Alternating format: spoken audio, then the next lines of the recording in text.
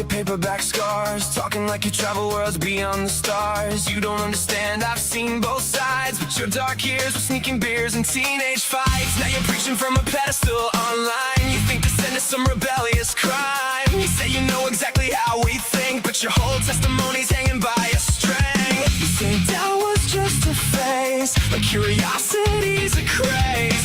Now you weaponize your past to make every question sound so bad. You can't disagree with me because of what I used to be. I claim to dismiss your whole worldview just to take your agency away from you. I used to be an atheist, even though I don't know what it means. I used to be an atheist, but really I was just a rebellious teen.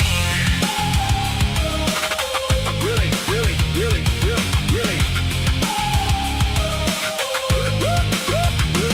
You confuse skepticism with hating rules, like every atheist is just a bit of fool. But asking questions is immortal decay. Growing up doesn't mean throwing thought away. Every conversation ends the same. You'll come back to God someday.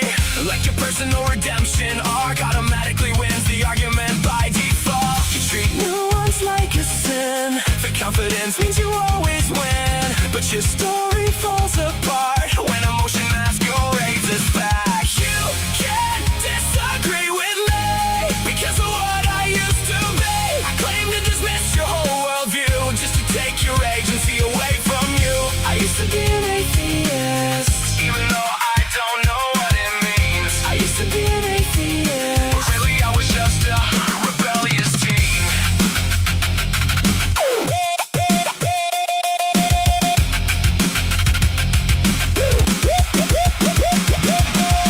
You say you escaped the darkness, but never learned what disbelief was.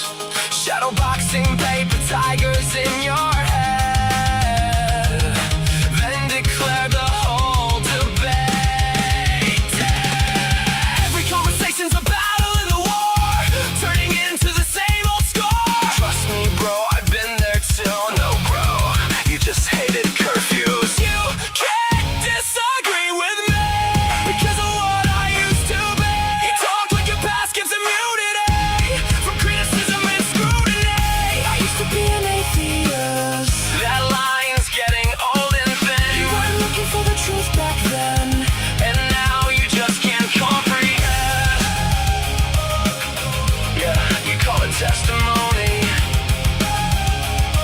but it sounds like revisionist history.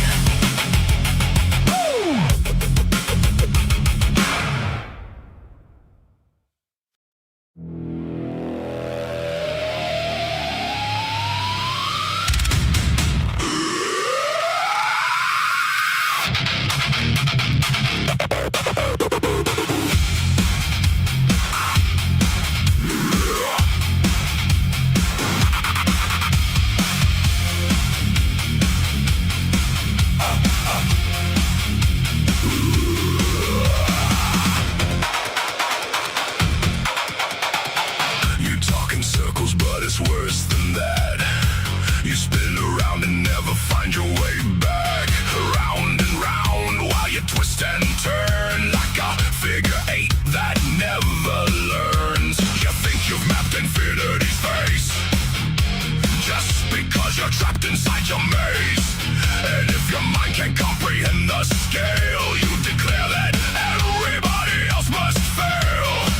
You draw the limits of your tiny frame, then stamp the universe with your God's name. Round and round, twist and turn, watch another bad conclusion burn. You call it wisdom, call it fate, but you're just trapped in a figure eight. Round and round, nowhere bound, lost while claiming higher ground. You think you've solved eternity, but you're choking on infinity.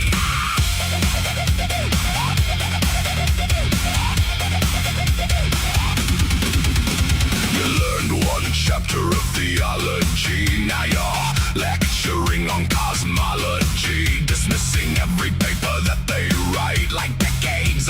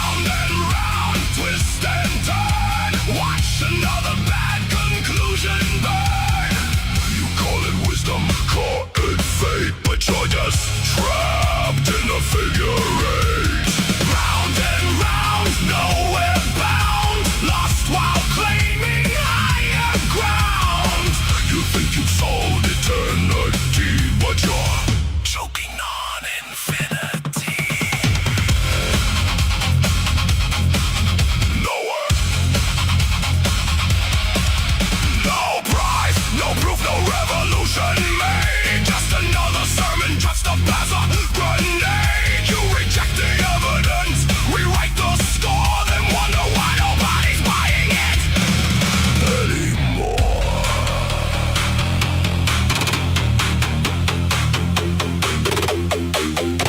You cry about evolution every day, 'cause you need to feel you're built a special way. A soul that lasts forever after death, a cosmic guarantee with every breath. You'd rather trust a tale that's centuries old, a man from dirt and a rib turned whole, than scream, why are there still monkeys from the crowd, while screeching like one twice as loud.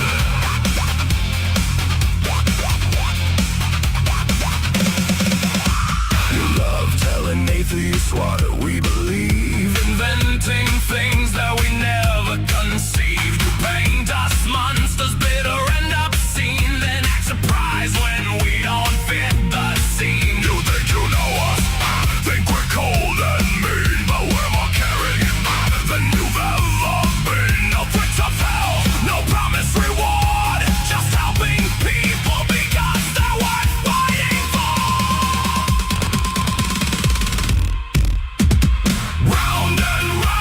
Twist and turn, watch another bad conclusion burn. You call it wisdom, call it fate, but you're still trapped in the figure eight. Round and round, nowhere bound, lost while claiming higher ground. You think you've solved eternity, but you'll never own reality. Round and round, figure eight. Round and round, too blind to see, you're going nowhere.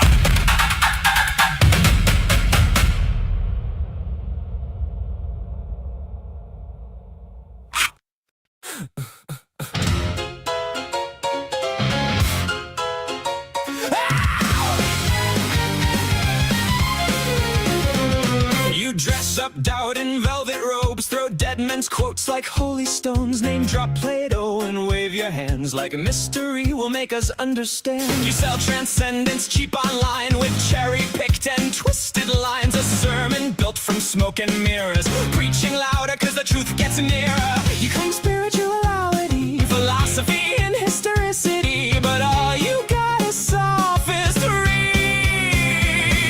We don't believe your silly fairy tales, but we're ready to talk about it if you want to. We'll even fight about it if you need to. So light the match, strike up the choir, turn your doubt into wildfire. We're dancing on the altar rails tonight. You call it faith, we call it theater, cheap illusions dressed up deeper, but everybody loves a beautiful lie. Whoa, whoa, you want salvation with the spotlight glow, but the house always wins the holy show. You wear gullibility like couture, but every answer sounds rehearsed. You quote the saints, ignore the science, then call your contradictions guidance. A martyr complex in high heels, selling wounds that never healed. You need an enemy to justify the glitter in your bloodshot eyes. You claim spirituality, philosophy and historicity, but all you got is sophistry. We don't believe your silly fairy tales, but we're ready to talk about it if you want to. We'll even fight about it if you need to. So light the match, strike up the choir, turn your doubt into wildfire. We're dancing on the altar rails tonight. You call it faith, we call it theater, cheap illusions dressed up deeper, but everybody loves a beautiful lie.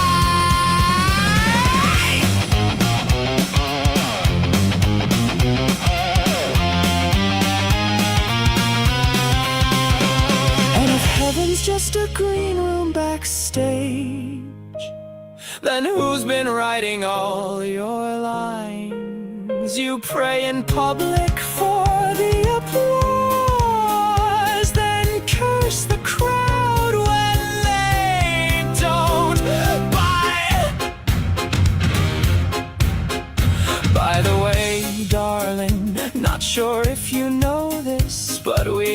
absolutely noticed that your family values venom has infected your whole system now. It's dripping on your ballots, making every vote a weapon. Your blind faith inspired prayers are now our Christo-fascist nightmares. Light the match, strike up the choir, watch the city drown in fire while angels smoke outside the venue doors. You wanted prophets, you got performers, broken hearts and false informers, singing hallelujah like it's war. Well, now welcome to Async, where we just wanna know all the fears, ideas, dreams, and doubts that you sow. Saints burn up in orange and purple glow. And the sinners steal the whole damn show.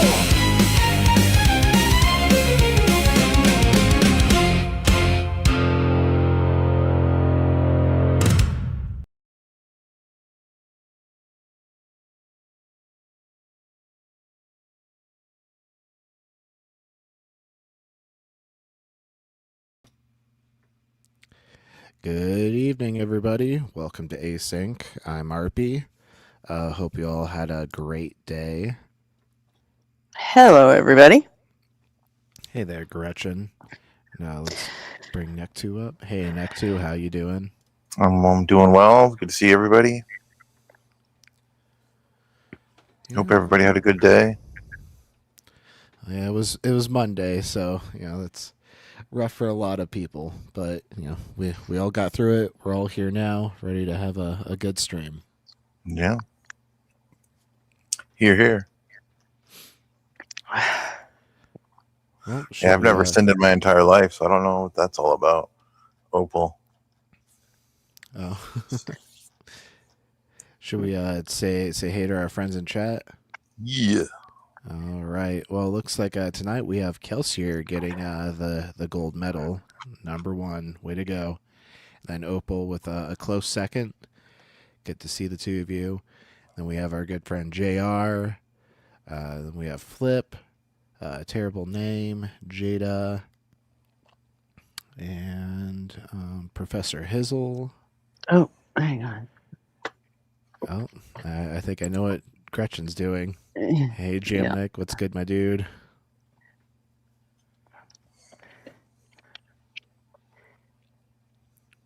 I like calling Professor Hizzle Fizz.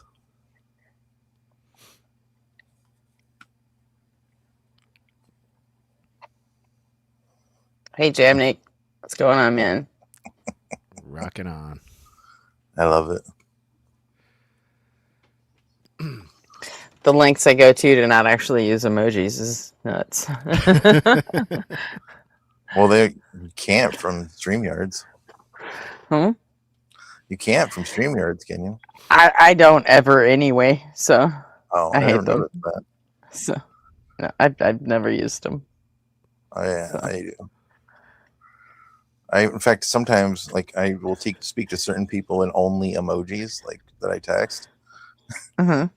They have to put the story together out of the emojis I choose. Like hieroglyphics. Yeah. Yeah. Yeah, I'm not great at that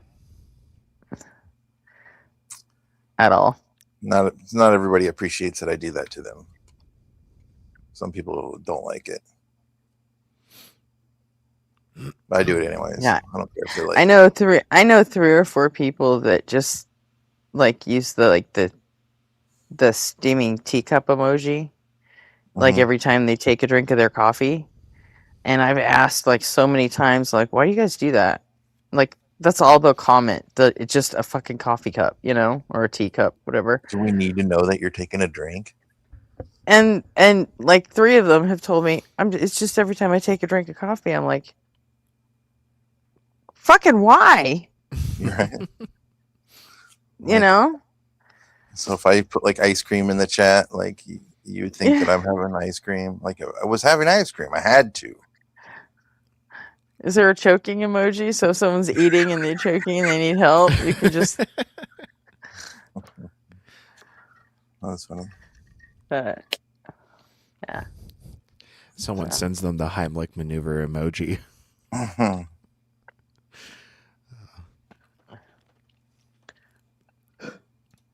It's weird.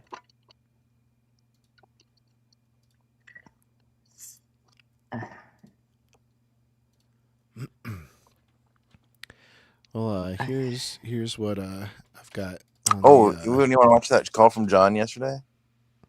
The one of the chosen, the crash out one. That was a good call. oh yeah, sure. This guy gets really argumentative, and Did we ever get to that call last night? He starts off being like I don't think we did. acting all sweet and like he's such a nice, pleasant person.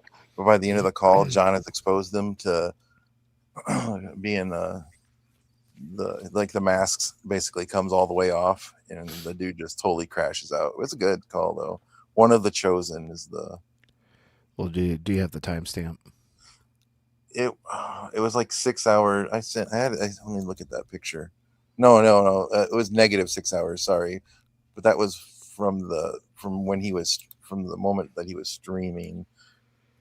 This would be like It's towards the beginning.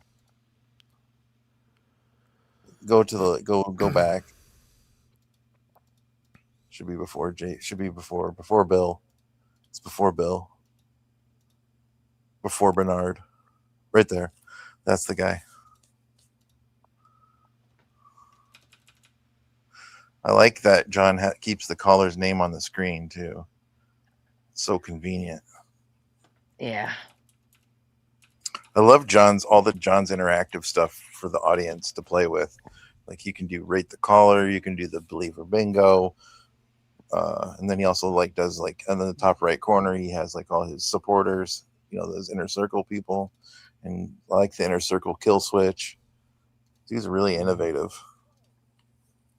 Keeps his audience engaged. I've seen a lot of people do stuff like that. It looks like he's just automated it, Yeah. Like Trust But Verify used to do the same thing. I haven't watched that in a long time. I should watch. Well, that's because of nobody's watched Trust in a while. What happened? So I haven't. Basically, he got Me Too'd. Oh. Oof. Hey, Bacon, good to see you in chat. Somebody found some old something about abuse allegations or something, and he just disappeared. Puff of smoke. Gone. That's actually how... a month ago was his last video. That got one of our mods into, searching other streamers to see what's in their past. That's how the Joel, I'm in My Affair with a Mermaid video got found. Yeah. Yeah. Well, I'm glad I don't have anything. Even if people were to go digging through my past, there's nothing like that. Hey, Eric. Hey, Eric. Good to see you. Oh. Maybe we should turn off John Cohen because Bacon and Eric are here. Well, Bacon said he might pop in later if he gets free time. Oh, okay. So, yeah, we can go over that Theremin Trees video when they're both available. Yeah, that's fine. I like Theremin Trees a lot. Yeah, his psychology videos are really good, really in depth, really gives you a lot of insight to the dark triad personality. I started watching that guy before he got his degrees in psychology. Oh, really? Wow. So you've been watching him a while. I think I found him around the beginning of the pandemic. Similar with Innuendo Studios, who does the alt-right playbook videos. I kind of feel like they both have similar narrative techniques. I'm checking something because I don't know how. There's no way to find out like how long you've been subscribed to any. Like it doesn't keep that information, does it? I think you Eric, how can much time see. you got tonight? Because his oldest video is 17 years ago, and I would almost say that that's right around the time I started watching him because I remember the video. I don't probably wasn't like in Okay. the first batch of subscribers, but within Eric a year. only has 4 hours. Okay, so yeah, if we do the theremin Yeah. trees reaction in So- like an hour, should be good. Yeah. We can just do John Cohen until Eric comes up and do that. Sounds good. Look at us with a plan. Organization. Go, I like. go, AC. Mm-hmm. The most structured live cast on the planet. I usually fly by the seat of my pants, so I crave structure sometimes. Yeah, we usually do too. It's just like, fuck it. Whatever happens, happens. Yeah, right. I get complacent real easily too. We got a couple more friends popping into chat. We've got Equinox and Get. Good to see you two. Hey guys, how's it going? Remember to That's share, nice. like the video, Oh yeah, share, like, subscribe, do all that stuff that helps us out. tap on the screen, even if it doesn't do anything on YouTube. Well, actually, it does. Like the little emoji react does actually push Does. it into the algorithm. And It if you hit pushes copy link, It pushes it harder than liking the video. nice. Yeah. So We'll food do all for that thought. stuff.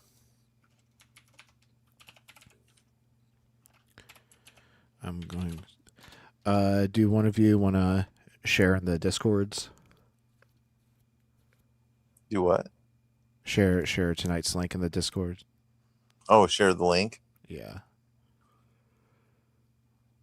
I'll let you guys do it. Gretchen, you got that, or do you want me to handle that quick? I'm already doing it. Yeah. Cool. So, and yeah, the heart in the YouTube stream, it basically every click or every one you send counts as a chat engagement, except it's not rate limited like the chat is.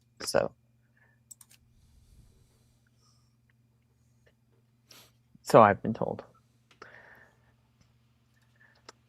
So yes, it does help.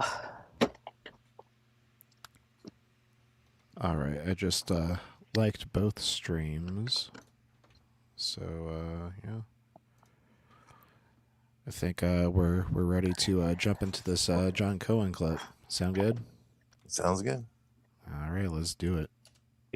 That we have up in here, as we say. One of the chosen, welcome in. Thank you for joining us. Yeah, man. Thanks for having me. Of You course. seem like a really nice guy. And you know that bingo card stuff was actually making me We laugh won't and be smile. saying that I in a minute. screenshotted it just so I can go back. He what? He will be changing his tune within minutes. He comes in glazing John. Oh, you seem like such a nice guy. And then the mask will come off. Yeah, the pre-glazing never helps. All right. What's up, Get Stanfield? Back and look at all the ones you have up there. Pretty Great. funny though that you made a little game of that. It's good fun. It's good fun. It just shows you that we do tend to hear the same arguments over and over, and it's pretty formulaic. Much of apologetics I find pretty formulaic, and occasionally we change it up. So at the moment it's a 5x5 board. It was 4x4 for a while, then it was 4x5. Now it's 5x5. It keeps growing, but it's all good fun. Yeah, So welcome in. We are. Oh, he's teacupped. There we are, back again. Welcome in. We're happy to have you. What's your view on our claim? That my claim is that God is both evil and silly. Happy to deal with either one of those. sure. You know, you seemed. I was listening to you for a little bit, and again, I mean this all sincerely. Like you seem like a pretty nice guy. You sound like somebody really open to have honest conversation. And then to see that bingo card, I'm like, and hear you laughing throughout. I'm like, he definitely seems like a nice guy for sure. Hopefully, we can really have a good conversation. Let's try. Something I heard you say. That's always my preference. Is to the Right, best I heard you say conversations that. are no muting, no talking over each other, listening respectfully to each other, and responding appropriately to each other. It gets a bit testy sometimes if there's a real disconnect. Totally. But our preference is always to have respectful discussions, and those are the ones that we like having. So I appreciate you stating that that's your aim too. Yeah, you said you're not really one to debate. You like just having like a dialogue, like a conversation, like you should in the real world. We shouldn't debate something until we reach something we truly strongly disagree on after we've reached that point in a conversation where I understand you, you understand me. I'm happy to debate in a conversation. I just don't like the formal debate I'm with you on that framework too. of people speaking and then not having prepared comments. Right. I just find it's not a very natural way. Who does that for help? me. I'm with you on that. It's not natural for me either. It's like, who does that really help? And if we're really trying to help people, we should just be having conversations, respectful conversations. I agree. So let's get to it then. So how do you feel about my prompt here? That it says God is evil and silly. Yeah. Oh yeah, obviously I disagree with that. Okay. And I'll tell you the reason being is because, in the Christian belief, man, we're held to a pretty high standard. So you could say you don't believe in God, and I'll say I do believe in God. But when we judge our standards and even the accountability that we hold ourselves to, it'll always, and I mean this in a humble way, and it's not because it's my standard, but it's because it's God's standard, that our standard will always be better than those who don't believe. Because, we believe in forgiveness, we believe in love, trying our best to turn the other cheek, to pray for our enemies, those we love and those we don't love. So if God isn't real, because I don't think you think God isn't real, right? You think there is a God, you just don't think it's the God of the Bible, right? No, I don't think any gods exist at all. But I think the God of the Bible is a particularly horrific story and does not deserve to be loved or worshipped or even respected, possibly feared. If such a God were to exist, I would fear that God. About it. You pause it. The claim is God, or the prompt says God is evil and silly, and so I could understand some theist who's totally unfamiliar with John, maybe thinking that he means God exists and is evil and silly. Yeah, a more clear title would be something like "The God of the Bible is evil and silly," or Abrahamic gods are evil and silly. Yeah, true. Oh, we got more friends popping into chat. Looks like we have Calacia. Good to see you. Clockwork Rex and Mr. Green. Good to see you, guys. folks. Welcome aboard. Yep. Hope you all had a good Monday and are ready just to hang out with friends and have a good time.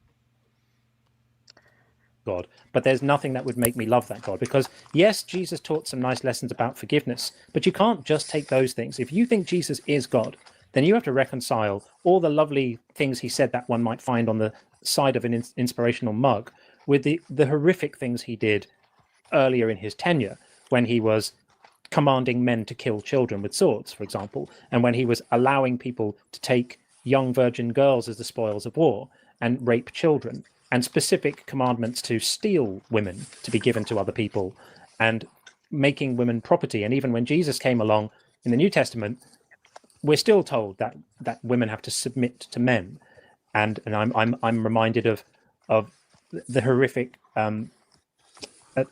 test that he dreamed up in the book of Numbers, where if a man just feels himself feeling a little bit jealous, he can put his wife through an absolutely horrific ritual of humiliation and abuse because he feeling a bit insecure and jealous. And that's Jesus too, if you think Jesus is God, right? So yes, Jesus came along later and said, love your enemies and forgive people and be nice. That doesn't mean, that's kind of, to me, I see that as being the equivalent of the abusive husband who beats his wife black and blue in the morning and buys her flowers in the evening.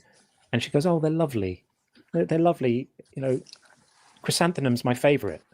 Like, okay, but you were kicking 7 shades of shit out of her this morning, spitting in her face and telling her she's worthless. You're not a model husband because you bought her flowers. This is how I look at God. I bought you flowers in every color that I left on your face. Right? No shit. Oh, jeez. A red and purple, a black one, blue one. Why is it always the religious people defending that kind of behavior? I don't ever hear atheists defending abuse and slavery, and not that they can, but they just typically don't. I'm sure there are some atheists out there that will, but like it's not as prevalent as in like Yeah. theist circles. Hey, random mods, good to see you in chat.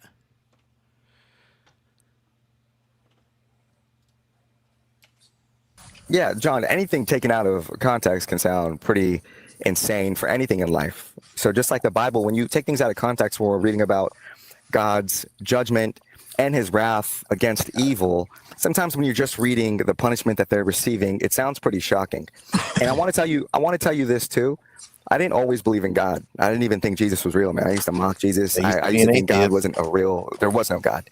So I just wanted to let you know that ahead of time, that I'm only, 7 years and even thinking God really exists, and even 6 years into knowing who Jesus is. So I just wanted to tell you that so you can take out of your mind that I'm just like everybody else, maybe born into this, indoctrinated into this, that I'm just some kind of robot, so you can see me through a different lens.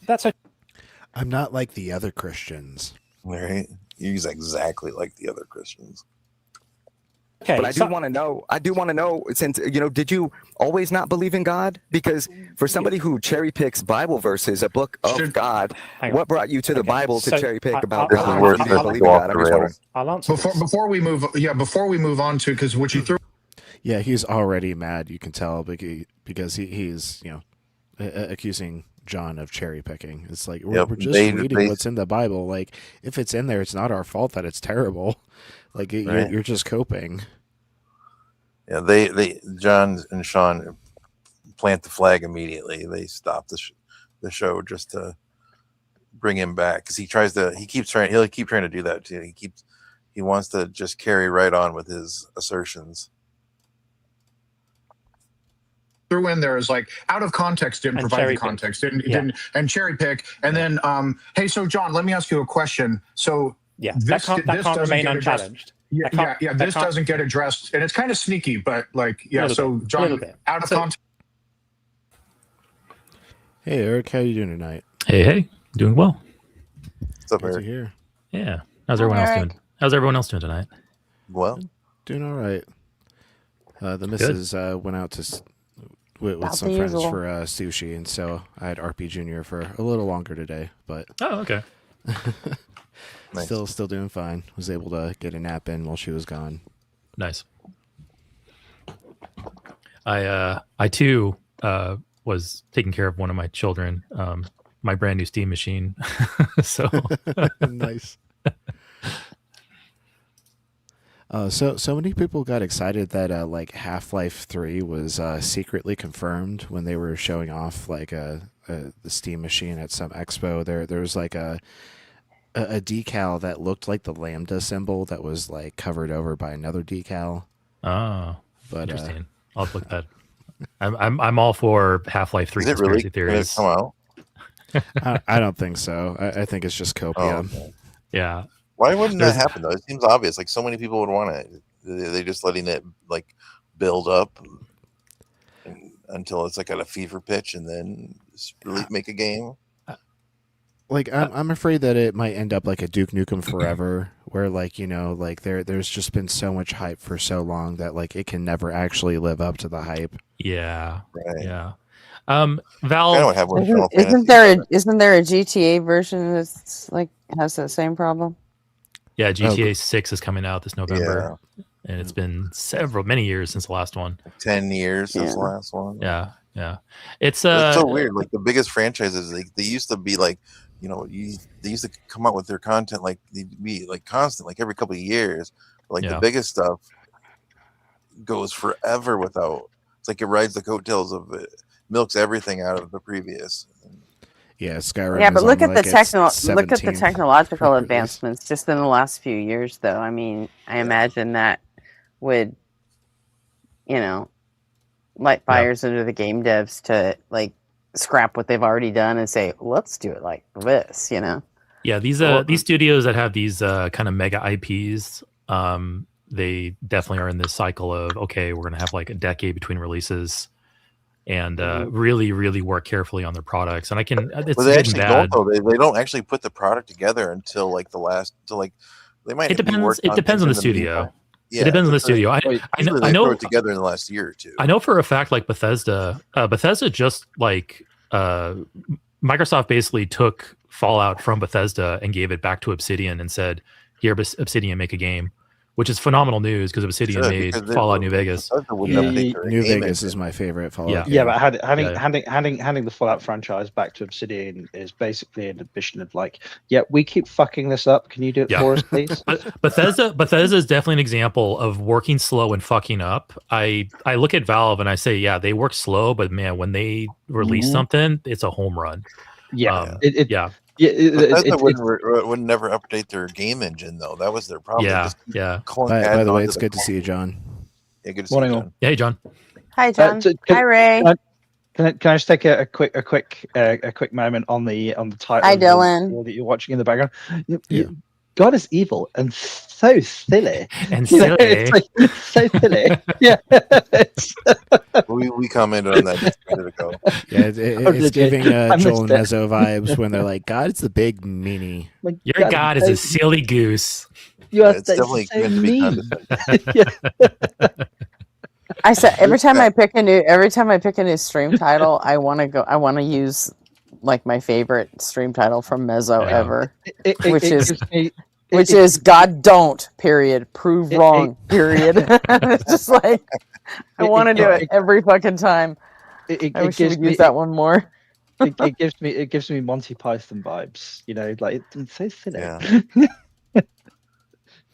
And this caller he gets so bent out of shape about it too. Oh, really? So it's definitely John definitely nailed it with this title because it triggers it worked. It triggers this guy. Anyway, I heard the guy say right before I joined that John is cherry picking these incidents from the Bible, and I can just imagine like an abuser in court, a defendant going, "Yeah, sure, if you talk about this, this, and this, you're just cherry picking. I mean, sure, I beat my wife 3 times, but hey, I bought her dinner 10." Yeah, I was about to say exactly the same thing. Like, yeah, but the only thing that she's talking about here, Your Honor, is when I slapped the fuck out of her. You know? Right. Why are we talking about the negatives? Your Honor, you need to know the context around which I beat my wife. Once you know the context, you'll obviously take my side. She cooked the chicken too long, Your Honor. Yeah, but Your Honor, she just made me so fucking angry. Oh my God! This caller goes pretty off. He gets pretty irate. He's gonna crash out pretty hard. And you did say like you called it what was it, pre-glazing, which I really appreciate because you can definitely you can definitely detect it right when the guy starts talking. He's fast and forceful and just like he called himself humble, which is hilarious. And just like now I'm confused. It sounds like a preamble to a porn video. He's definitely trying to set everything up. He's trying to control the narrative of the call, and there's like always a scramble for it. And the people who are chill, like they just don't care about the narrative of the call. They're not trying to control it. It just goes where it goes. But the people that are trying to get out and ahead of everything, and what's up, Jamnik? I love the new profile pic, Jamnik. That fucking rocks. I like it. Hey, Jam. Love it, Jams. Love I thought it was more appropriate. It's you, definitely. For sure. It is you. I mean, having a Matt Dillahunty signed guitar was pretty cool, but that doesn't look like me. Damn. Have you got? Oh no! Sorry, I was. Okay, anytime someone mentions your name, I see those three emojis in my head. I'm like, I've only just put I've not got my contact lenses in. I've only just put my glasses on, so I'm a bit fuzzy with my vision. And I legitimately, until I got close to the screen, I thought that was one in the pink, one in the stink. With a smiley face sandwiched between them. I was like, what the fuck? I'm personally more fond of the minivan.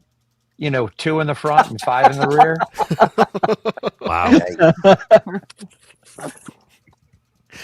A 50 joke. Right. We're learning a lot about each other on this panel tonight. Oh yeah. I always try to raise the bar here at Async on quality. The Jehovah's Witness, that's still in me, like buried down deep inside, is like really blushing right now at this conversation. Hi, Robin. I made Eric blush. Mhm. You feeling You better, can't- Robin? You can't make Eric blush. I've tried. I always want to get a little further ways into this call, and I just want you guys to see a little bit of the crash out that unfolds. It's not a very long call either. It's only like 10 minutes, I think. All right. Cool. All right, let's Let's do jump back it. in. That did seem like it Text- was code for stop fucking around and being disgusting, guys. Let's watch this. Sorry, I just delayed it You're even good. further. So Go for it. in the spirit of our friendly, respectful dialogue, that's a slightly dark move that you made there, and it was noted by both of us. So I don't. What did I do? What did I do? I mean well, that sincerely. What did I okay, do? well- I explained it. What you did was you suggested that I Cherry that I, picked? that I Isn't that take cherry picking? you, though? you Hold on, suggested that explain I take things out of context and that I cherry you did. pick things. I don't take things out of context. Now I've done quite a lot of work on context, and here's how context works. Right, there are instances in the Bible where if you take a particular line and you present it with Later no on, context, Jada. and then you find out the context, it totally changes the meaning of the line. An example would be in the book of Luke when Jesus says, "If anyone says not that I'm the king, bring them here and slay them before me." Right now, some people could present that as if Jesus is specifically commanding people to do that, and of course, you will know that he wasn't. He's telling a parable about a king. Some people would say that it's metaphorical, it's allegorical for his own claims to kinghood, but he wasn't actually telling people to do that. So it would be out of context if I presented that line and made it look as if Jesus is telling people to do that. That would be an instance in which you could say, you're taking that out of context, and we read more broadly, we find out he's telling a story and it's a parable, and that context changes the meaning. So here's the rule, right? If when you look at something in context, it totally changes the meaning of the thing you're talking about, then the context becomes relevant. If when you look at the context of something, it makes absolutely no difference at all to the meaning of what you're talking about, then the context becomes irrelevant. So when I'm talking about things like God commanding,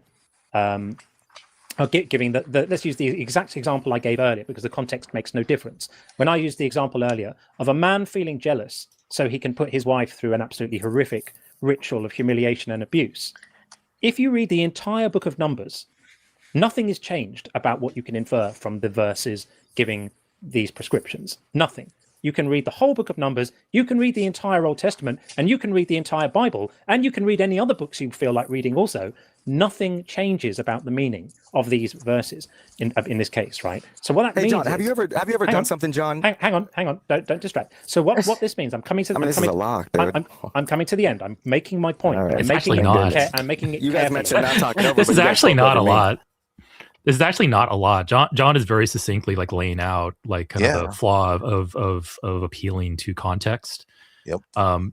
This is actually not a lot at all. Like John's No. using many words, but he's being very direct, Yeah. and yeah, that's it's pretty bonkers. Yeah, it Yeah, gets but, re- like- this- The notion of it's also intuitive, right? What he's laying out here is basically it is very intuitive. Like we all understand the distinction between something that has like can be misunderstood based on context but right. there are things that there are some statements that people make that can be misunderstood with respect to context, and there are some things that can't. Or are very difficult to you. Like if somebody misunderstands, you know that they're misunderstanding on purpose, or they're fucking idiots This because guy, they've managed to misunderstand, and like the point that was being made or the message that was weaponized being ignorance. relayed was quite concise. Like "thou shalt not kill" can't really be misunderstood. Like you can apply it in different ways, but the meaning that is meant, like, Yeah. is pretty. I would like to see more streamers, like, instead of just like avoiding the cherry picking, accusation, say, okay, what, you want to take the whole Bible in context as one? Right. All right, let's fucking go. If the whole thing is about control through fear, now let's talk about that in context. Yeah, but let's fucking go. I've had arguments. I've had arguments. I know that's a much larger conversation. It would take forever, Oh, for but sure. I mean, Yeah, and then yeah, eventually both sides would end up cherry picking verses because you would have to. But you everyone know? can tell. All of us picked up on it right away that this caller is using it as a rhetorical device. He's using it as a strategy. Yeah, They all And- do. Every and- time they say context, it's like that's why I think it's fucking stroke of genius that Joel just wrote a little 30-second song to fucking rip on people for it. You know, it's like he doesn't even have to go into it; he just plays the song. Because what from the Christian's perspective, even though they don't quite realize this, what they're really saying is when you're taking it out of context, what they're really saying is you're not taking it out of the context of the Bible, you're taking it out of the context of my theology, because the theology is what's addressing all these atrocities. Exactly, Dylan. Like Jehovah's Witnesses say that, oh, well, Jehovah allows these things to occur because there was a challenge to his sovereignty back in the Garden of Eden, and he has to address this by allowing mankind to rule itself and to demonstrate beyond a shadow of a doubt that they cannot rule themselves, that he is the best option. And that is their theology. Even though the Bible doesn't say that, that's the theology. So allowing slavery or allowing rape or allowing the misogyny in the Bible is all a part of the response to Satan's challenge. So within the theology, they have a reason, but you can't accept their theology because you aren't a member of their theology, you aren't a member of their religion. Right. So they have to. But the thing is, though, like when Christians say context, they don't realize that's actually what they're talking about and not actually the context of the Bible. That's an excellent point. Well, yeah. When somebody says to me, like when I'm having an argument with like a Christian or a theist of any kind, and they say, "Hey, you're taking it out of context," the immediate thing that pops into my head is what they're saying to me is, "Hey, don't use that obnoxious thing in the Bible in a way that isn't philosophically or psychologically beneficial to me." I'm like, I don't give a fuck. That's how I interpret it. Yeah, it's like you aren't considering my apologetic for this. Like you don't understand this troublesome scripture because you don't understand my apologetic. And it's like we understand the apologetic, we just don't accept it as a reason. Like it's a bad reason. Yeah. All right, let's dive in. This is my live stream, and I'm going to make my point. Just holding you accountable to your own words, my friend. And then you will get the chance to respond to what I'm saying. I'm showing you how your appeal to context is irrelevant because the examples I gave are all examples where the context makes no difference to the meaning. Therefore, whether they're John, in context... sorry for calling you a cherry picker. If we can just wrap this up. Sorry for calling you a cherry picker. Okay, so... And for saying you took things out of context. So apology accepted and withdrawal accepted. Thank you. So we can move on. So I can answer... I realize I might be biased, but I like this John guy. I thought you were him. Fucking... Welcome to... I think this John is a little further to the left of you, though. Yeah. It definitely. I am, just a little. Yeah, just a little bit to the left. Do you hear it, John? Do you hear how much you sound like him? I kind of do. I get where you're going now that I've heard him speak for a bit. I do get where you're going. Yeah. And when your name was John, when I first met you, like I had to go in the side chat and be like, "I am so lost."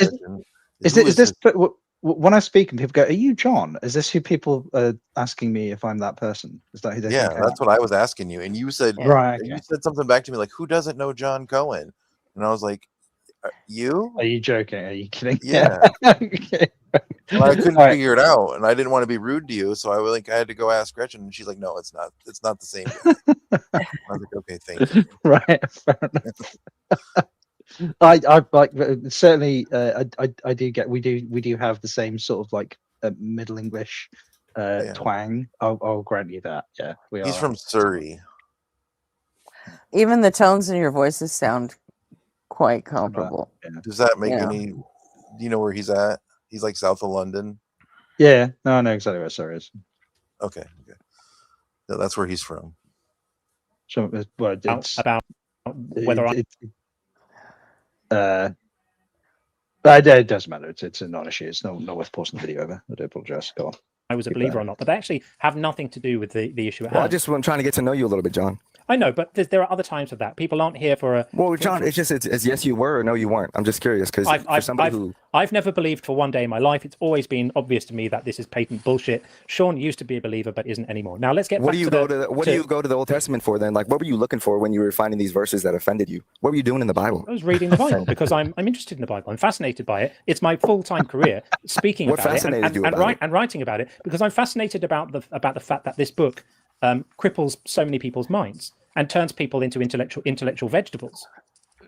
How does it turn them into intellectual vegetables? Because it makes them think that divine command theory is a valid way of approaching ethics, and it makes them think that it's acceptable. What's divine command theory? That I'll tell you in a moment. And it makes them think that it's acceptable for people to be punished based on what they believe, which is one of the most morally idiotic concepts anyone's ever thought up. And yet there are billions of people in the world who stand by it. So because that fascinated me so much, I wrote a book about belief, proving that belief is involuntary, and that the idea of punishing belief is therefore morally incoherent. And in order to back that up, and in order to back up the claims I make, it would be incumbent on me to have more than a passing acquaintance with the book I'm critiquing, don't you think?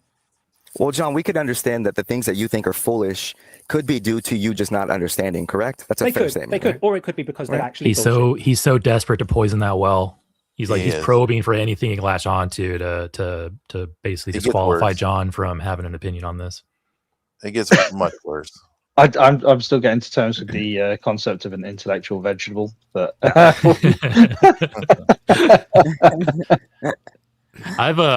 heard and used the term intellectual agility, and intellectual vegetable is the opposite. That's actually a really great. I'm gonna probably take that. Yeah, that's great.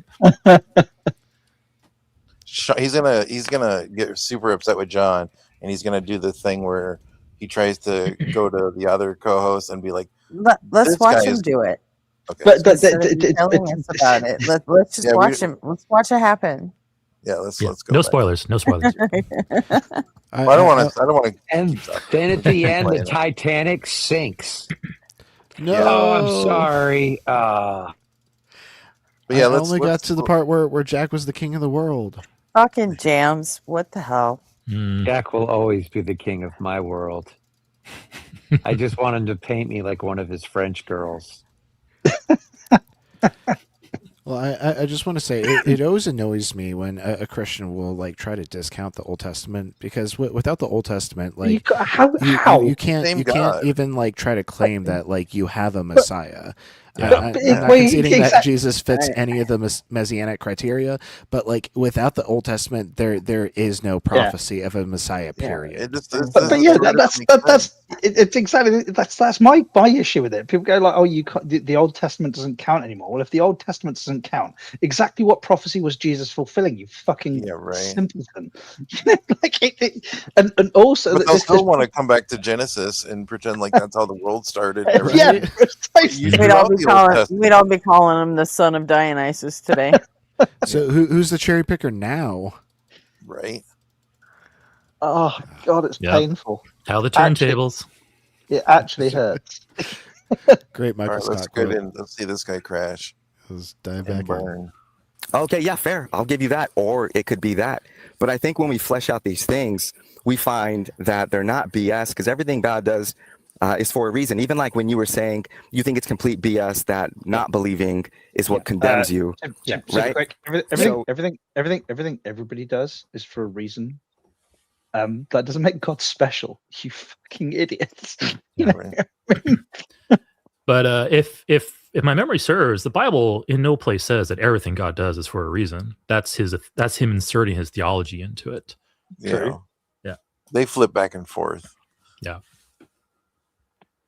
Your disbelief, you think that's BS, that you're condemned. But John, if there's only one way, that means there's only one way. It's either you take it or you don't. It's morally incoherent because belief is involuntary. What's morally incoherent? It's involuntary. He's trying to explain it to you. Yeah. Well, how did I go from not belief? Also, there should never only be one way for God if he's truly omnipotent. Yeah, right. It's just a crazy thing to even assert. Yep. To belief, if it's it's also like it seems like the argument that John is making here. It is the case that the beliefs, in a very real sense, beliefs are things that happen to you, and then you re-express them. Like you don't choose a belief. A belief is a product of thing, like it's a product of things that almost none of which you have any kind of actual control over. They in a very real sense, your beliefs happen to you. Not you're not the, in that sense, you're not like the governor of your own fate. To be poetic about it. Let's watch a longer chunk though so we don't just stop after every sentence that John says. It just gets a little distracting for me to follow everything. Yeah, just keep pause, on giving us spoilers. Pause me whenever you feel like it. You're fine. Well, John, you don't even know me. How do you know I was persuaded? Everybody who believes anything believes it because something persuaded them it's true. That's universally true for every human being that's ever lived. Does evidence persuade? Sometimes it's evidence, sometimes it's an argument, sometimes it's mere contemplation, sometimes it's something that someone says, sometimes it's a dream they have, sometimes it's an experience. There are many different ways that we can become persuaded of things, but in all cases, in every case of every human being that's ever lived and every human being that will ever live, believing something happens as a result of your brain becoming persuaded that it's true or likely true. This is universally true. Yep. And this is why and this is why punishing non-belief is morally stupid. Because for someone like me, if you say to me, I'm going to get set on fire by Jesus if I don't believe he died for my sins, and I don't believe that a God exists, and I don't believe sin exists, and I don't believe that any of this stuff is true, and I look at the Bible and it's obviously a work of myth, full of So you don't think Jesus existed? You don't think Jesus existed? I think he probably did. He probably wasn't called Jesus. He probably wasn't called Jesus because they didn't have that letter. But somebody who existed that people claimed did miracles, you do believe existed, huh? I believe that these accounts are based on either one person or a number of different people around that time who probably existed. As that's how a lot of myth making works, right? So there was probably someone myth making though. But what's the mythicism in Jesus though? Yeah, let's myth making. That doesn't mean he's a mythicist. John is not claiming Jesus did not exist as a historical. And it's I said, what's the mythicism? Let's not worry about that for right now. I'm making the broader point. Because you just said that the Bible was like basically made up, but then you said Jesus actually existed. Yeah. How is it myth if Jesus existed? Because the stories are that he did fucking magic, and we're adults here. We don't believe in magic. It's really this is exactly the problem. Like when you're arguing, when you say I don't think Jesus existed, like you're not saying that you don't think there was a historical figure. You're just not believing I say miracles that were attached. I say that. I've adopted the mythicist position. Oh, really? Because, I'm not convinced that there is extra biblical accounting for an actual historical Jesus. How do you account for the Bethlehem then? If Jesus never existed, what reason did they have to make? He could have just been born in Nazareth then. Why did they have to invent the part of a story that he has to be born in Bethlehem? If a person doesn't exist, then he can just be born wherever. Well, because the entire story is made up. Well, I was a mythicist, and when I asked Justin, he the same question, how do I? What convinces you? Because I'm sure Justin was aware of the mythicist arguments. That's what he told me. He was like he couldn't get past the Bethlehem part. So I'm not a mythicist, but I'll put on a mythicist hat here for a second. It's not logically impossible that the character of Jesus or the person that we typically think Jesus was based on completely didn't exist. Stories still developed about it. And legends still developed. And then when Mark was penned in 70 to 90 CE, those stories were put down onto paper, but they didn't have all the information. So they kind of filled in some of the blanks with Bethlehem or Bethel and things like that. It's not logically impossible that Jesus did not. I'm sorry, let me phrase this correctly. It is not logically impossible that Jesus, the person, did not exist, and the books could be the way they are. So it's compatible, I think. Yeah, I know that. I still lean towards mythicism, but it's just I do think that there is a case for historicity still, but that's thanks to Justin. But I'm 100% a mythicist, and I'm 75% the way there to deciding that Paul is complete fiction too. Paul's a harder sell. But I know that's why it's taken a lot longer. But that shit by Nina Livesey just fucked me up. The whole I'm still on the fence in a couple of ways. But go ahead.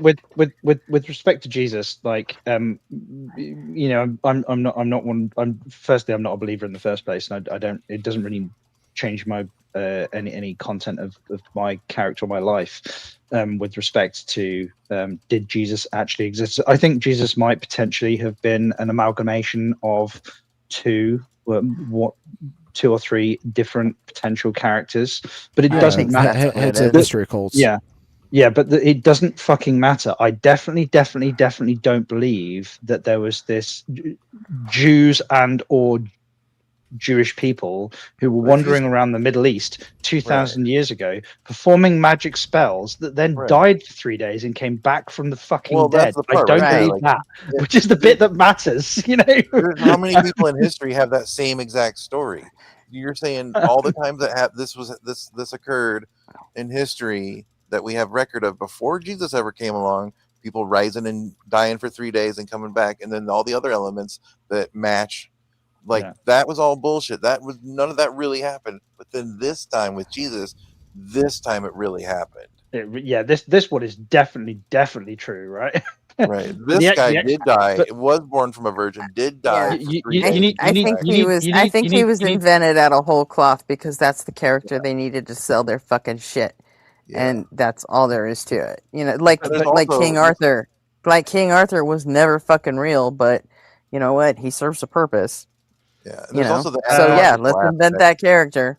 Well, King Arthur with respect to putting the sword out of the stone didn't exist, but there was a king called Arthur who did actually exist and did fight the Vikings. He was a Welsh king. So it depends. Yeah, it depends. But it's in the same way as people. King Arthur character didn't exist. Yeah, the character didn't exist, but there was a historical figure, and then they bolted a load of myth onto him. It's in the same way as people like fuck up stories so comprehensively. What was the name of the sword that was pulled from the stone? People. Excalibur. No, it wasn't. Oh, really? No, the sword that was pulled from the stone didn't actually have a name. Excalibur was the sword that was given to King Arthur by the Lady of the Lake, and it broke. It was after the sword that he pulled from the stone was broken at the Battle of Avalon. So, but this is what I mean. This is how people fuck up stories, like history. Yep. Or myth. You even fuck up myth. You know, we can't get that right either. I think the most pattern, accurate, the astrological pattern in the story too, like how it goes from with Moses, comes down from the mountain and is upset that they're worshiping a golden calf, right? And he gets upset and he says, "You're worshiping the wrong idol." And he gives them the ram's horn, right? And Puggles is here. Pugsy. What's up, Pugsy? It goes from the ox, Taurus the bull, to the ram 2,500 years later, to 2,000 years after Moses, to Jesus the fish, and it's following the procession of the equinox, and it's doing it in 2,500 year chunks. So the next one would have been Aquarius, but that wouldn't occur till 2150 in our time. So Jesus, I think it was just, they invented it to be that he was just that, they knew that something, when Moses came down off the Mount Sinai and says, hey, everybody, you got to stop worshiping the Taurus the bull. It's because the sky had changed. The sky was no longer on Taurus the bull. The sky had shifted to the next part of the equinox, the procedural, you know what I'm trying to say. Yeah. So you're talking about, with respect to star signs, the fact that we've got a slight axis tilt. We've got a slight wobble. Right. So Moses is saying we got to stop worshiping Taurus because the sky's changed. We got to do the ram thing now. Taurus is advanced. Yeah, and then when Jesus comes along, he's basically saying the same thing. We gotta get rid of the rams now, guys. We're onto the fish now, and that's why Jesus represents the fish. It's because the astrological signs in the sky are changing. Well, Sagittarius is the best, but I'm biased. So fish was a bad idea. They should have gone from ram to bull to ox to killdozer. It goes in the order of the equinox. Like the killdozer. Thank you for getting the reference. Culture has changed. We now need to have a constellation based off of the killdozer, where the guy made a bulldozer into a tank and destroyed most of the town. It was like a foot of concrete that surrounded the entire bulldozer. Do you know what that crazy? That guy, they tried to stop him for fucking hours, and the only reason that his vehicle broke down And the last thing It was they heard, that was the most American thing for any American to have ever Americaned. It's like insane. Yeah. And he only targeted the people who fucked him over. It's like, oh, here's the courthouse, here's the judge, here's the commissioner. Yeah. Do you know what amazed me about that whole story? It was like apparently the governor of the town like put a call into the National Guard and requested an A10 come and deal with it. And they're like, we're not going to blow up the town. A10, like the Midwestern American town, you fucking lunatic. It's a tractor with some concrete on top. No, we're not doing that. That would have been an awesome headline, though. An A10 strafes Main Street of a small town. Okay, now that would have been the most American thing for any American to have ever American. USA, USA. Can you imagine? Like, like you know, just a 30mm rounds just ripping up the asphalt on Main Street. I mean, in the mayor's defense, that would have solved the problem. It absolutely would have worked. That's the fucking point. I mean, If you go to I actually totally forgot about Killdozer until you just mentioned it. The guy's name was Marvin Hemeyer. If you go to his Wikipedia page, he's just got the most shit-eating grin in his photo. It's great. It's also like don't break a competent person. If you break a competent person, he will visit his wrath upon you. Yeah. Do not do that, you know. And that's exactly what happened. Like, that's a very happy looking man in that picture. Ricky. Was it? Did he only did property damage, right? Like he didn't kill anybody. Yeah, no, he didn't kill anybody. Okay, yeah. Well, other than himself. Yeah, well, himself, yeah. Well, yeah, because like you know, he the whole point was that he designed that he knew what he was doing. Like this was basically a long-winded, protracted, property-destroying suicide. You know. And supposedly the guys that were trying to get into the vehicle, like once it was like immobilized, they were busy like wiring up like breaching charges and stuff to try and get into the vehicle, and they just heard the sound of a single Can we do something about the Holocaust denier that we have in chat, please? Wait, what? Wait, what? Is this an actual Holocaust denier, or is this like a looks like a Holocaust Max Smith is debating with terrible name. Said not one person was ever found to have died by gas. Are you fucking kidding? Yeah. So not even 6 million seems like a really large number type of person. Just it didn't happen at all. Yeah, all the cans of Zyklon B. Yeah, they were that's incidental. Yeah, they were just, you know, when you have you ever if you've ever actually been we there, have RB, you want to put that in the Discord, or you want me to just do it real quick? Yeah, go ahead. Document it for me. When I saw these industrial sized rooms, I just thought they were baking lots and lots and lots of cookies. That's exactly what they were doing. Oh yeah, those ovens. Yeah, totally. Max Smith, go find like the biggest pineapple ever and fuck yourself with it. Yes, thank you. Wow, just disgusting. Yeah, but then was trying to talk about how the Shroud of Turin was real. Brag. That like, you know, what was it? Some bishops like have communications of it being, you know, a work of art at the time. Talk about it's been radiometrically dated to the 1300s. Yeah. The fact that, you know, like a 3D extrusion makes absolutely no sense. Well, you have to understand that when Jesus resurrected in it, there was a burst of radiation. That's what throws off our dating methods. Talk about being screwed up on how to like review evidence. Yeah, for the record, though, that's a real thing that a Christian actually said about it. So I'm not making that up. I'm talking about Mr. in the chat there trying to say the Holocaust wasn't real, but the Shroud of Turin is. Yeah, probably a troll.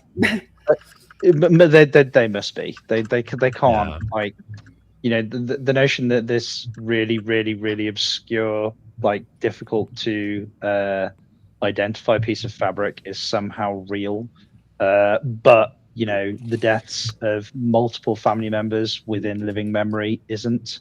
Yeah. But they also make that these are also the same people who, like, you know, make this they unironically go, yeah, but were you there? You know, like millions of people dead in living memory / Shroud of Turin, and you believe the Shroud of Turin, but you then also unironically make the "but were you there" argument with respect to other things. It's nonsense. Yeah, It's complete crap. they also said, I read that earlier too. They also said that the graffiti on Pompeii said that Jesus was real. Something I don't know. Yeah. Let me clear up one thing real quick. Terrible name. Terrible name pointed out he wasn't arguing with Max. He's unworthy of the argument. I just wanted to confirm what question he was trying to get at. So my apologies for presuming you were arguing with him. Terrible name. No. Which is still a great name. We prejudged you because you have Clippy as your avatar, and yeah.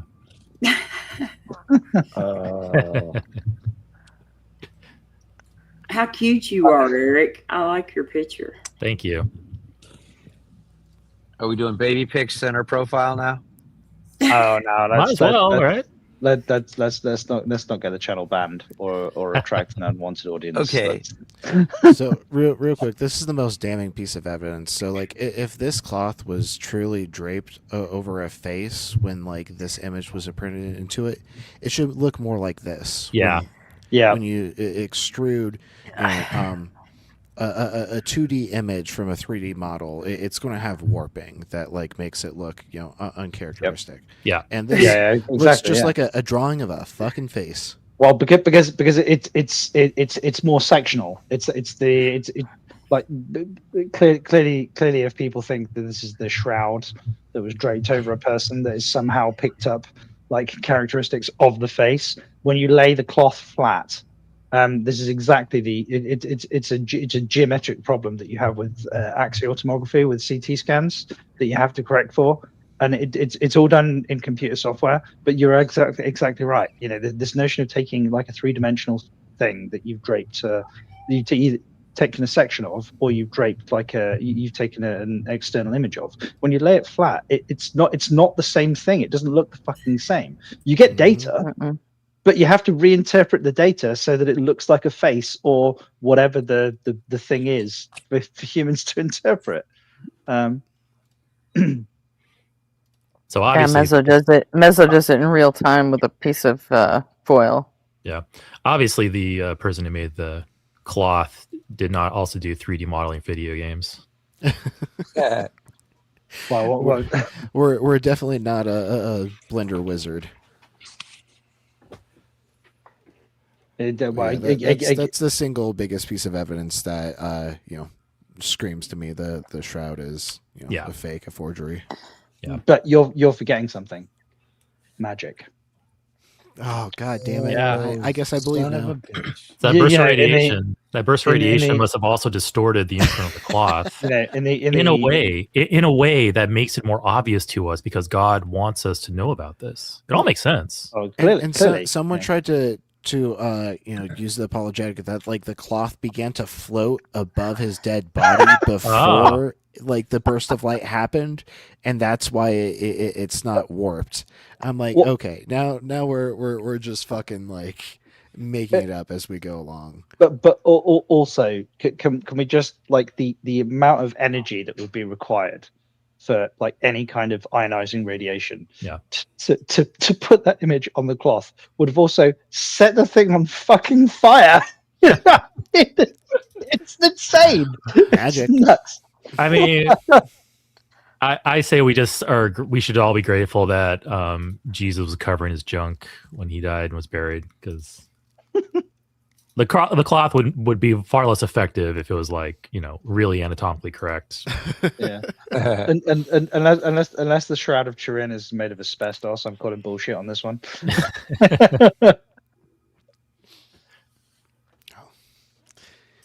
I think we can consider the shroud thoroughly debunked by the panel.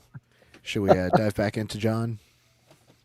I just wanted to hang on. I didn't give consent to that. What's up, Jam? I was just going to say Jesus apparently was loved by many of the women because I can't do a joke. It's a visual joke. Picture me holding my arms out like I'm hanging on a cross. Jesus was hung like this. There you go. Big dick joke. There you go. All right. Anyway, back to the Pictured you on a cross with shades, giving horns out the side. Exactly. I'm hung, baby. Right. Good joke. Anyway, everybody dive in. I think I can accommodate all of you. We got plenty of lube. Lube? Just The stories about him. Just some fucking cheapskate. Preposterous.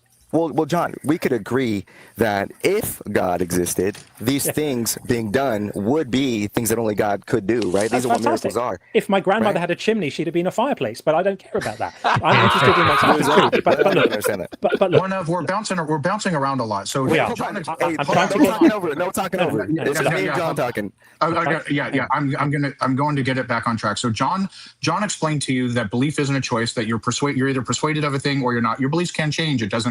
That still doesn't mean beliefs are a choice. Do you agree that beliefs are not a choice? And if so, how does it morally make sense to punish people for non-belief? Do I believe? It's like whack-a-mole. It's like whack-a-mole. I got you. John, are you married? I know we're pausing back and forth, but super quick. I do think it is the case, and there is a distinction to be made between the beliefs happen to you, but how you rationalize the beliefs are a conscious choice. Like how you retrospectively try to explain them away or try to rationalize them.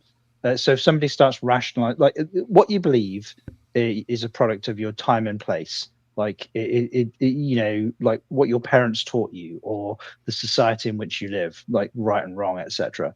But how you rationalize them is the bit that kind of reveals your character. If you try to explain away really reprehensible behavior retrospectively after the reprehensible Real behavior, quick, is this how you rationalize a really quick point?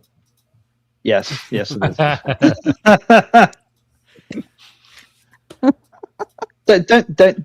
Don't accuse me of being verbose without evidence, Gretchen. That was brutal, Gretchen. I know that was. And I thought Gretchen was, I thought Gretchen was a nice person. Oh no, wait. I don't know who told you that shit. Free, John?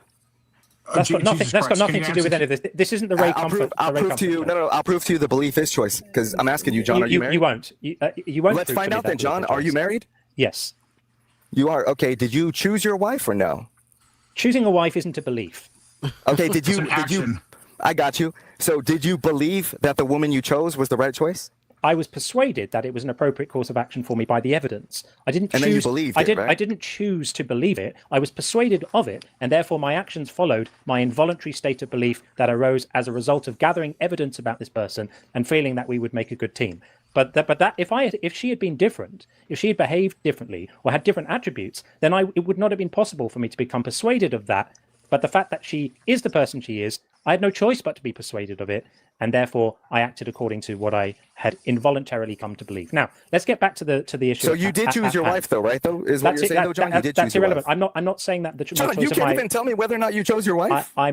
You literally sound answered very the question. Well trained in coming across a certain way, brother. No, I'm not your brother. I'm not your brother, and the mask is slipping. So just control yourself. John. Control yourself. Control yourself a little bit, okay? John, you're not being nice, man. I'm being really nice to you. You're coming across as a little bit supercilious right now. Look it up. Now, what am I doing? For Tyrann, I love it. He didn't even pause though. He was like, he knew the guy wasn't going to understand the word, and just when he used the word, and then immediately went, just fucking look it up. I know you're a moron. You're not going to understand it. I and then love just that. Carried on. John's a man after my own heart, man. That's great. That was delightful. Hang on a second. For Tyranitar Man in the YouTube chat saying that I'm stuck in 2009 era new atheist garbage arguments, request up. come and speak to Well, us. hold on, John. And John, I'm here see. right now, buddy. I know you are. John, I'm here right now, buddy. I'm not your buddy. We're not getting rid of you yet. Is marrying someone an action or a belief? Nice, I appreciate that. So, John, did you Is choose marrying to marry your wife or no? marrying someone an action or a belief? It's both. No, it's not. Let me explain why it's both. The act of marrying someone is an action. The feelings that may have influenced you to want to marry the person, that's an emotion. The intellectual assessments you make, like I believe my wife will be faithful, et cetera, et cetera, et cetera, those are beliefs. But the act of marriage, you said choose your wife. By choosing your wife, that's the act of marrying the wife. That's an action. We never said you can't choose your actions. We're talking about beliefs about facts. Like I believe this is true. Well, when you talk about marriage, it's an action and a belief. When you talk about real marriage, you're on the right when track. When you go to McDonald's and eat a Big Mac, that is both an action and a belief. I have to be honest. This one's a bit not quite as clear. So, for example, like the reason that an institution like marriage has any kind of cultural significance whatsoever is because a large number of people believe in said institution. So there is a bit of a gray area with like this. Is going to the church, saying the words, an action, but is the thing that gives the institution any kind of cultural significance whatsoever based on belief? Absolutely. Yeah, it kind of has to be, right? It's there's no requirement for it to. It's like when you eat a chicken nugget. You know, there is a chicken nugget on the table. When you go to this, when you go and you get married, there's no marriage on the table, right? It is a belief in an institution, and there's no distinction not between necessarily the institution when and the there are tax codes that allow for some tax that alleviate your financial stress. I'll grant you there are implications that are attached to the belief, but it's still the belief that's at play, right? Oh, they're completely pragmatic reasons in order to engage in the institution, so you don't really have to just believe in it just for the fact of believing in the institution. I mean, nobody denies that they aren't related. But the fact that this guy wants to conflate the water or conflate the waters. I'm firmly on John's side, but with this particular thing, like with respect to belief and the distinction between belief and a thing, like this one is a bit of grey area as far as I'm concerned. But that doesn't mean that he's not a fucking idiot. Yeah. So I don't know. But yeah. That's the way to go. You're on the right track with testing a hypothesis. So let's do it right now. I'm just wondering why John could even say he chose his wife to marry. So enough with the meta. So can you choose? I'm just telling the truth. It's sad. Can you? Because it's irrelevant. Because it's not. I was proving a point here, and you guys ran. Okay. So can you choose to believe the building you're in right now is going to fall in the next minute? I mean, I'll answer your question, but I just want to know if John chose his wife or not. Okay, you're being a fool right now. Yes, I chose to marry my wife based on, as I said to you before, quite clearly. Only you failed to grasp this, that I made an assessment of my wife's character based on facts that persuaded me that we would be a good match. I had no choice, but I had no choice but to be persuaded of that based on the evidence of getting to know her. In the same way that when someone behaves in a way that makes you convinced that they're not trustworthy, you're not able to believe they are. You are inevitably convinced that they're not trustworthy, and believing that they're trustworthy is impossible. So as I got to know my wife and I got to know what her character was like, we started to build an evidence record of our interactions, right? I see cool, John, so you chose her based off your belief. Nice. We can move on. Be quiet. I watched how she behaved, and I built up an evidence record of her behavior. And as a result of that, I had no choice but to become convinced that she had certain character traits that would make us a good fit. Now, having been convinced of that, I could have chosen at that point not to marry her, and I chose a particular course of action. Now people who are against free will would say you didn't choose that either, and they're actually right. But even if they're right, I had the impression of making a choice of action, but I didn't have the impression of making a choice of action as to my assessment about her, which is where the belief lives. Now, your inability to separate my belief about my wife's attributes. Be quiet. Your inability to distinguish between my making an assessment of my wife's attributes and my decision to act on those attributes is a you problem. It isn't a me problem, because I understand this material quite well. You've I never don't think heard you it do, before. John. You've Is never it heard is it it is before. it I've is it written is it is it just me, or is the guy that John is talking to has clearly understood at this point that he's intellectually outstripped, and that's why he's asking these like provocative questions, like, "Do you believe your wife is faithful?" You know, he's trying to he's trying to set like he's trying to trigger the guy. You know. Yeah. Yeah, Whereas he was Mark- doing it. He was doing it earlier, so stands to reason he's doing it now. And John has reason to believe that his wife is faithful through the demonstrations in their entire relationship. Yeah, Well, like inform your belief. isn't it prudent like to you don't pick the person that you're going to spend the vast majority of your life with without like interrogating their positions. And when I say interrogating, I don't mean like in a negative way. It's like you have a conversation for us unlettered Americans. Interrogate is not necessarily a negative thing. But you know, you have a conversation with the person. You sit them down. You have a conversation like, what do you believe about this? What do you believe about that? Like, how would you like if you're going to raise children with the person? It might be a good idea to maybe have a conversation about how you would raise children. You do all of that, and then you decide if you're going to spend the rest of your life with them. You don't. Oh, I don't know. Let your fucking parents do it for you. For example. Yeah, the caller's completely bad faith at this point. Yeah. He had this agenda coming in. Like I don't buy that he was just that he had been watching for 10 minutes and then just randomly, like, he knew John was an atheist. He knew that he knew the angles he was gonna take. Yeah. So I don't buy that. He's doing the weaponized ignorance thing. Sorry, Robin, go ahead. Oh, I was going to say, I didn't even bother to find out the last names of the two I married. So, yeah. Also, I've seen people weaponize ignorance before, but I've never seen people like forge ignorance into a fucking cruise missile. Yeah, like he was totally aiming to piss John off with the faithful wife thing, and John does a great job of addressing it. But I don't think you've been around enough Americans yet, then, John, if you think you've never seen ignorance weaponized into a cruise missile. Well, you have not been to the deep south of England or the extreme north. Go to the deep south of America. Look, Gretchen, Robin, we Midlanders look down on fucking everybody. And if you don't think it includes it includes the north and south of England, it definitely includes good, all of it. like there's like weaponized nukes in America of ignorance. Yes, like there's actually ARC encounter. It's called the RNC. There you go. There's actually a big boat in my state that like for it. Robin, I definitely appreciate your position, because the thing that I always find absolutely hilarious is that somebody built a scale model of the Ark that leaks when it fucking rains.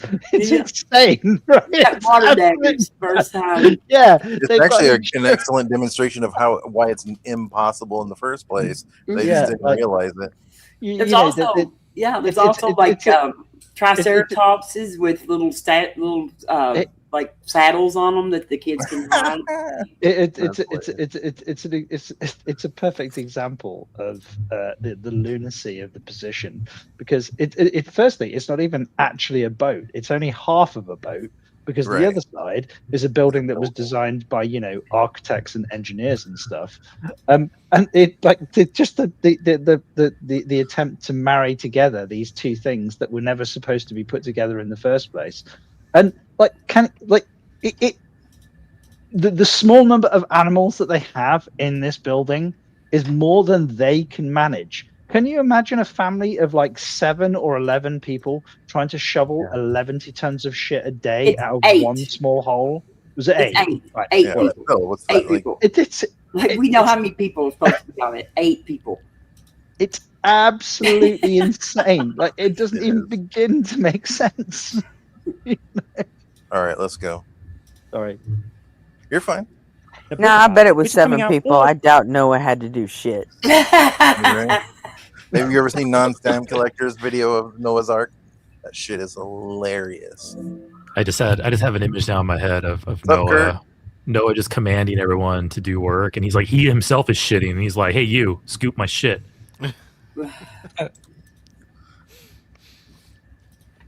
Good You're point. doing it all wrong. over the world in a couple of months. It's going to be in every university library in every English-speaking country in the Good world. luck. You know nothing about this, and you're revealing yourself to be very, very ignorant, and not the sweet, kind guy that you had us all believe as you came in. Because Sweet with you. Same with you. Likewise, brother. your argumentative style has shown you to be rather insincere. Now, I like having good-natured conversations, but you've steered this one. You've steered this one off track. I'm not your brother. I'm not your brother. That's rude. I'm not your brother. So one of to the question I asked you, can you right now choose to believe that the structure you're in, whether you're in a house or building, is going to fall down and collapse in on you in 1 minute? Can you choose that, yes or no? What? Say that one more time. Okay. Can you choose to be persuaded, choose to be convinced that the building structure you're in right now is going to collapse on you in 1 minute? Okay. Yeah. Go ahead. Go ahead and do it. Let us know when you believe. Could I choose to believe that? Yeah, believe it now. Yeah, believe it now. If you can't, hold on. If you can't, if you know deep down you're unable to do that, please let us know by making an excuse not to take the challenge. So go ahead and do it now. Right. You guys sound silly. No one made an argument for that. The point was that based off of arguments, you then believe and choose. Hold on. You then believe and choose. What a weak argument. What's your argument? Who is this guy? Is this your wife? Oh, there's the homophobia. Oh, he took the glasses off, everybody. He's getting serious. Uh-oh. All right, so you revealed yourself. Thank you for showing your face. So the mask, you're right, John. The mask came off. You came in like brother this and brother that, and I'm just here to have a good conversation. It's going to make a great clip, though. It's going to make a great clip. You guys are husbands. Oh my goodness! Everybody, this is Christian morals right here on full display. Thank you for representing Christianity. I didn't know. Thank you for representing Christianity. What did I do? What did I do? No one's buying your shtick. So basically, all you've said is that you're incapable. I just want to point out that the English guy, when he smiled there, was displaying his perfectly aligned, pristine white teeth. So can we put this trope to bed like immediately? Oh, John, I've always noticed that John has a great dental hygiene. But that was it. That was like, it's me, the American, that doesn't have good dental hygiene. I have like 6 teeth in my mouth. That can't be true. Like, no, it's not. You're but this guy, the guy he's talking to is drugs are a bitch. What can we say? Yeah, he's an ass. It's a complete ass hat. This whole fake friendliness, and like he knew he was coming in to do this from the start. But you notice how like John, like every time he calls him brother, he's like, "I'm not your brother. Like, don't pretend you're my friend." Like, there's an honesty at play from one side of this conversation, and there's kind of this fake sincerity that's coming in from the other side, and it's weaponized fake sincerity, and like, everybody knows it. Like, it's cringy when he says the mask comes all the way off at the end, though. I think. Oh, does it? Oh, yeah. It gets pretty bad. It's not already pretty bad. Holy fuck! Oh yeah, I mean, this is what I was thinking of. So this part. Capable of understanding. Yeah, I want to talk to you, John. I don't know who Sean is. I want to talk to you. Be quiet. What you've done is just demonstrated that you're incapable of understanding doxastic involuntarism. We understand that. Most people are incapable of it, but some people demonstrate a bit more willingness to learn and understand it. You haven't done it. You haven't done that. So on the basis of the fact that I think you've he's now being dishonest. I just said I understand. So on the basis that you've now demonstrated that you're either an imbecile or that you're just in here in bad faith, I'm going to drop you because you're boring. Off he goes. Okay, people, get your ratings in for that person. It's going to make a great clip because I'm going to contrast his lovey-dovey kumbaya as he came in with when the mask slipped. I love it when the mask slips. It happened last week too. David, our first caller, David, the South African guy, he did the same thing. I think it's part of their training. It's like come in with this very sort of sticky, disarming. I was a little bit like he's overplaying this a little bit, but I thought I'll go along with it and see and test and probe a little bit. And there you go. He wasn't very good at it because when the mask slipped, boy, it came off, right? And he revealed himself to be a child. I thought he did something. But anyway, there we are. That was one of the chosen. One of the chosen people. We get wonderful guests. Okay, here, that's good. Okay, it's essentially the end of it. Nice. When an English person says, "Okay, be quiet now," That's the American equivalent of that's Shut the fuck up. like an American shut the fuck up. Exactly. Yeah. Yeah, that's a great state. That's shut the fuck up right there. Yeah. That was a pretty wild call, though. I'm I glad hope he you called finally. in, I'm glad you finally agreed that you remind us of John. John. all right. Well, I did look. I've never like I'm not like whilst I spend quite some time with you fine people, and that's not ironic. Like, yeah, I do think you are mostly fine people, mostly. I know how you feel. But I don't. I'm not perpetually on the internet. I do like spend most of my day doing other stuff. So I didn't actually know who this person was, but now I've heard it, and like obviously with respect to English accents, I get where you guys are coming from. I do understand because we kind of have the same cadence as well.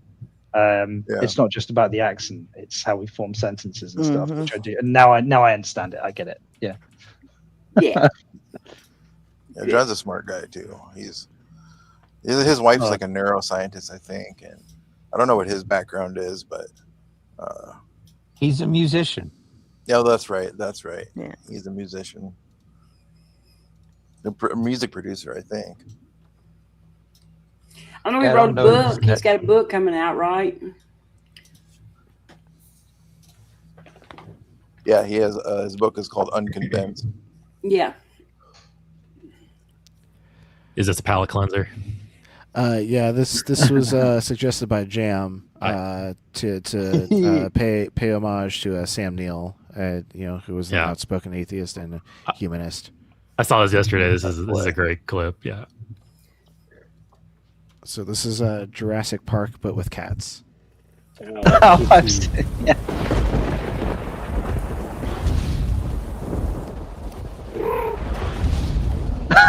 Absolutely still. His vision is based on movement.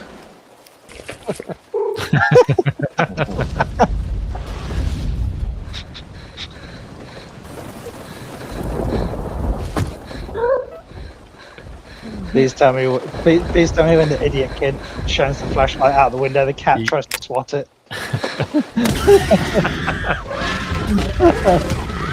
Oh no, it's lagging! There we go. I like it. You hear it purring. That's hilarious. Nice.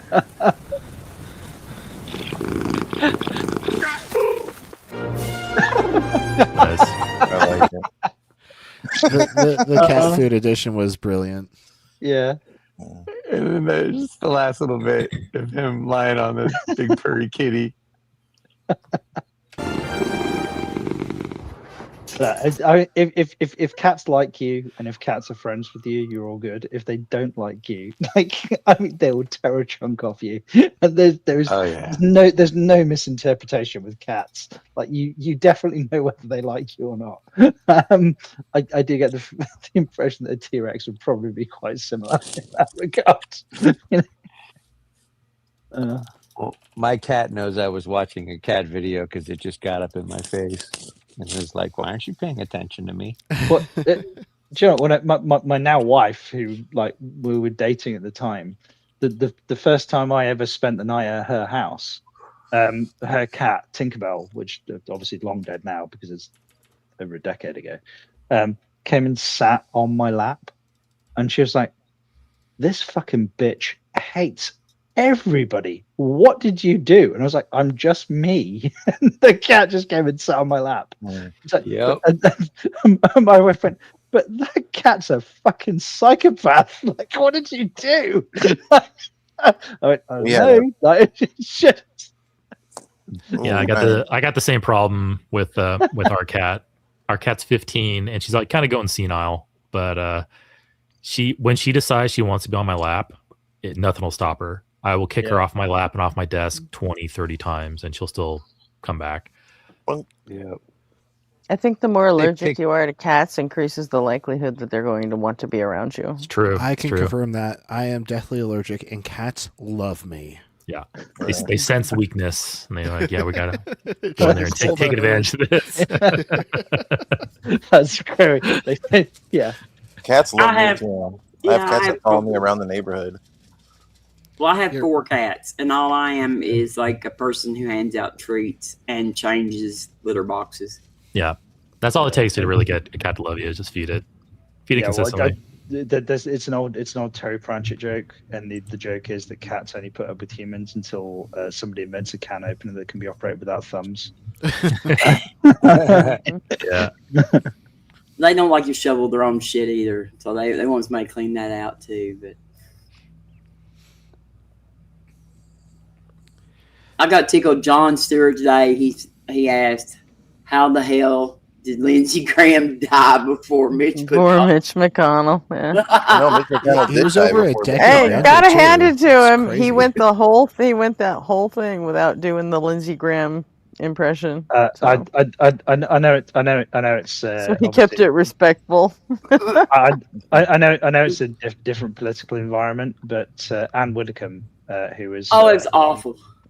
Can you There's no proof that he's alive, Opal.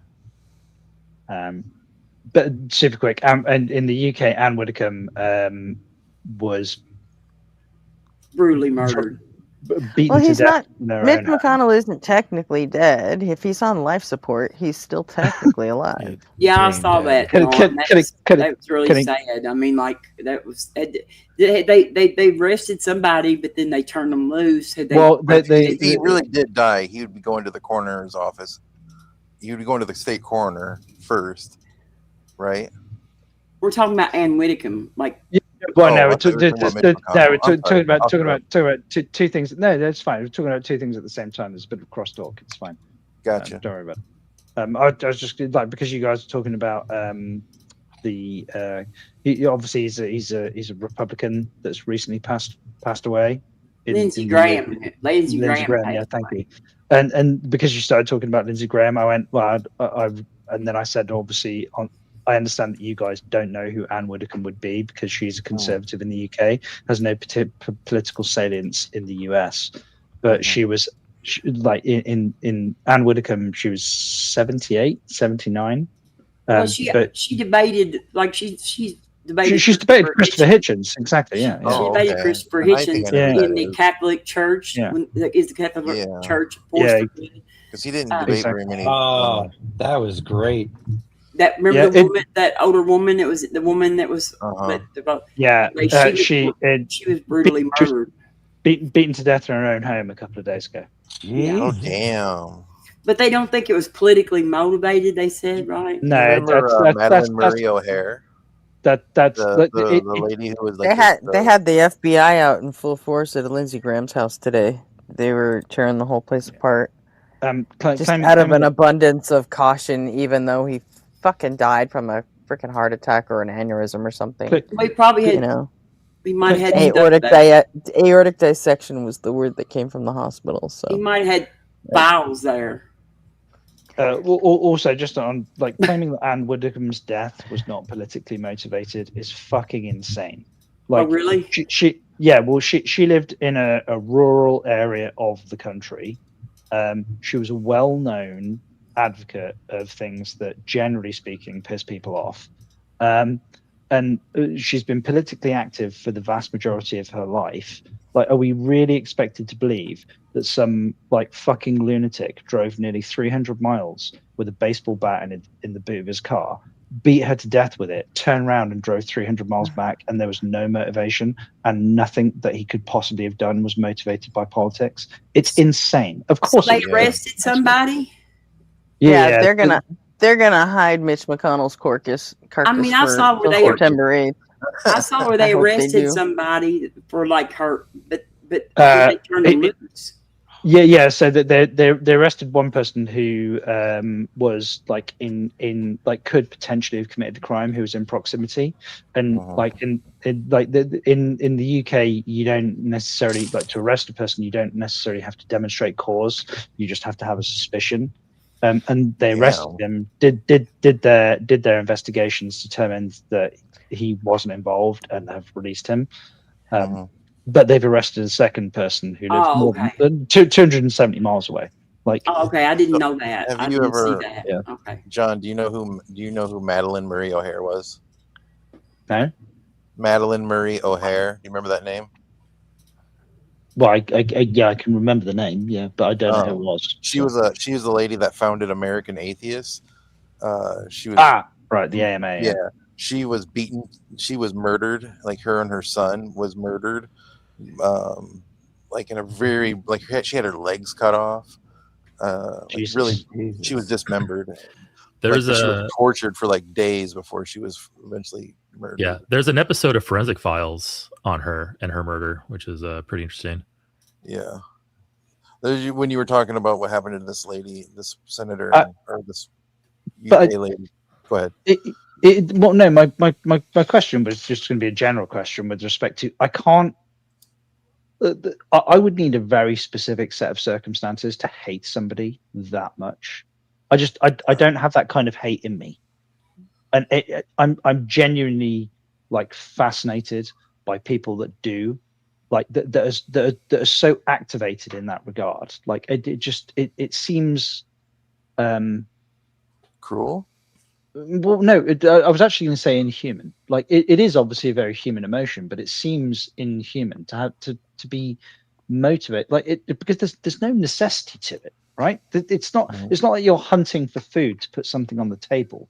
It's not like there's no requirement to it. Not even for justice. It's for like it's just perverted. hate.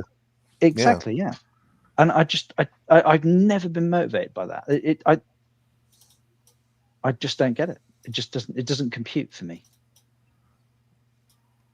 I think it probably triggers something in their brain that they're getting off on, and maybe because you're not a sociopath.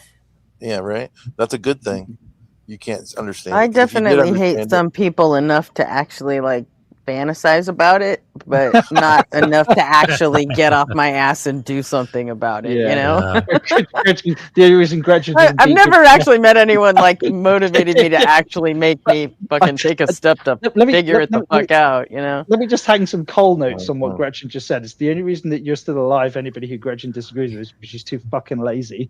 That's what Gretchen sound like you're saying, though. Like, I'd kill you if it wasn't so much work.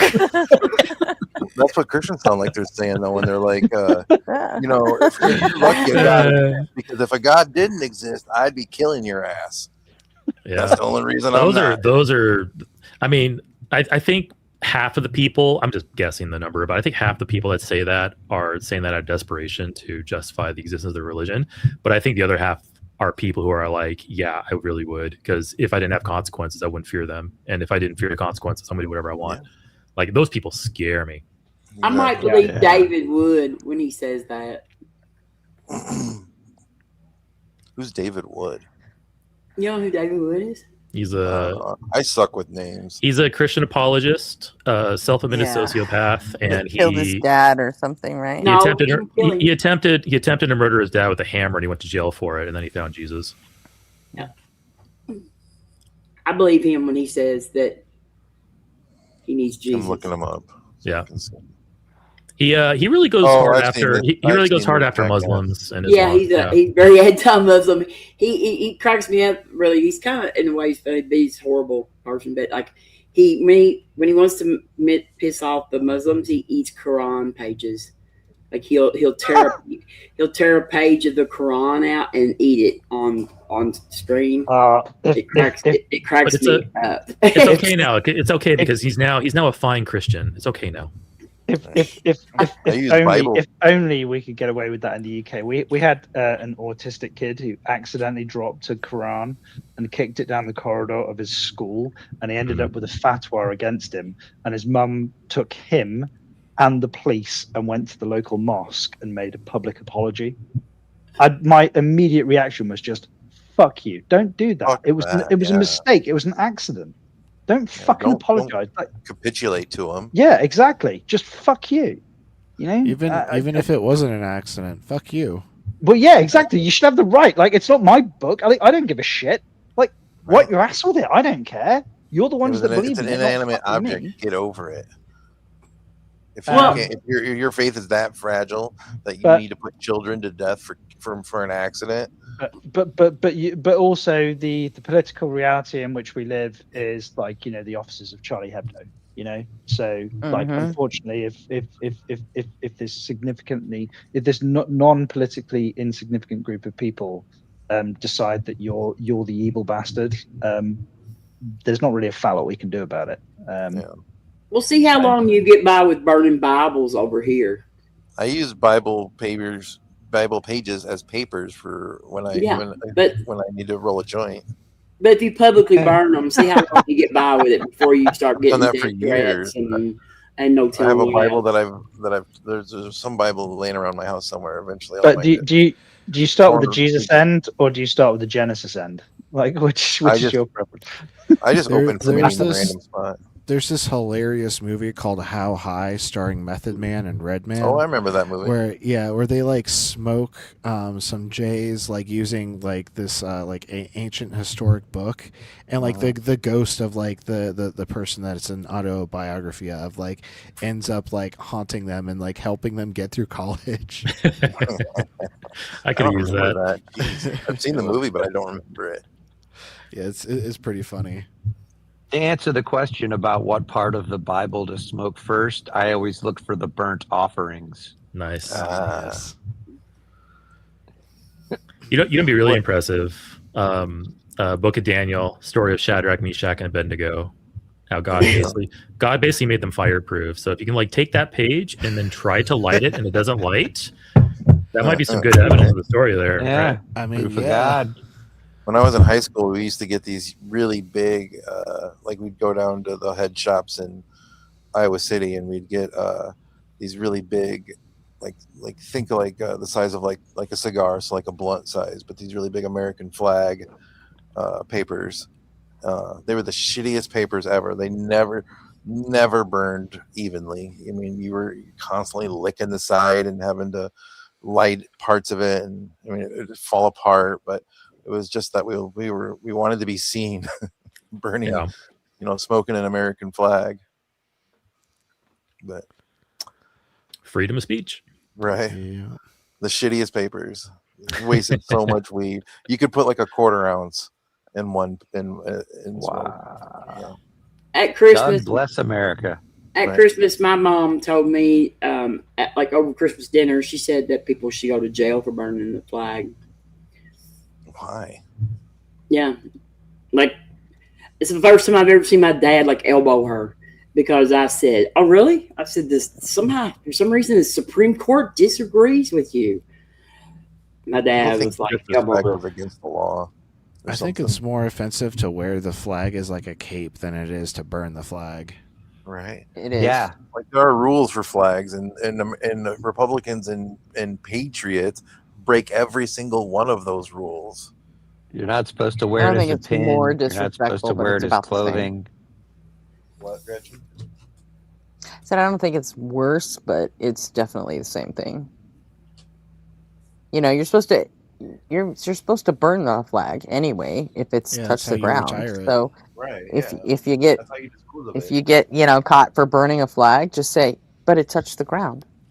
Well, I mean, like Trump. I'm just doing my thing. Trump using a magic marker to sign his name on flags is the most disrespectful thing. Oh, like Jesus! Like, yeah, he autographed flags.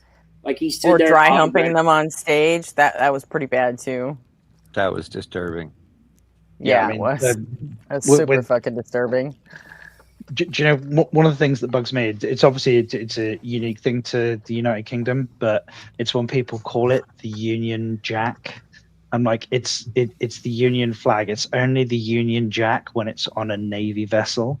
When it's the Union flag on like a building or something. It's not a Union Jack, and I don't understand. It's just a little thing that annoys me, and I don't really know. It's not burning it, obviously, but it just bugs me, that little detail. I don't know why. And the particular flag that's on the SS Meehoff, that's the Union Jack Meehoff.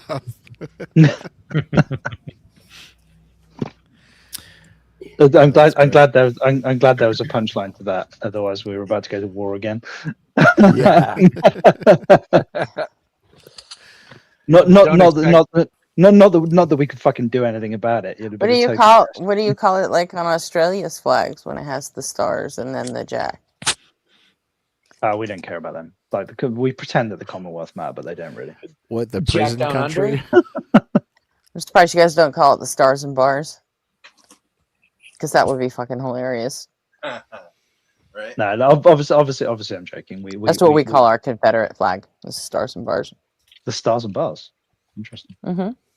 The Confederate flag. Mm-hmm. I call it the. I think the best Confederate flag was the last one, which was the white one. So of course you prefer the white one, Robin. One more time, Robin. Funny. Yeah, just super quick. One more time, That Robin. they surrendered.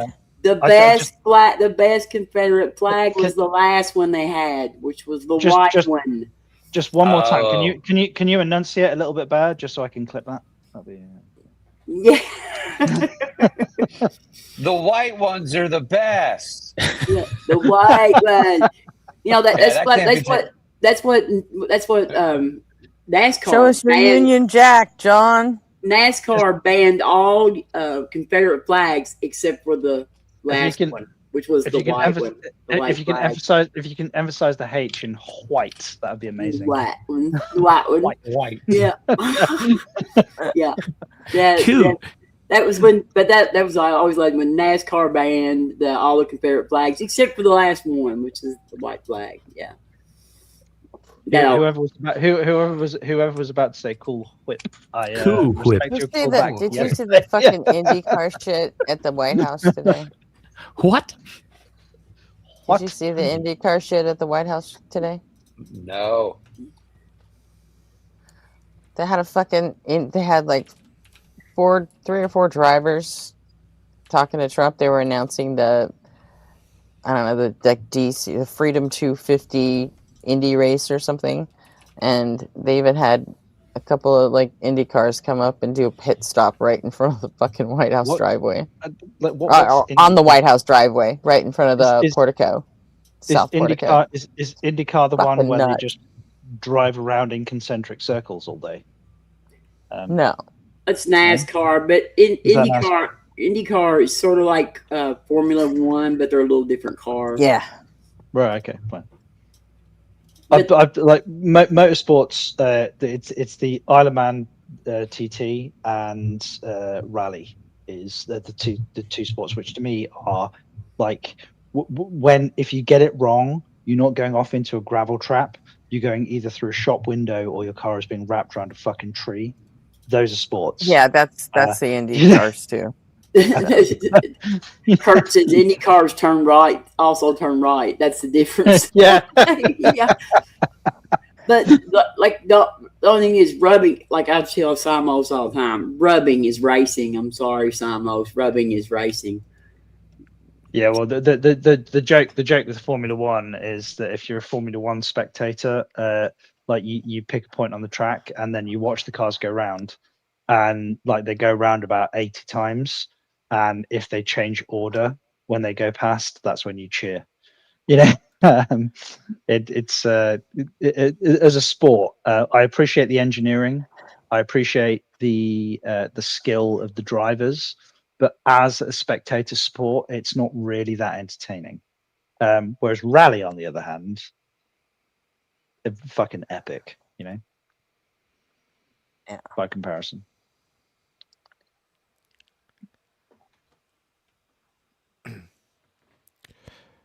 Well, I want to invite Bacon and Bush, if you're still in chat, to jump up here. I feel like we should go ahead and get started with this reaction. Or Dylan, to trees. If you're so inclined. Is Dylan XJW2? Yeah, he said he was. it. Yeah. Okay, yeah, Dylan. Any XJWs in chat, like feel free to get up here because this is going to be about the JW Church. Yeah, Okay. I can drop some context too about this video while we wait too. I'm gonna jump down. I'm gonna jump down so y'all can let all the JWs get up here, and I'm about like wore out myself anyway on what little bit I've been on here. So. All right. Well, we go to appreciate sleep. you, Robin. Mob was asking about you this morning, Robin. Yeah. like her show's way too early for me during the day. But Yeah. Well, stay safe, Robin. Much love. Mike, love y'all. Hey, Robin. See Hi, ya. Robin. Feel better. So, Eric, you used to be a Joho, right? Yes, I used to be a J-Dub. So I'm just a hoe. a J-Ho, Jehovah. Yeah, We know, Jan. We know. A Joho, Jehovah's Witness. Yeah. Yeah, Jehovah's Witness. My bad. So Jehovah's Witnesses, a small-time Christian cult, about 150 years old. They have about 8 million members currently. So Every within- single one of them knocks my door like about once every 20 minutes. Yeah, about every 8 a.m. every Saturday. Like when you're trying to just sleep. So anyway, so back in the 2000s or 2010s rather, it was came to the Australian government's attention that there were a disproportionate amount of sexual abuse victims coming out of the Jehovah's Witness religion among other organizations. So the Australian government put together this thing called the Royal Commission, the Australian Royal Commission into institutional responses to child sex abuse.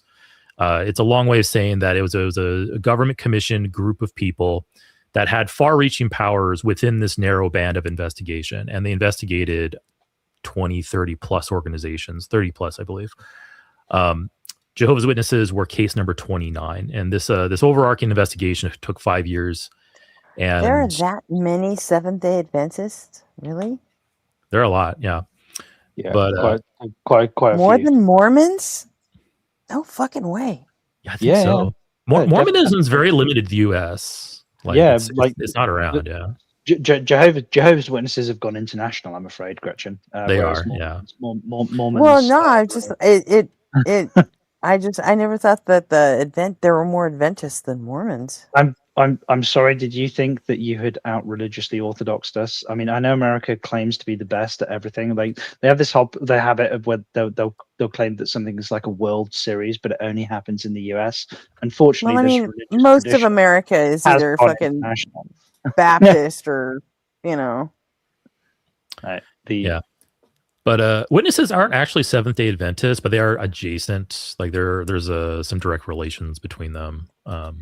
But yeah, and when I'm making light of I know it sounded like this video is very important, and the problem that exists within this religious tradition is fucking catastrophic. I wasn't making light of that. I was just different things. Yeah, sorry. But anyway, Australia was investigating all these organizations. Jehovah's Witnesses were case number 29. And the thing about the witnesses is that they take some very literal interpretations of like Old Testament, mainly when it comes to accusations against fellow brothers and such. One of those rules they follow is the two witness rule, which is basically if an offense occurs, like some type of transgression or a crime, there has to be two witnesses that will testify to this event occurring for the elders to take it seriously. And the problem with that is that in most cases of child sex abuse, there are not two witnesses. It is just the perpetrator and the victim. So the victim can come forward to the elders, and they will say, practically, is it not the case that you get two witnesses, but they're opposing witnesses? So they're both two witnesses in agreement to what's going on. And so, so anyway, so an abuser, there's been many, many, many occasions where an abuser goes forward to the elders and says, this person abused me, and they'll start their, quote unquote investigation. And if they confront the other person, they will obviously, most cases not get a confession. And at that point, the elders are like, yeah, our hands are tied. We can't do anything about this. Oh, by the way, don't call the police, because that'll drag Jehovah's name through the mud. We don't want that.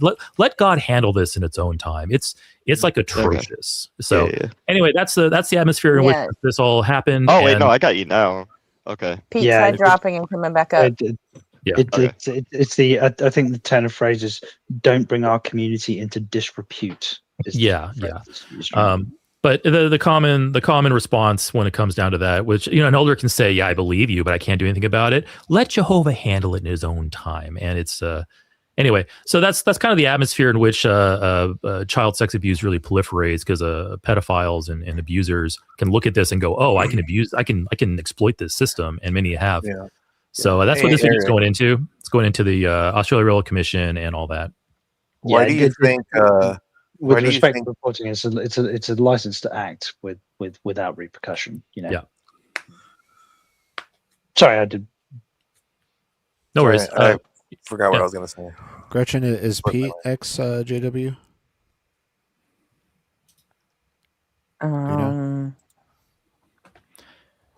I want to say he's ex Mo, but I think that was Seidel and not Pete. Oh, I remember. So Eric. I don't know. Why do you think these organizations do this? I mean, do you think it's just because they don't want the bad PR, or I think that's the main motivation. Yes, because if you talk to any like elder or higher up in the organization, the witness organization, they're going to say that Jehovah's name, keeping it clean, Jehovah's sovereignty is of utmost importance. how does it tarnish? I would think this would tarnish Jehovah's name more by not getting these type of people out of your midst. I absolutely agree. I absolutely agree. They took the short-term benefit of hiding these things, and now they're reaping the long-term consequences of all these cover-ups coming to light. And it's absolutely like. Well, why don't they change their behavior now? Like, why do they still practice it this way? That's a deeper question. Sunk cost fallacy is a big one. The second one too is that Jehovah's Witnesses are very us versus the world mentality. They basically say that we follow Jehovah. We only do what he says. We don't capitulate to these governments.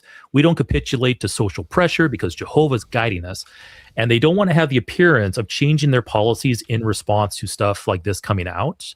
They want to only change policies because it was Jehovah revealing it to them. So it's a also, and whilst it's not the case with all religions in all places at all times, it is also the case that generally speaking, women, daughters especially, are viewed as chattel. So the lived experience, the experience that they have is secondary. It's very patriarchal. And it's hierarchical, isn't it? Yeah. Yeah, like my opinion of Jehovah, if I can't have anything revealed to me, even if I'm a member, and say and influence the rest of the cult, but the top, if they have a whim and want to influence the rest on down, they can, right? Is it more like a situation like that? Like the average member has no power, has no influence. Basically, yes. Basically, yes. You don't. The rank and file, they have virtually no power over the elders or anybody above them. Even they've been told, even if we're ultimately wrong and we change our mind on something, you should still follow us because you're following Jehovah's direction. Like, even if you are factually correct about something, you still need to fall in line, because if you are being rebellious or falling out of line, you are not having a cooperative spirit that Jehovah wants you to have. Wow. Yeah. It's pretty bonkers. It is straight up a cult. Like, they have very cult-like attributes. Sure. And this is one of them, which is basically like, we handle things internally. Do not bring the police into this. And they've slightly changed since the 2010s when all this came out. But if people were to go to the police, then there were consequences of that internally, like, disfellowshipping or soft shunning, things like that. And so, but you're absolutely right that even just from like a business perspective, just a cynical business perspective, the smart thing to do is, yes, we address this now. We get these people out of the organization. We clean up our act. We take that short-term publicity PR hit, but then you have long-term, long-term benefits of, hey, we did the right thing. Even from a cynical business perspective, that's a smart thing to do. But they aren't motivated by that. They're motivated by, we must maintain our reputation at all costs, and it's backfired on them like colossally, because we know about this now. Yeah, they've definitely been. It's the same in the UK. They've been far too myopic. Yeah, and that's cost them like. Not that it's cost them much in the UK, because even the Christians, like the Protestants, look at the Jehovah's and they go like, these guys are fucking lunatics, and they always do that. But what's especially shocking about the Australia cases is that witnesses don't have a huge presence in Australia. I think it's somewhere between like 60 and 70,000 witnesses in Australia today. But over the past 50 years, there has been over 1,600 victims and 1,000 abusers. So you can look at the numbers there of like, okay, we have this today. We have this group of 60,000, And over the past half century, we have 1,600 victims and 1,000 abusers, and literally not one of them was reported to the police when the abuses occurred. Also, the abused, the people who are the victims, chronically underreport. So we can reasonably assume that is a much right. Yeah. It's just like the tip of the iceberg. Yeah. And these numbers, the witnesses were subpoenaed and they had to hand over like database information because the witnesses internally were keeping track of all this. And so all these numbers come from their own data that the court basically acquired. And it was pretty bad. I was following this pretty closely, when this was all going down about 10 years ago. Sure. Are we waiting for someone to show up before we go into this? I'm just curious. No, we're just getting a nice little pre-context. Yeah. No, I definitely appreciate it. I think Bacon said that he won't make it tonight. He's working, but I'll pull it for both of us with that. Yeah, and this is a 2-part series, so like we can do the first video tonight, and then that'd be preferable. Yeah, and I'll try to stay succinct with my commentary on it. No, you're fine. I appreciate you don't have to. I appreciate like the extra insight with you actually being involved with the organization. Yeah, that's super interesting. It's all been relevant. Like you're not overly verbose like I am, so it's very relevant. It's similar to how I grew up too. I grew up a non-denominational Christian, so I didn't grow up like in a major Christian religion. I grew up in a very niche. We spoke in tongues. I didn't speak in tongues, but they spoke in tongues and fall over in the spirit, and it was very cult-like. The church is no longer in existence, but it had a huge impact on me, obviously. But this all hits really close to home. But I don't really know anything about Jehovah's Witnesses. I mean, other than what I've picked up here and there. So you're teaching me a lot, and I appreciate that. Yeah, feel free to ask me anything. I'll fill in the gaps as best I can. I've been out for 15 years, so I think a few things have changed, but I think at the core, it's pretty much the same religion. Nice. It kind of changed that much, right? The whole point is it's static. Stay the same. Yeah, pretty much. Night, Kurt. Night, Kurt. Night, Doc. Night, Kurt. Cypherbox. We will take a vacation. Are you working now? When the rest of the theists are all gone. How about that? Just quickly, Eric, can you imagine if you've been out of the church for 15 years and then somebody said, "Oh yeah, they've introduced spaceships and aliens," and you'd be like, that would be funny. That would be funny. So some of actually the more shocking changes in the past 3 years. One is women can now wear slacks. Oh. So that was a huge change.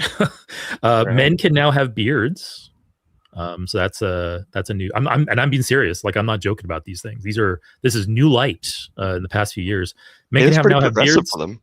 Yeah, men can now have beards. And now, when somebody's disfellowshipped, you are no longer strictly forbidden from even saying a greeting to them. You can now say a greeting to them, but not much else. Oh, geez, Louise. I know, earth-shattering stuff going on there. All right. Sign me up. What's wild to me is that I've heard from other family members that have some ministerial servants where some of the family members that I'd known from them or whatever, they've explained it where it's basically the guidance that they get from the governing body is supposed to be hey, if they're blood family, just don't talk about religious stuff, but still be a part of their life. But across the board at every Kingdom Hall I've ever been at, it's always been they're basically dead. They don't exist. yeah. And they have they have, I don't know if it was an officially released video, but it might have been a leaked video, kind of a prototype that they didn't actually put out to the rank and file. But there was a dramatization of a disfellowshipped child in dire straits calling her mother for help. And the mother looks at the phone and sees it's her disfellowshipped daughter, and she hits basically deny on the call. And that was propped up as this mother is following God's word, she's following God's direction, she's doing the right thing, even though it's pretty inhuman to think about a mother. A prime example of what to follow. Yeah, exactly. But they did soften that a little bit. Now you can say greeting to family members.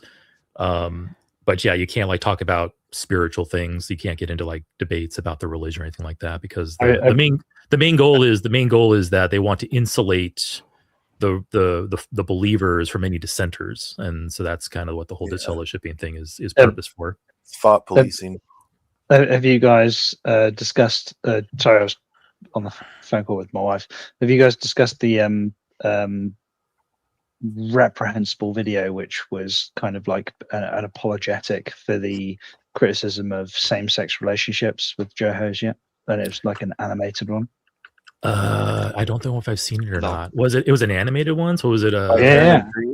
Was it one of those Caleb and I thought Sophia? Yeah.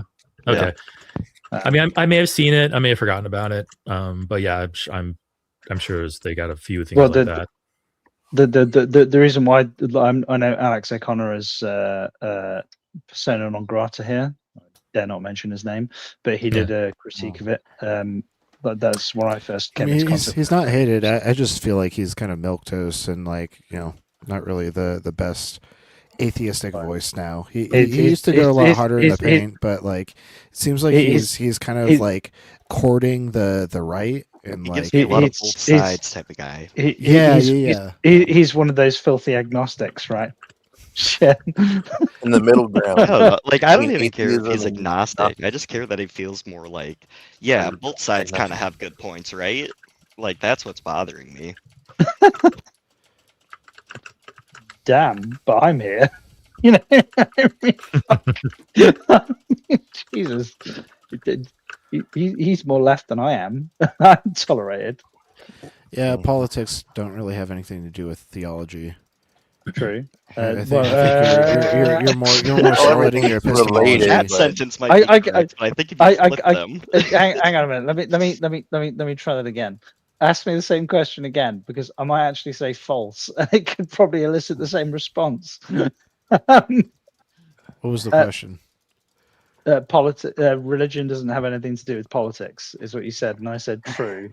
But if I said false, I think it would elicit the same reaction. Right. I don't think I said religion. I think I said theology. No, Yeah, true. I think you did that's actually say right. theology. Yeah, that's very true. But the reason that I mentioned, I know When you're talking about politics, there's very little difference. But with the bit that I was talking about was a video that, because Alex O'Connor was brought up as a Catholic, and his brother is gay, and there's a video of him critiquing a Joho video, which is kind of like explaining why they disagree with same-sex relationships.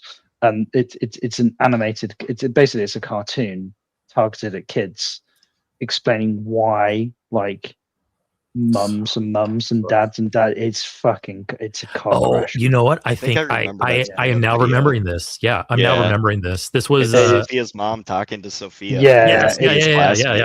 It's Yep. absolutely it's disgusting for a couple of reasons.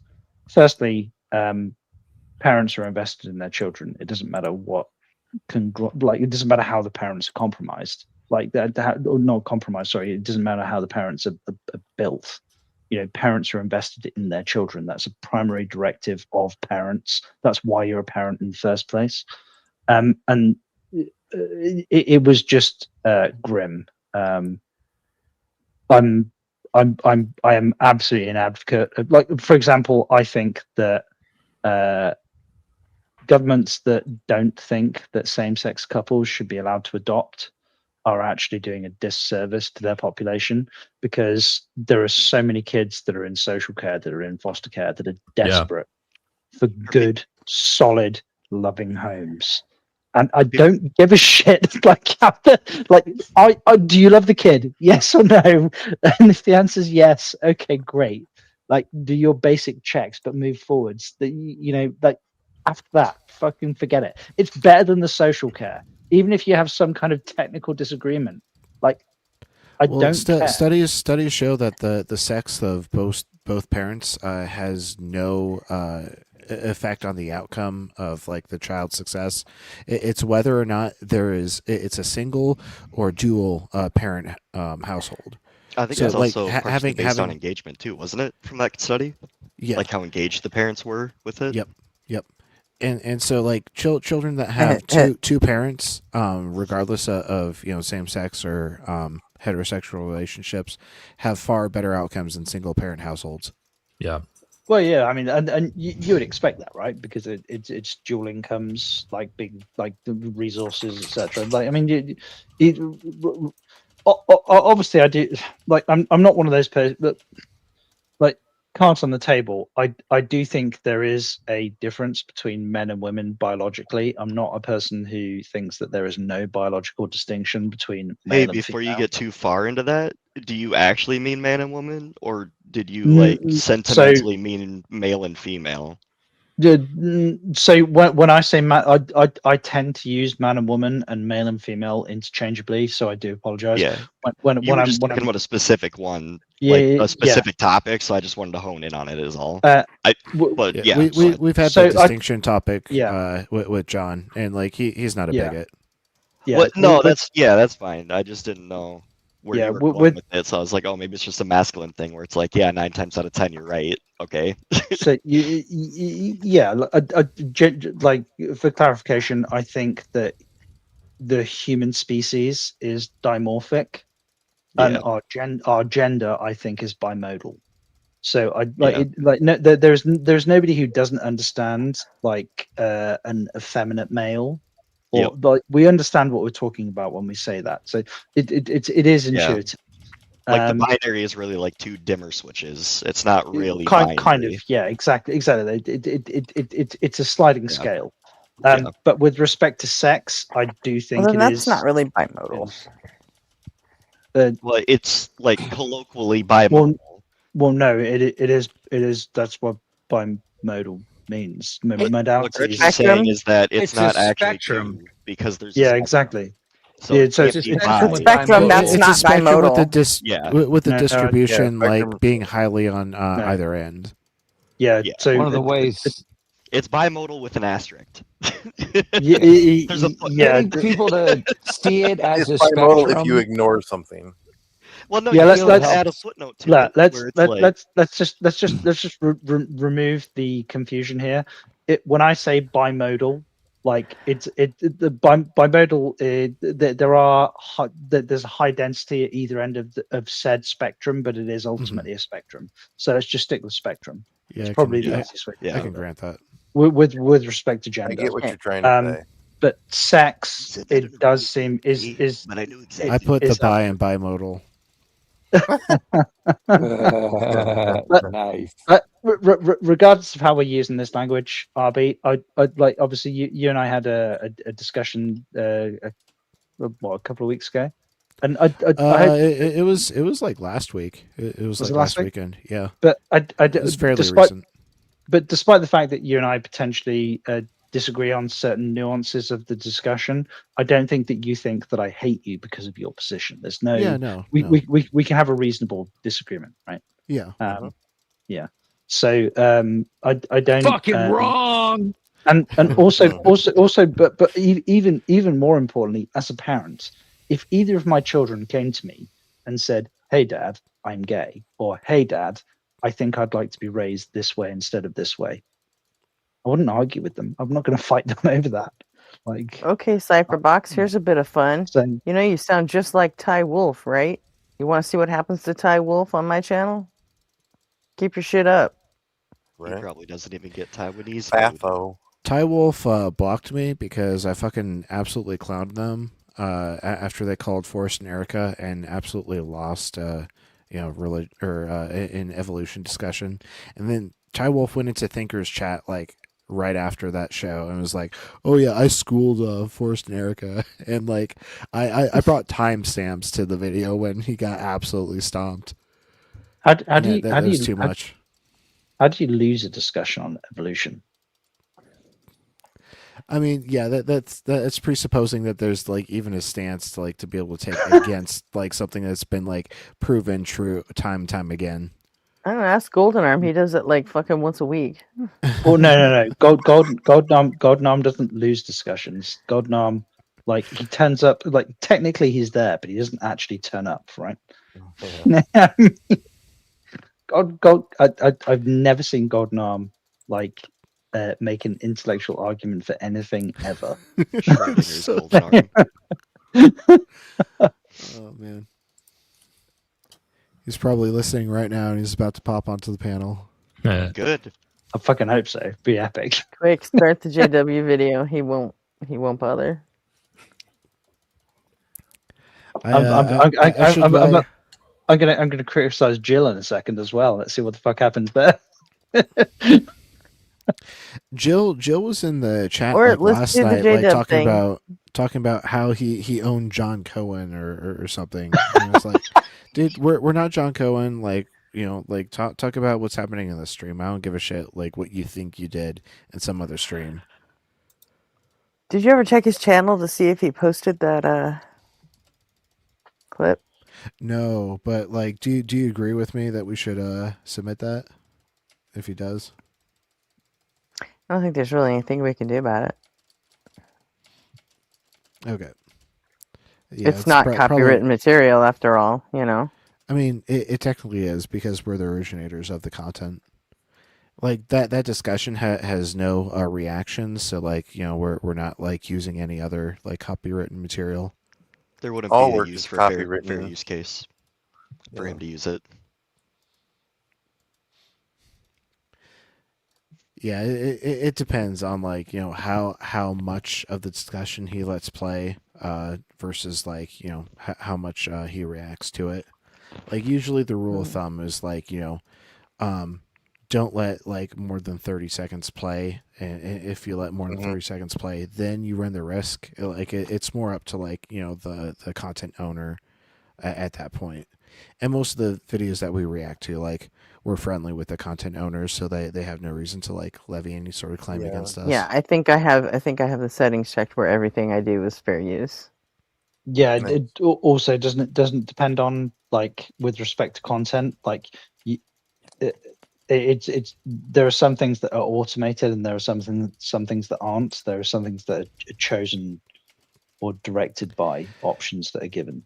Yeah, like Gretchen said, she has her channel set to fair use, and so like the content ID algorithm that YouTube uses probably like doesn't really focus on our channel as much as like other channels that don't have that option selected. Right, gotcha. Okay. But yeah, I think we're good to go ahead and dive into this video. Yeah. Sounds good. Last thing I want to put down is that the 3D animated actors in this video are actually highly representative of the actual real life people he's talking about. So like when you see a guy at a podium and 3D modeled in a certain way, that is very representative of that actual person. Oh, that's fun. Yeah, this guy's really awesome. Oh, hey, nobody. And yes, I grant that. I'll only endorse it if UG says that's correct. I think even UG would agree with that one. Endorse the Snowboys comment. I will be the tiebreaker, but it depends on how much money you guys send me on PayPal. So get bidding, and I'll choose a side. Just an unrelated topic. Do you accept dick pics, Eric? I mean, it's small, but it's perfectly formed. So. I got plenty of pictures of Dick Van Dyke. Just use forced perspective. Nice. Talk to who's it, Peter Jackson? He's really good at that. Yeah. How do I make my dong look huge? Date women with really small hands. All right. Well, let's begin. All right.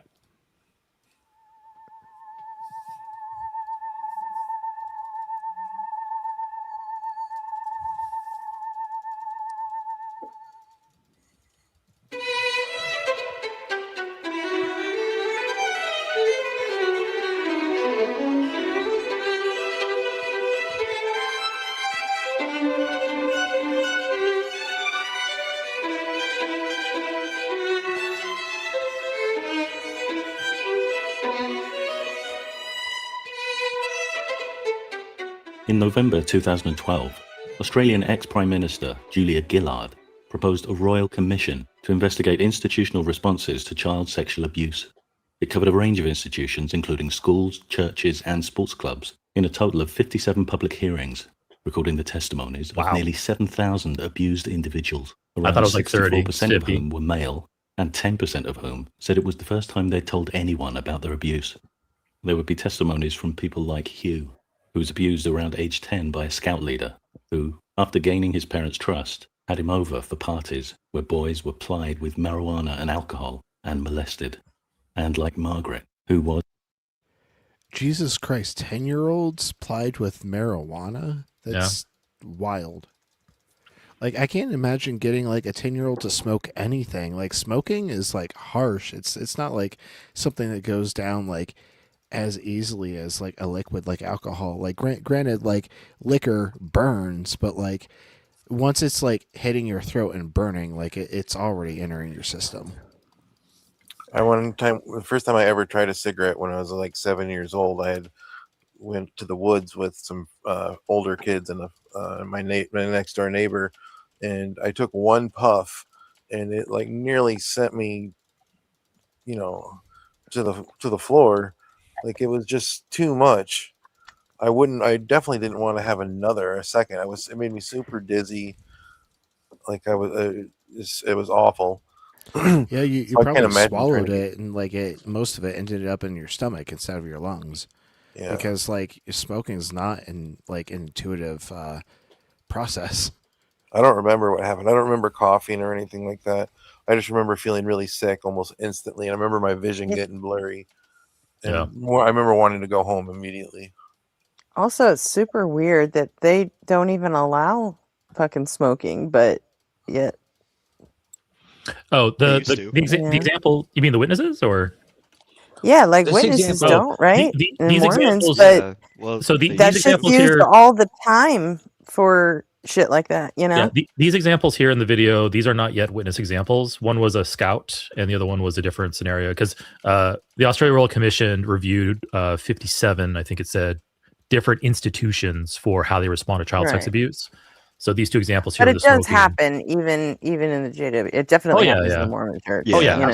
absolutely, yeah. It's a lot. Yeah. Per capita. Yeah.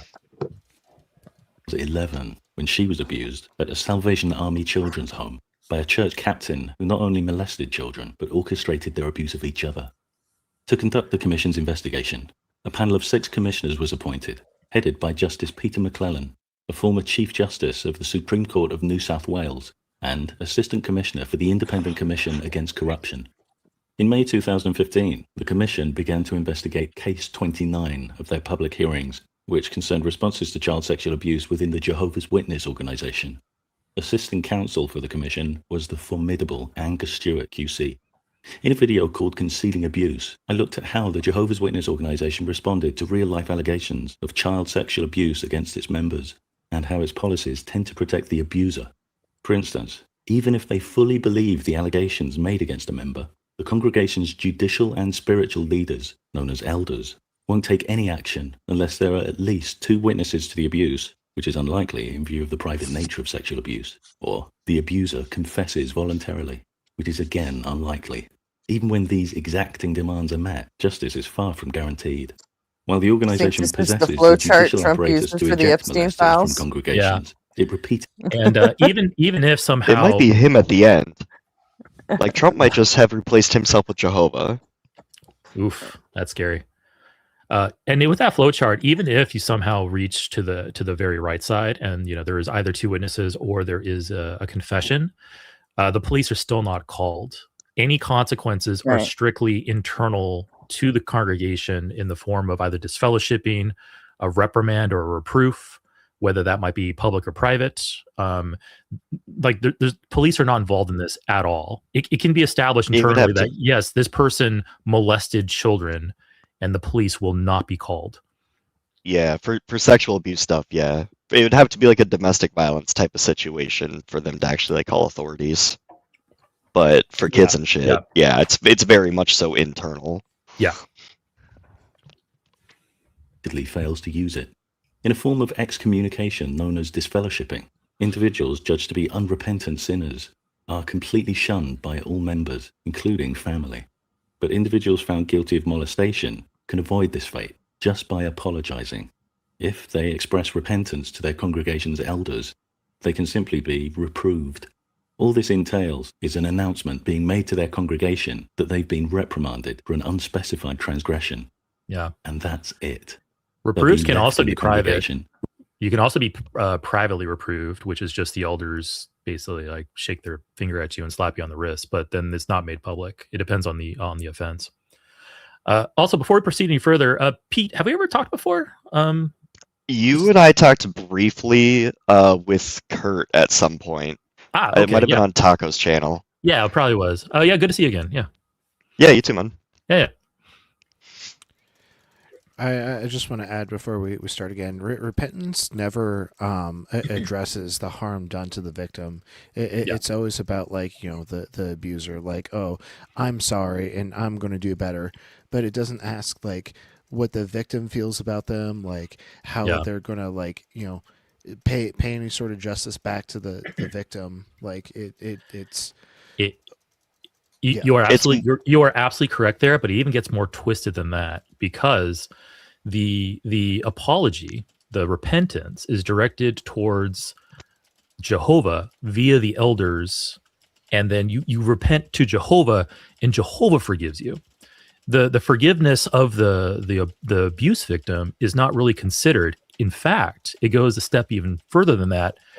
If the elders are convinced that, okay, this perpetrator is repentant and this perpetrator genuinely asked Jehovah for forgiveness, then the abuse victim should also forgive.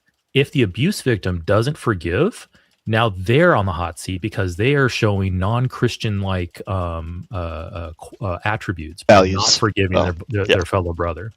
So it gets really twisted, because if the abuse victim doesn't play along, even if it's a charade, doesn't play along, then they can be in trouble. Yeah, that's crazy. Risking further molestation and the constant re-traumatization of the individuals they've abused, who often feel forced out of their own congregation. These kinds of misguided policies serve to protect abusers and punish the abused.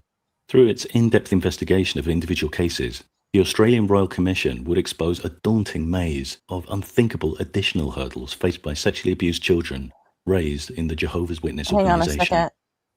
Isa, that's a Jill alt. Go ahead and permaban him and put it in the Discord.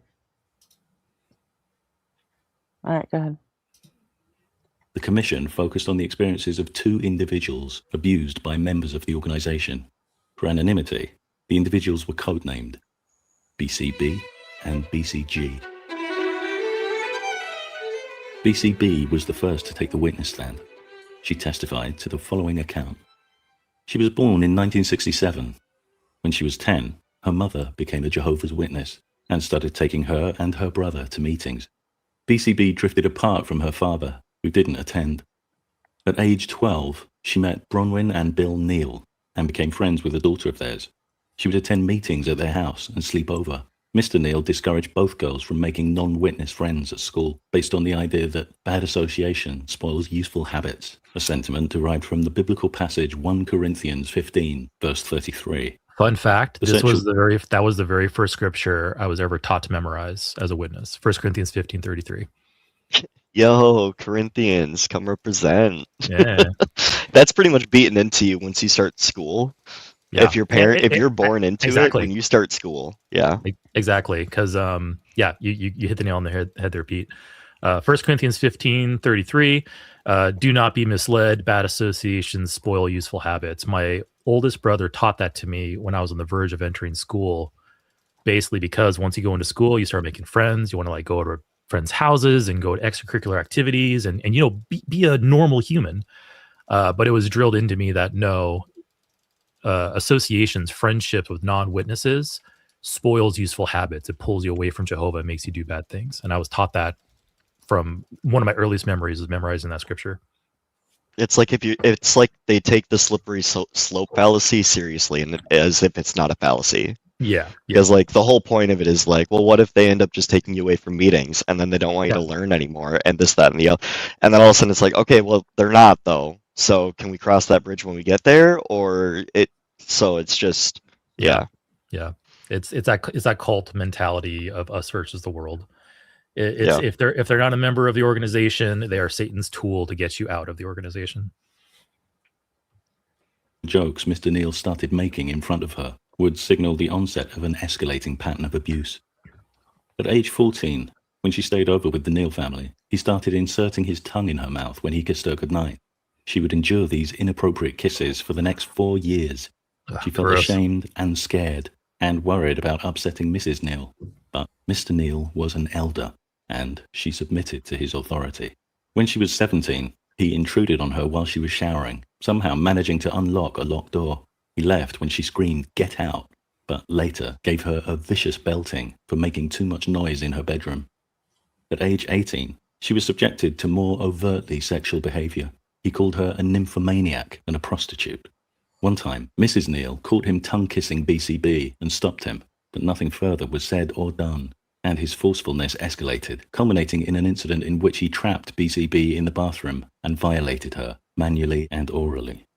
The next day, he entered her room and suggested she'd enjoy full intercourse. She asked him to leave, then packed and returned to her parents' farm. The next year, when he heard through his daughter that BCB had been seeing a couple of boys, Neal invoked his role as an elder to summon her to talk about boys. She felt she had no choice. He took the opportunity to inspect her physically and abuse her verbally. 2 years later, in 1989, having married, she confided in her husband and also in a friend about Neal's abuse. The friend then disclosed this information to someone else. A week or so later, a young elder called Max Hawley approached her to arrange a visit. During the visit, he revealed he'd come to talk about Neal. BCB gave some details, but was too ashamed to recount the bathroom incident. Hawley invited Neal to BCB's house to speak with her and her husband. Despite her discomfort This is at opening right up her here. own Right here, this is where it gets really twisted, because I don't know if they've changed this or not, but up to this point, part of the judicial procedure amongst the Jehovah's Witnesses, when one accuses the other, they are both brought into the same room with the elders to discuss it, to discuss the accusation. And this is extremely traumatizing, further traumatizing to the victim, because not only are they there having to interact with the person that violated them, they're having to do it in front of other men. And these other men tend to be aligned with the abuser because they're all elders or they're all men in the same congregation, and they're all, kind of in cahoots and like defend themselves. It's kind of like this, added the misogyny of the organization as well. It is a young woman accusing one of the higher up males in the congregation of this activity. But the fact that they get them together in the same room and they get them interacting with each other, an abuser and their victim, it's further traumatizing. It's further damage done to the victim. This is still largely true up until at least a few years ago, since I stopped going to meetings. Mm-hmm. But it's mostly congregation to congregation. That's been like the direction from the governing body. It's like, hey, this is still recommended, but up to the elders how they want to do it. Yeah. home to her abuser, she did as she was told, on the assumption that Hawley knew the correct procedure. She didn't recall having the purpose of the meeting explained to her, and she felt too inhibited to recount the full details in front of Neal, or challenge him when he suggested his behavior was meant as a joke. Afterwards, BCB approached Hawley and gave him more details. This led to a second meeting, with the additional attendance of one Doug Jackson, a circuit... Wait, that's so crazy to me. Like, I tongue punched your fart box as a joke. Yeah. Like, are we serious? And people bought that? Like, there's no way the other elders actually bought that. They're just like supporting their boy during that meeting. It's hard to convince a man when it depends.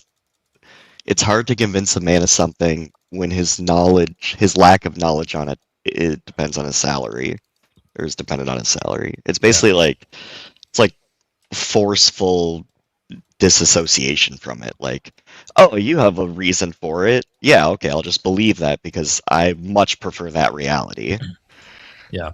And from the elders' point of view, the objective here is not to identify this person as an abuse victim and protector. Excuse me. The objective here ultimately is to contain this situation and not let it go public, because that will tarnish Jehovah's name. And the really sad part of this is that we have the benefit of hindsight, and we know the history behind this, and we have full context of what's going on here. But from BCB's perspective, at this point in time, she is in the hands of people that she trusts, because these are the elders in the congregation. They're guided by God. They're guided by Jehovah. This is the proper procedure by which to handle this. So she is in a situation where she is fully trusting of this. But what little does she know that she's, going to get into even more pain and suffering because of how borked, how fucked up this whole dynamic is. Yeah, and it is hard to convince somebody the truth of something when they're financially motivated to not understand it. Yeah, and to be fair, elders, I say that mostly at the very top, because like elders, they don't get paid for their service, as far as I know. Yeah, but at the very, very top, go ahead. No, yeah, you're absolutely correct there. Yeah, elders don't get paid. The higher you get, like you become like a circuit overseer, a district overseer. The organization will start basically paying for your needs, like for your housing and your food and such, or rather they compel the congregations to support you. So the higher you get, the more incentive you have. But even if you aren't paid as an elder, you are still have a position of status in the congregation. People basically listen to you, and they still have a lot to lose by not playing ball with the system. You're a local legislator, basically. Essentially, yeah. And the funny thing is, like these men, most of these men, completely unqualified. They are uneducated. They most of them have only graduated high school or only have a GED, because that's another thing they recently changed too, is their stance on college. But up to a few years ago, or maybe a year ago, college was basically like, no, you don't do that. You don't go into higher education, because it pulls you away from Jehovah. So most of these elders are just ignorant and uneducated, and they've been given this authority, and they think that they have God's direction. So they have this ignorance as well as this arrogance of like, we are in a position of authority. We're guided by God. We are qualified to handle this even better than the police are. Like, that's what they have in their minds. And it's a dangerous mix of all this. Hey, Dylan. Hey, Dylan. Hey, guys. Can you hear me? Yeah, we can hear Yeah. you. Oh, awesome. You joined. Thanks for allowing me up here. We have a little more XJW, XJWs. Yeah. XJW powwow here. This is great. Right. All right, I'm getting a little claustrophobic. I'm gonna jump out. Y'all have a good evening. All right, Jim. Thanks for coming up. Later, Jim. Jams. Have fun. This has been a good time. Have a good night, man. Oh yeah, always. So, Dylan, you want to give any 2 cents before we continue on?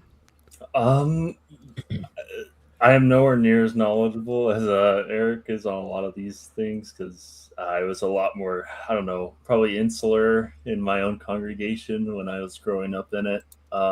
We just didn't talk about a lot of these things because, it wasn't a good light. Yeah. But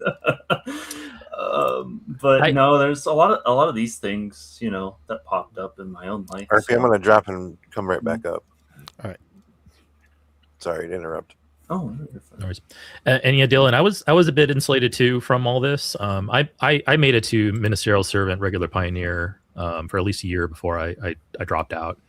And a lot of the stuff I did not learn about until after I left. After I left, I grabbed I got a copy of the elders manual, the internal elders manual that only elders are supposed to have. And you read through that, and it's very all this stuff. Procedure in there it was explicitly laid out. It was like, oh man, this is so gross. Yeah. I don't know. Can we have a what's procedure? So this whole process that VCB was describing to the commission, this is an official internal process for investigating accusations. And so as elders start to investigate an accusation, they bring the accused and the accuser together, talk about it, and if they detect wrongdoing from either of them, they will then move towards something called the judicial committee, which is a very formalized. Just to clarify, with respect to the psychological well-being of the accuser, you would never put them in the same room as their Oh no, yeah, the person victimized them, right? No professional would ever do that. No sane person would ever do that. But this is witnesses, however. Yeah. Witnesses are like, this is God's direction. We should do this, even though it's blatantly damaging to the victim. Yeah, absolutely. Yeah. But no, everyone should be together with God so we can all have a conversation. Just hold hands and sing Kumbaya. Yeah, It will basically. help.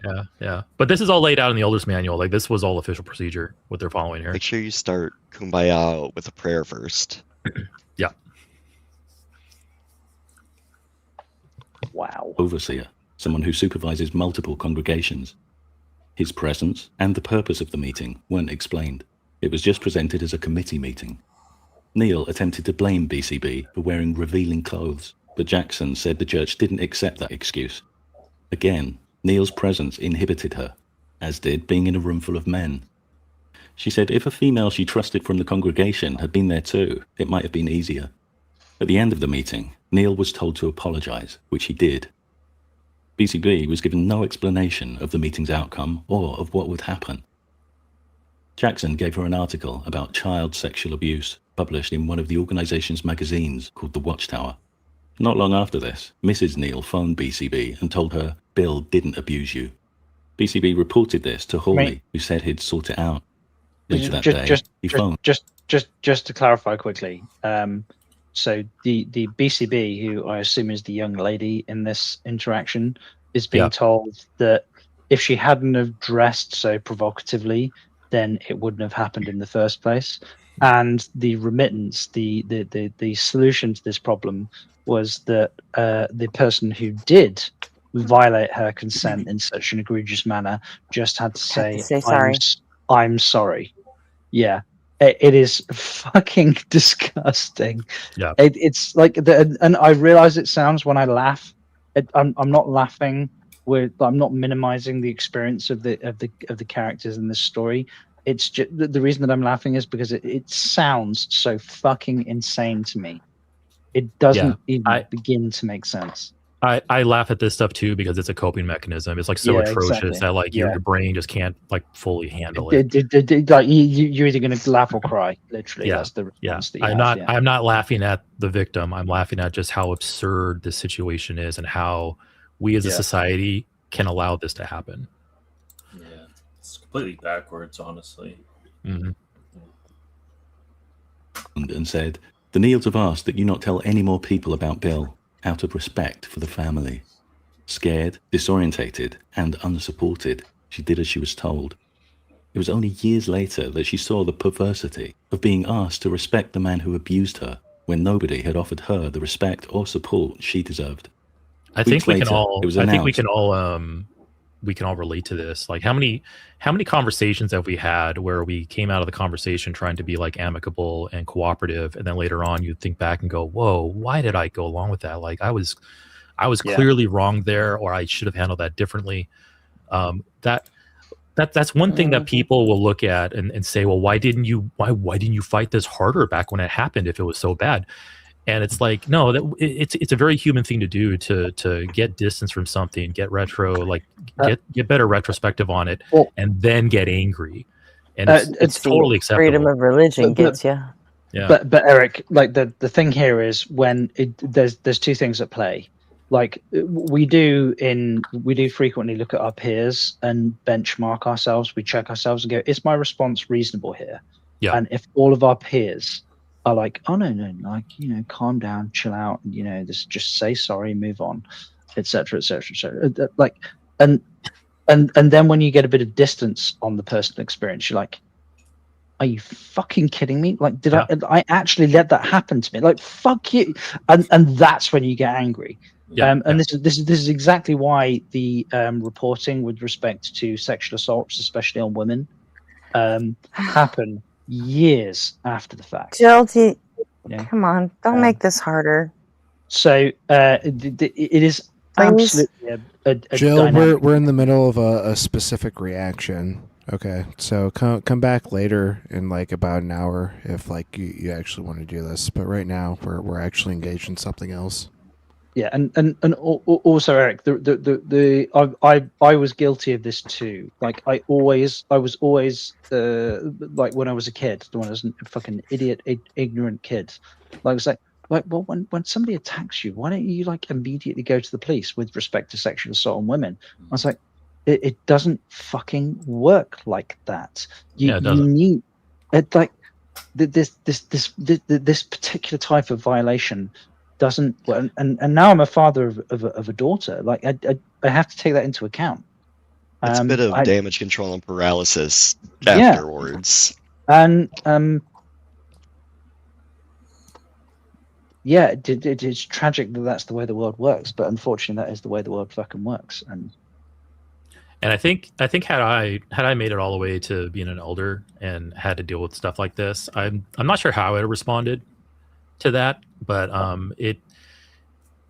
accusing a person of not acting enough when the abuse happened, or not acting enough when like this review process happened, and then like criticizing that person later on for coming forward, it's just another really like kind of subtle form of victim blaming. It's like, okay, like I don't understand like the psychological process of, okay, when one person accuses another, gravitating towards, okay, well, what did the accuser do to prompt this, or what did the accuser not do to prevent this?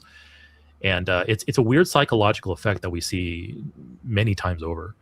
And I think I don't know, we probably all have engaged in some form of this, one way or the other, to different extremes, and it's that kind of human imperfection, that human deficiency when it comes to like processing and looking at this, that cults like the Jehovah's Witnesses thrive on, that they're built around. I'm gonna have to pull you up super quick. Human imperfection as opposed to human perfection. Well, I mean, you know, there you go. That's the JW in me talking. I know what you meant. You got me.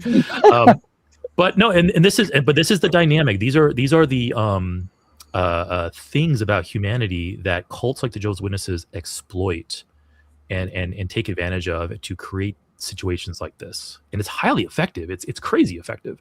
Like the Jehovah's Witnesses would be a lot more populous if they would simply drop a few of their things, like holidays and association and college. Like if they dropped those three things, and they would probably that's another huge one now. Yeah, they would have to just adjust just a few of their beliefs, and they would probably explode in number. But they don't. And that's thankfully a good thing, because it keeps them down to tiny cult status. It's a mad distinction. Like the Jehovah's Witnesses, whilst they're considered, generally speaking, be religious nuts in the UK, I assume it's the same in the United States as well. Yeah. One of the biggest distinctions that they have is respect to same-sex relationships. In a conservative principle is the institution of marriage, despite the fact that you can't spend the vast majority of your time railing against hedonism and then also not advocate for same-sex marriage, because it's at least monogamous, right? It seems counterintuitive to rail against it,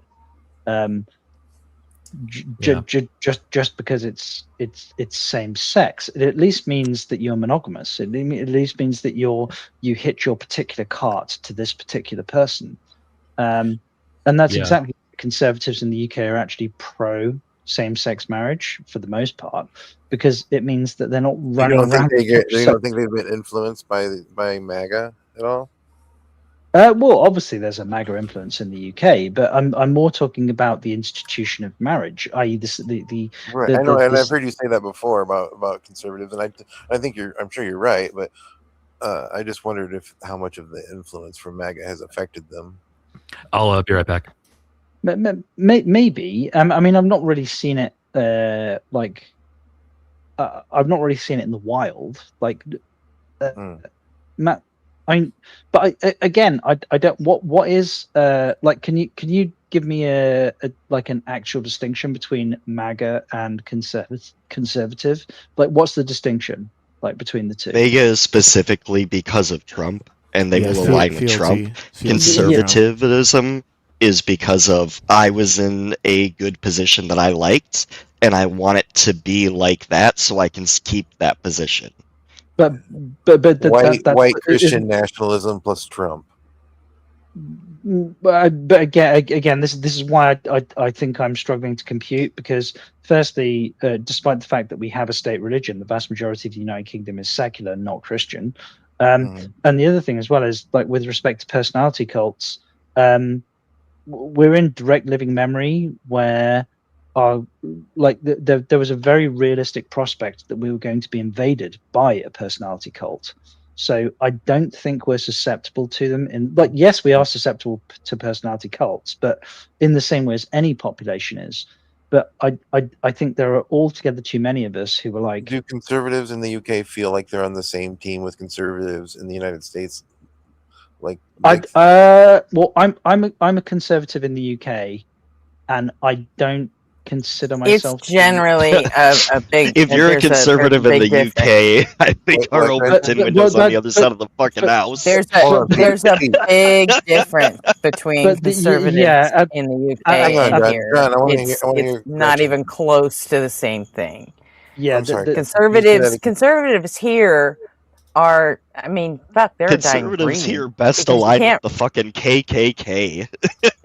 Yeah, which definitely. So this is exactly where I was about to go, which I think was what Gretchen was vocalizing. So, like, I call myself a conservative, and whilst the syllables that fall out of my mouth seem similar, that doesn't mean that the ideology, that the political tradition is the same thing. Right. You don't like European conservative doesn't mean what we mean when we say conservative. Yeah. In fact, most of the conservatives are actually fairly fucking liberal.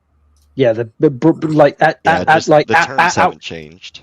At worst, they could be described as centrists, you know, and that's kind of where I fall. Like, so, like, I consider myself to be conservative with respect to traditional English values.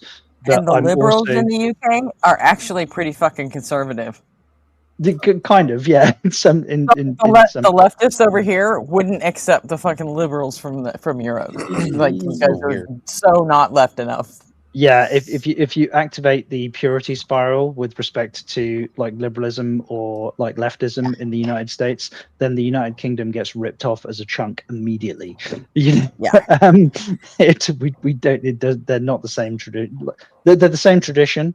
But then your liberals and your conservatives are actually right dead in the center between our liberals and conservatives. Yeah. So, but I mean, you have a different system of government and all that, so it makes sense. True. But I think just as an example, like, we I consider myself to be conservative, and I'm fairly central conservative. Like, I think most of my views, like, fairly represent the vast majority of conservatives in the United Kingdom, that are agnostic or atheistic. But we chemically castrated Alan Turing, and I consider that to be a personal point of shame. Like, the guy. The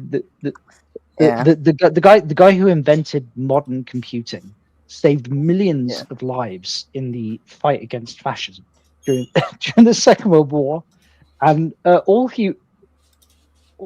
this guy wanted to do was to live his life amongst consenting adults.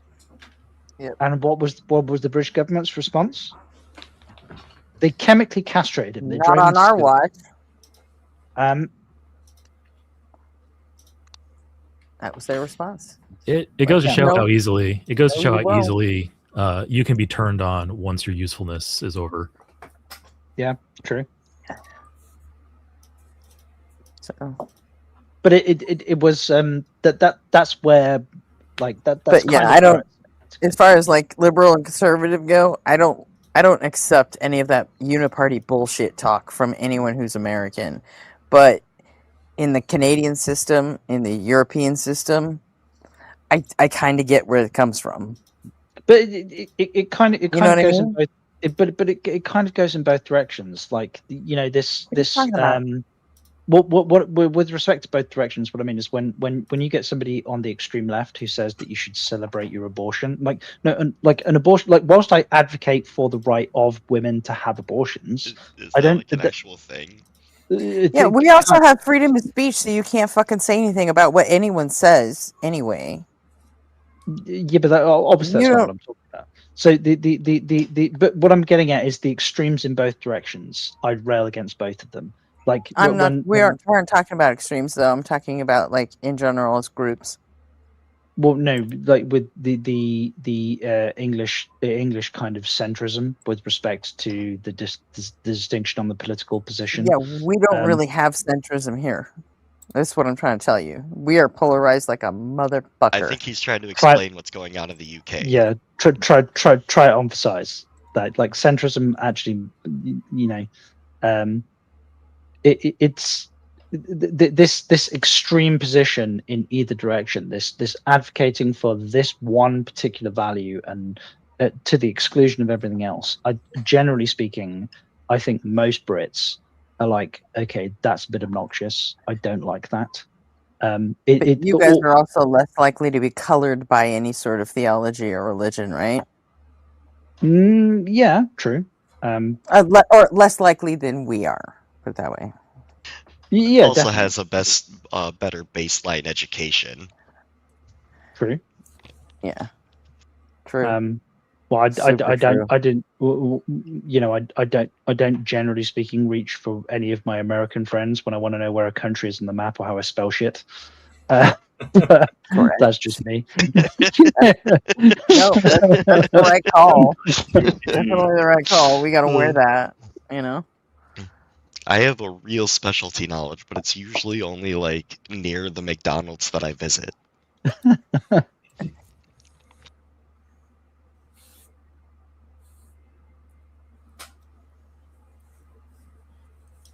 Yeah, just moderation in all things, I think, is how Brits are wired, you know. And that includes ideologies. Explains the beans and toast. Oh yeah, with a bit of grated cheese on top. Yeah, absolutely. Yeah, what we've come to understand as conservative in the U.S. is now basically most of them are considered rhinos. Don't say you know, Nazi. Republicans in name only. I feel like well, we call them Whigs in the UK. What's the actor's name that plays in Breaking Bad? It's not Jesse Pinkman, but it's the guy who was the exterminator. But he also played in a movie where there was a civil war in the U.S. and Jesse Plemons. Yeah, Jesse Plemons. Yeah, that's I feel like a lot. person. Yeah, I feel like a Yeah. lot of like the conservative type thing on like the U.S. on like the extreme side is kind of like the well, what kind of American are you? Like, Yeah. I really liked that movie. It was. oh, it was so good. It kept me engaged. It really was. But like asking what kind of an American are you is such an odd like question. Like we have. It doesn't. Well, it was a Floridian. dystopian movie, but we have a Floridian. Go ahead, Eric. Go ahead. Yeah, I mean the shocking thing is that it's so antithetical to what America was started as. So yeah, that's kind of like the juxtaposition there, but also the shock of what happens after that, after he gets the answer. Yeah, I think it's antithetical because they ran out of poorer people. Like they came to the end of the line. Like you can only convince like a white man he's better than the best black man for so long. Like they ran out of that. It's not really antithetical because if you look at everybody, even Christians fucking within Christianity they fucking judge each other. You know how many watch these streams? Well, how many of them do except the for no Jehovah's true Christian Witnesses. fallacy like every fucking time? Isn't this the concept of a purity spiral? you end up eating your own tail. Like you circle in. It's like everybody draws lines in the sand. Everybody factions up, and then it's war. But that's why I don't think we're going to be here in 100,000 years, because we will have fucking killed ourselves by then. I mean, I don't think we're capable of it. I really don't. I definitely think the only reason I definitely think we will be here in 100,000 years, but the only reason that we will be here in 100,000 years is because I think that the human nature, the thing that we do, which is this insistence that we want to rip chunks off one another, this aggressive nature that we have, I think is actually going to mitigate our mastery of technology. Like we kind of have sort of peaked. With respect to education and our understanding of physics, and if we continued to understand things like weapons of mass destruction and just like this technology was more prolific than it is right now, then it increases the probability that some fucking lunatic with some insane ideology is going to get hold of one or more of these weapons, and they're going to lob them at somebody else in the same way as a caveman held a rock at somebody else, and it's all going to go fucking downhill from there. That actually might be a viable answer to Fermi's paradox and the Great Filter. Is that just technology will progress to a point where like anybody has access to a world-ending technology, and just you need just one insane person to use it. Yeah, exactly. It's the same thing behind owning a firearm. It increases the likelihood that you're going to die from that firearm. Yeah, but with respect to the technological position, like it does mean that humanity, because you're not going to wipe out all of humanity with that one rock/nuclear weapon, but what you are going to do is drive us back into this kind of agrarian society where we have like possession of technology that none of us know how to replicate or maintain, and it's just downhill from there. We're now just like going backwards but slower. No, you're not gonna wipe out humanity with one nuclear weapon. It's the retribution that's gonna wipe out all of humanity. But obviously, the rock going down the hill but slower was the reciprocity, the response from all of the other people with nuclear weapons. I thought that was the image that was. Maybe I should have been more specific. I don't think that's gonna happen next time. The next time someone actually drops a nuke, I think the response to it is going to be fucking world ending. Well, I think one of two things is going to happen. Either one lunatic, like some religious nutbag, is going to drop a nuclear weapon, and the whole world is going to go, "What the fuck did you do?" And it's going to slam on the brakes, or they're going to respond in kind, and then that's the end of us. It's either or. It's going to depend on whether ICBMs are flying or not. Like if it's a localized detonation. Probably not, but like if there are ICBMs flying, like MAD will absolutely ensure. Yeah, agreed. But absolutely. Like, did some religious lunatic like stick a nuclear bomb in the back of a 7.5 ton transit van and drive it across a border, or is this like exactly as you say, an ICBM flying? Like the response is they're totally different. I grant you. But a nuclear bomb is a nuclear bomb, and I still wouldn't want to be stood next to one. And I've always thought that, like, similar to how, like, when they were developing the Manhattan Project, they were afraid of a potential atmospheric ignition. Mm-hmm. Like there could be some sort of you're talking about the potential cascade reaction. Right? Yeah. There could be like some sort of new technology that we accidentally stumble upon that, like, creates a self-sustaining black hole that just like ends up like swallowing the entire planet like within the blink of an eye. Like that could also be an answer to Fermi's paradox. Eventually an intelligent species will like reach this technological point and not understand enough before they develop the technology that like completely destroys them. A big oopsie daisy. Right. Do you know liked about the thing that I liked about with respect to, like, I'm a nationalist, so I don't have particular problems with different nations like advocating for their national interest. I'd stop short of them lobbing like grenades at one another, but I don't have a problem with different groups advocating for their own personal interest. But the bit that I liked about this because it's a historic fact. Like you know, when the question was asked, if it does turn out that we are going to set off like a cascade principle with our nuclear test, what do we do? And the response was, you fucking tell the Germans. Don't let them do it either. Like, you tell them. Like, they have a self-preservation in mind. Like, they have a goal in mind, and that goal includes their self-preservation. Like, what do?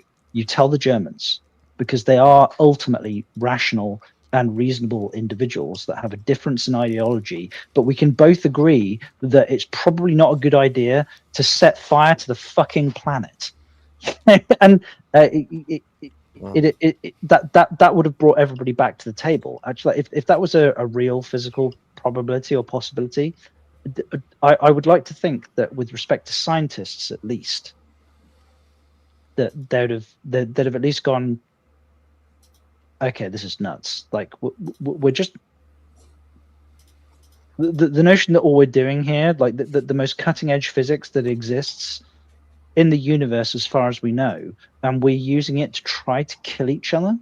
Like, yeah, that to me is because absolutely, we're human. But that's not my first motivation. That's not my first principle. You know, that's. But I'm not talking about one individual. True. A person is smart. A person is measured. A person can rationalize things. People, fuck that. They're panicky fucking. Fearful monsters.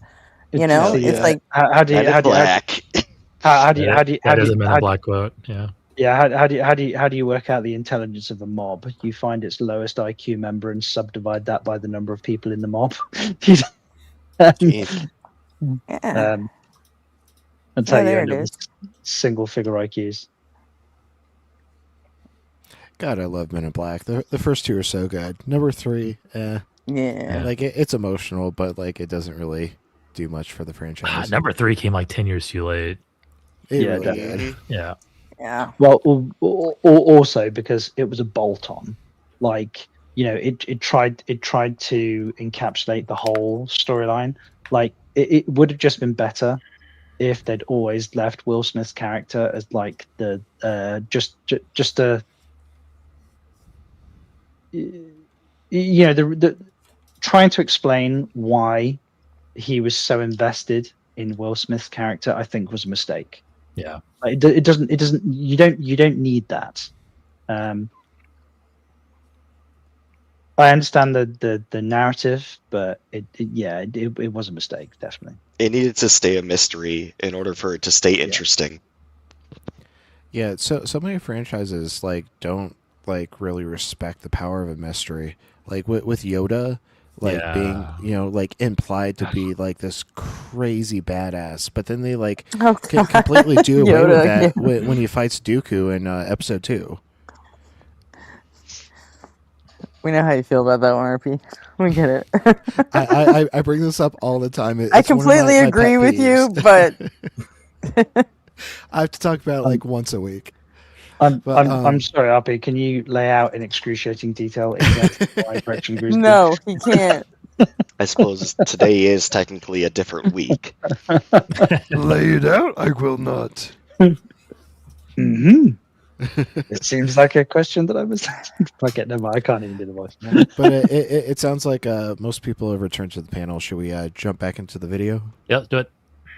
That Bill had stepped down as an elder with no reason given. Nobody talked to BCB about her abuse, and she was still expected to attend study meetings at the Neal's house. She asked not to go there, but was told she had to. Mrs. Neal ignored her. Finally, in 1994, she moved from the area to another congregation. In 2012, she gave a written statement to 2 elders, including one Joe Bello, summarizing her experience in an effort to support the case of anyone else Neal might have abused. 18 months later, Bello visited on an unrelated matter, and BCB told him she was considering reporting her abuse to the Royal Commission. She said Bello later spoke to her husband and said, "You should ask BCB if she really wants to drag Jehovah's name through the mud." BCB was dismayed to find that the burden of Neal's shameful actions had been put on her shoulders. Although she eventually reported her experiences to the Royal Commission, She suffered extreme misplaced guilt about betraying the organization, guilt that manifested in physical symptoms such as chest tightness, heart palpitations, and difficulty breathing. She reported that her abuse destroyed her confidence and self-esteem and instilled in her a sense of victimhood and a constant paranoia that people were judging her. She went on to experience suicidal thoughts and a nervous breakdown. She said Neil's position as an elder gave him power over her and suggested that if she'd been allowed to speak to other children outside the congregation, they might have reported her abuse to the appropriate authorities. She suggested a number of changes in the way the organization dealt with child sexual abuse.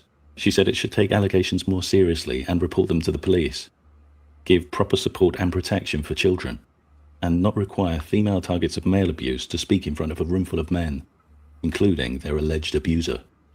She also noted that no compensation. These suggestions here, any non-religiously motivated person would look at these and go, yeah, these are actually reasonable. Take allegations seriously, get the police involved because this is a crime. And then here's kind of the thing that we haven't really talked about yet with the way the witnesses handle this. When the review is internal and they internally, quote unquote, handle the issue, in many cases, the abuser can go on to abuse others. They can find other targets because all they have to do is move to a different congregation where what they've done is not really all that well known.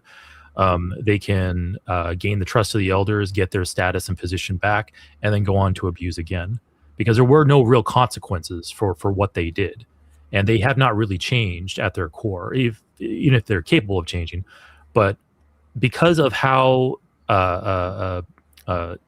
soft they are on this and the fact that the police are not involved, there is no real record of what's going on here. They can go on to abuse others. And that's why in Australia, we see 1,600 victims with 1,000 perpetrators. That means that it's 1.6 victims per perpetrator. And with this type of system, it just allows us to proliferate. Like it's a pedo's paradise within the organization. How do they treat non-abuse crimes within the church? About the same. It depends. Yeah. I think Pete, did you mention it earlier that if it's like physical abuse, like there's actual like danger involved, like life. Yeah, if it's like a domestic abuse type situation, yeah, it's mostly up to the congregation elders. Hold on. I would imagine that if there was mostly up to congregation elders, but by and large, if it's like a domestic abuse type situation, most of those elders are going to be empathetic enough to be like, Jesus Christ, we need to get cops here because those bruises are showing. Yeah, that or if a life is actually in danger, the police are going to get involved once a murder occurs, usually. So, yeah, I think it depends on the severity of it. But, with this type of situation here, the life is probably not in direct danger of the abuser. That's not universally true, but it's probably generally the case in stuff like this. And then the lighter stuff is just simply not reported to the police at all. Was offered. The commission sought to address all of these issues. Max Hawley was the next to testify and sworn in on a biblical oath. Not long into Hawley's testimony, Assistant Counsel Stewart noted that he seemed hesitant in his recollections and asked if this was because of the passage of time, which Hawley affirmed. Judge McClellan asked Hawley if he'd taken notes. He said he might have at the time, but they would have been destroyed. When asked why, he said the elders didn't want their wives knowing what sort of things they were dealing with, and that it was also to protect the person involved and the rest of the congregation, so they didn't have to know about these things. It was not only a deeply patronizing rationale, but a dangerous one, leaving congregations unsuspecting about the molesters in their midst, which is exactly what molesters want. Hawley confirmed that destroying notes remained the current practice. When asked if he was aware of his obligations to tell authorities about serious allegations of sexual assault... Can we just be perfectly clear here? Destroying notes is a euphemism for destroying evidence. Yeah. It might just be saying that differently.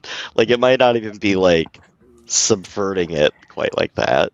But yeah, it's the same thing. Yeah. And it might be kind of true, too, in some cases. Like, I don't know if that's actually just lies. Well, what it is taking, like, destruction of evidence and giving it the air of legality is what it's doing. But Right.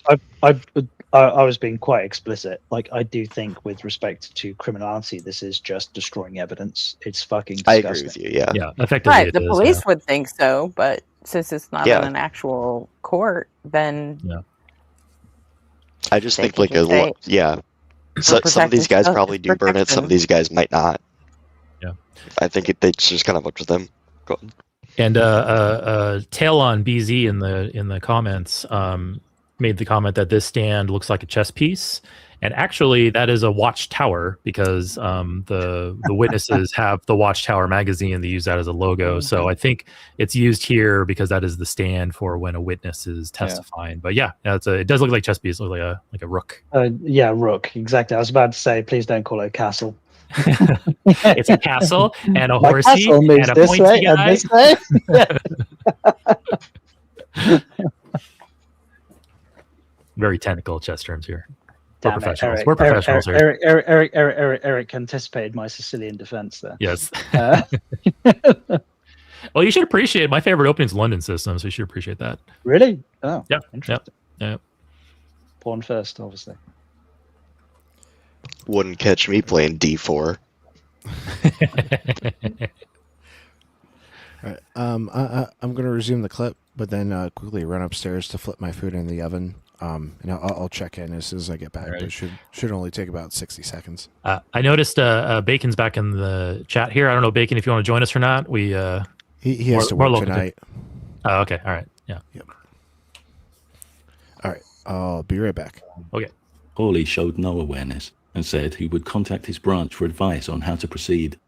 Unthinking deference to the branch would become a familiar stock response from the elders called to testify to the commission. Hawley expressed confusion about what constituted criminal assault and later admitted giving no consideration to reporting it to the police. This was an individual invested with the safety and protection of an unquestioningly trusting congregation, a shepherd charged with guarding the flock. But in the shepherd metaphor, Hawley was more like a sheepdog, cluelessly obeying the whistles of an unseen shepherd who could just as easily direct him to harm the sheep as to protect them.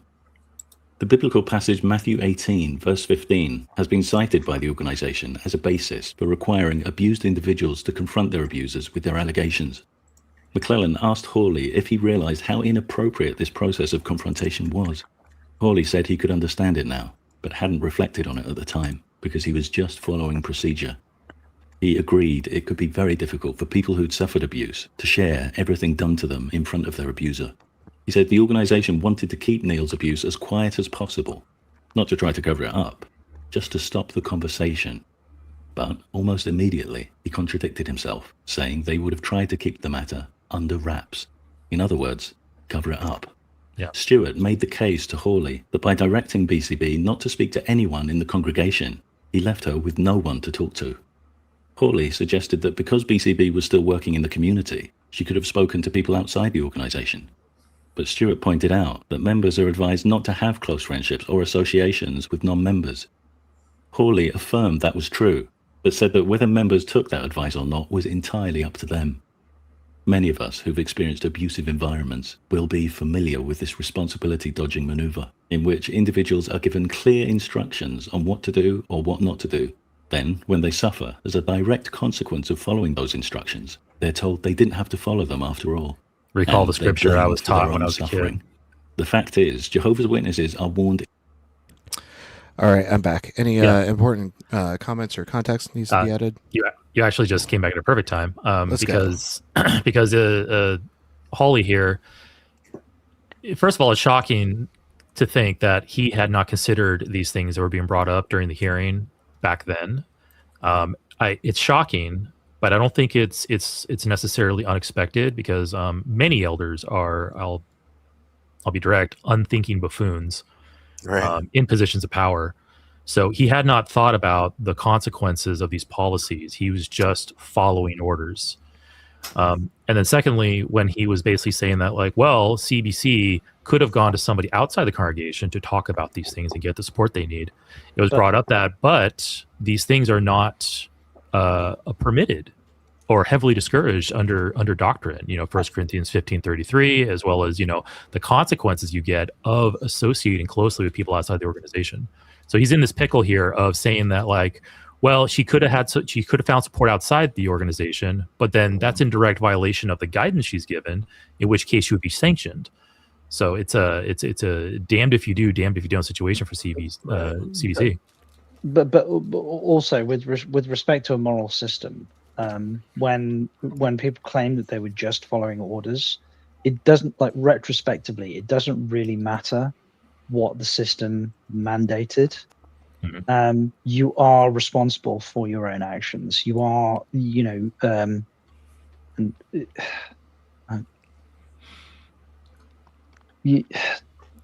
is it the case that the SS officer guarding the tower at Auschwitz, was he a product of his environment?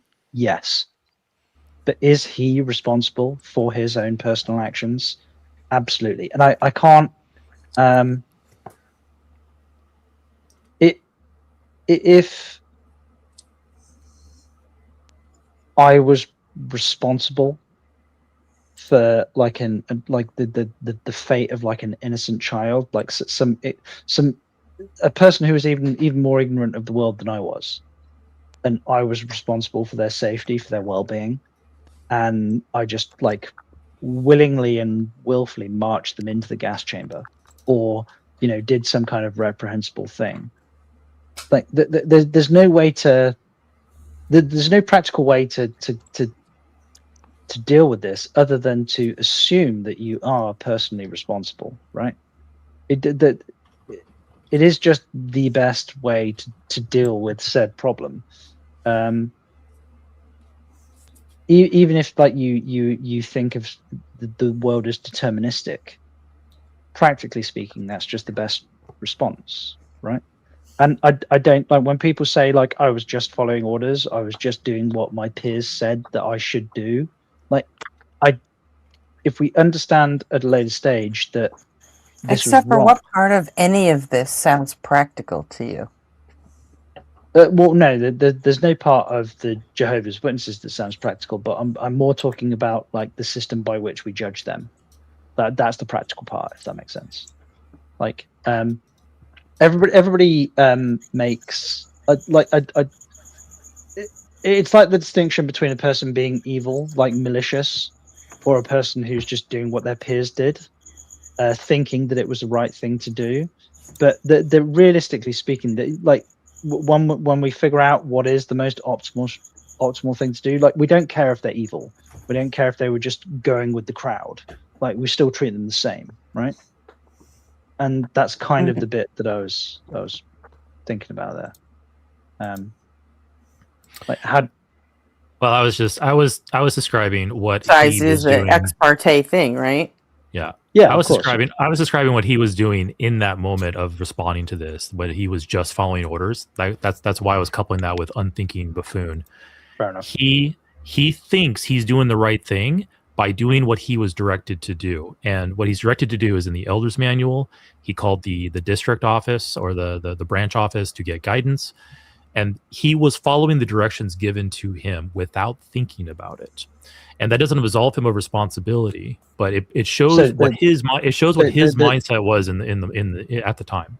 So there was no introspection at the time either. He just completely externalized his decision making process. The fact that he was coming to these realizations during this hearing and not when it was happening shows how he was not thinking. Gotcha. Yeah. That was the thrust of my comments there. No, fair enough. Obviously, I missed that. I do apologize. Yeah. In the strongest terms against what are called bad associations with non-members, which they're told will result in disaster. For Hawley to suggest that BCB was somehow supposed to view this merely as a piece of advice she was free to take or leave was disingenuous in the extreme. Stewart put it to Hawley that he was saying two different things. On one hand, saying BCB couldn't speak to people, then on the other, that she could. Hawley claimed he didn't mean to cut BCB off from any support, but admitted he couldn't recall arranging anyone to assist her through the period. Stewart produced a letter from Hawley and the circuit overseer Doug Jackson to their branch office. The letter said, "It appears that a number of brothers know about the matter. And unfortunately, there may be worldly people who also know. Mhm. Worldly is the derogatory term Jehovah's Witnesses use for non-members. Stuart asked why it mattered if worldly people knew. This is Well, code he said for the our organization. reputation. Our reputation's taking a hit here. That's what that means there, and that's the priority, is to maintain the reputation of the organization, not for protection of the victim. I think part of it that sucks too is like, even though worldly is kind of like the derogatory term, it's not necessarily meant disrespectfully. Sometimes it's just meant as a distinction. Yeah. It's like somebody who's part of the community and somebody who's not. Like it depends how. Like they might be a context, nice like, person, but they're worldly. They don't follow the same religion. Yeah. I've been told. I was told many times, don't hang out with that person because they're worldly. Like, don't hang out with that person because of this bad attribute. And obviously, like the term worldly, Yeah. in a colloquial sense, in a normal sense, is just well-traveled, experienced, knowledgeable. Mhm. Not anything bad about that. But the witnesses have several terms they use internally that are kind of twisted out of their common usage. Kind of like using World- worldly as a like counterpart to like Yeah. the Amish using the word English, right? Yeah, I would very much say that it is a derogatory term within the organization, because you do not want to be called worldly. You don't want to exhibit worldly traits. You don't want to be exhibited. Yeah, worldly it's a mark behaviors. against you for sure. Yeah. a bad thing to be. Internally, the interpretation of the word worldly is like tainted, and externally, the interpretation of the word worldly should be like interpreted as not ignorant. Yeah. Yeah. You know? Yeah, Like, I guess I just meant to like, yeah. Yeah, similar Like to how that- most yeah, go ahead. Christians use secular. Yeah, exactly. Yeah, like sometimes witnesses will use it sentimentally, meaning it to mean something similar, like you just said. But in reality, that's not really how that's used. Yeah. Similarly, there's apostate is a bad word too. Yeah, apostate's a very bad word in the witnesses, but outside it's just escape Well- slave or whatever other terms that you Escape use. slave. I've never heard. Well, I that mean, one. apostate in the Muslim world is also a bad thing, but it's brief at least. Yeah. Like some people will just run from you if you say apostate. Yeah. There is a bit of irony though in the double definition of worldly between the witnesses, the way the witnesses use it and the way the non-witnesses use it. There's a bit of irony there, because witnesses are like, we're the knowledgeable ones, the world is the world, and they're worldly, but really worldly means experienced and knowledgeable, and like we're all worldly here with respect to this because we see what's going on here, we're knowledgeable on this. So yeah, a bit of a irony there. But yeah, it is mad. Like, how bent out of shape does your ideology have to be when the worldly, i.e., like maximal experience of the world, becomes a negative thing? Yeah. It's yeah. Yeah, there's a lot of, and that's part of a cult think too. Is that words Well, he take on he special, did cover the special meaning. unqualified aspect of all of these idiots. Yes. So. Yeah. But yeah, there's a lot of double terminology or commandeered words within the organization as well as the cults, where the word takes on additional meaning. Like internally, witnesses call the religion the truth, like capital T, the truth. So like, and I even catch myself sometimes saying that when I'm like talking about or thinking about what how I would use to talk about and It's describe the reflexive organization. because It's internally reflexive, they're yeah. interchangeable. Exactly. Well, and all this makes so much more sense when like you take the internal view. Like they don't believe that the world is their forever home. They believe that heaven is Kind of their actual home. kind of. Well, I'm talking about Christianity as a whole. I'm not sure about the JW doctrine, but like being raised in the Church of Christ, we had a specific hymn that went like, "This world was not my home. I'm just a passing through. My treasures are laid out somewhere beyond the blue." And they're just talking about how like Earth isn't like your home, and like you should be focusing on heaven because that's actually going to be your home. Yeah. Witnesses have a similar mentality, although their destination is not heaven. It's a paradise Earth, but essentially everything else is the same though. It's like, yeah. Mm-hmm. Okay. Let's dive right Too back cheap to afford your own planets, huh? Okay. Hey, yeah. Fucking Mormons. Those Mormons. And didn't want anything to detract from their clean reputation. In fact, the organization is heavily invested in its reputation among outsiders. It seems perverse that it should be so concerned about what worldly people think, considering it despises us as debauched and degenerate, characterizes us as the instigators of broken homes, illegitimate births, and sexually transmitted diseases, and countless other emotional and physical woes, and compares us to what it calls death-dealing polluted air. But, of course, projecting a clean image is what the organization relies on to attract new members. So this is from that's from a 1987 Watchtower. Witness literature is really funny because the further back you go, the spicier it gets. Yeah. But, so just technically, like, how did you date that to the year? Like, is that like a famous? It's right there in the quote. 15 September 1987. I thought you just heard that and went, "Oh yeah, that was from this issue." I am cursed. I am cursed with an encyclopedic knowledge of Watchtower literature. Oh my god. If you guys ever get the chance, look up some of Judge Rutherford's original writings for the Watchtowers. He was a firebrand. Yeah, Rutherford was a firebrand. He had no qualms with like hostile takeovers and just really ugly stuff. Well, the black man should really enjoy their work, just as the slaves did back in the Bible times. Yeah. It's something akin to that with some of them. It's fun. Yeah, the further back you go, the crazier it gets. Just with respect to my question to Eric there, I can't believe I just made that mistake. Like, the information is on the fucking screen. I'm such an idiot. I was accusing you of having encyclopedic knowledge. Oh man, like I just played along. I should have been like, yeah. That's a really well-known quote. I am such a fucking moron. Yeah. I'm so sorry, guys. I mean, man, can you imagine? Can you imagine having a eidetic memory and having grown up in this? Like, oh my god, get this shit out of my head. Imagine if this was the only thing you had that kind of memory for, though. Yeah. What a curse. Good grief. Really bad. For the uninitiated, eidetic memory is like what Hollywood likes to call photographic memory. Yeah. It's the actual clinical term for the condition. Yeah, but I only have an eidetic memory for things that I remember. So I remember what I remember. Love it. Whatsoever. Put on lock on that steel cage to try and maintain that patently false image. It even has a formal policy called theocratic warfare that gives members explicit permission to deceive worldly people on the grounds they're not entitled to the truth. I explored the perversity of this policy in my Concealing Abuse video.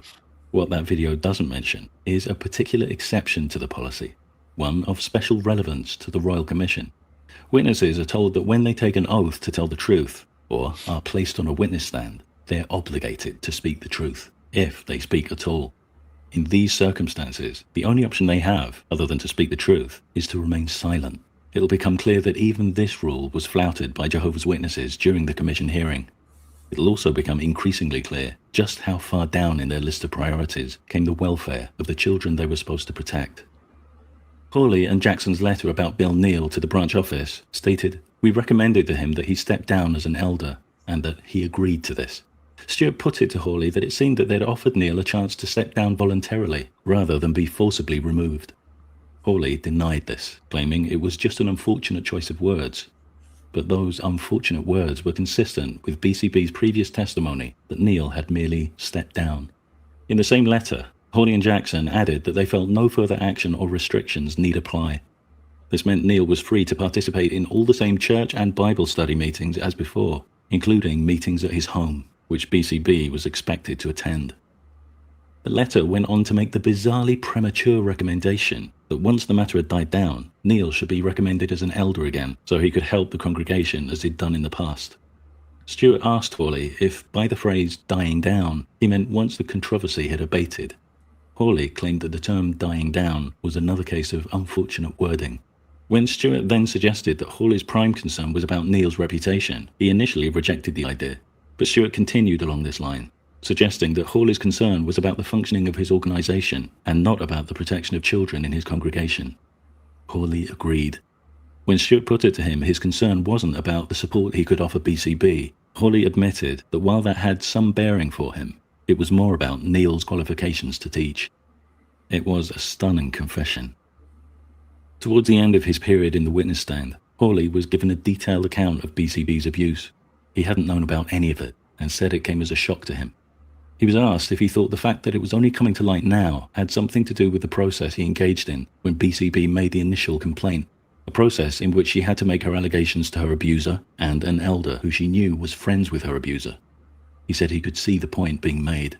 When it was suggested BCB needed a more nurturing, supportive environment to make a full disclosure, he agreed. But when asked if he had any thoughts on what the organisation should do about it, he reverted to compliant form, saying he had no comments. He just followed the procedures. So right there, had he answered that question, like had he thought about it and like, you know what, I do know some things that could happen. Like the really easy stuff, like we could call the police. We could not force the abuser and the accused, or I'm sorry, the abuser and the abused to be in the same room, like really sane, like common sense stuff. He may have had those in his head, but he knew that if he were to recommend that, he's now directly defined, or not directly defined, I take that back. He is now going against the grain. He's going against the system that he is there to protect and defend. And he would be reprimanded and he would face consequences for going against godly direction or organizational direction. Well, basically, did you advocate in the legal forum something that's counter to doctrine? Straight to hell with you, yeah. Not even necessarily counter, but did you say something that wasn't already doctrine? You shouldn't have done that. You don't represent it. We make that decision to represent Jehovah, and you follow that. Yeah, exactly. So that would have been a very, very risky thing for him to answer. It would have been the right thing to do, but he wouldn't do that because that would put him in jeopardy. Or rather, his position in jeopardy. His position, not him. What came across from many elders called to testify at the commission was that they were so immersed in procedure, they failed to consider the accuser's experience. Doug Jackson's responses clearly illustrated this lack of empathy. When it was put to Jackson that BCB was unaware of the purpose of the meeting she was attending, initially he flat out rejected the idea. But Stewart took some time to remind him that as an elder, he had knowledge not given to the congregation. Knowledge of judicial procedures, standards of evidence, punitive measures. Stewart then asked Jackson if he'd accept BCB. Also, just quickly, they failed to consider the accuser's experience. What about the fucking victim's experience? I mean, Jesus. It's pretty disgusting, you know, because like this victim has full trust in these elders who are supposed to be guiding their, you know, their spiritual lives or whatever, and keeping all that, and you know. And if they were to ever go against them in any sort of capacity, then that could mean them being disfellowshipped in the, you know, worst case scenario. Then what's that mean? Well, your everlasting life is at stake and all of these things. Yeah. And then their family too could say, if they're in the organization, then they're going to go on against them as well. They're going to pretty much shun them, but disassociate from them in a way, and it's just so sick. Yeah, and the ultimate consequence within the theology, the ultimate consequence, as you brought out, Dylan, is that okay, you're going to forfeit everlasting life if you're disassociated or disfellowship from the organization, and then it becomes too late at Armageddon. The immediate consequences, though, kind of going back to the bad association spoils useful habits and being separate from the world, and the world is the enemy, is that when you're born and raised in this situation like I was, and probably you guys as well, you grow up and your only social circle is within the witnesses. It's your family and those in the congregation. That's your only social circle. It's your only support system. So by getting disfellowshipped, all that is being ripped away from you, and you are just cast adrift. And they think internally, from the theology standpoint, the witnesses reason that okay, this is such a shocking experience that it will shock the disfellowshipped person into coming back and realizing how valuable the organization is and how loving Jehovah is. But it really ultimately is just emotional abuse and manipulation. because you basically do not prepare Shows this how person. fake some of the relationships really are in Yeah, a way. Because that's that's a whole nother dynamic there that that we could talk about for like an hour. But yeah, you're absolutely right. But it's also, whilst I have some philosophical and logical disagreements with the likes of like Aaron Ra and Matt Dillahunty and people like that, their stated goal in a lot of circumstances is when people do finally the veil is removed from their eyes and they realize this is bullshit, and they're about to lose their family, they're about to lose their friends, they're about to lose their entire community. We need to give these enlightened individuals, we need to give them somewhere to land, and that is absolutely the case. Like there needs to be an alternate community that they can grab onto, because none of us were designed to go through this world alone. That's not how we're built. I use the word designed obviously very loosely. But you get what I mean. No, that is true, and that's why I think like things like online communities and such things are very comforting and helpful, because it softens that landing. I had to go through the same exact thing when I decided when I realized I didn't believe anymore and I decided to leave. I had to evaluate my course very carefully, because I didn't want to get disfellowshipped. I didn't want to lose my family. I've always been kind of an introvert, so I didn't have many friends in the organization, but I wanted to preserve those relationships as much as possible. This is me 15 years ago. I value those friendships a lot less now. But I had to like carefully navigate the waters ahead of me in order to not, have it all ripped from me. My interpretation of you, Eric, is that whilst you're very personable and you probably get on with the vast majority of people that you meet, you have a small group of very, very close friends, but your small group of close friends are very close. They know you very well, and you know that's absolutely true. I can probably count all my really close friends on maybe one hand, a hand, maybe a hand and a half. But anyway, I was lucky in that I'm kind of wired that way, and leaving was fairly easy for me. There are people who are like, I can't imagine, and my family was very small, by the way, too. Like, so I didn't, even if I got my family taken away from me, I'm only have a few members that I'm going to be missing out on. I know people that were in the organization, they have massive families and like multi-generational, and like witnesses are in the culture of the family. And you basically have to walk away from all that and sever all those ties, or at least they'll be severed for you, rather, if you're not careful. And it's just like, and that's a powerful tool that the witnesses use, the organization uses to keep you in, is that fear of losing that. It's really sad, and it's abusive and manipulative, and it's just like horrific, and it's highly effective. Do you know what I find odd? Like, when I was a kid growing up, I had a really, really big family. Like when we did Christmas dinners with like we had a dining table that you could get 14 people around, and we had to do our Christmas dinners in 2 sittings with like all the aunts and the uncles and everything. Like it was a madhouse. It was absolute lunacy. But the vast majority of my friends, I'd say, "Oh, who are you spending Christmas with?" And they go, "Oh, it's just me, my mum, and my dad." There's like 4 of them at best. Yeah. And I was like, that sounds boring as fucking sin. But the old trope of like, don't talk about like religion or politics at the dinner table. Yeah. My family was the opposite of that. Like that's what they wanted. It was just a fucking knockdown, drag out every time. But at the end of the evening, we'd all like give big hugs, and and that's just it. I'm so fortunate that I had the upbringing that I had, because but I always found it bizarre that other people didn't have that. Like I think there's missing out. Yeah, I mean, it's just the circumstances you're born into. It's like, of course, yeah. John, I'm glad you brought up the concept of a landing pad, because that's kind of my hope for this channel, is to like give a spot for people to come together and like, I guess for lack of a better term, commiserate.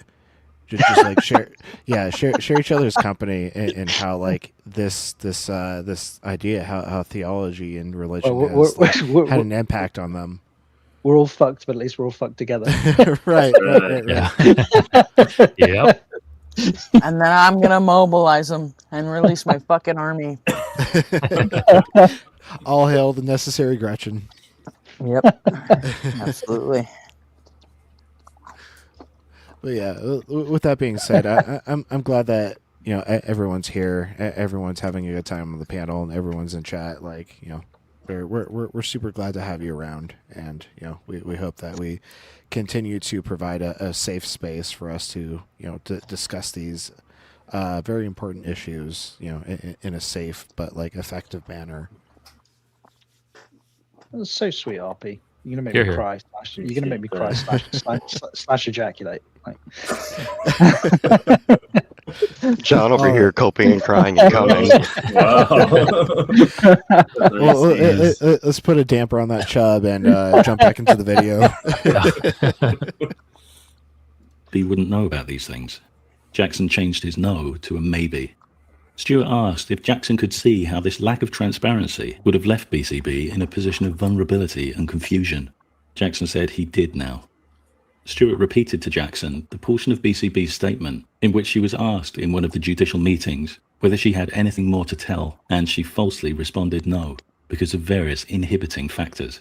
These included talking in front of a room full of men, talking in front of her abuser, and being afraid of the consequences of telling the truth.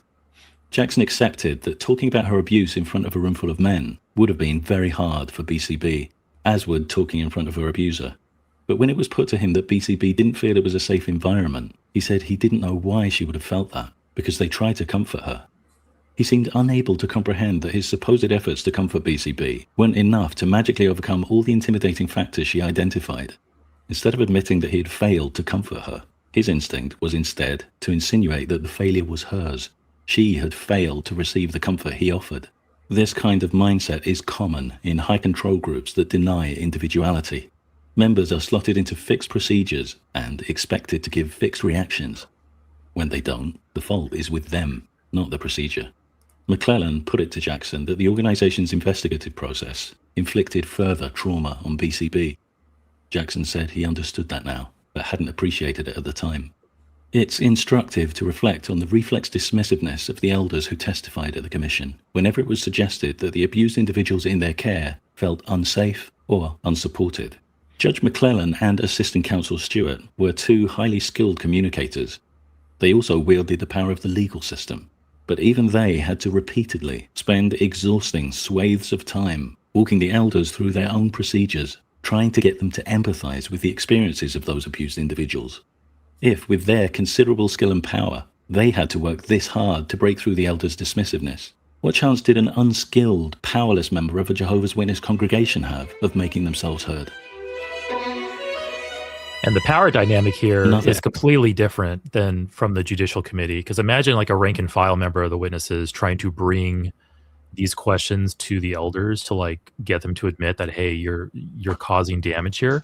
If a rank and file, it'd be like a blacksmith bringing a charge against like a prince. Yeah, exactly. That's a very apt analogy. It's the power dynamic is reversed here, where now the elders are on the back foot. They're the ones at the mercy of somebody else, and only then do they kind of like on some level realize, okay, yeah, we got some problems here. But then like I think with the first guy, Cooley, he will admit to these things, but then he will backtrack immediately and say, oh, there's nothing we can do about it, or I can't think of any way to improve this. It's like they're on the back foot here. They're the law. They're directly engaging with the government and the law here, and it forces them to come to some of these realizations. But they themselves can't take that to the organization and say we need to do this. Only the law can do that.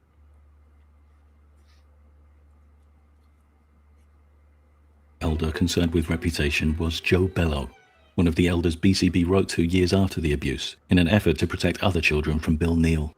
Asked about whether he would ever report a matter to the police, Bellow fell back on the mantra-like evasion given by the other elders. He'd contact the branch. Bellow confirmed BCB's account that when her husband had mentioned they were thinking of talking to the Royal Commission, Bellow had asked what that would accomplish, other than dragging Jehovah's name through the mud. For anybody who doesn't know that response, I'll contact the branch. Witnesses have branch offices throughout the world, and each of the branch offices handles a certain region or district of congregations. So when he says, I would contact the branch, he's basically saying, I will contact our corporate office, essentially, to get guidance from them. That's what that response means. Would be understood as a discouragement against going to the commission. He said that wasn't how it was meant. He was just thinking aloud. Although Bello initially seemed to regret his words and reflected that he shouldn't have said them, he then revealed that he stood by the underlying sentiment. Stuart asked him if, within his faith, Jehovah was considered a loving God. When Bello confirmed this, Stuart asked if Jehovah would not also then be more concerned about the victim than his own name. Defiantly, Bello replied, Jehovah would be concerned about the victim, but Jehovah is concerned about his own name too. Judge McClellan asked Bello that if is he'd been not following that the is not a response to the answer that was presented to him. Yeah. That was the appearance of a response, but it wasn't an answer. work at the Royal Commission. Bello hadn't, despite knowing a couple of months previously that he would have to give evidence. He said he might have scanned the headlines of the Saturday paper, but he didn't watch the news or listen to the radio. His complete lack of interest in the Commission's work was abundantly clear and consistent with the apathy exhibited by most of the witnesses testifying for the organization. Dr. Monica Applewhite was paid by the organization to be an expert witness in its defense. Applewhite presented herself as an independent consultant in child sexual abuse, visiting institutes to make risk assessments and develop educational programs and policies. This included assessing how they prevented abuse, how they responded to warning signs, how they responded to disclosures of abuse, and how they remedied the situation.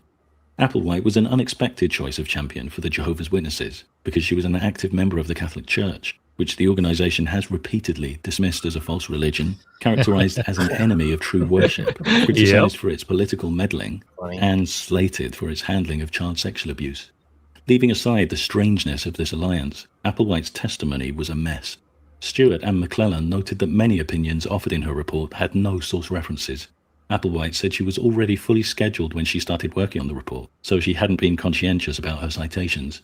In fact, what emerged from Applewhite's really report wild and to me, especially in the religious, like there's so many uneducated, unearned, undeserved people in positions of power, and like there's so many smart people. Yeah. But when somebody says they weren't being conscientious, that is like, I wasn't paying attention, but here's my conclusion. Like, what the fuck is wrong? Like, it's insane. I wasn't being conscientious when I ran over that child at a crosswalk. Yeah, it's borderline. Your question doesn't quite matter. Here's what you're actually looking for. Yeah. She was paid. I can only assume she was hired and paid by the organization to investigate, and she just didn't put much time into it. She probably just grabbed the paycheck, and she probably didn't realize that her report was eventually going to come to this. Is my guess.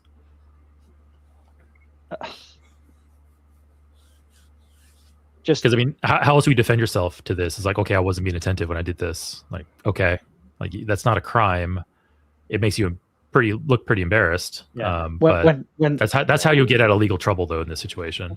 But when the requirement is, okay, we need you to pay attention to this, and then you hand a legal conclusion and you go, but by the way, I wasn't paying attention. Right. Yeah. It's nuts, right? Yeah.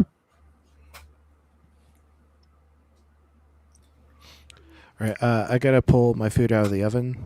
So same. I'm gonna be AFK for a hot minute. All right, cool. Yeah, I'll be back in like 60 seconds. But I'll let it play. Be right back.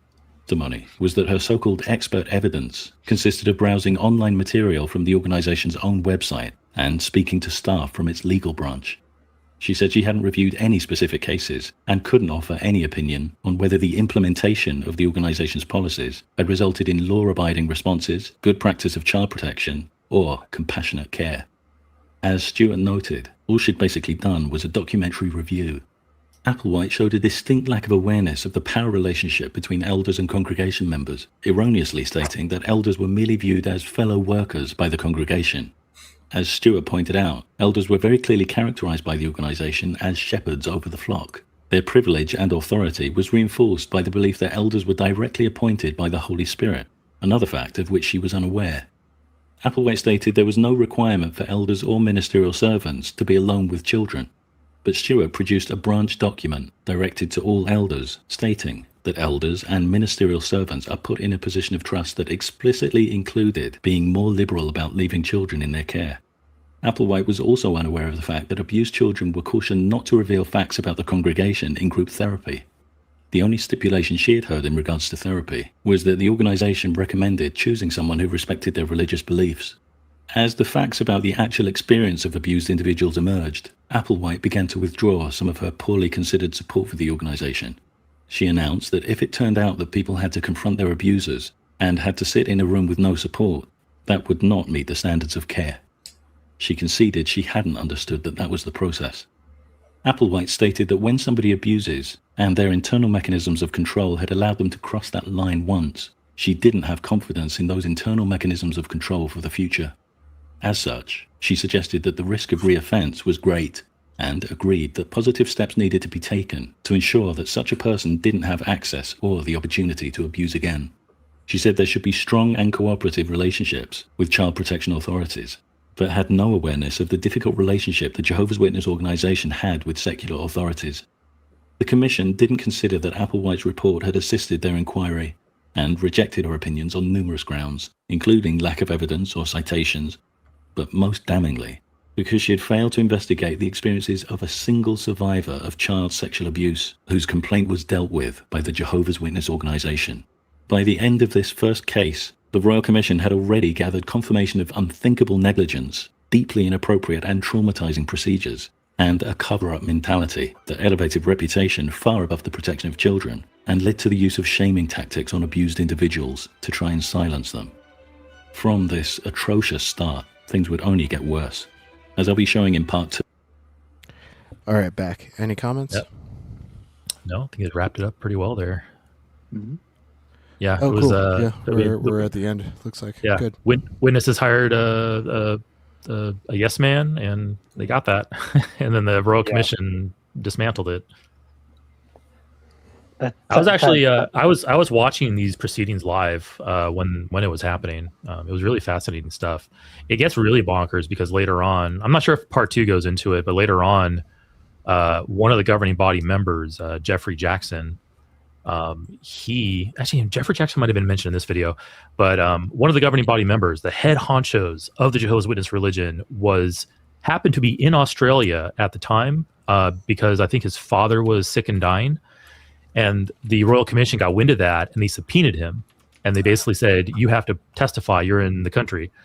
And there was some back and forth on whether it was actually going to happen or not, but he did actually testify. And I thought that was bonkers that a governing body member was called before a hearing like this and actually had to testify, and it was like live. It's pretty neat stuff. Can then, like, this is more of a general question, but it is a question with respect to religion. What do you like? It does seem to be like a universal with respect to like religions just completely fucking ignoring the autonomy and the rights of children. Like how? How do you sleep at night knowing that's what you did? You did. Yeah, it's in guys. It's in Jehovah's hands. Trust Jehovah will handle it in his own time. Well, we know it's in his hands, and that's the fucking problem. Yeah. I mean, but I just don't get it. Like, and I hit these things sometimes. I'm like, but it doesn't make sense to me. Like, because I'm a father, I have a son and I have a daughter, and like their well-being is more of a concern to me than my own well-being. Like if somebody said like your kids can have good health or you can have good health, and there's only one outcome here. Like my kids are getting the good health, and because that's the way I'm wired. Like but like all of these religious advocates, their fathers, their mothers too. Like, and it doesn't make sense. I can't. It's the religious brainwashing. You're in this organization and others. You're taught to devalue yourself. You are sinful. You are imperfect. Satan can get his hooks in you at any moment. You need to stay in line and listen to the organization and its doctrines, and that will protect you. And yeah, it is a overarching holistic dehumanization process brought against you. You don't even realize it. And if you're born and Mhm. raised into this as well, like you're that much more vulnerable. When I was no, go ahead. When I was deconstructing, the hardest thing for me to get over was not just the fear of death, but the fear of punishment. Yeah. And it took me, even after I was calling myself an atheist, I knew there was no God. It was still something I struggled with. Yeah.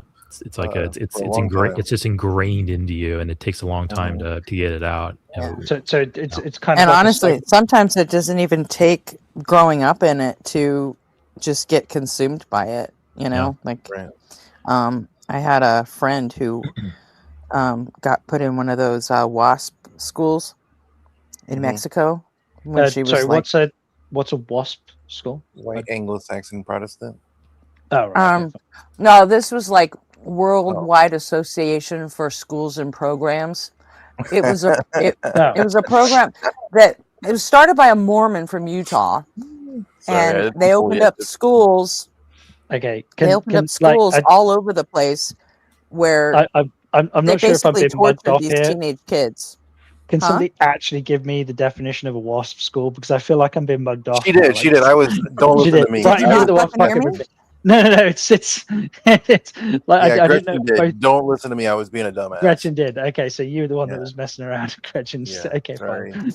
Sorry. No, WASP is what we call white Anglo-Saxon Protestants, but this was like, Worldwide Association of Schools. Anyway, it was a program for troubled teens, and but what it really was they were handcuffing kids to beds to sleep. Oof. And kicking the shit out of them if they rolled off their mats in the middle of the night. And yeah, it was insanity. Yeah. And bonkers. And then later on they closed down all the schools. They made a documentary series about it on Netflix a few years ago. It called The Program. It kind of sounds like what they did in like Catholic schools in Ireland, where there was like Catholic schools for troubled kids, and it was basically nuns that were beating the ever-loving shit out of kids to try and get them to comply. There's Catholic schools in Canada that have mass graves because of the indigenous children that they killed. Yeah, it's twisted. Yeah, there wasn't really a heavy religious foundation for these schools, but even now there are people that worked there that just don't want to talk about the shit they fucking did. You know, just for a fucking paycheck. Yeah. And I don't that kind they of just say we were told we were helping. What do you think is the psychology that's at play when somebody is like stood over a 7-year-old kid who's bawling his eyes out, and The like Stanford prison experiment. and the response is just go stop crying, and then you fucking hit them again. Like, I mean, how What's wrong with you, right? Yeah, exactly. Look at the Stanford prison experiment. Yeah, Zimbardo immediately came to mind on that. Yeah, there's a psychology behind it. Even in a simulated environment, these behaviors take over. Yep.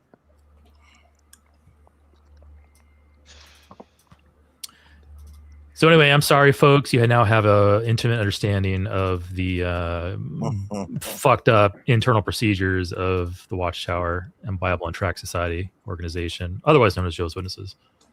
I apologize. No, that was good to know. I had so little experience with it. Like I said, before we started all this, there's a entire second part, and so hopefully, like sometime later this week or next week or in a couple of weeks, we can return to that. Yeah, I'm more than happy. What's tomorrow? Tomorrow's Tuesday. I might be able to be back tomorrow. Just quickly, Eric. Now that you've explained this video to me and that we've watched this, and now when the Jehovah's Witnesses knock on my door, I actually have a justification to shut the door and tell them to fuck off, as opposed to inviting them in. So thanks very much. Right? Yeah, you could, or here's the thing too. So you actually kind of touched on Make them something. pay for it. Make them stand there for 2 fucking hours. That's what I do. So witnesses as part of the us versus the world mentality. They are taught to ignore negative press about the organization. They're even told that if you are to read or engage with negative press about the organization, that's Satan's way of pulling you out. It's kind of like the way I describe it is, you ever read Hitchhiker's Guide to the Galaxy? Yeah. No, never. Okay. As a joke in the book, there's something called a SEP field, a SEP field, a someone else's problem field. And it's this like mysterious field that goes over things that people are too embarrassed to look at or inconvenienced to address. And it's like kind of like a cloaking field. In the book, it's a joke, but it's actually kind of rooted in something real, where if something is really inconvenient or uncomfortable to the witnesses, bad press, they have a way of ignoring it. It's just not there. And so if a witness comes to your door and you were to bring up the Australia Royal Commission, odds 9 to 10 that they are not even going to know about it. In fact, they might even believe you if you say that, oh, I watched a video yesterday about the Australia Royal Commission and how Jehovah's Witnesses are case 29. They will probably just deny it, that it happened. Well, they'll just go, no, you didn't. Yeah. They'll either say, no, you're making this up, or you'll say that it's false news. It's a false witness. Yeah. They will make those judgments without even reviewing what you're talking about first. The reason I say no, you didn't, as opposed to you're lying. You're lying means that you have some kind of malicious intent. Yeah. But there's a distinction between interpreting malicious intent on the behalf of a third party, as opposed to just going, no, you didn't. Which is just an outright denial of reality. Yeah. They are different things. Yeah, and like I said, from their point of view, you're worldly, and Satan might be trying to use you to get them out, and that's like kind of always the mindset that they're in. So if you do want to engage with them, bringing up the Australia Royal Commission might be an okay way to do it if one of them wants to genuinely look into it. But I guess it depends on how you broach it. If you broach it as like, oh, I know all about you, I heard about you in the news, and you had this like case against you about child sex abuse, they will immediately shields up and shut down. So you have to like gently broach the subject, ask innocent leading questions, like basic do street epistemology, do what was being done in the hearing here. Ask simple yes or no questions and get them to come to these conclusions. Otherwise, they're going to just shut down on you. Or you can simply say, I'm an apostate, I'm an ex-Jehovah's Witness apostate, and then they'll leave you alone forever. That's also an option. Yeah. What if you tell them that you've invited Satan to your heart and that he is currently controlling your vessel? Oh, yeah. They would love that. Yeah. It would be so much easier just to say, I would like to be placed on the do not call list. You can do that too, yeah.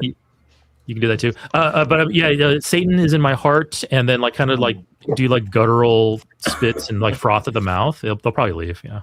Have you heard of a Jehovah's Witness content creator? I think he's Australian. His name is Truth Hurts.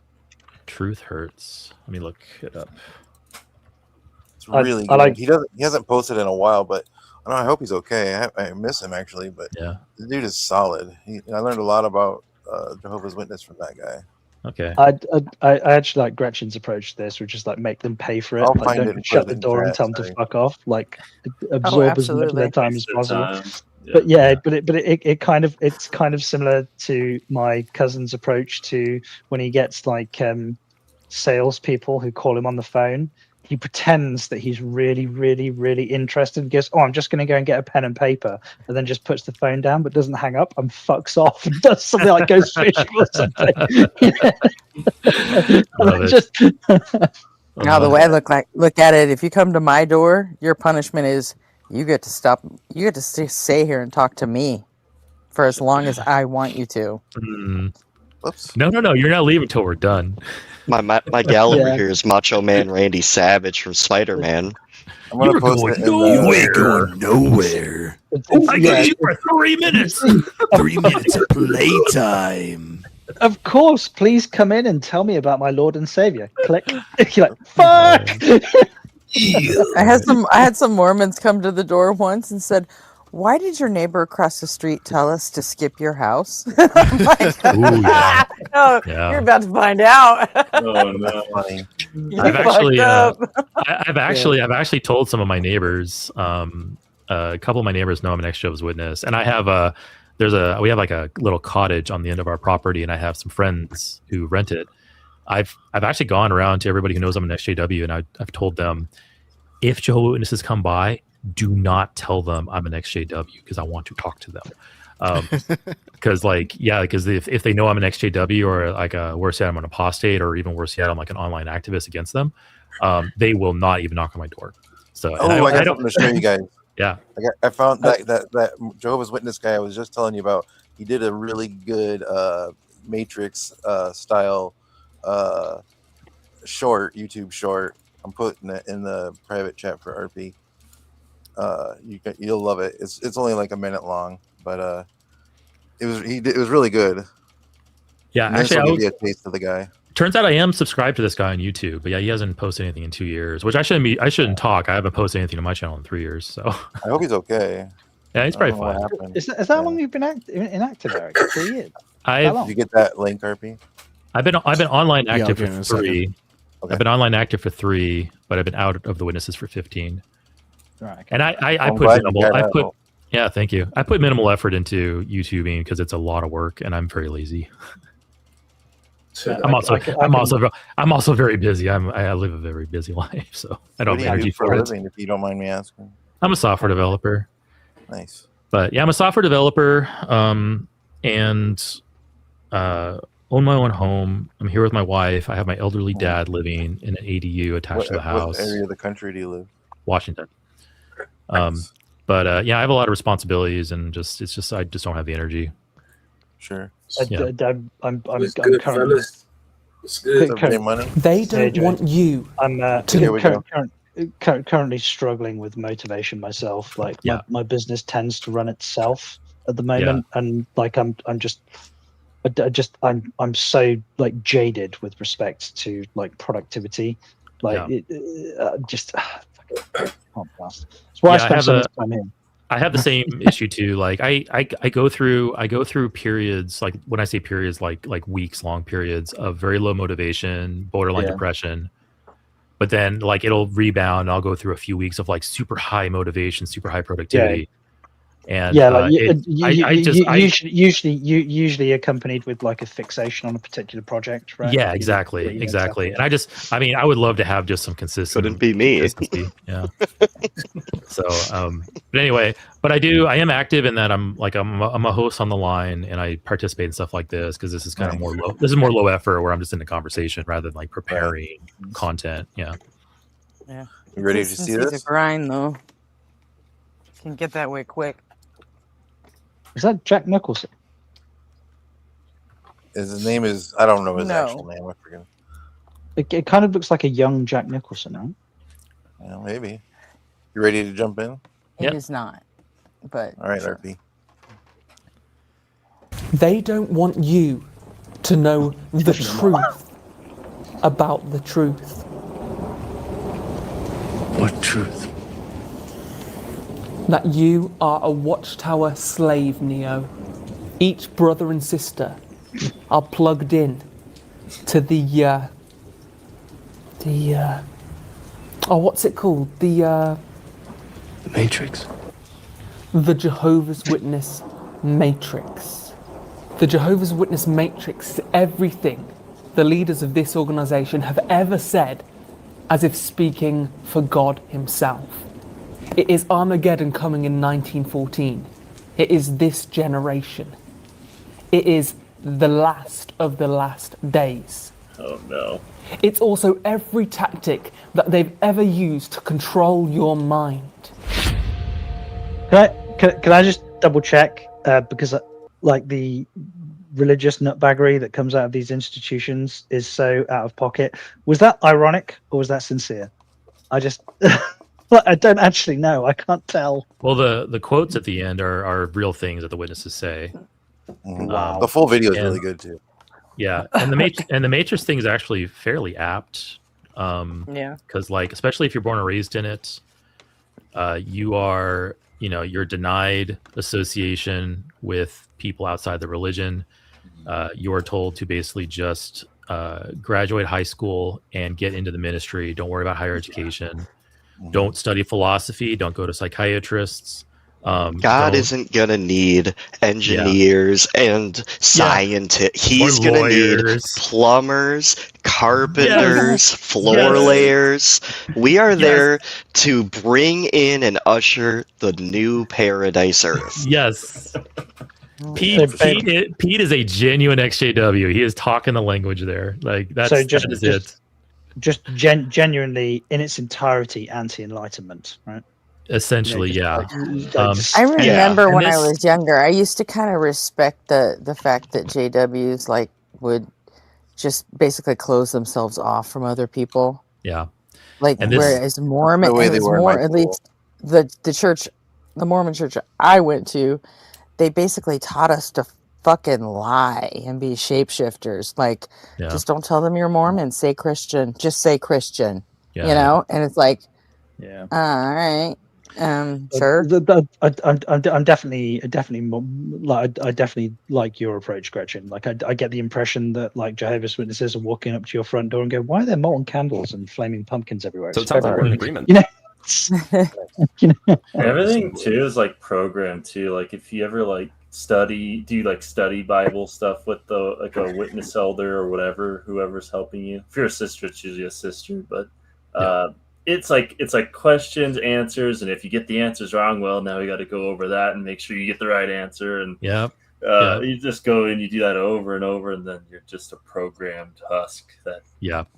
I don't know what the process is to become baptized now, but I remember the one I went through. It was basically that. It was just multiple sessions of, we have questions and answers. We're going to ask you the question. You give us the answer. If you answer wrong, we'll correct you, and then you try again. And you have to like get through this gauntlet of just learning about doctrine, and then at a certain point they go, "Okay, you're ready for baptism." It might vary. Oh, go ahead. Well, no, my question was with respect to the number of Jehovah's Witnesses that exist. Like, how do they count? Like, obviously, the Catholic Church. Like, once you're baptized, that's it. You're a member of the Catholic. You can't. Yeah. Like, so, like, how do the Johos like count their? Like, you don't need to have a continue. It's just you're born into it, and that's it, right? Well, no, I mean, many witnesses are born into it, but the way that they're counted internally to the organization, there's two metrics basically. There's witnesses call themselves publishers, but they're basically just preachers. They're publishing the works of God. How dare you? Yeah. So there's two types of publishers. There's a baptized publisher and an unbaptized publisher. So because God could never get his publishing rights together. Yeah. That's why his book is so fucked up. Yeah. I think his the term editors publisher weren't great, but they pulled through. Yeah, I think the term publisher mainly comes from the fact that the Watchtower Bible Tract Society was a printing organization first and foremost. Yeah, that's what it started as. Yeah, that's what it started as. The dude who started it owned a printing press and magazines that he wanted to sell. Yep, exactly. But anyway, so the two metrics are baptized publisher and unbaptized publisher. So, like my journey, the way that I developed in the organization was, born into it. When I was about 6 or 7, I became an unbaptized publisher, which is basically just like I expressed interest in being a publisher or doing the preaching work. You do the preaching work as young as they can get you, but at some point you're pressured into you really need to become an unbaptized publisher so you can like advance.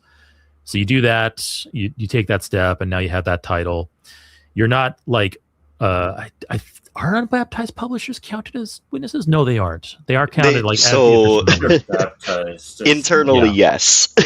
Yes, internally, yes, but they don't publish that as like one of the actual numbers. It's not a statistic, though. It's only a statistic internally. Yeah, exactly.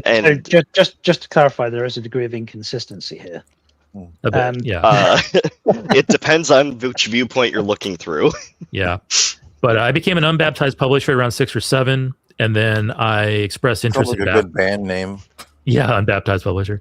And then about 13, 14, I expressed interest in being baptized, and that's when I went through the gauntlet of questions. And when I say expressed interest, my family pressured me, like they quote unquote encouraged me, but it's basically just social pressure, like you have to do this.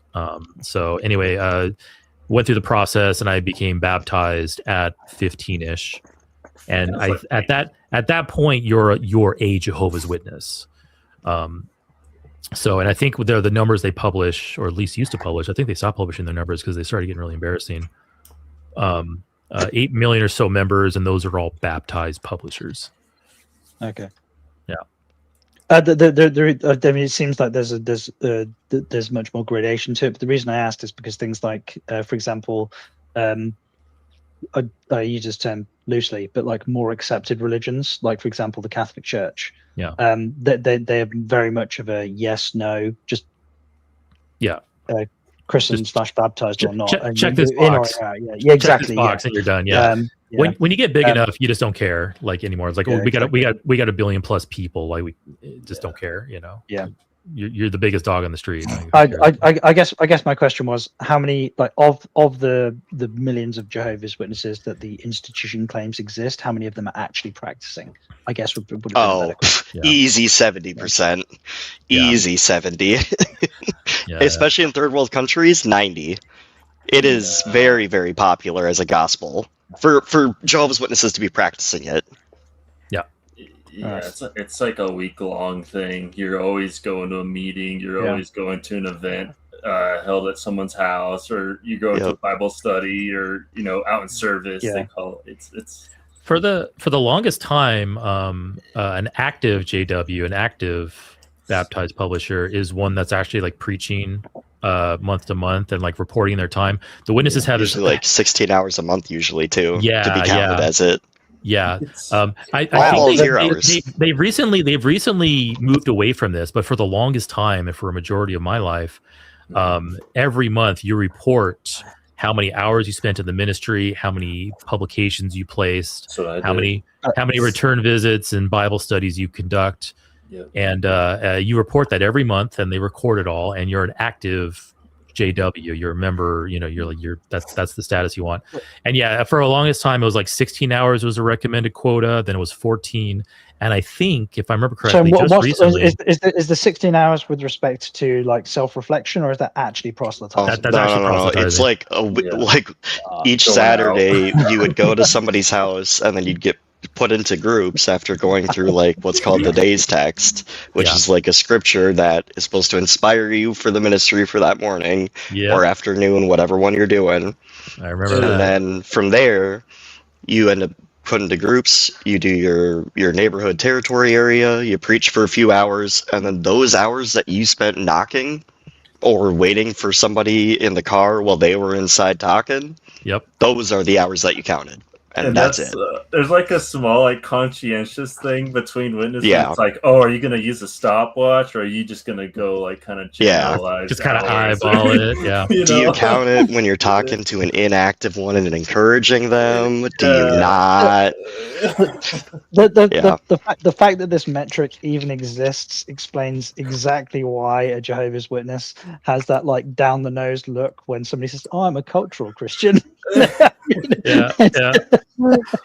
To them, you might as well have said like, "Yeah, I like kind of follow Jesus." All right, I'm gonna drop out. I'm falling asleep here, but thanks for telling me all about all that stuff, Eric. It was really interesting. Yeah, my pleasure. Thanks for listening. Have a good night, man. Good night. Take care. They recently stopped the requirement of monthly reporting. The same way that they stopped publishing their yearly metrics in their yearbooks, and they stopped the self-reporting because the numbers, especially when COVID started, like the numbers started getting really embarrassing, experiencing negative growth. Hours were plummeting because for pretty much their entire existence, they're like, this is evidence that God is with us. Like, look how many people were baptized. Look how many hours we're preaching. Look how many books we're placing. This is evidence that God is with us. And then, negative growth, all the stuff that happened during COVID, it's like now the evidence is against them, and they just simply say, okay, we're going to stop looking at the evidence. And that's where we're at.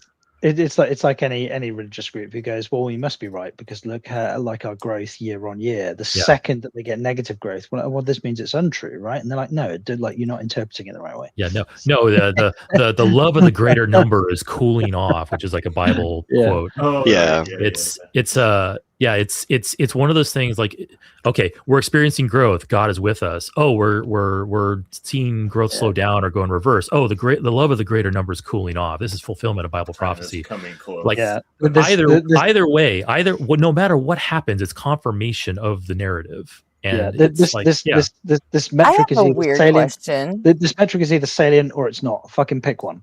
Yeah. Sorry, Gretchen. Did you guys notice any sort of fallout from like the documentary series that like Leah Remini did with Scientology? Was there any sort of blowback on like the JWs with that?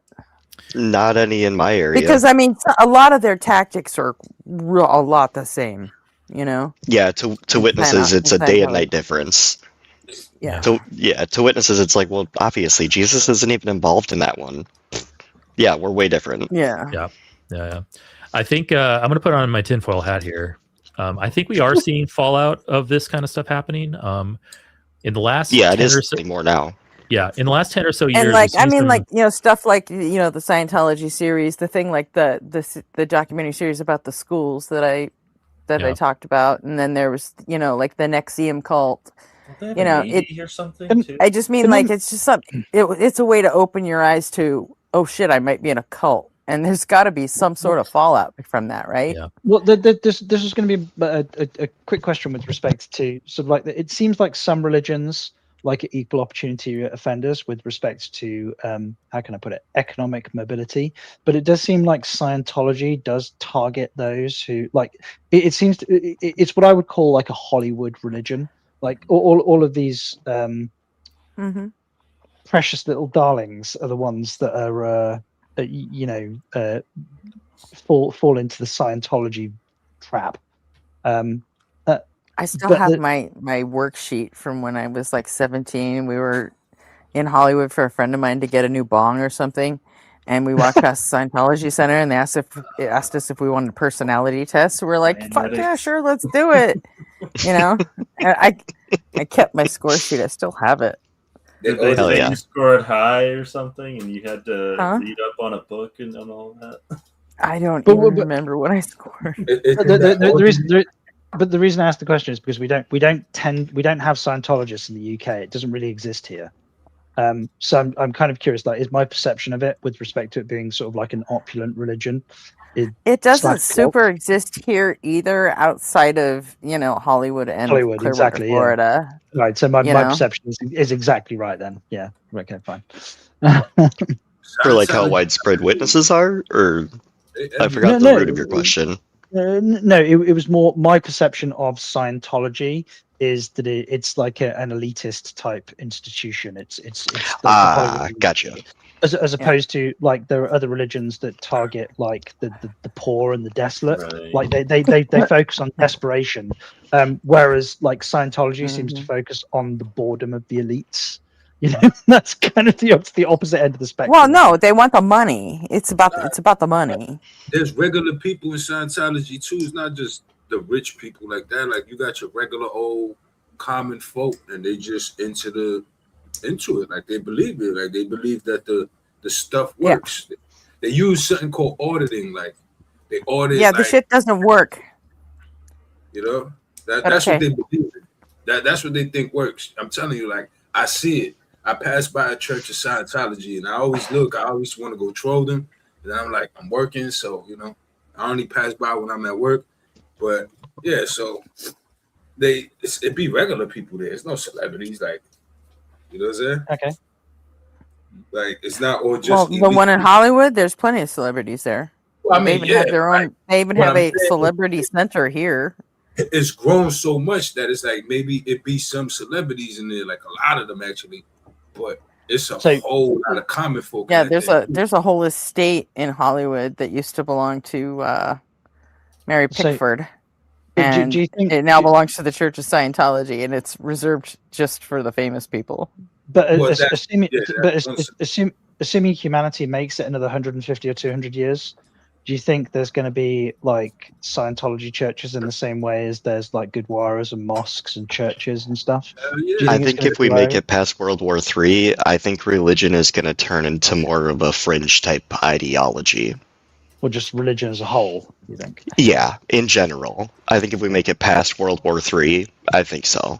I mean, I fucking hope so, Pete. I mean, you know. I just can't imagine the accelerationists end up coming out like past it. You know what I mean? Like, they don't necessarily seem like exactly the self-preservation type of people. I mean, I don't know. I don't know. People gonna grow closer to their faith, in my opinion. Like, people gonna just be like, they're gonna stand on it more because they're convinced about the afterlife. That's what happens when you convince a person about their afterlife. They'll give you this. But that's post World War III. Like, I don't think we're gonna make it past World War III. So. Well, yeah, I mean it's a big asterisk with mine, but if we make it, why would we not make it past World War III? The planet might. You and I might not. Well, yeah, the planet might. It depends. It depends what you mean with. It depends what you mean with respect to who makes it past World War III. Does a civilization make it past World War III? Probably not. Does humanity? Maybe. But you know, the like our societies are going to be. So like, how bad do you think it's going to get that World War III is like, okay, they have their wars, a big world war, world goes back to normal, like shit resolves. People don't like conflict. Nuclear war. In World War II, the rebuilding that they had to do over on the other side where they got hit took like 20 years. I don't know, dude. I don't know that the world will just go back to fucking normal. I mean, I don't think it will. I think society will change as a whole. It's not going to go back to how we know it. Your ability to equate things to movies. Think about the Hunger Games, dude. But it's that's also, like the best we can fucking hope for. Like with respect to, I think that's what's going to lead us to Mad Max. Go ahead. The First World War and the First World War and the Second World War were absolutely, like, I mean, these were industrialized nations that were having at one another to the best of their ability. They weren't holding back. You know, they destroyed as much as they possibly could. There was no absolutely. Like, I'm going to blow the shit out of this, but only a little bit. So they used 2 nukes to make sure that they knew they didn't have to send a third. So if the same attitude applied with the nuclear arsenals or the technology that we currently have, then yeah, the world is coming to an end and kind of like fucking immediately. It will blink humanity out like in almost instantly. The most powerful country in the fucking world has already displayed our ability to elect a moron like Trump, who's just he would love to use the nuke. Are you fucking kidding me? But the United Kingdom, the United Kingdom with its like nuclear weapons could annihilate a significant portion of the planet, and we have 4 submarines and tridents. I think we only have about 200 nuclear warheads. That's enough. Like, Russia and the United States have fucking thousands of the damn things. Thousands. You know, yeah. It's. You know, well, does your dick even get bigger if you don't keep on building missiles? Think about it, John. It's just basic maths. No, what I'm saying is they all know that there's an end game and nobody wants their people to die. Think about it, like they don't. They I think they'll get up. You really think Trump cares if his people die? I think Trump and them think they're going to be on the planet. Trump don't care about anyone but himself. Exactly. That's what I'm talking about. His people. You understand what I'm saying? He doesn't care about his people. They're going to take Bezos' blue cock all the way up into Mars. Wait out the fucking nuclear radiation. Don Jr.'s wedding. You really think he gives a shit about his family and his statesmen? No fucking way. Listen, his buddies, people like that, like he got certain connections. You understand what I'm saying? He was already involved in certain things before this presidential shit. You give Trump a terminal diagnosis, and I guarantee you he won't give a fuck about any of his buddies anymore, ever. No, I get what you're saying, but he will stop faking it. I don't think he would remember that he has a terminal diagnosis is the problem. I mean, there's. I mean, I'm not a particular. Whilst I'm conservative, I'm not a Trump fan, but I do think he cares like about his own. Trump is not a conservative. He never was. Trump cares about his legacy and his name being glorified. Yeah. That's as far as he cares about his kids. So you saying he don't care about his kids? Like, that's crazy. Like, come on. I'm saying that's as far as he cares about his kids. Did he go to Don Jr.'s wedding? Nope. I mean, he probably. No, he didn't. Nope. He didn't go The to his answer own was fucking nope. son's wedding. And He Maybe was he on wasn't the fucking golf course that day. Maybe he He wasn't. didn't have anything else to do. He What do just you didn't mean, want to maybe? fucking go. What are you doing apologetics for this bloke for? Are I'm you not fucking kidding me, apologizing. Jay Money? What are you both siding this for? Listen to what I'm You saying. I'm not- absolute look, doorknob. Look, listen to what I'm saying to you. I'm not apologizing for him because I don't even really know his stuff. What I'm doing is not commenting on something I don't know about, right? I don't know about why he wasn't there. If that was revealed, like if he came out and said, "Oh, I didn't go to the prick," then I'll be like, "Oh yeah, he's a fucking asshole. Yeah, he probably don't give a fuck about it." You know, I don't know that. That's what I'm Yeah, saying. well, hold up a second, because Gretchen had mentioned what he was doing. Yeah. He said, I didn't go because I couldn't get away. Yet there was video of him on the golf course all fucking afternoon. Oh, nah, yeah, you see, that's crazy. that's crazy. But Exactly. you know, again, you know what I'm saying? If I go to a golf, I'm not apologizing for him now, but I've been in a situation where I've gone to a place where it doesn't look like we're gonna go work, but it's to discuss some work shit. Like Who hasn't missed somebody's once in a lifetime type of event? Everyone's got a couple under their belts.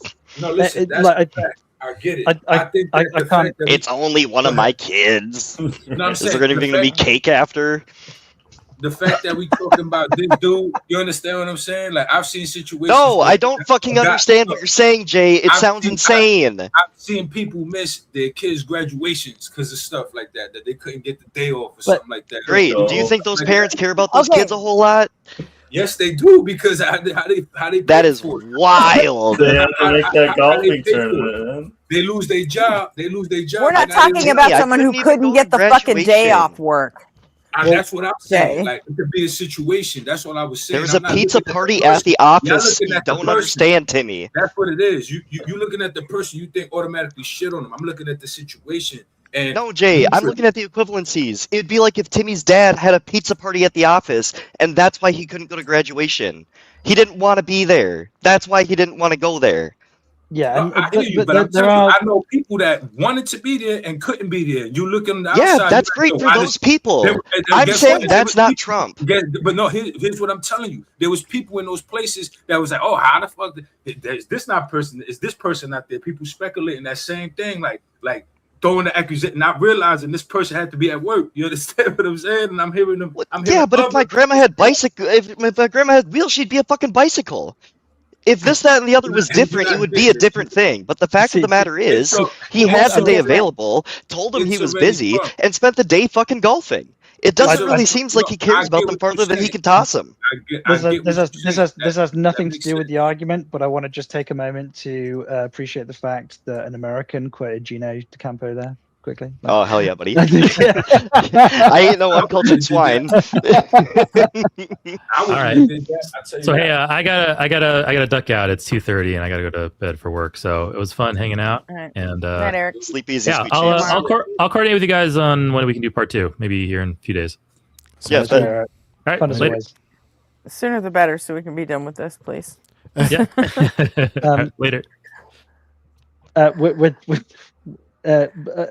Like it's odd though. Like it is absolutely like when I say that I have when somebody makes a claim like even a narcissist like Trump doesn't care about his children, and then you evidence the fact that he didn't go to one of his children's weddings.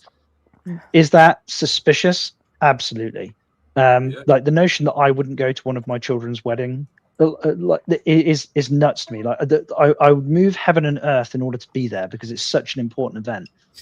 But I think if you saw the way he talked about his I said family, something about it to my dad, and my dad was like, "Why would he go? It's his second wedding. Who cares?" I'm like, "What, Dad?" Some people are just brute like that. I'm like, that's super coat, man. Mind you, back when his daughter was like 16, 17 in an interview, he like commented on fucking, if it wasn't my kid, I'd be dating her. Like there's a lot of shitty behavior that he has. It's wild to me that people are like, yeah, there's no shot he doesn't care about anything but his name and money. And his kids have his name. But contextually, if you like, for example, I was born in I'm nearly 42. I was born in 1984, and when my kids were born, I've got a 7-year-old and a 10-year-old, and You're the notion 41. Yeah. Fucking sorry about And- the hairline, man. it happens, this excess testosterone. Freaking absolute savagery. Just uncalled for. I mean, but the bit that I find most offensive is that Gretchen thought that she was revealing information. Like, I have a fucking mirror. It's like No, I we've don't talked know. about this before. It's like telling your wife or girlfriend, I'm not revealing did anything. you see that pimple growing in? Or You've been on camera. You showed us Yeah, of all. course. This But isn't new information. But the bit that it's more like the context with how things are valued. So you would never in a million years have kept me out of the room when my children were being born. I was in the room holding my wife's hand. However, when I was born, the nurses said, "Oh, Mr. Foley, we've got a chair for you in the waiting room." It was kind of a different attitude. And my granddad was in the fucking pub when I was born. He was anywhere near the fucking hospital. Whereas Hey, Gretchen, my dad, can was you pull up in the the way. photo of what happened when somebody had fallen in the Oval Office during one of the press reviews? There should be a lot of chaos going on with Trump standing behind the desk. I'll try to find it too, but I thought it'd be kind of easy to find. Think about it like this. Imagine. I know he's a fictional character, but it was based on reality, though. Imagine where Frank Gallagher was when Fiona was born, right? He probably was out fucking off somewhere. But you're not gonna say Frank Gallagher don't love Fiona. You know what I'm saying? For all my shameless heads. The guy from Eli Lilly. I just look at that comment. Like the comments in the chat, shut the fuck up, Gretchen. Minoxidil works. And also it doesn't. But still, moving on. Yeah, pasted the link to the photo, Gretchen, in Backchat. I've already got it. Oh, okay, sweet. But I feel like this really encapsulates how he Hold on, feels that's about the- other people. That's the video. Oh. Shut up. I'm gonna head out too, guys, but I appreciate you having me up here tonight. Yeah, sounds good, man. Hey. Thank you. Make sure you're around for problem, some of the other Dylan. days too, because Oh, I might not be able to actually be like online talking, but I might be able to be in chat over the next few days. Hell yeah. Yeah. All right, take care. Anytime, Dylan. Thanks for coming up. Catch you next time. Nope, that was the wrong button. Share screen. It depends on the scalp, John. Well, mine is fucking stubborn. So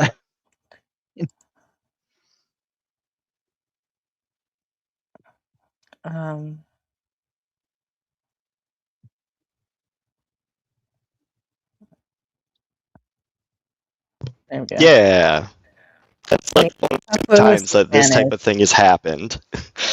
It's like a completely candid photo of like a dude falling in the middle of Trump talking or somebody talking. Supposedly his And- friend, a farmer Yeah. rep from Eli Lilly, and Mhm. supposedly his buddy, and he just fucking stood there. That's how much he cares. He cares so much that he doesn't even want to like make other people panic. He needs to be the strong rock in the relationship. Oh, I don't even think that was it. I've seen the video. No, I don't think it was either. I think he just didn't know what was going on. Fucking clueless, yeah. So, but is the context of the picture is like there's somebody in the room whilst he was. This giving is the a still speech. shot of a video. They've just Yeah, gone it over was- like a tree, and It was he's during like, a press conference, and one of the guys he was there to talk about One of- just fucking keeled over. But my And- question is sorry, just to clarify, my question is, did he just not even notice that the person fell over, or did he turn around and go, "Oh shit, that guy's just died," and then just turn around? This is how he carry looked on? the whole time. That's Right. Okay. no, At he best, did. he looked did, I think, annoyed. if I remember correctly, he did like look over his shoulder once, going, "What the? Okay." Oh, great! Now somebody else has attention. And he didn't just stand there talking. He stood there fucking silent like that. Yeah, that was the most surreal part. Yeah. Like that, shit like like, that is why I don't feel like he actually if he cares had about his like kids or looked over anything. his He cares about his shoulder name. and then said, "Well, see, sometimes this stuff happens, but people are tending to him and everything's fine." But he Everybody's human, didn't. right, guys? He looked over and then he looked back at the cameras and just stood there at like that. And it's like a statue. Like he was doing his best Mitch McConnell. That's all you can say. Be fair, he fucking nailed it. Yeah, he did. He nailed Mitch McConnell in that moment. So I wish there was a way to like. And I would 100% want fucking proof that hear Mitch his is still true alive. thoughts. You know, like if you could hear his true thoughts in any moment, that would be so good. Like they should have, scientists should have been a machine like that can extract real thoughts out of a person. Did you see even Ron Johnson threw fucking McConnell under the bus about that statement and the picture? Even Ron Johnson from Wisconsin was like, I missed that. "Yeah, I've heard from other sources that was an older picture and they shouldn't have used that." Like, oh, motherfucker, knew it. Like when your own senators can't fucking get your back and lie for you, you're so fucked. So Ron Johnson is like the senior senator from Wisconsin, I think. Different than Ron Jeremy. Yes. You Much don't different. say. Well, just in case, we might have some in the younger audience. They're two different types of fucked, right? Yeah. Well, one is classical. Yeah, it was nuts. He was on like Real America's Voice and doing an interview, and even he was like, "Yeah, I don't think that was necessarily the right picture to use because it was older." I'm like, "Ooh, was it now? Tell me more." I mean, just the fact that they put out a statement the day after Lindsey Graham died, and he didn't mention Lindsey Graham's name. That, I mean, wasn't there anyone in his office that would have figured that one out? Like anyone? Are they actually like reading anything, or Huh? like is his office actually like reading anything though? To like, or they just? I feel like they just kind of like send it out. There's no shot they actually like read everything. They have to. They're the fucking Senate staff, man. They have to know what's going on. Maybe All right. they probably don't. I feel like they got a Cliff Notes, that kind of thing. I don't have the utmost faith that they're actually one-lining that sucker. I've been a staff member for a House rep, and yeah, you have to know what's going on because people are going to call. I'm thrilled to know that is. Someone's got to have some case. answers. I'm thrilled to know that that's the case. I just didn't have the confidence it was. Well, they've got to know what's going on. They definitely know, because it seems like everyone on the floor doesn't. Well, but with respect to politics in the UK, like all of the staff members are kind of expected to have a rudimentary knowledge because potentially any one of them could be stopped by the press and asked a question, and they have to at least be able to like give a salient answer. So you don't answer questions as a staffer here at all. Period. No matter what. Well, you don't like. I think the attitude with politics and the press is like. So, for example, because we have PMQs in the Prime Minister's Question Time in the UK, where none of the questions are pre-scripted. There's like anybody can ask a question, and there is a requirement to give an answer. But also, it's kind of considered bad form to go like if a politician or even a staff member is asked a question, you don't really you won't really find many clips of people going like no comment or they'll dance, don't get me wrong, but it's kind of considered like a shitty thing to do. If the press asks you a question, you're sort of required to give an answer. You don't just get to ignore them or not ask. Not here. If you're a staffer for a Congress, a House rep or a senator, you can only lose by answering a question, because one, if you say the wrong thing, you're horrible for saying the wrong thing. If you say something good, then you're horrible because you didn't give your rep a chance to say it instead of you. Yeah. You No, get it? no, I definitely get it. Like, Yeah. Like if you have a good answer to a question, you better make sure the boss has that fucking answer because it's kind you of know. there's kind of a different attitude here. Like with like if one of your staffers, if a member of your staff, your team gives a good answer to a question, then what tends to happen is the leader of the team, the head of the team goes, "See, we employ good, competent people. That's who I employ. Fuck you. Don't ask me trick Yeah, questions." but we Yeah. work differently. So most of the people at the top they're all fucking narcissists and egomaniacs. They don't want to share. Wow. They also have a lot more people that like it's just shy of 1 million people for every House rep, you know? And then the Did you say a senators million? it's A million people? A million? well, yeah, my district is 825,000 people. Yeah, but like not like directly employed, right? Like No, but volunteers, that's how many fine, but constituents my House rep oh, has is constituents, right? about Okay, fine. 825,000 constituents. Sorry, So, I thought we were talking about so like when so these when people have to run every 2 years, they're having to try to get the votes of 825,000 people each every 2 years. And that's why So, it makes sense to cap how many people we can have as reps. yeah. And it's insanity. But these people, you can't get elected without lying to people or having the best answers or just looking right or not having any bullshit in your past. You know, here it's, running for office is big fucking business, really.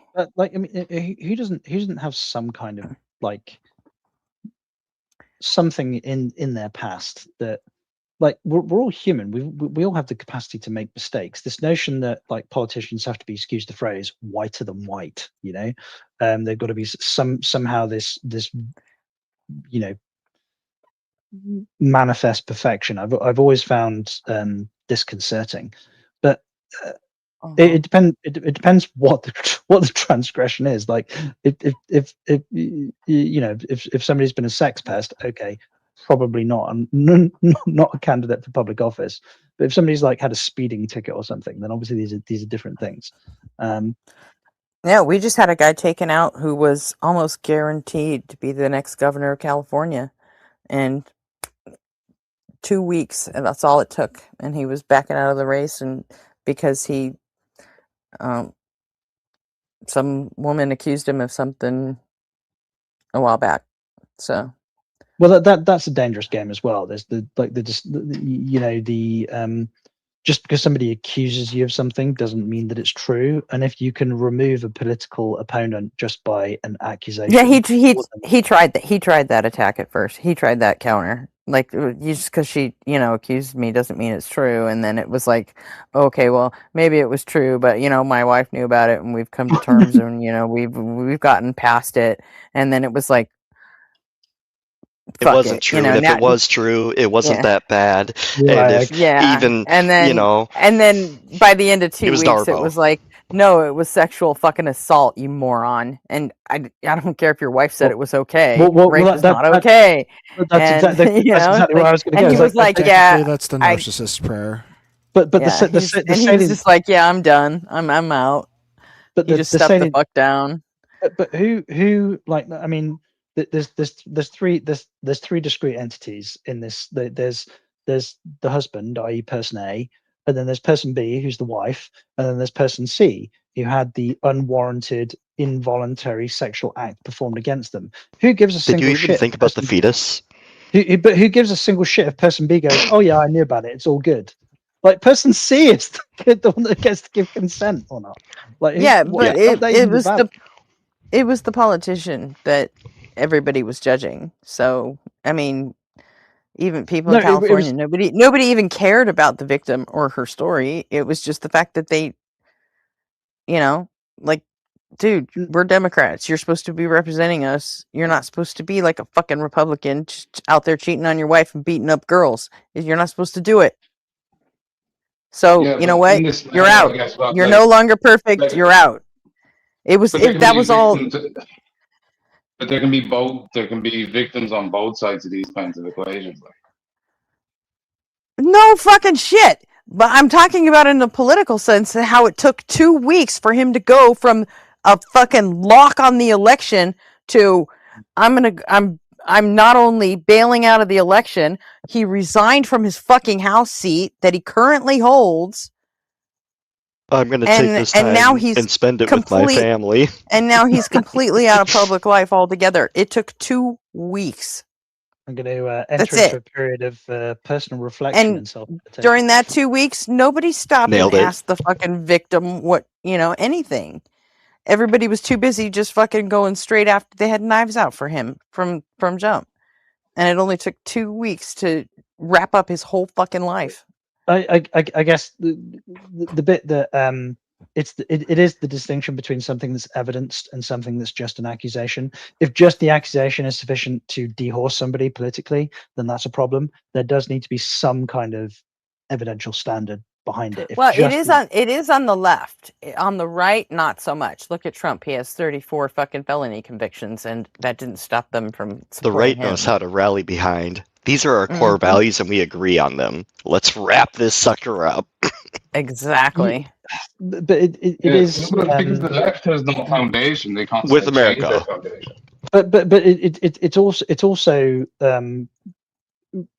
it's also kind of more simplistic. Like, and I don't want to derail the conversation and go down like the a rabbit hole. But with respect to things like for abortion, for example, the right wing in the States, the right wing / religious position seems to be no, it's conceived, therefore it's a life and it has value, etc., etc. Whereas the conversation that the left tends to have, and the bit that I actually have a lot more sympathy for, is the distinction between we have to have conversations about quality of life. How does it impact by the mother? What burden is she expected to bear? Are there economics that we need to have a discussion about? And it's a much more nuanced, much more complicated conversation. But You're not outsourcing your thinking enough, and I think it shows. Well, I think there's more history to it as well when you look into like the population bomb in the 80s and all like that, and the pro-natalist movement and stuff like that. So it's not just about the mother and all like that either. You know what I mean? From the left progressive side of things. Is it Kieran? Yeah, Yeah. Kieran. Oh. Where's Sean? Sean, are you out there? Sorry. Also, I am an odd bod in the right in the UK. I want to see an Irish fight. But because the Irish fight, Gretchen, I fought too much in my life now. I don't need to be fighting anymore. I'm too old for that. You definitely don't. We had another Irishman up on the panel last night. His name is Sean, and that's cool. he's definitely more lefty. You do not want to see two Fenians throwing haymakers at one another. That is not going to end well. Kieran will probably win. The other guy is like pushing veganism and shit. Like he's that crunchy granola type,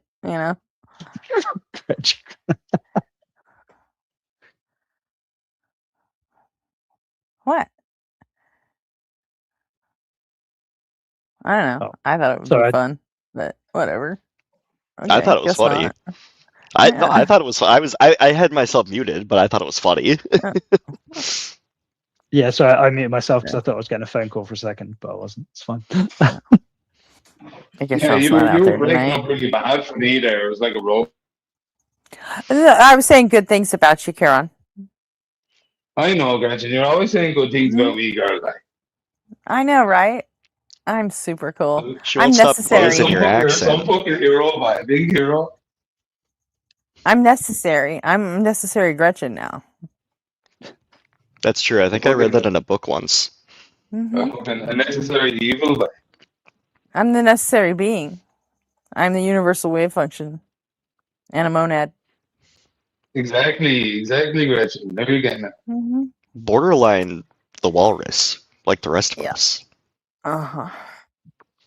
So. Maybe even possibly another brick. Yeah. See, if we wasn't made by the same stuff that the universe itself was made of, then I wouldn't give it two thoughts. It would make sense that we're not more because we are what we are. We are finite objects that are not. Are we back to talking about abortion again? Jay, how could we not be made of the same stuff that the universe is made of? Like, what possible reality? Well, we could. It makes more sense if you just don't think about it. No, great. We could synthesize new things, right? We could like at a certain point in time. Let's say, like theoretically, like walk with me on this.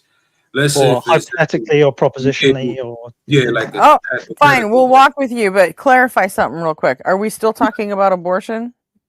No, I know I wasn't. What? When was we ever talking about that? What are we talking about? Like fucking 2 minutes ago, dude. Going off a different. I was just making the point. Like y'all want to talk about something else? That's cool. No. What is the baseline of the point you're making? We didn't know if it was a response or something. No, it wasn't. Yeah. That was what I'm saying. I was just freestyling, but I just wanted to make sure I'm keep going with your thought. Following you in the right direction there.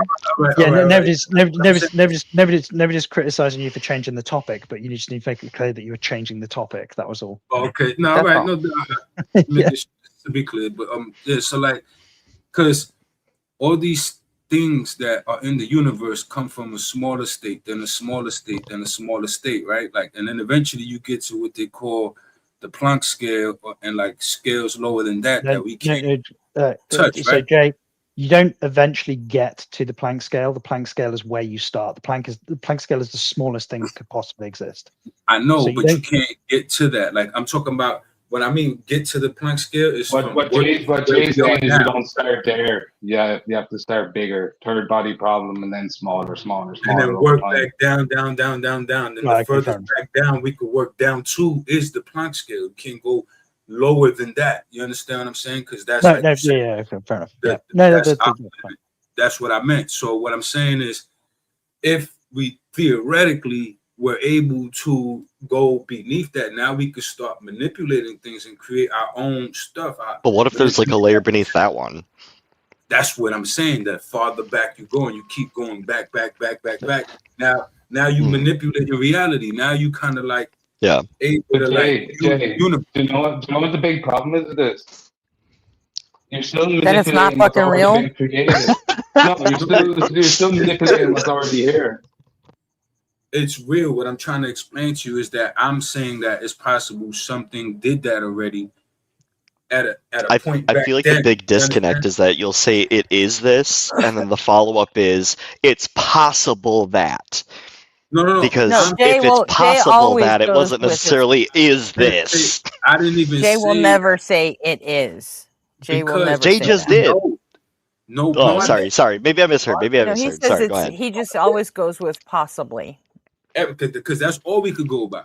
Nobody got true facts. Well, science can't make absolute claims either. Like, they can't make absolute claims. Talking to Jay is like trying to nail Jello to the wall.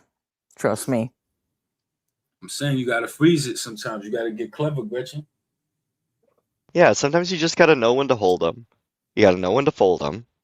You gotta know when to count your chips. You gotta know when to shove them in the freezer and stick nails in them. Got it. Yeah. There's always the way to get the kill. You feel me?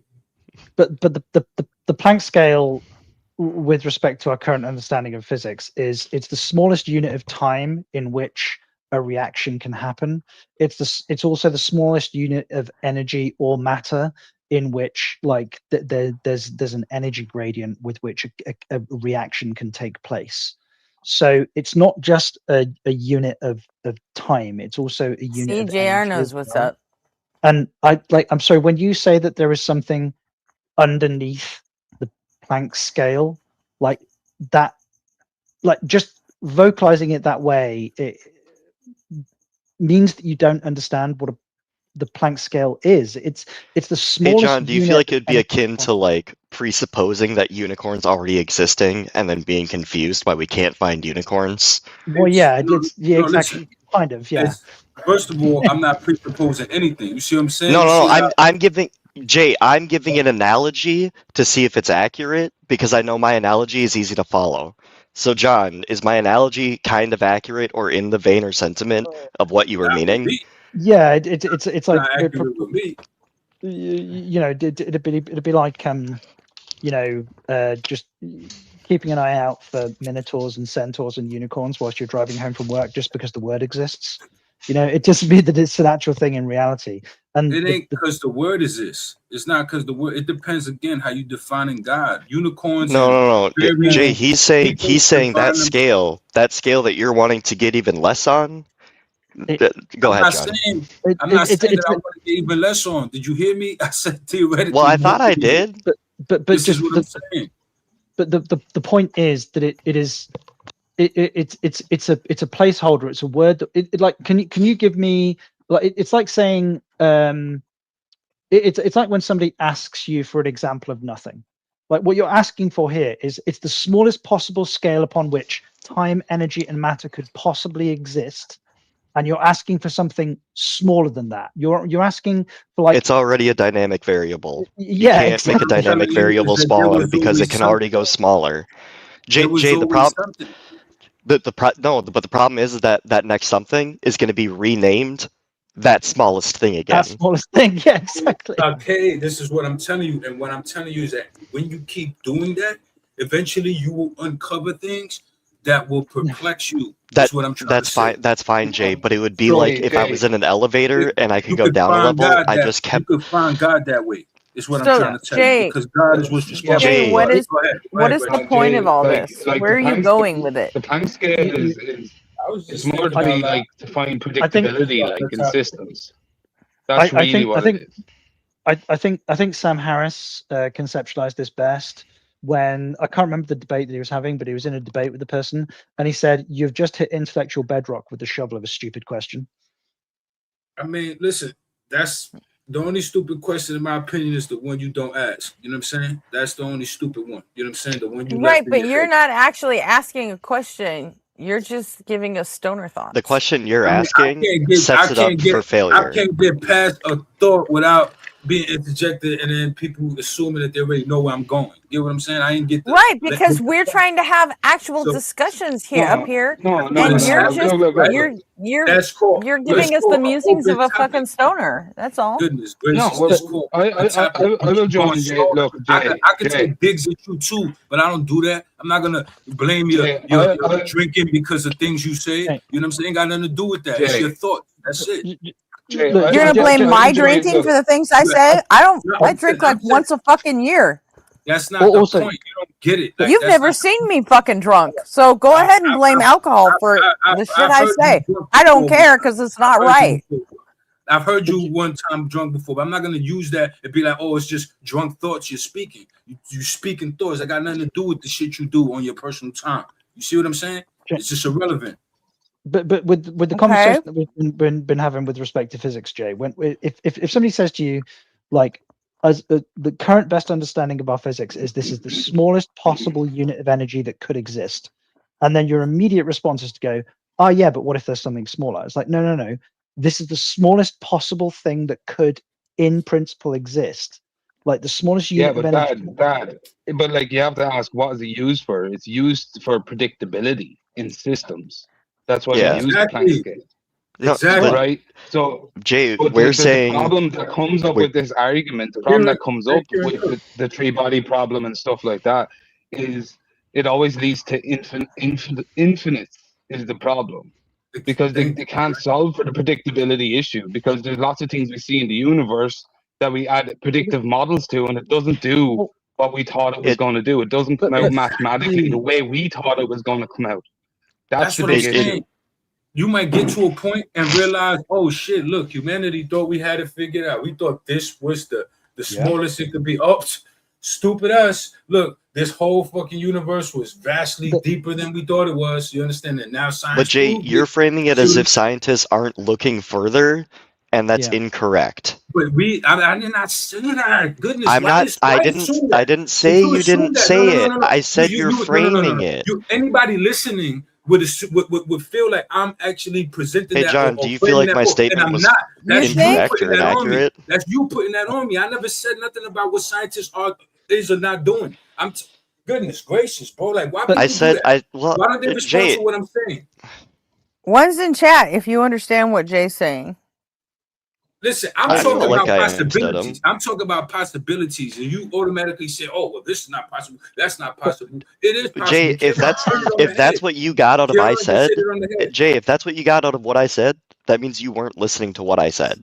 You didn't listen to me, is what I'm telling you, bro. Like, you Jay, keep that's saying wild. that I'm That's a something. wild You said claim that to I'm make implying when I something. Look, explicitly I'll bring just it back. showed you. I'm gonna mute up and that I'm gonna you- bring it back because Sure. I heard you Chat, clearly. Chat doesn't get it either, Jay. That's all I'm I saying. made a point. I was making a point about Kieran got it. Kieran understood. You understand? That's why he said what he said. Because new possibilities become unlocked once you got the resources to do it. We don't got the tools right now to get the understanding we need from that level. Once we're able to That's do that, wild because that was you and me that were agreeing with Once each we're other on able that to do one. that, then what? Follow through. Once we're able to do that, then what? I'm literally letting the man finish. He just said a thing, or that was you and me agreeing. That's wild. He just said that, so I'm not trying to. But you I weren't don't give letting a me. fuck. This is my Jay, channel. the problem Finish is your you fucking weren't thought. letting me expand on it. What I'm saying. Let me. I had fun in the question. She said to finish. I'm letting her know that I wasn't trying to just overtalk you. I was trying to quiet down and give you a minute to finish. He can hear me too. I can hear both of you fine.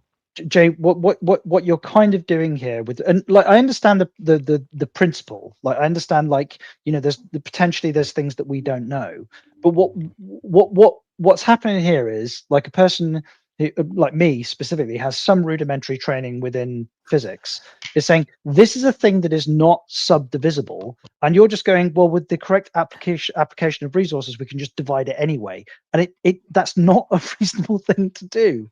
No, Dad. What he's talking about, Dad, what he's talking about is the 5% of unpredictability, which is constant. That's what he's talking about. I feel like it's best visualized if you're in an elevator and you have the power just to go down a level no matter what. If you just kept on hitting go down a level, every floor that you looked above you would say level 1. Because you got the farthest you thought, and that was like level 1. But now all the way down is also level 1. In our model, the deeper you go, it goes to 13, it goes to 10, it goes to 8. It's always labeled number 1 because it's the lowest one. That's our base knowledge. That's our lowest amount. But every single one above it was also called 1. Oh my Jay, I'm just saying it's a long fucking walk just to say turtles all the way down. I mean, let's be honest. Jay, that's what you're fine, getting Jay, at, you're Jay, right. is turtles It's all the level way down. 1.1, level 1.2, level 1.3, all the way to infinity. Yeah, that's what I'm saying, Jay. I'm saying that scientists are already doing that. They're making level 1.n to the infinitieth. Why are you saying that like you telling me something new? Like, Because it feels like you're asking it as if they aren't asking it. You're making the same mistake that a lot of people do when they talk about entropy. Like, people think that entropy is the absence of energy, but it's not the absence of energy. It's an equilibrium of energy. It's like the no, I know that. No, I'm not making that mistake. But you kind of are, because you're asking. No, I'm not. That's you implying it onto me with your You're right. misconception. You should overtalk him and not let him explain what he was trying to explain. Kieran already had to correct you. You see what I'm saying? On something I was saying, because you infused your assumption into it. You didn't just respond to me. You infused your assumption onto it. Definitely have a better understanding of his and critique. Kieran had to break that down to you. That's why Kieran. So anyway, I think abortion's great, and I think we should keep it. You're saying that we should have anti-choice people around? I didn't say anti-choice. Just no. Those are pro-lifers. There's pro-choice and anti-choice. No, they're not pro-life. I don't know what to tell you.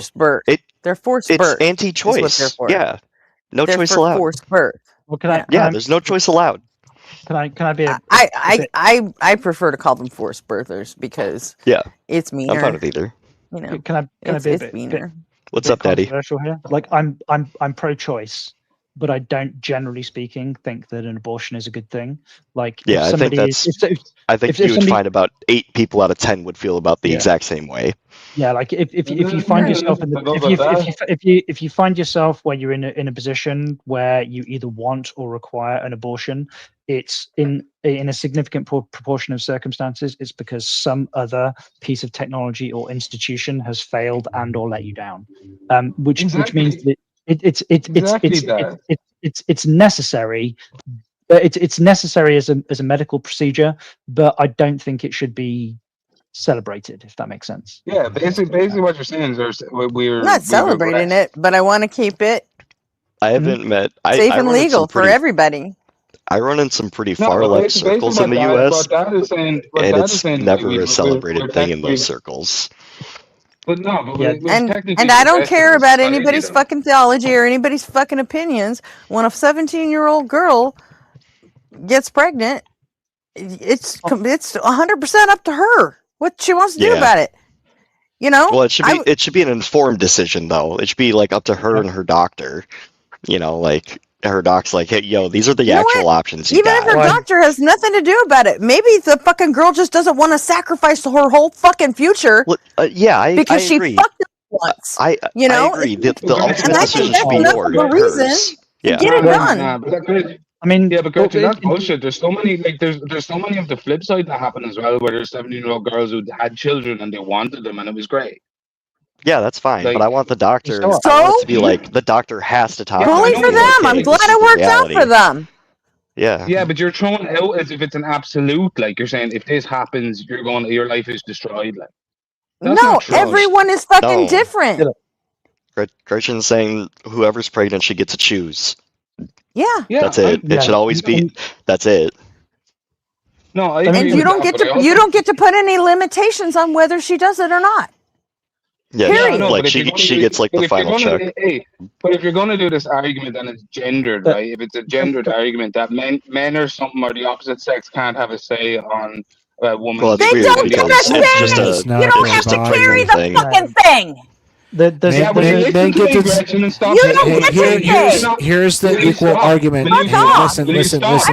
Stop. Kieran, here's the equal argument. Kieran, here's the equal Men should not argument. have a say. Men, No, Kieran, calm down. Kieran, calm down. You don't get Kieran, a say on calm man down. issues Kieran, then, okay? calm down. Kieran, Yeah, calm the down. men don't have Here's to the sacrifice equal the rest of their argument. fucking lives and their bodies and everything. Men get to decide if they want to remain pregnant at any time. You have the decision to be able to remain pregnant or not. The fact is, though, you will never be pregnant. Okay? Yep. So it's not your body. You don't get to have, like, a woman doesn't get to go to you and say, you have to be pregnant, because you will never be pregnant.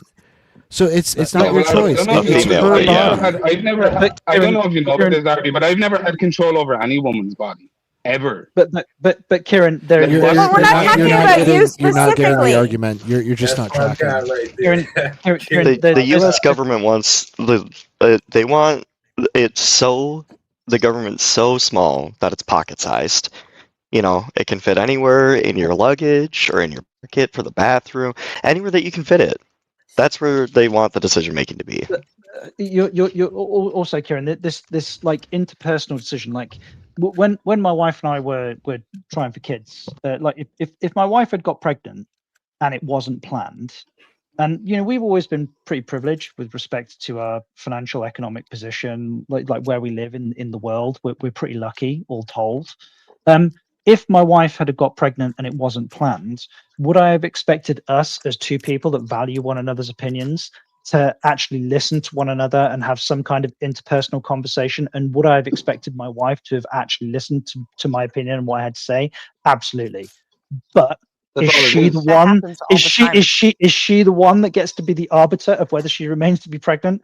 Fucking, it's her body. Absolutely, she's the arbiter of that. I know that. I know that. But like, I agree on all those fundamentals. Of course, it is. It's her bodily autonomy and stuff like that. I've always agreed on those fundamentals. But the argument I dislike is like we can't really have this argument, because at the end of the day, it's always going to be my choice. Do you know what I mean? So what's the point of even having the arguments about these things? She shouldn't even talk to you about it, John. Exactly. She shouldn't even the talk point- to you about it, go ahead. John. And then that's the problem, though, because in my eyes, look, right. I get it, right? Abortion, that's necessary. You gotta have it, whatever. I get it, all that, right? Well, access, but yeah. Sometimes a person might get violated. Sometimes a Like- person might get hurt. Sometimes a person, you know, Statistic Who wise, gives a fuck? What if we it's do- we just do a things. 16-year-old girl that just I'm fucking saying- gave into her fucking hormones and oops, mistakes happen. They should pregnant. like, make the We choice. gotta understand. We gotta understand that though we treat it It like it's a shouldn't matter recreational whether she activity, we treat it was like it's a assaulted or not. recreational activity, but sex is not a recreational activity. We treat it that way. You understand? We need it and we do it, and we are sexual beings, but it's not. That's what people do to reproduce. Now we use it and do it for just leisure and pleasure. You get what I'm saying? But it doesn't mean that that's what it's for. You get what I'm saying? That has an. I agree. No more drinking either. It's got no use for us. It's we only need to for take away, entertainment. we're take away it- weed. We need to take When away you do that- alcohol. No, we need- listen. Yep, I none of didn't that say shit that. should be No recreational utility, whatsoever. no use. I know. Nope. Listen, I'm not saying Actually, that. I'm not- I actually in part agree with you. The advent of Yeah, I modern actually birth control somewhat. has meant that like interpersonally, socially, like sex has now become a recreational activity in a way that it It's wasn't become before fucking- because we didn't have the technology to mitigate the repercussions of it. And Here- abortion is part of how we mitigate the repercussions of sex. Is it fun? Yes. Is it jolly? Does it make us feel good? Yeah, absolutely. But we have separated the repercussions. But so the fuck what? We do that with everything. It's Also, hear you, but statistically, the better access to healthcare and the more protections that it had for abortion and abortion care and prenatal care and all that shit, there was an overall decrease in abortions during those years. And there was an increase when it was banned and had tighter restrictions. So, if you want less abortions overall, you should get better access to that kind of health care. And stop teaching abstinence. Well, I think It doesn't well, I fucking think work. well, it is working, Gretchen, because like I just looked It's at not studies working. recently that- No, listen. If you James, look let at me the get my US point across. statistics, Stop. Let me get my point across. Sure, bud. Gen Z and Gen X are there's studies that were shown recently that they're having less sex than we were. Kids now coming out are having less sex than we were back in like the early 2000s. So what's going on there? We fucked up the economy. Well, also, like, there's a huge, like, We 4B turned an movement entire going on. generation into fucking incels, and then we fucking cried about it. What is wrong with you, Kieran? I don't see Gretchen, that. do you not think incels, did that to them. Wait, do you not think incels always existed, Gretchen? No.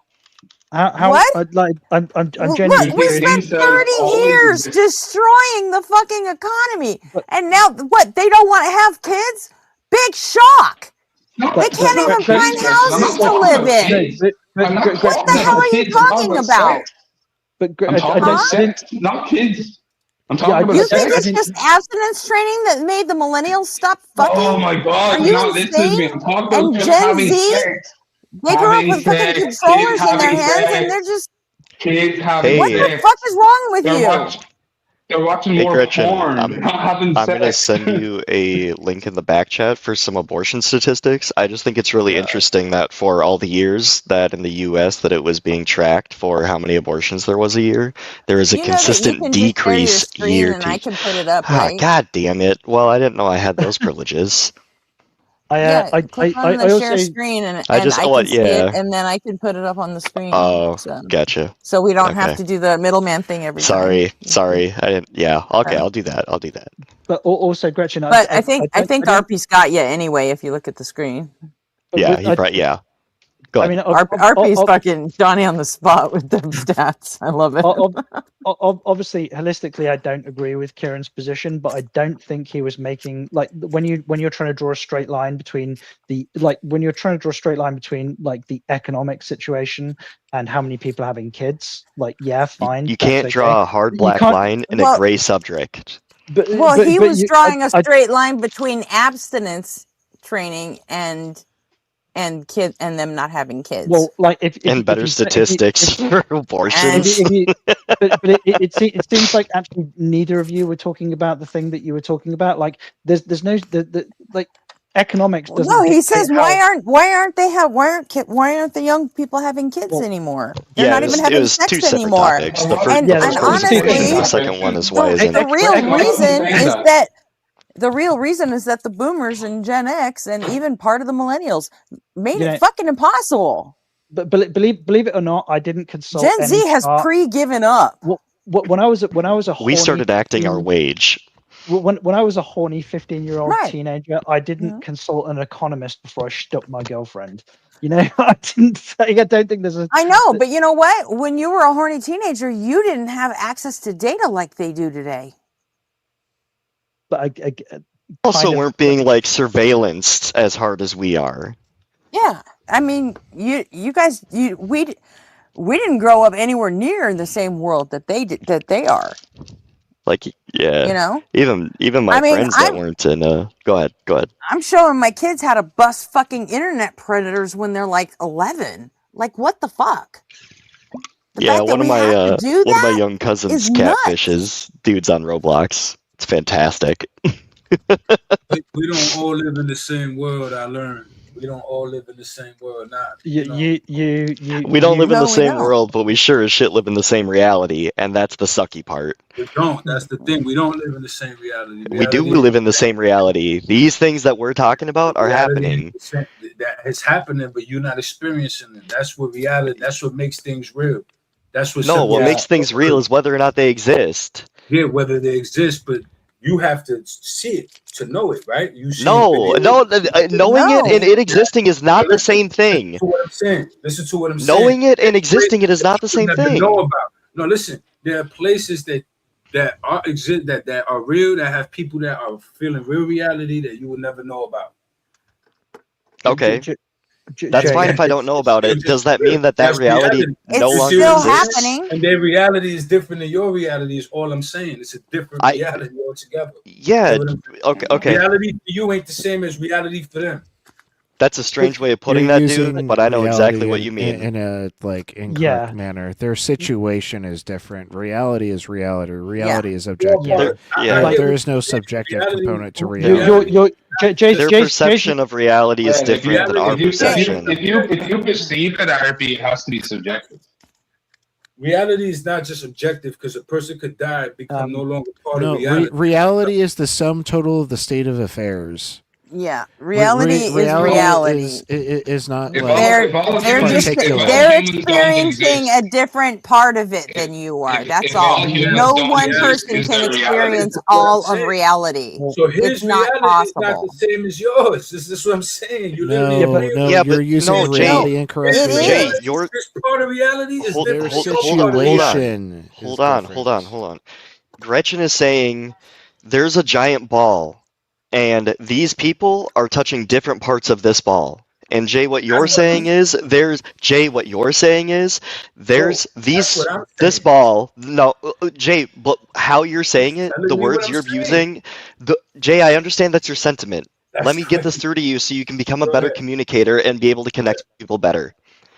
How you're structuring that phrases it where it's this person is experiencing this ball, and that's reality. And this person over here is experiencing this other ball over here, and that's reality. That's how I understand that. That's how you took it. I understand. Jay, you're using Jay term. Go ahead. It's just one ball.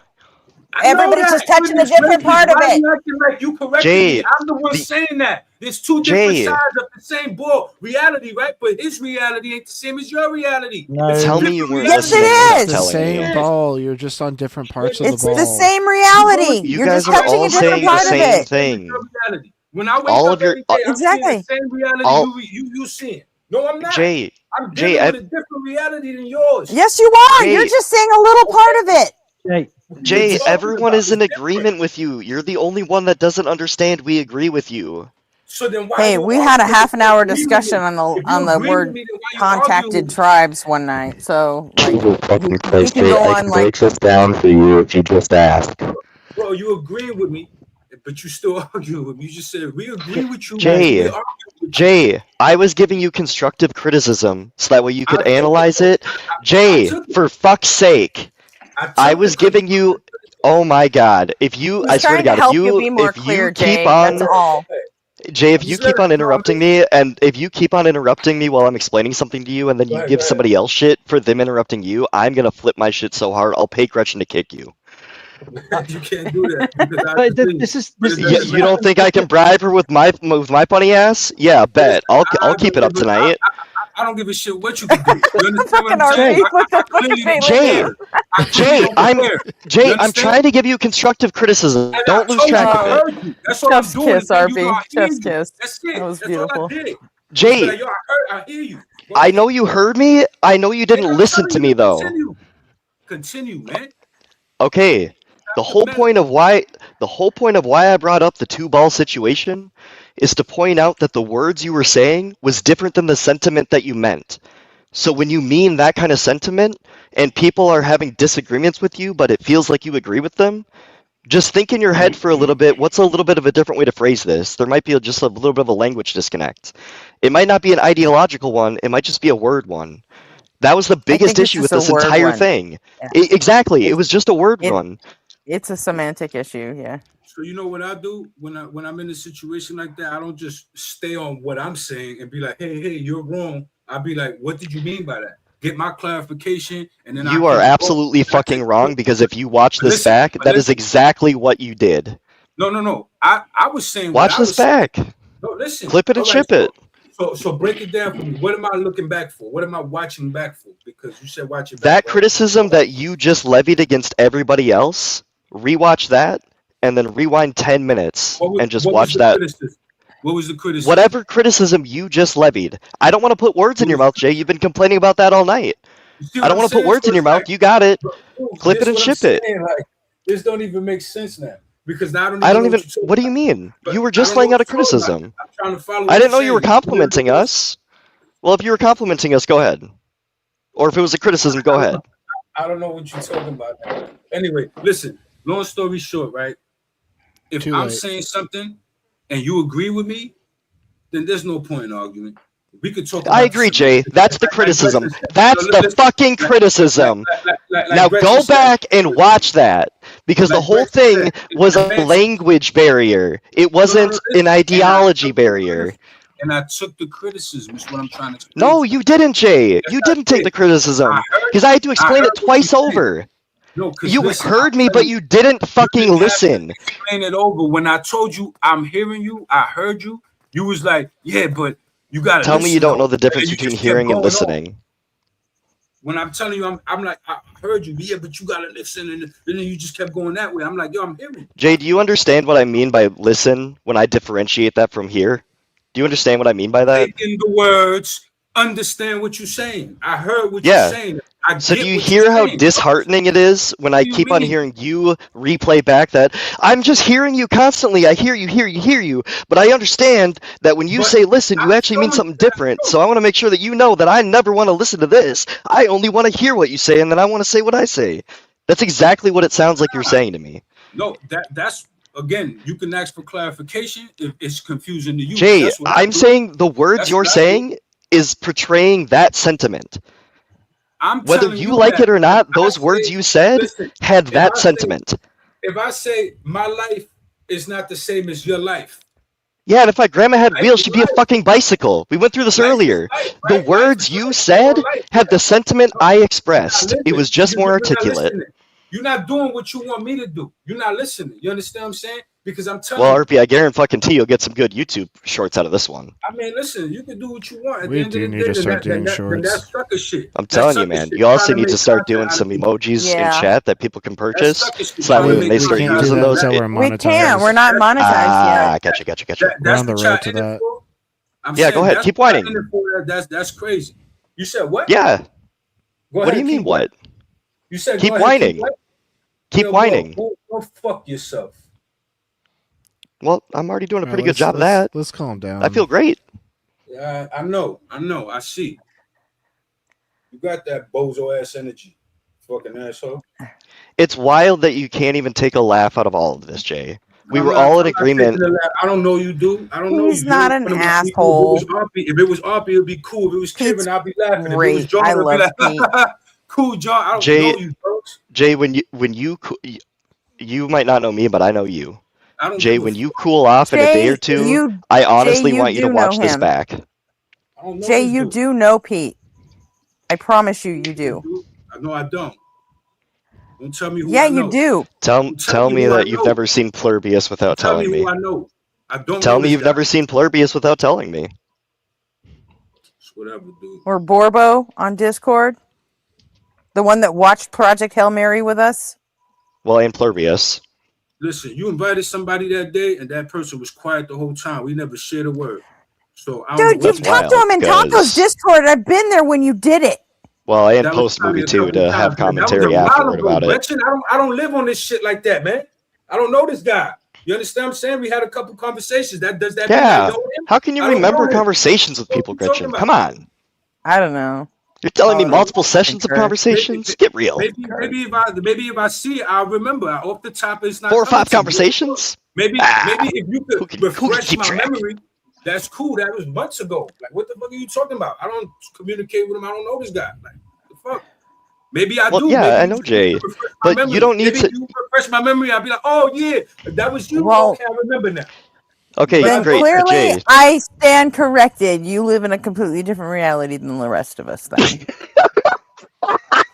It is what it is. I mean, we all live in our own version of reality, Gretchen. That's mine. it is. Obviously, because I got people that know me and I don't even know them. You understand what I'm saying? So I must. Are you necessary too? Obviously, to some people. Only Gretchen is What'd you say, necessary. Kieran? I just said, like we all hell, have our own necessary, reality. Gretchen. We all live in our own minds. We all have our own reality. Like This is what I'm saying. Like they don't No. That's just No, using the term that's not reality true. incorrectly. The way you Reality is the sum you're total using of the reality state of there. affairs. There is only one It's reality. subjective if humans perceive it. It's subjective if humans perceive it. You're describing consciousness, not reality. I think they're describing Kieran, Process reality is true consciousness. Kieran, you're describing consciousness and awareness, not reality. That's he's just perception you're expressing talking about. perception. Reality happens out. No. Reality is just the state of affairs at the time. Reality is all of us together. Everything. Yeah, it's just everything like that 100%. exists. Everything is reality. So if we don't exist, reality exists. That's true. There is one reality. That's In, not true. like, is it the case? We that have to there be are- here to perceive reality, lads. We have to. You don't ever get. Nobody ever gets to see all of reality It's one because we're it's stuck like in these fucking flesh prisons. We don't like one get to statue that we're experience all all of the size reality. of. So you just said it Exactly, right there, Gretchen. Gretchen. Then you agree with us. So then what are you arguing No, about? I don't. Jay, they make agree our with your flesh sentiment, out of not your sentences. How the word reality has been used. Reality is the state of things as they actually exist, rather than as they are imagined, wished, or theorized to be. Hey, Or can you also perceived. pull up perception? There is one reality. It is the sum total of the state of affairs. Whether you perceive reality in some way does not actually make reality We can make that that way. claim. We can make that claim. No, this is foundational. This is foundational. There is no claim to You cannot make this. that claim without knowing everything. You have to know everything first to make that absolute. That's a fallacy. No, it's not.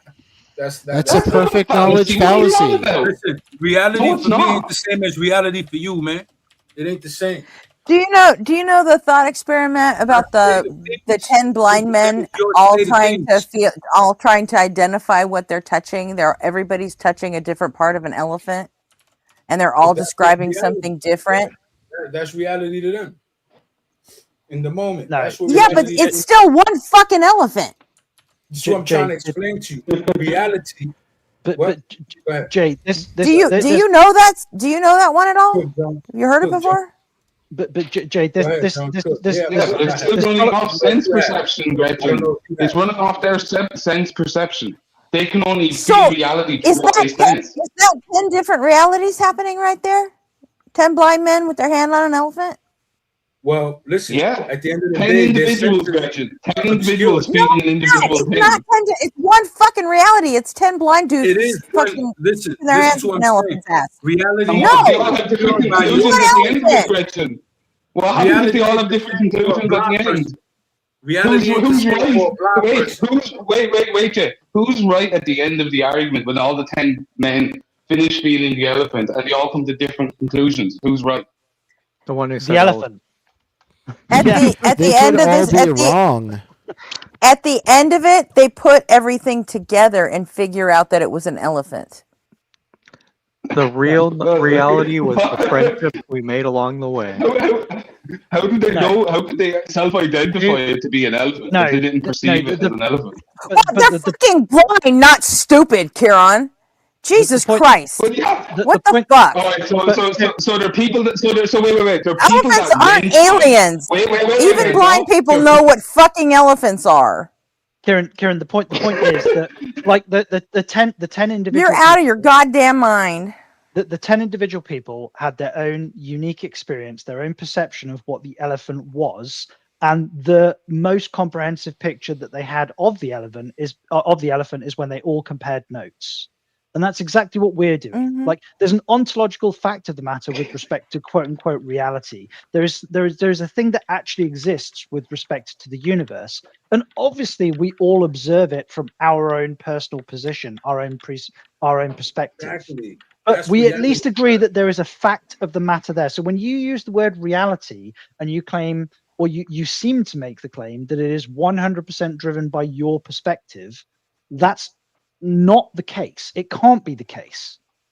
My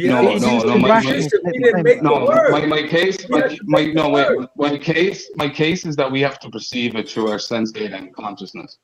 Of course, because that's a foundational subjective metric in humans, our minds processing things. That's where the reality problem comes squirrely. Because all these laws of self-identification could be vastly different, and they have been vastly different throughout time. We have called things different things. But isn't that's why we don't just rely on our own perception of Also, things. hi, Mick, Time, and Jack. Is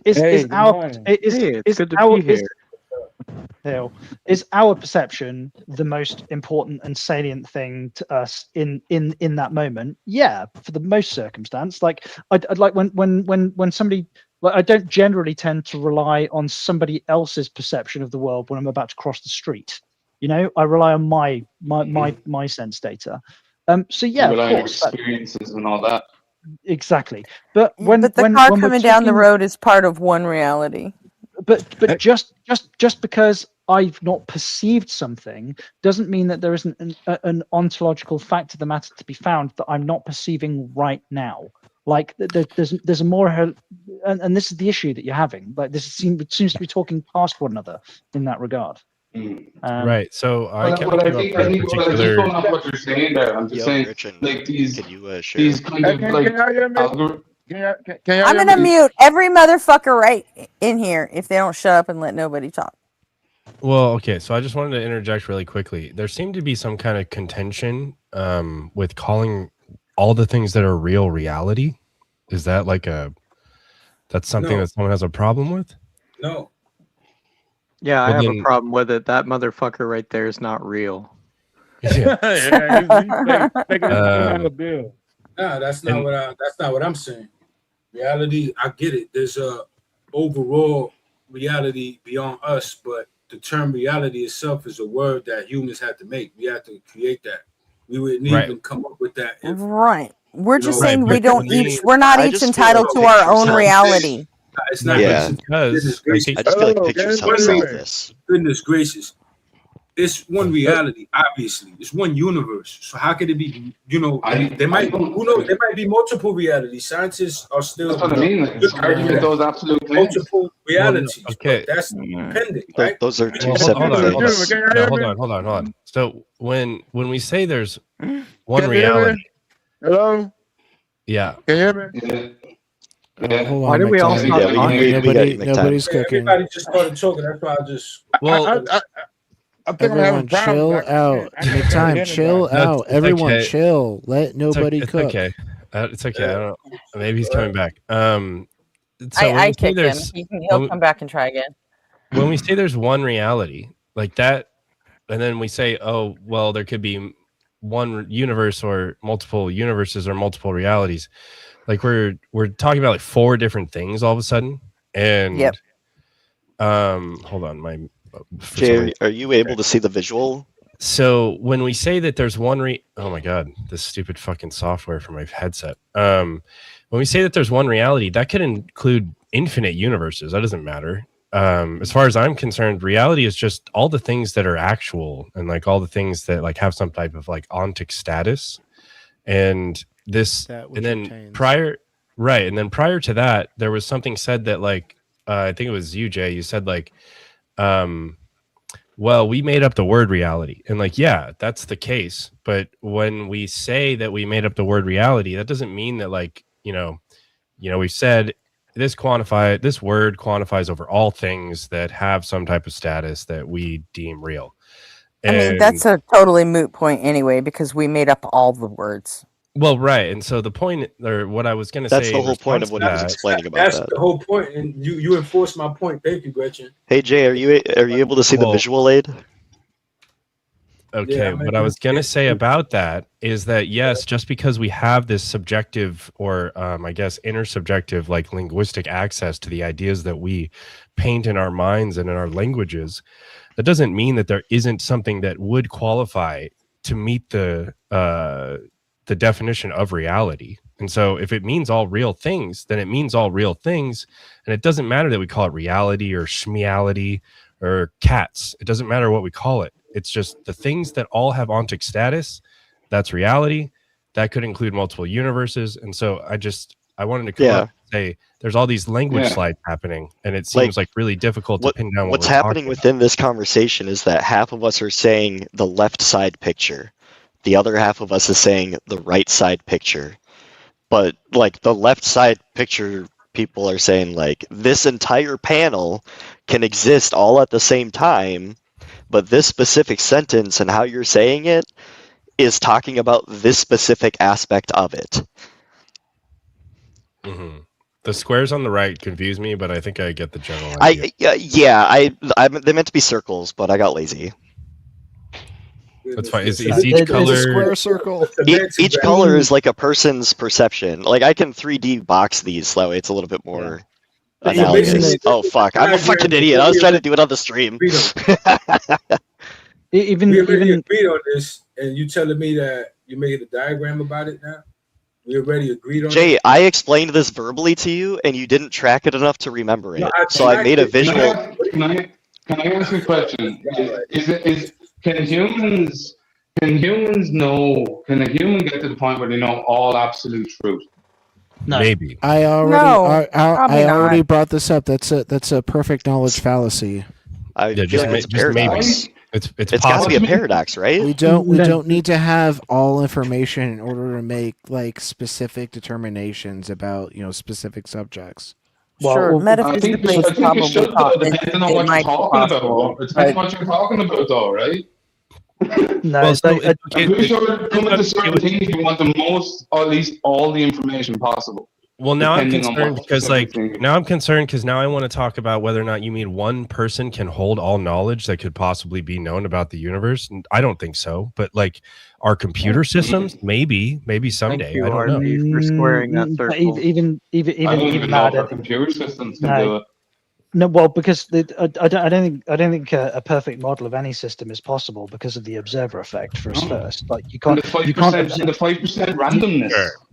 Sure. You can't. But I'm just saying it's like possible in some sense. There's some way that maybe enough hardware could do something that's no. Because if you with respect to information.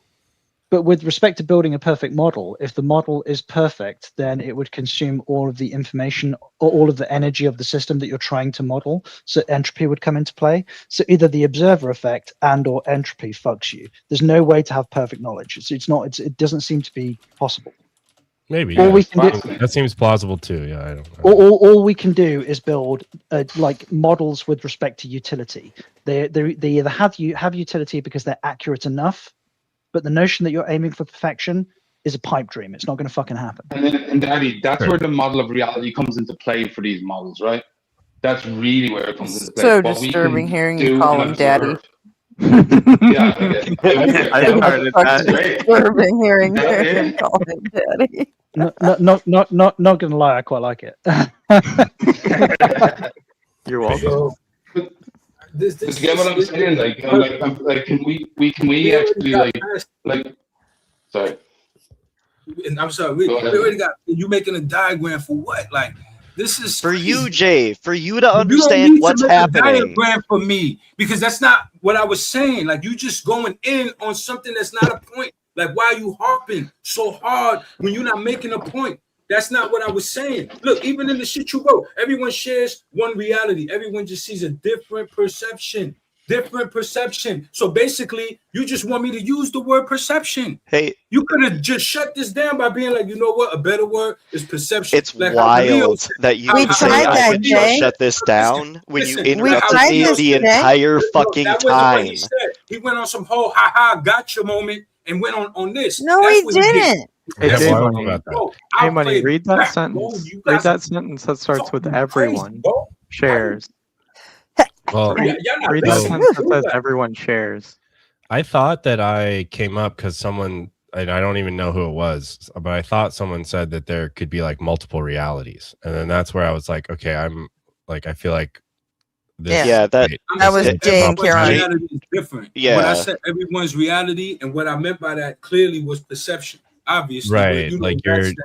He wanted like me to. your, like your Yeah, perspectival access to what is real. Exactly. Is going to vary differently, or it's going to vary from observer to observer. But what is factually the Boom. case is the same in all. Clip it and ship it. We all in the same playing field. I'm not denying that.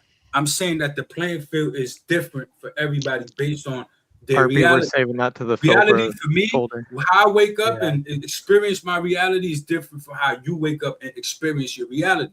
How we go about the reality is different. So it creates a difference. Our perspective, our unique conscious minds creates a different reality outcome for each of us. You understand It what I'm is saying? so baffling. You're that you keep flipping. on You're going on a flipping. You're tirade flipping the of term what- again. I You're get what, flipping the but I term get what you're again. saying. Listen to what I'm saying. I'm That's running the with problem. goodness gracious. Pete, can you shut Jay, the fuck up for a Jay, second? I'm running with the misconception on purpose because I'm gonna clear it up if I can land my fucking plane. What I'm saying Jay- is, I'm running with the misconception for a reason. I'm making a point here. I'm halfway there. I'm not 75% there. Listen, I get it. That was my mistake. I was reiterating my mistake to point out to you that I get what you're saying. Where I'm saying realities differ, I was supposed to put perspective there.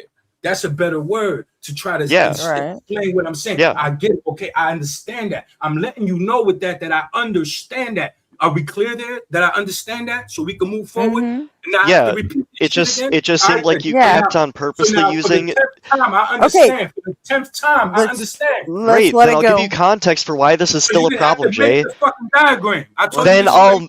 I will go. If you'll give me a fucking chance, I'll explain why this is still a problem. Then, Jay.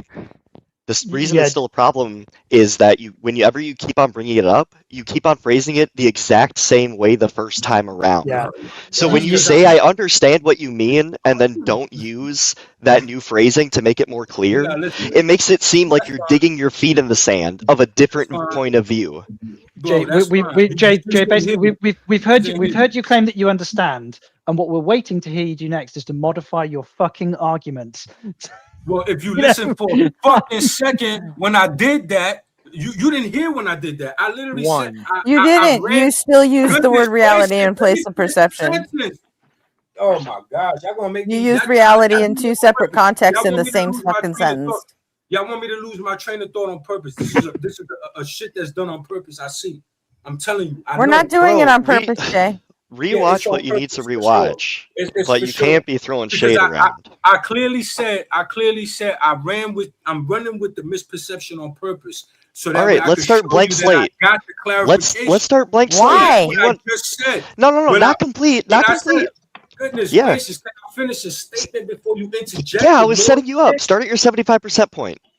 Just go back a couple sentences. Start at your 75% point.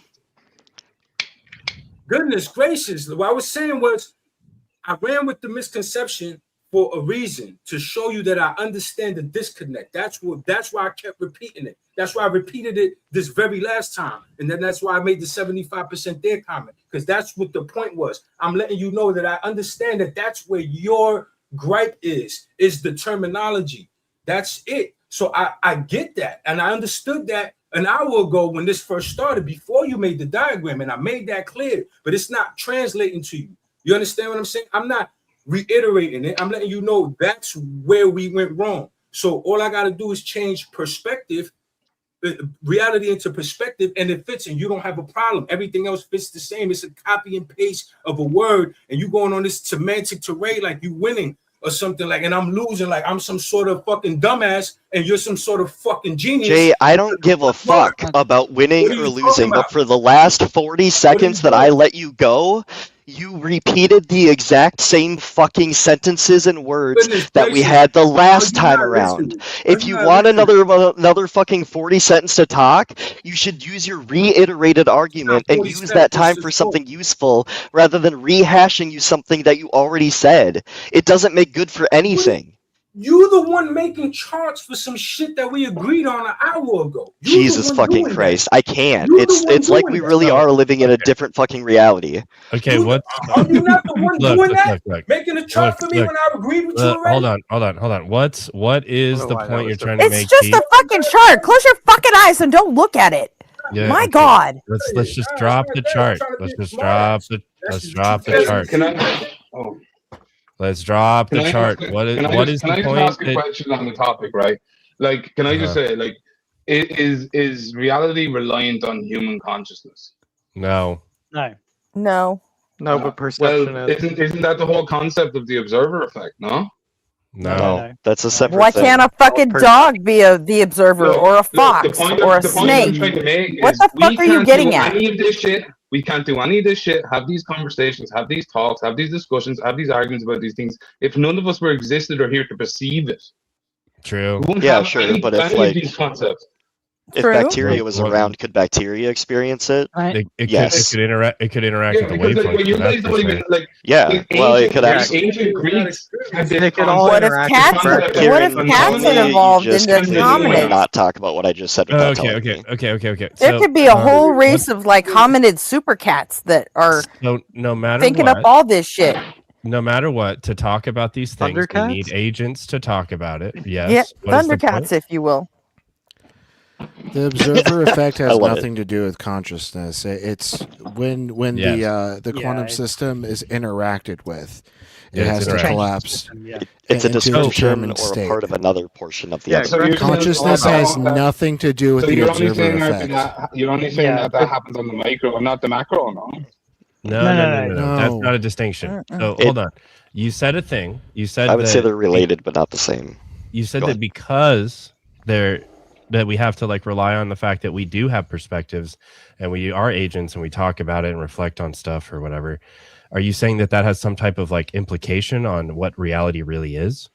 It's the implication. No, I'm saying we create the reality around us through perception. Wait, okay. It's the three laws of logic. You said create? The three laws of logic? Okay. Those are well, what do you okay, hold on. Creations of Did you say that reality. we create? Did you say we create reality? Our perception, we are us identifying reality around us. No, we only get to create the language to describe reality. We don't get to create the reality itself. Well,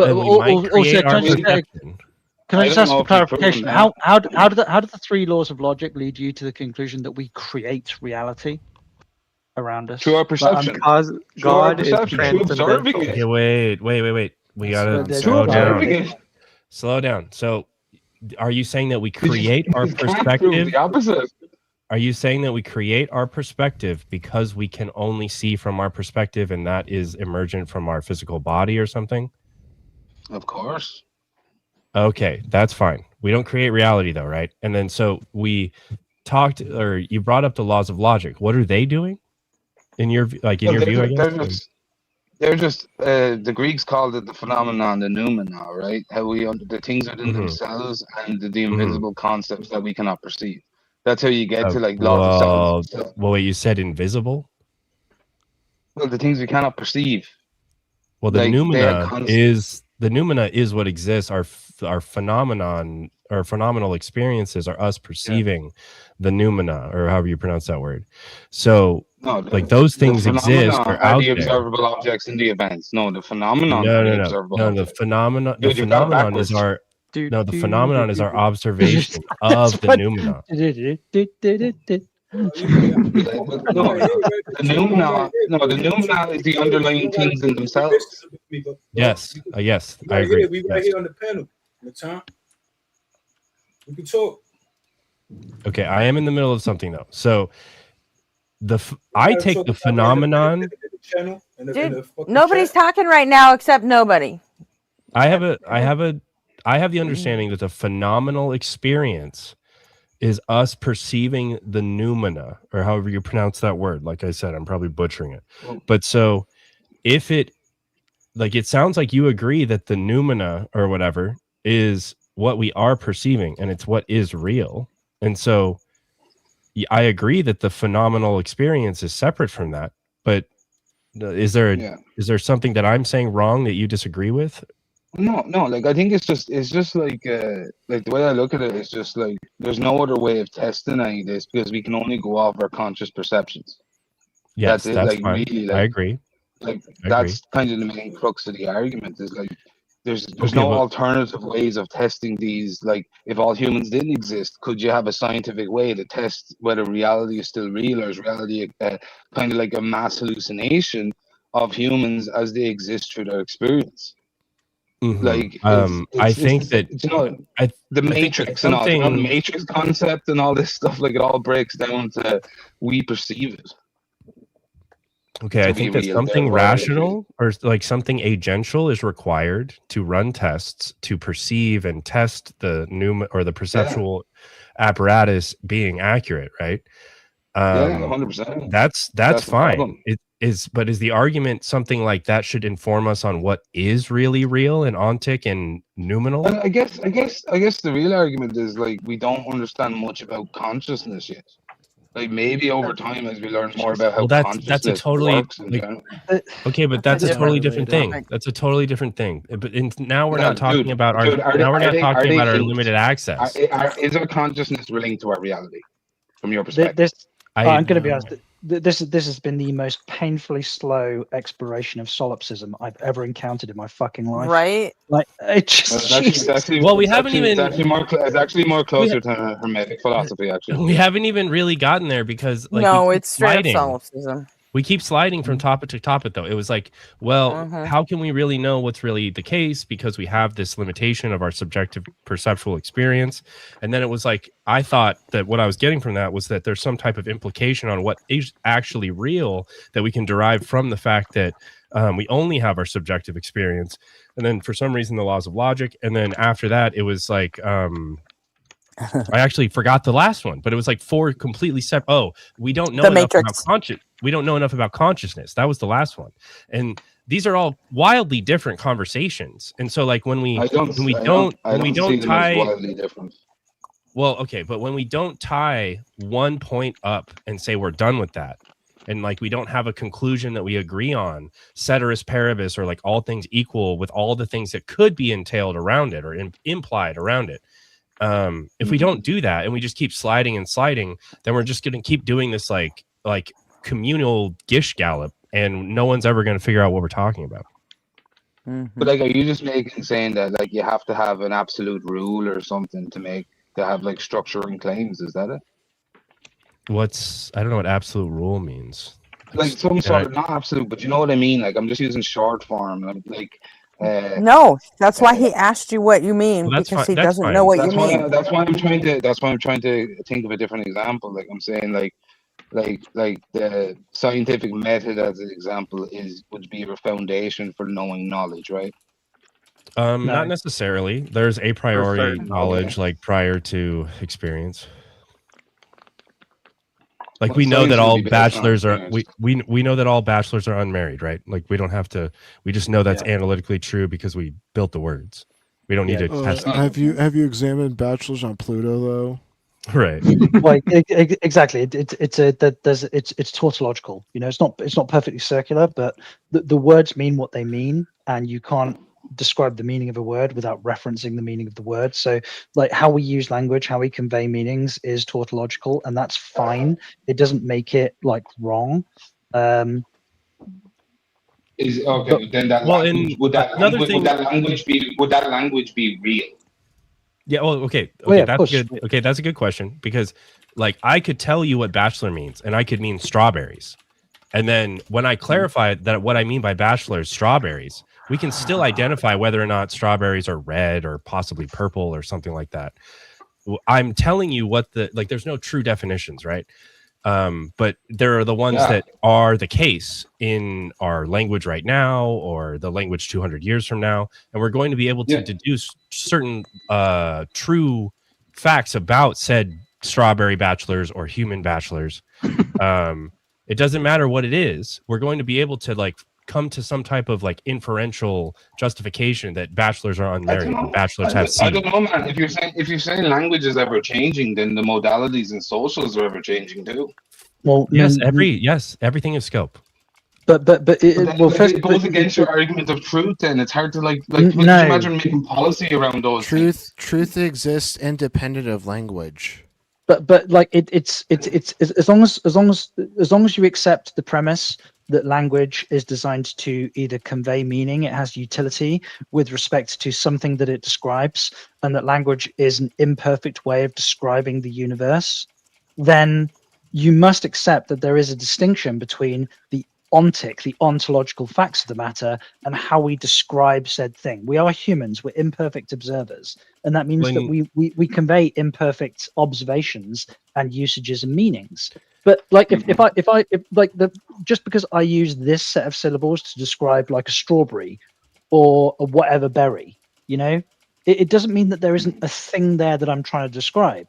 And this is where the confusion it seems to be coming from. Like if I say to nobody, hey, here's a strawberry, but he doesn't use the word strawberry to describe the strawberry, he uses a different set of syllables, it doesn't mean that I'm not handing him said thing, right?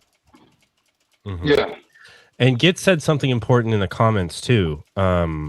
Depending on a modal scope, it may not be alethic. It may not be. You may not derive truth from it. Like an epistemic modality is non-alethic. You do not. There's no true epistemic. I'm not exactly sure how to word that exactly, but when a modality isn't. Yeah. When a modality isn't alethic, it's just we're not talking about deriving truth. We're talking about maybe like evaluating some type of formal system, but not necessarily entailing truth from the, I don't know, propositions or conjunctions of propositions. It's a difficult. We're talking about there. Nobody is a difficult concept to convey because it's kind of like asking somebody like how truthy is truth. You know, that's a whole other thing. Is like, what's our theory of truth that we're working with, and exactly, like, you know, everyone's probably going. Well, and everyone's probably going to say something.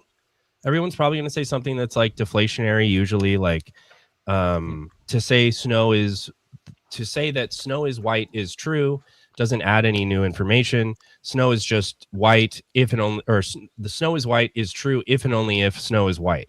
And it's like, we don't even need to talk about truth after that, right? But then there's like other ideas of truth that kind of open up things that are common in our language. And I've talked to Arpy about this before, where it's like this like non-deceptive idea of truth. And so you can say stuff again like true north. and like it's a true chair because when I sit on it, it's not going to capsize and break and injure me or whatever. It's like, so we like, there are ways to open up truth to be used in different ways, but typically truth is just like that which is the case, or that like it's a state, or it's a property that propositions can hold. Like a proposition is true if it comports with reality. Even say, I think you could almost even say reliability. That's I think there's a reliabilistic theory of truth. I think, I'm not sure. Oh, but that might be knowledge actually. Whenever we're done with this, I have a question for nobody. Yeah, you're good. I don't know what we're talking about. Yeah, go ahead. We've gone so off piste. It's fucking Right. remarkable. Go for it. Ask your question, Just Jack. ask the question. So yesterday we were talking to Jada, and she said that you knew a lot We're not- about her. Oh, we're not talking about that. No. Okay. My No, bad. we're not. Well, the whole stream has been nuked for that reason. That's My bad. Mhm, I was that's not fine. aware of that. Yeah, that's fine. We don't need to talk about it, but I do know her pretty well. But yeah. Okay. I was just gonna ask a question because she brought it up yesterday, but yeah, I won't bring it up. It's all My good. bad. He Yeah, I knows. think If he wanted to talk about it, he would. Yeah. Yeah, so Okay. just like I don't know, like I think for just to finish my wrap up on all this is just like there's more we need to know. I'd say that would be my main argument. Is like there's a lot Yes. more we need to know about a lot of these things. Like I just physics is an interesting field. Like it's an interesting field of study. Like, but a lot of the stuff in it is just theoretical through observation. Not like what they would say foundations are for reality. I'm talking about observable models and all this stuff. You know what I mean, Daddy? but the problem here is that you're using the word theoretical in the colloquial sense, like in the scientific field. A theory is a theory, man. Like, no, but theory. Call it. When somebody says, "Hey, we have this theory," like you're using theory in the way that a scientist would use hypothesis. Like a theory is something that has been demonstrated to be true, usually cross-confirmed across multiple different fields, or at least related fields. A hypothesis, or until it's proven untrue later down the line, right? yes. So what? Like, can humans be But I'm wrong? just saying, Right. I mean, but you're I not. get that, man. I understand. Like, I completely agree. Like, I'm not trying to disparage. I'm just pointing out what is it is. Like, even great scientists say we're actually in the pursuit of being wrong or proven wrong. It's not usually like the problem here is when people say, "Oh yeah, but all scientists are wrong eventually." Whilst technically that might be the case, we're usually closing in on some kind of ontological fact of the matter. And is it the case that our perception of events becomes more accurate? And does that mean that the previous perception of events that we had was less accurate? Yeah, that's kind of true. But does that mean that it was wrong? It depends how you use it. It depends. Yeah, exactly. Yeah. Sorry. No, all I was gonna say is that instantly what screams out to me is like, what do we mean by wrong? Because if we're approaching like the truest truth, then was it wrong to take that step? That sounds crazy to me. I don't. Well, it's like I said earlier. It's like how true is true. Yeah, and I'm not even badgering that. I'm just saying, like, I'm looking at science for what it is. I'm not saying that isn't the right thing to do. I think that is the right thing to do. But like, sorry. Well, I was just going to say it depends. If you look at the scope of human knowledge through the lens of sufficiency, is this sufficiently accurate information for us to navigate the world in which we exist? Then fine, it's true. It's accurate. You know.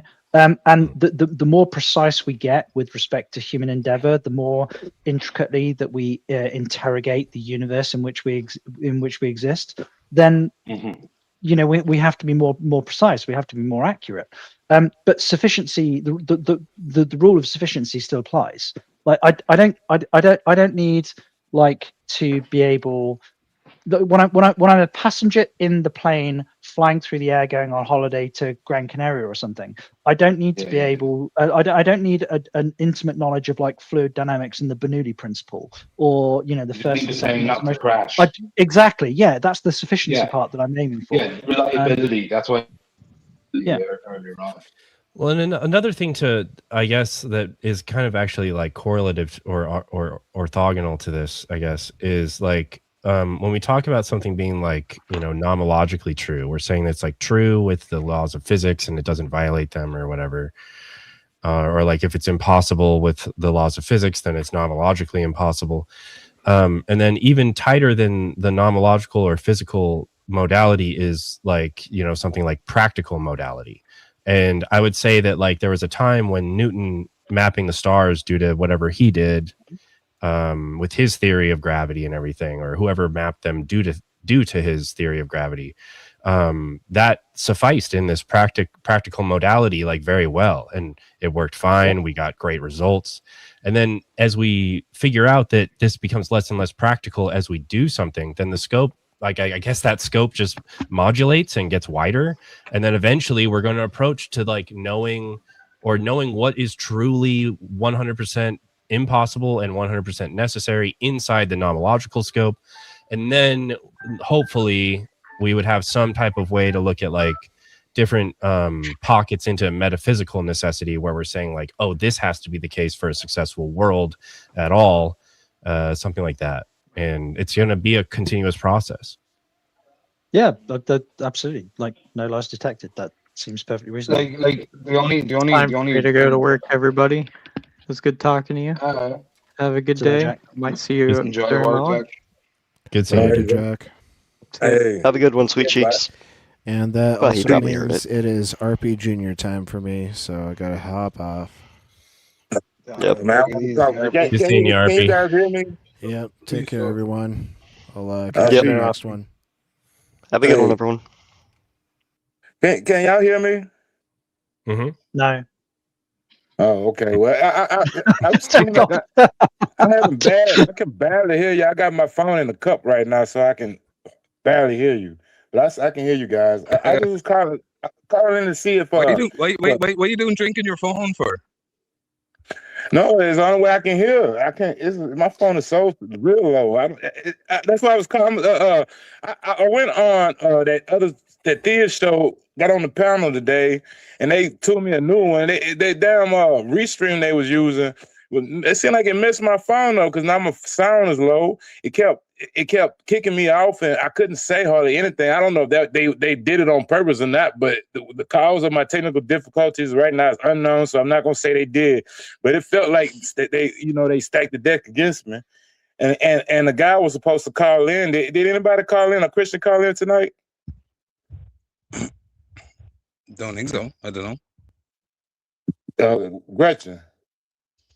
She must be gone. Well, there was supposed to be a Christian supposed to call in named Lionel the Lion of God. Supposed to call in. He made My a mic deal with died. me. No, nobody called in tonight. And I have not seen Lion in chat.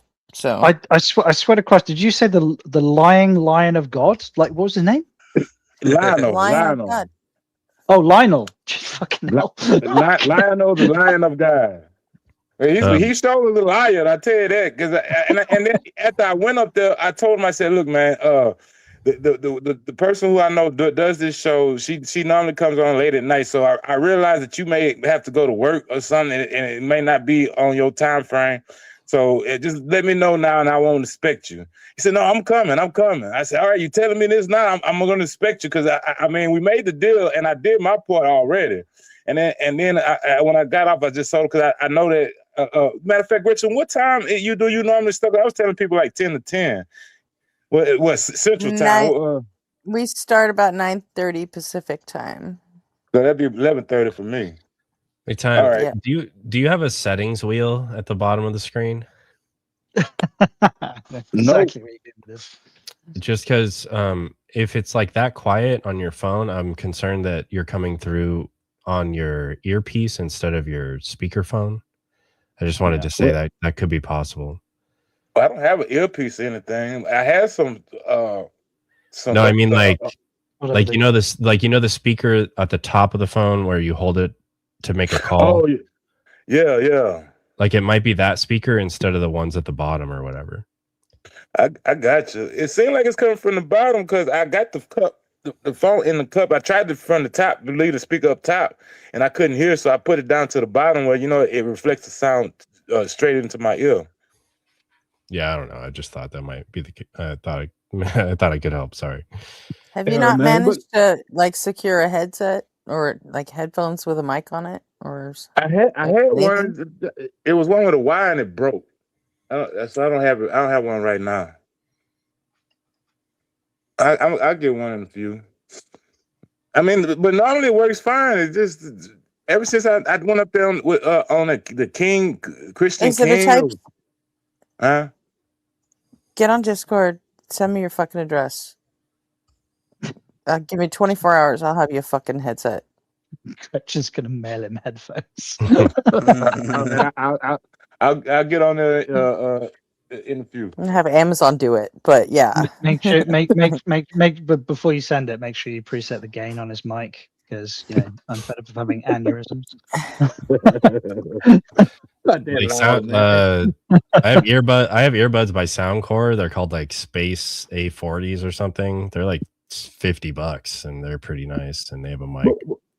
What are the possibilities that they put that I went on that show and I got on their panel and going through all that process, I got some kind of malware or something? Because this thing, they program is nothing like what the one Gretchen uses. This thing like took over my whole phone. The screen kept slowing down. I press a button. It'll take like 30 seconds before it must register that I press the button. And then you talking about Restream? Yeah. Yeah, Restream is garbage. It'll overheat. It overheats my phone and my phone shuts off. So yeah, that's one reason I don't want to fucking use it. It works fine on PC, but it's rough. So Yeah, that's behavior. Go ahead. Well, John. No, I was just gonna say it happened the other day where I was using Restream like on my phone, but it was also plugged into the charger in the van, which was like it was an induction charger. So the combination of the heat from the induction charger, yeah, exactly, and the sunshine blasting through the windscreen, and my phone basically committed Harry Carey. I thought it was gonna fucking explode. I was like, dude, you know what else happens? You know what else happens that you need to watch out for? I guess this is for everyone in chat as well. I have a mobile battery that I plug into my phone all the time. If your mobile battery dies and you have a Google Pixel, it will start to charge the battery while it's running. It goes in reverse. Yeah, and so even without all those extra heat things going on, just charging that battery and being in a case, my phone will die, and I'll be like, "What is going on? I just charged it," and then I'll be like, "Oh my god, I was charging my battery. This is bullshit." That's like because obviously there's energy loss from one state to the other. So, but you're basically just burning energy for no reason. I mean, more than that. As far as we know, scientific speaking, there's no way around energy loss. But hey, I want y'all to imagine my experience up there though. I was up there on the panel with like 6 or 7 Christians. They all putting words in my mouth. And the fucking mic kept cutting out on me. I don't know if they heard anything I said. So I'm pretty sure the audience looking at me like, oh, they gave it to him good. You know what I'm saying? Like I'm just like some kind of dumbass. I can barely get 2 or 3 words in, and then the mic go out, my screen go blank. Something else happened. I could barely hear what they were saying. They asking me questions. And, you know, I think they felt like they had made a big win off of me. It doesn't really count as a win if it's just Restream being trash. Yeah, I know, but you know how they gonna do it. Even if I was able to defend myself like I wanted to, they was still gonna call itself a win. Probably. Yeah, I mean, I alter my message now. That when I go up there, I don't do any atheist complaints anymore. I don't say anything about their Bible or anything about their practice. The only thing I tell is say over and over. I tell them over and over again is if this shit don't make sense to you, you don't have to believe. It's okay to be atheist. I just say that over and over again. So I didn't even know you had an argument with Andrew Wilson. I mean, doesn't he just declare himself the winner of every discussion that he's ever had? Like, yeah, he does. You know, and he hates licking sniz. I I mean, but see, you got to keep in mind the Christians are the ones that they got major beliefs. So even when they lose, they can just believe they self won. It's like I lost, but I believe that I won. That's how they believe. Well, yeah, everything. God is the necessary precondition for winning, dude. They believe with it. They feel. Sometimes it don't even look like they trying to win. They do exact opposite of that. You know, to help their goals. They just hurt all their goals, and then they come out. Yeah, I won because of God. I believe in God. My beliefs make me win. I don't understand it, but yeah, it seems like they are a bunch of liars. The argument, almost all of the arguments around necessary preconditions, I've always found bizarre when the necessary precondition is an agent. Like an agent requires multiple things in order to exist, right? It requires multiple different like chemical, physical processes. Like a necessary precondition should be like the simplest thing, like the law of parsimony, right? I've never. It's not necessary though, that because if what they describe truly exists, then that could be the necessary precondition. But I don't think it can exist. So I'm on your side, John. But I'm just letting you know there is a small possibility that something like what they describe exists, and if that is, then that would have to be the necessary precondition. And it's all powerful, all knowing. So it is simply just is. But I don't agree with that. I don't think that exists, and I think they just full of shit. Well, and like Kurt's gonna say something like, I can't remember exactly how he words it, but it's like, if something were to actually know all things that are true, then there'd be some type of like heat problem, and like the fact that thing existed would like burn everything up. Or I'm not doing it justice. Please don't quote me. And but then the other thing that's even more obvious is the inductions we can make about our minds, they stop at our minds. Like to try and say that we can infer what a divine mind would prefer, like order, structure. That's to even say it is a mind. Hang on a minute. I deserve this. Gretchen got you look at the thing that Gretchen put below us. Yeah, I deserve that. I do. But let's hold hands and skip down this particular conversation together. Nobody. Let's through play time. Yeah. We're going balls deep in the nerd territory. So put on your goggles, ladies and gentlemen. Let's go. The last point was basically, look, what we know about human minds and like minds that have biology attached to them and stuff like that. We know that's true about all those minds. But then as soon as you as soon as you slide the meaning of the word mind to something that doesn't have biology, doesn't have neurons, doesn't have the same type of knowledge that's retained or justified in the same way. Like a lot of theists will say that God doesn't have justification for his knowledge. And then now we've equivocated on knowledge and we don't know what knowledge means anymore. And so it's like, because we see knowledge function in this way, because we see minds function in this way, therefore that means that we should expect schmallage and schmind to function in the same way. And that's just not the case. That's a broken inference. That comes in when you start applying rationality to things. See, I gave y'all my definition. Yes. I don't like my definition. Wait, so that's fine. That's fine. Maybe there is an ideal rational observation or observation like type, but without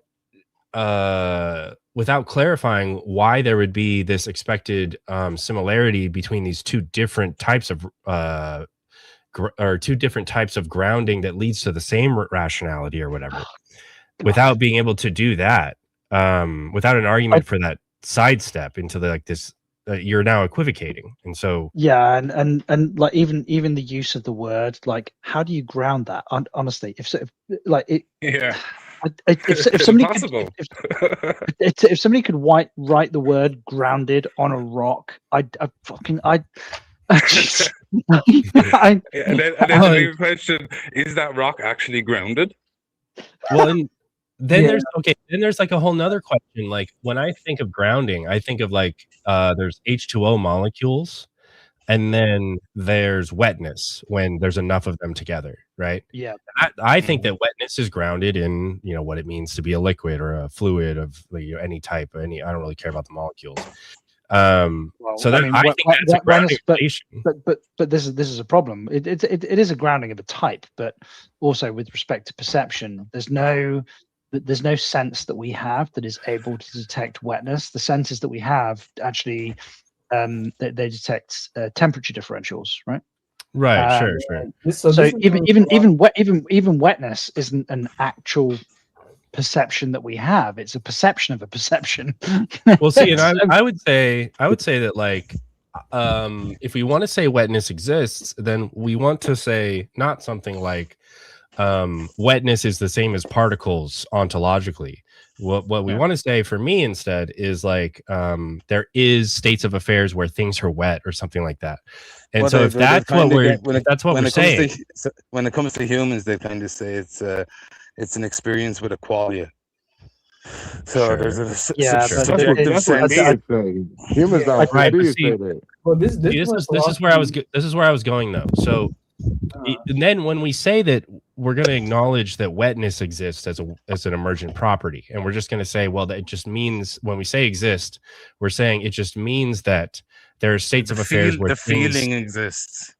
Well, maybe not even the feeling, but just there are states of affairs where water adheres to things, right?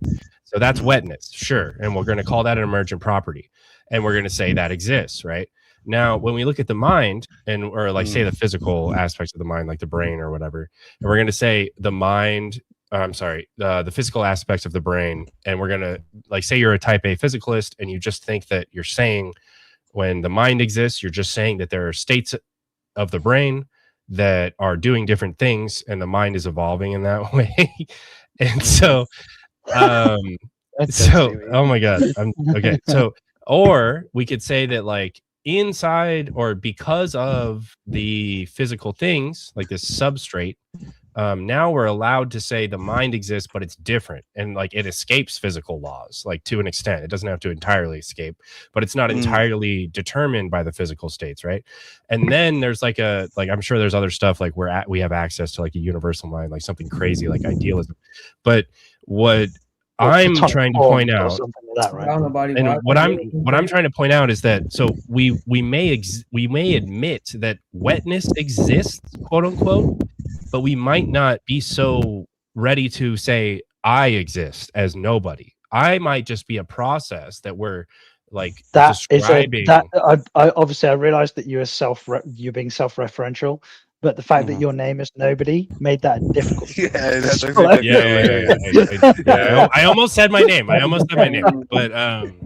But yeah, I like, guess you see, like the wetness. All I'm saying. If I say to you that the wetness ideology is uniquely linked to humans, and without the humans, you don't really have that abstract concept. You're granting that to both then, and so it doesn't even matter, because we only have access to our minds through our minds. But that's what do you get what I'm saying though? It's kind of like because we have that concept of idea of that feeling and quality, we put identification to that qualification of wetness. So then when cardboard gets wet, cardboard is wet because we But what if no one's there? What if no one's there to touch it or observe it? That's what I mean. Then does the concepts don't exist? The concepts, well, those concepts don't actually exist. But now we've slid again. Now we're not talking about. I know. Because it's back to, it's like the people have to be there to describe the thing. If the people ain't there to describe the thing, is the thing there? But the point with respect to wetness, I know, yeah, but I can't prove that absolutely. I get what you're saying. I agree logically. Logically, that follows. No, I get you. Logically, I know. I get you. Logically, that follows. That's kind of the way I see it as well. But I also can't prove it in the opposite because I can't do an experiment to see. Yes, because there's no mind. Yeah, exactly. When cardboard is saturated with water, it's like whilst we would describe it as wet. I get you. It's not experiencing anything. It's just a description of like the atoms that exist in the world. But the experience of wetness is the bit, and that it's this phenomenological sense Actually, what wetness feels like. You know? Actually, how about this? Okay, so like you identify wetness as this thing that's also associated with qualia, right? Or like an experiential like phenomenon, like we touch it or we at least see it or something like that. What if we just say, instead of wet, the cardboard is wet with no observers? What if we just say water is adhered to the cardboard with no observers? Is that fine? Well, I think on a technical ground, well, just to be anal about it, I guess the technical grounds, there's like water. Yes, I'm being anal. Yes. No, not you. No, not you. Not you. Me. I am. I'm just saying. I am. Like, but on the technical grounds, water isn't wet. That's okay. Wait. Okay, wait. That's good. I like that too. Hold on. So I would say that because water has a surface tension and it adheres to itself in the right conditions, I think it is possible for water to quote unquote be wet in a sense. But for me to say those words, yes, it feels intuitively stupid, and I gain nothing from it, right? Well, in the infinitesimal second that water is raining on the ocean, yes. Well, it just needs like the right amount of molecules to form a droplet or something like that. I don't know. Yeah. I get what you're saying. It's the minimum requirement for surface tension to become prevalent. Yeah, just like whenever that happens, like I'm gonna say, sure, we could call it wet. I don't really care though. What I'm saying is that when we're not around, water would still adhere to stuff, right? Possibly, yeah. I don't know. No. I won't be able to observe it. Yes or no? Yes or no? You think that's you being anal? Yeah, it's not you being anal. It's you not. I'm sorry, but it's you being obtuse as fuck on purpose. Like so. No, I'm saying, I wouldn't say obtuse. lads. I wouldn't say obtuse, but I would say I'm saying I'm being anal about it, not you guys. That's fine. Yeah, that's what I'm saying. Is no, you're not. You're being the opposite of that. It's even fine to be both. We can affirm contradictions too. I don't care. So if you say that, are you willing to say that it is possibly the case that if rain fell on cardboard with no observers, the water would not adhere to it? Are you saying that's possibly the case? Well, I would say I don't know because I won't be able to observe it. Yes, that's irrelevant. Yeah. Okay, there's a cat sitting there watching it. It's being observed. There's a cat. There's a cat just chilling. That's actually a pretty good question. What is your answer to that question? Let's try the classic version of this argument. You put a cat in a box with a radioactive. Schrodinger's invisible. Schrodinger's wet cardboard. So say it's an animal that's not. So say that it's an animal that's not reflective like us. It's not whatever that is. That's what I mean. Like that's hard because I don't even know how animals perceive the world or their consciousness. Like I know nothing about it. But cats can see that something's wet and choose to not step on it, right? Yeah, and then they get wet all the time, and they completely ignore it in the rain, and it doesn't seem to bother them at all. Come on, Kieran. Well, that depends on the cat. Getting wet. What are you talking about? That depends on the cat. Like a lot of cats hate showers, but I see these Instagram reels that are cats in the shower. But that's domesticated cats. Like most of the cats I have are. Oh my god, what are we doing now? Kieran. Now it's domesticated or not? You're killing me. Well, I don't know. It's subjective. I think you're making an absolute claim as well. That cats avoid being wet and all this stuff. So I can't say that that's 100% true. I think this is where inductive reasoning comes in, right? Because you already have experiences of where you can experience something and then not being there, right? You experience like typing on the keyboard or something like that in the past, and then not being there, and then other people typing on the keyboard, and you know that they're typing on the keyboard, etc., etc. Right. But I have to be there. I have to be there to perceive that, and that's what I'm saying. We're perceiving that. We've not even got to a state of like reasoning yet. We're just trying. Yeah, but you know what I mean. Like if someone's tapping on a keyboard in China, I don't know that they're tapping on a keyboard in China. But you need to know if they're tapping on a keyboard in China. But I'd like to know. I'd like to know, Gretchen. They should tell me. Why? What? But Kieran, the fundamentally the question that's being asked is, do you believe that there's an ontological standard that it like supersedes or exists independent of your perception of the world? And we can't even get there. Like the question, like if like, would the cardboard absorb the water if you weren't there to observe the water like soaking into the fucking cardboard? Like, Yeah. it's a rehashing of the if a tree falls in the forest, does it make a sound question? Yeah. You know? Yeah, I know, but yes, but and you it get makes what I a said sound. earlier, though. Yeah. But you get what I said. Yeah, I I'm said trying to earlier do when I said we cannot test the opposite without us Okay, observing it, that's fine. right? So this is all hypothetical, right? Well, it has to be. yes, I mean, of everything course. we're talking about is hypothetical. Of course, this is a Yeah, but kind of that's what I'm saying. But you kind of coming at the 100% absolutism that you take humans out of the equation, reality Well, still exists. Yep. Well, I don't know of if that's course. true. But Of course. every single thing we do, physics, like just inductively, deductively, every single thing that humanity do with respect to our understanding of the universe assumes and presupposes that the physical laws are consistent whether we're there to observe them or not. When you say I don't know, that they like the universe doesn't magically disappear when I'm not looking, is basically the Descartesian demon. You know? No, but you can't tell me what happens to a human after death. No one's talking about that, though. But that's not what I was asking. But that's We that's can't make wait, any wait, claims no, at all no. because we don't know what happens after death. When What- did I say what are you that? saying? When did I say that? Well, okay. You can't So make any you claim. said it. Okay, the reason she But said that's that was the that inference I made. the reason she said that was that we were talking about whether or not there are states of affairs without minds, and then seemingly to defend this idea that we don't know what's the case without minds, you brought up what we don't know about after death. So that's why she said that.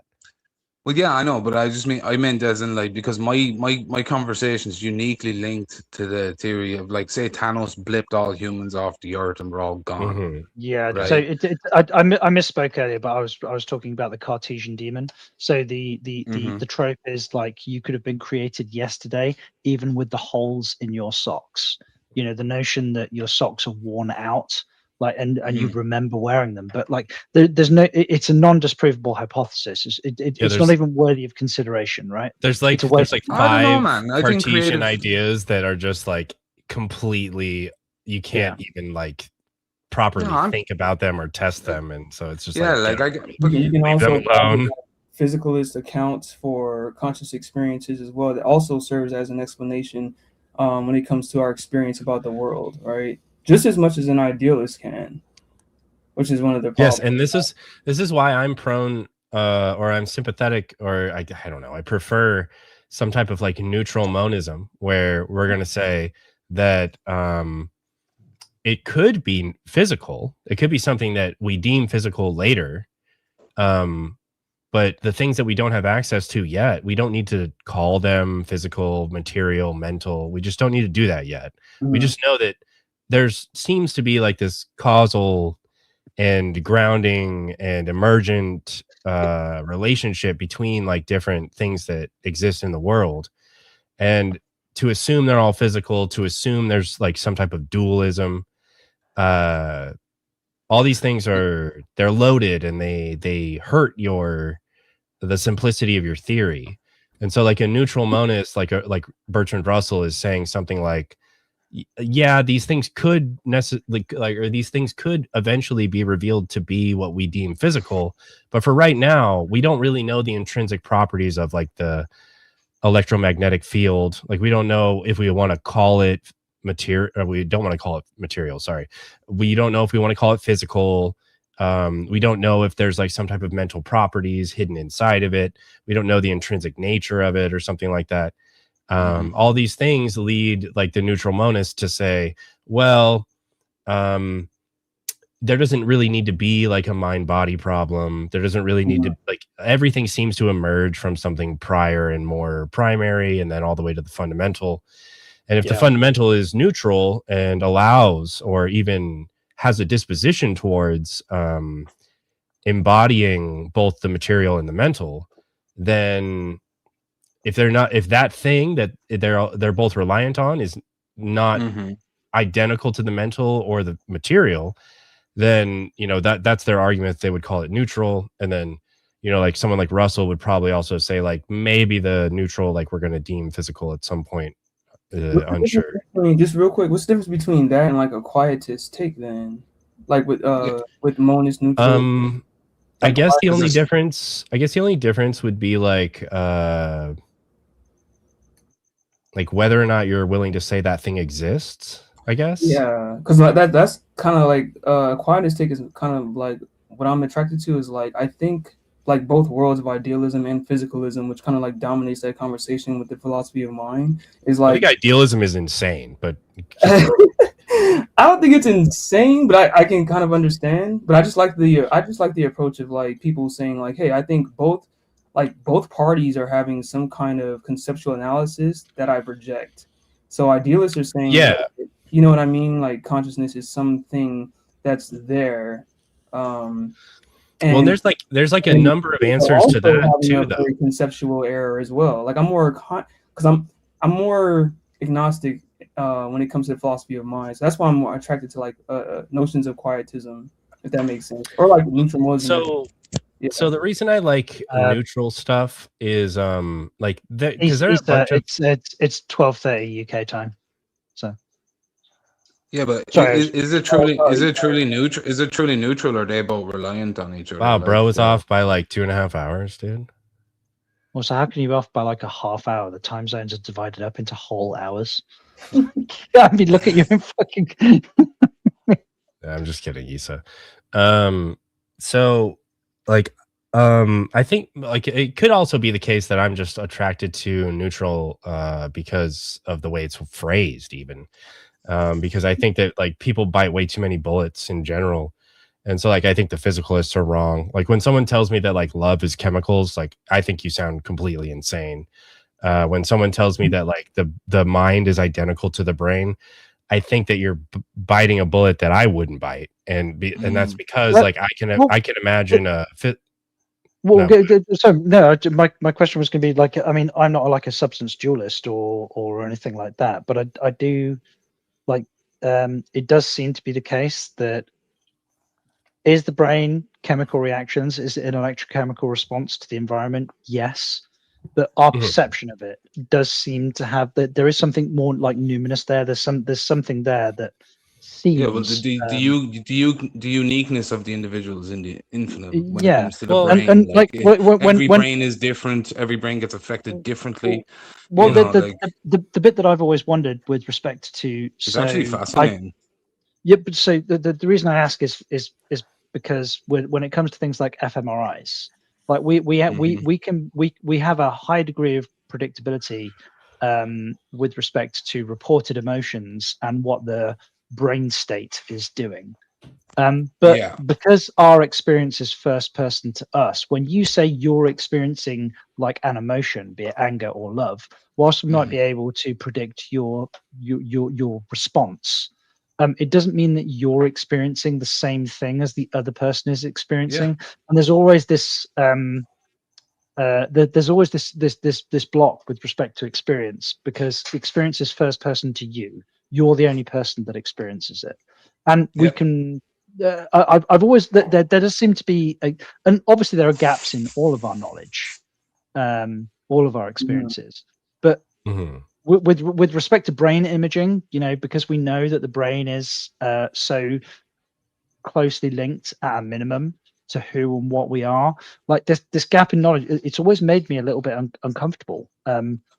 Well, in like to kind of paint the picture, like they're like or I guess I have to like tie it back to something I said earlier about like non-deceptive theories of truth or whatever, and maybe it's not non-deceptive, but it's something like along those lines.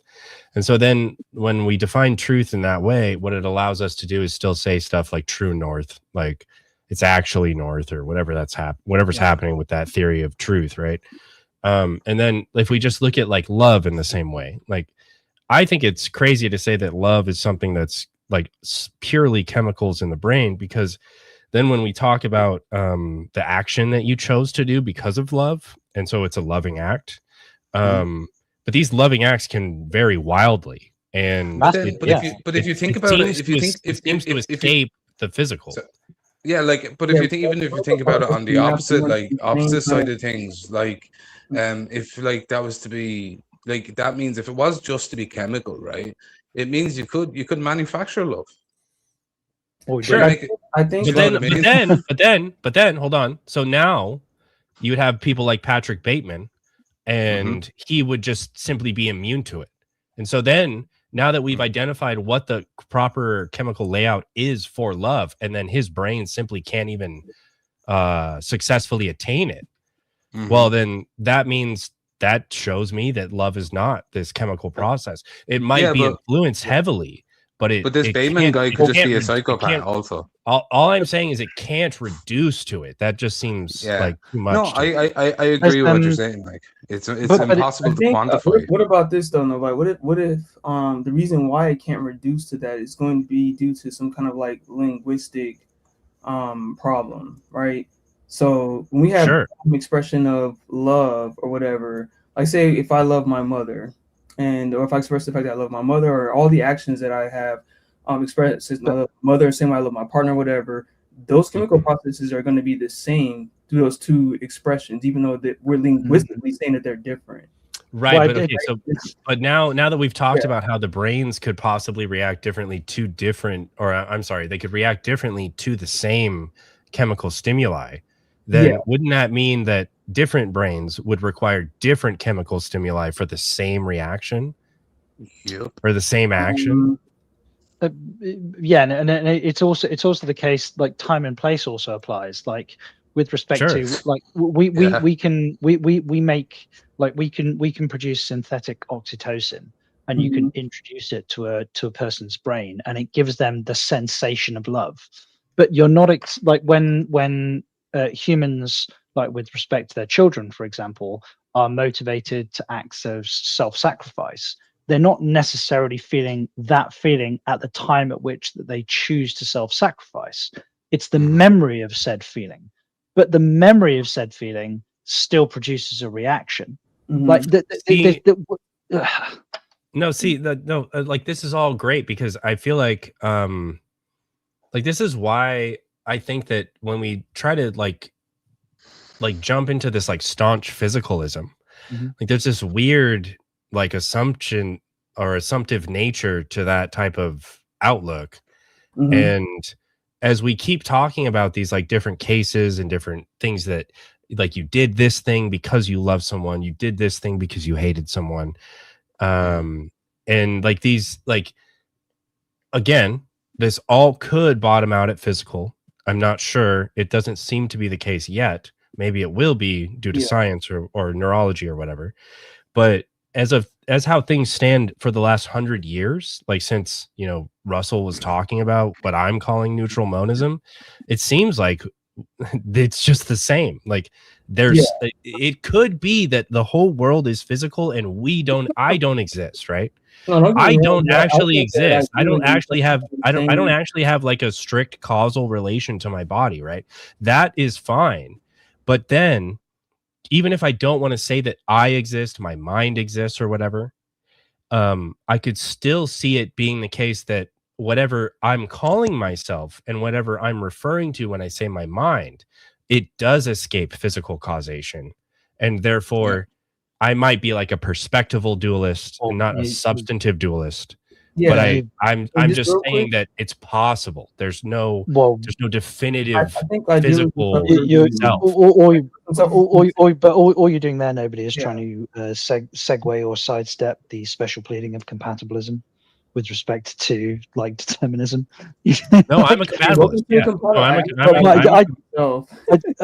Broadly speaking, I am too. But like, you know, determinism doesn't apply in the human brain and only in the human brain. It does reek of special pleading to me. But I struggle to get past it. You know. No, it's not. It's not so much special pleading as it's like it's like we can't see. Well, it's point. Well, it's point out. I think what you're pointing out is that we're a bunch of irrational mad bastards living in a physical realm.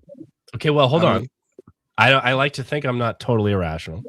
No, but you know what I mean. I don't mean like that. I just mean we're creatures that want to survive, and with that comes all the variables and craziness that comes with us. And then we're creatures that perceive in the abstract and in the metaphysical. And because we do that, Okay, except that's not what he said.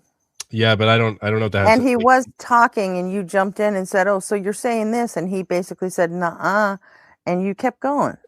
well, what I'm saying is that all like right, the things Gretchen, that we calm down. I conceive, thought we were having a conversation. Like that it's fine. The things that we conceive, like, because you brought up like conceptual ideas or whatever. Yeah. The things that we conceive, I'm saying that's what escapes physical causation.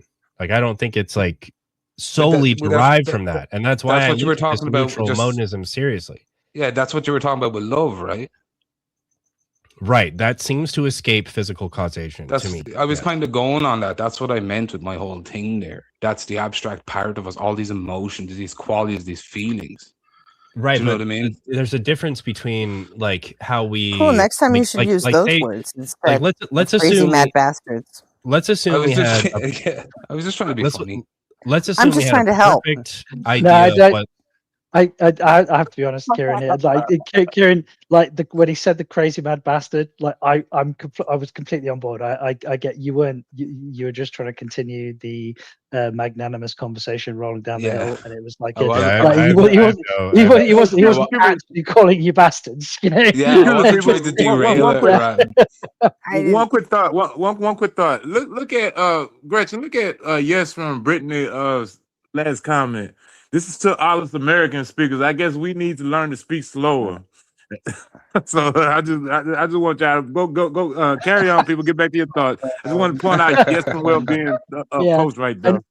An Englishman, an Irishman, and an American bet on our lives. Yeah, I know. Yeah, three y'all different ways to fucked up my pronounce English. all the words. Yeah, But that's funny because that's actually a skill I had to learn because I lived in Australia and they were like they couldn't understand me when I moved over there years ago. They were like, But like it's like if we met in the street, like, and we hadn't really, like, if we were just like casual acquaintances and I walked up to you, hey, you mad cunt, how you doing? And shook your hand. That's just like going, all right, mate. Hey, right? Britt, If you who's did the that to an hardest one to American, he'd fucking understand? shoot you. too right, getting it. Spot tea in it. top of the morning, dear. Too right. Oi, oi. Yeah. But yeah. Australia, they're crazy in Australia. Yeah, so I guess to try and like rein in whatever we're talking about, like it seems like we're all like pretty able to agree with each other like all the time, like this whole time.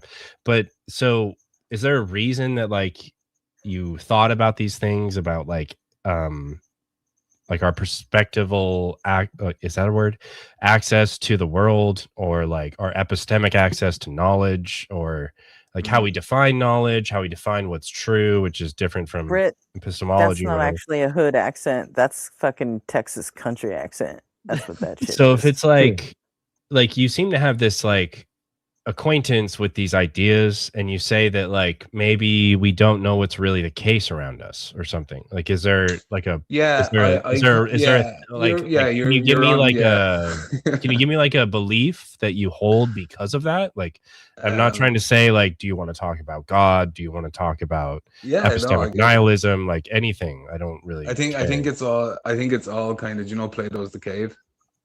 Yes. Yeah. Yeah, like that. I just never heard of it. I just apply that to reality. Because you've never been in it, you know. And like the way I look at that analogy, like one of the interesting things I find about when you go to the end of the story is not the person that sees the truth. It's when the person gets brought back to the cave and tries to tell everyone the truth, and they all think he's crazy. Yeah. you see how that you see how now there's any ideology or any kind of perspective. That's the beauty about Plato's Cave. But right, obviously there's two things at play there. There's limited perception and there's consensus, right? Well, there's definitely ideology. There's another one, and it's your ability to adequately paint the picture for them.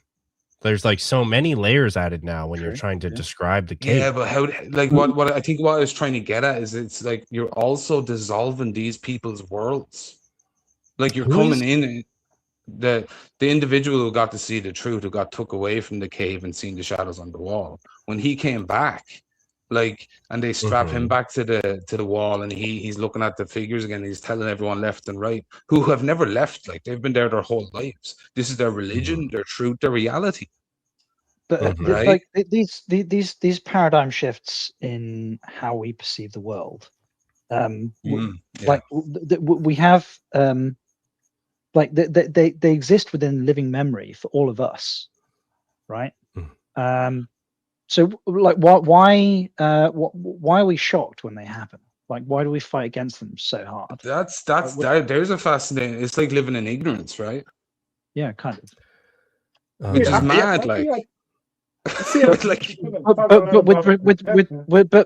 But with respect to our understanding of we like our like we kind of live in a unique time in a unique place. Like we had thousands and thousands of years where like the peak of technological development was a fucking bow and arrow if you were lucky. And in the last couple of 100 years, our technology, our understanding of the world and how it works has just like rocketed ahead. Like we've had more paradigm shifts in our understanding of how everything works in the last 100 years than I would suspect in the last 10,000 combined.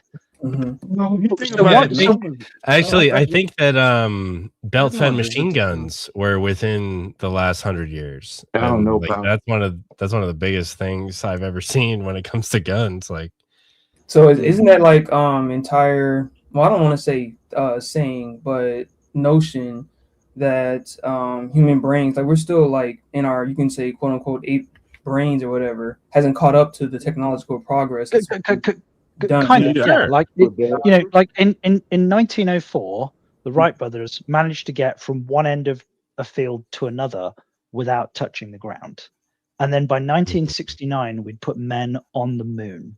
Like there is no example of technological explosion that has ever existed with respect to our species. Like, it is not reasonable to expect we should psychologically be in a position to be able to deal with it. But at the same time, like because like there is nobody that exists now, there is nobody that lives right now that hasn't lived in this world. Like none of us are actually Iron Age goat herders. We're not expected to live in that world. All of us live in like a technological paradise, relatively speaking. If you believe in the Bible, I'd qualify that with a paradise for some and a hell for some. True. Oh, okay. You know, so like the It's not point, perfect. I think something to keep in mind though is that because of our technical advancements and or technological advancements and the protection it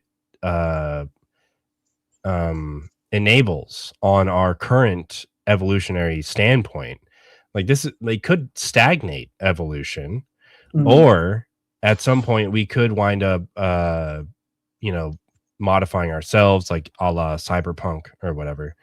And like that'd be great. I think that that's ideal. I think that like modifying the body, get off the planet, like get off the planet, modify the body. Black Mirror, some of that stuff.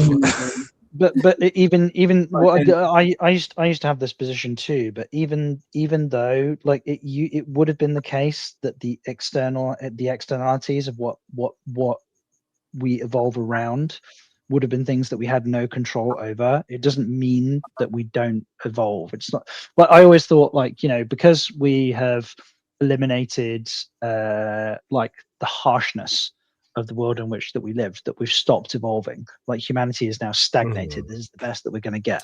But there's always some kind of external pressure, right? John, every time we have sex, evolution occurs to some degree. But as long as we can maintain the environment or actually control our sexual reproduction and environment, then to some degree we don't evolve. At least say that much, right? Let's look at it this way. With respect to history, the North and the South Koreans, like the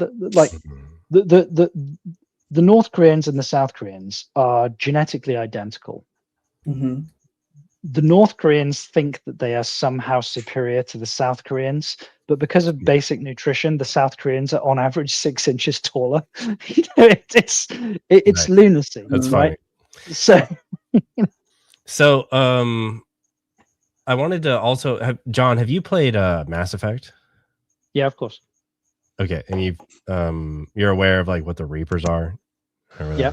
So like I can envision, like, even if we were to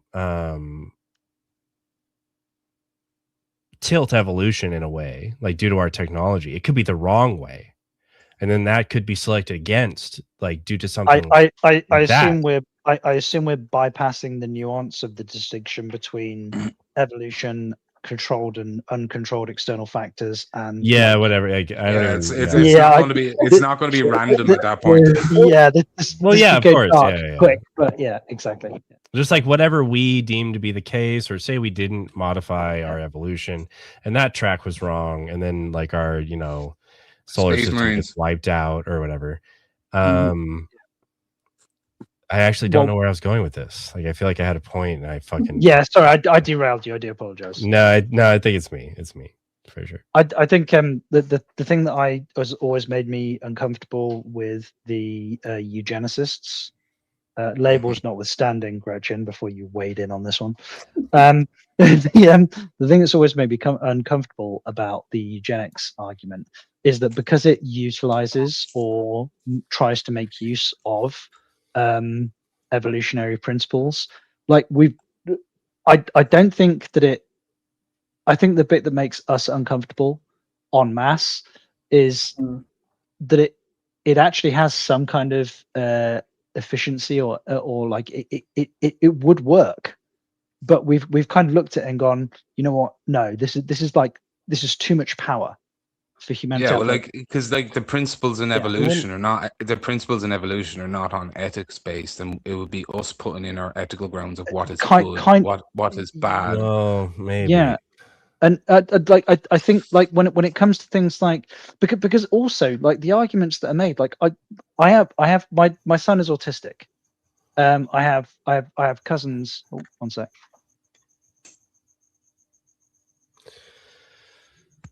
It all comes down to who gets to make the decisions. Yeah, I had a point I was gonna make and I lost it again. Like, I'm really fucking Yeah, sorry. I wanted to ask John. Jesus, nobody on fire. Fucking learn something for once, won't you? Yeah. I wanted to ask John. You're actually right. I heard, No, I'm not. I don't know who I heard. Is that a from. joke? Sorry, what, Git? Oh no, I'm sorry. No, I don't know who I heard this from. That like all human beings. I think I heard it from. Oh my god, I remember. All human beings are super homogenous, right? So we're more closely related. We're all closely related, more so than other apes like chimpanzees or something like that. It was Dawkins that said that, I think. Now I don't know how true that is, right? So I wanted to ask John that. Well, I mean, it would depend on how. Like I don't know how homogeneity is being employed there because I'm not a biologist. So. Well, I think it would depend on how many common ancestors the current population has. So I don't know. Again, I lost it. I'm an idiot. You guys go ahead. So I was mid sentence and my wife came into the room. I forgot what I was saying. Yeah, I lost my shit twice, dude. So.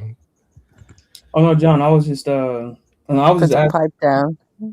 No, I was asking if it's true that all human beings have this kind of like genetic homogeneity that isn't like similar to other apes like chimpanzees or gorillas or whatever. Like they have much more genetic diversity. Well, I mean, I'm not a geneticist, but cladistics, they're nested hierarchies. So we all come from. So in the same case, like for example, like all trees are eukaryotic and we're eukaryotic. And you either have to accept the fact that this thing like came into existence once, or there are multiple examples of this thing coming into existence. So like a eukaryotic cell, for example, it seems like it's more parsimonious that it only ever really evolved once, and then we delineated from that one evolution of that biological thing. So is it technically possible? Yes, but that like multiple eukaryotic organisms like evolved and or came into existence and they are distinct clades. Is it possible? Yes, of course it is. But is that the thing that we think is likely? Absolutely not. Yeah, because they would just be eaten up by other. They would just be right. Yeah, but this what also it kind of depends how you're using the word homogeneous or homogeneity.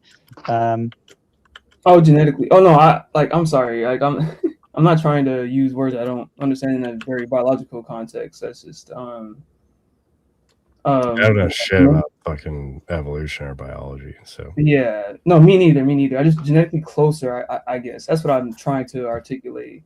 Genetic, well, like so like it always bugged me where like you hear these things that are said like oh yeah, a mouse is 96% similar genetically to a human, and you're like, well, yeah, because it's a fucking mammal, and the liver, whilst it might like it's a different size and shape, but the cells function in the same fucking way, right? It's still a liver, and the same with the kidneys and like the heart, etc. Like, but that doesn't mean that like we tend to view things with respect to the aesthetic, but that's not how DNA works.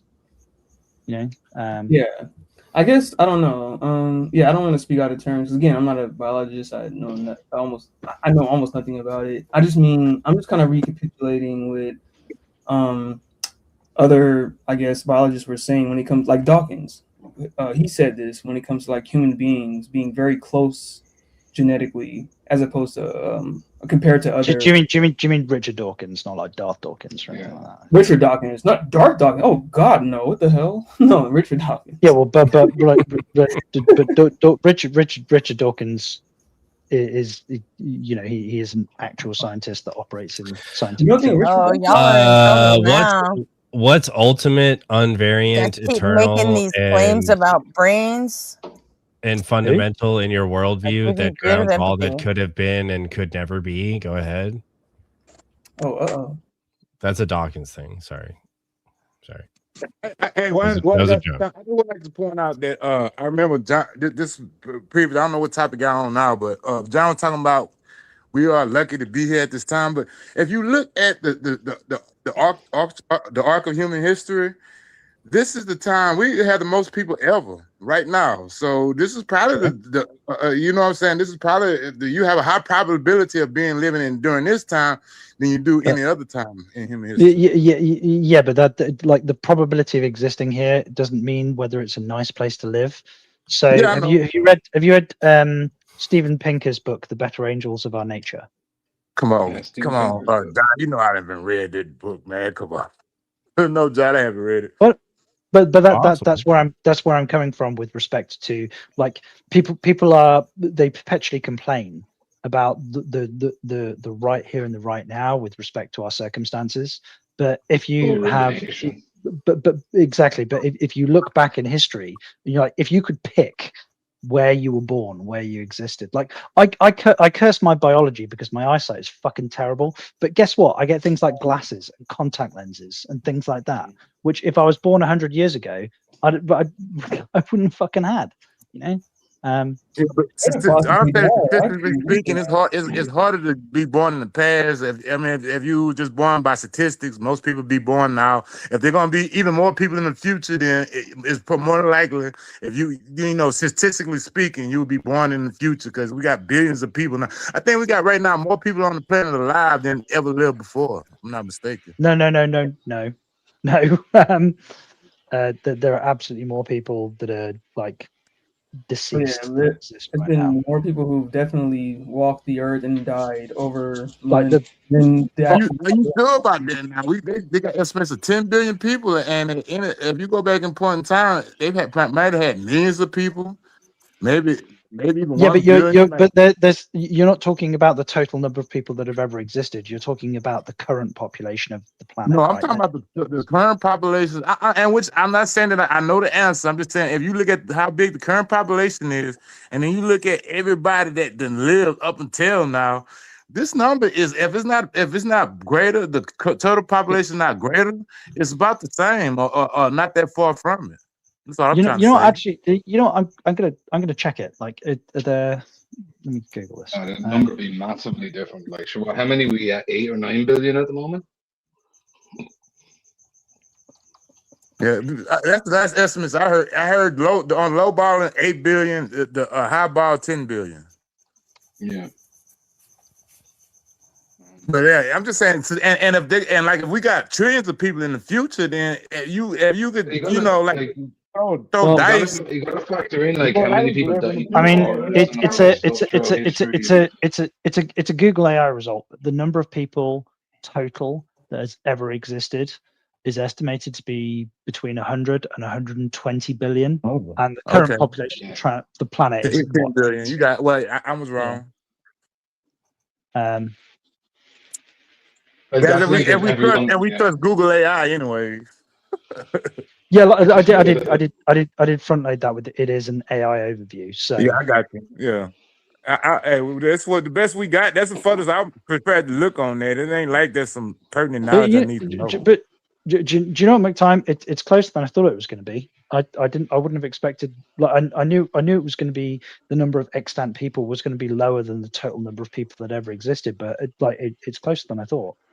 Yeah, that's what, and so it's standing reason. If you just threw dice, if you was like the floating soul in outer space, picking your time to live, and you say, "Well, I'm gonna do it by the throw of the dice," it's more likely you're gonna live either now or in the future. If we continue to have babies like how we doing, then you would live in any other time in human history.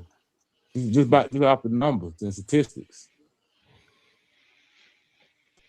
See, the problem there is that it doesn't matter when you're born. Your personality, the who you are is formed as much from your experiences as it is from your genetics. So you being born now formulated who you are now. If you were born in the future, that future would make you a different person then. Yeah, so it doesn't really matter when you're born. You're a product of your time. Yeah, just think like a Star Trek. Like if you were born on a space shuttle going to Alpha Centauri or something like that, like you'd be different to some extent.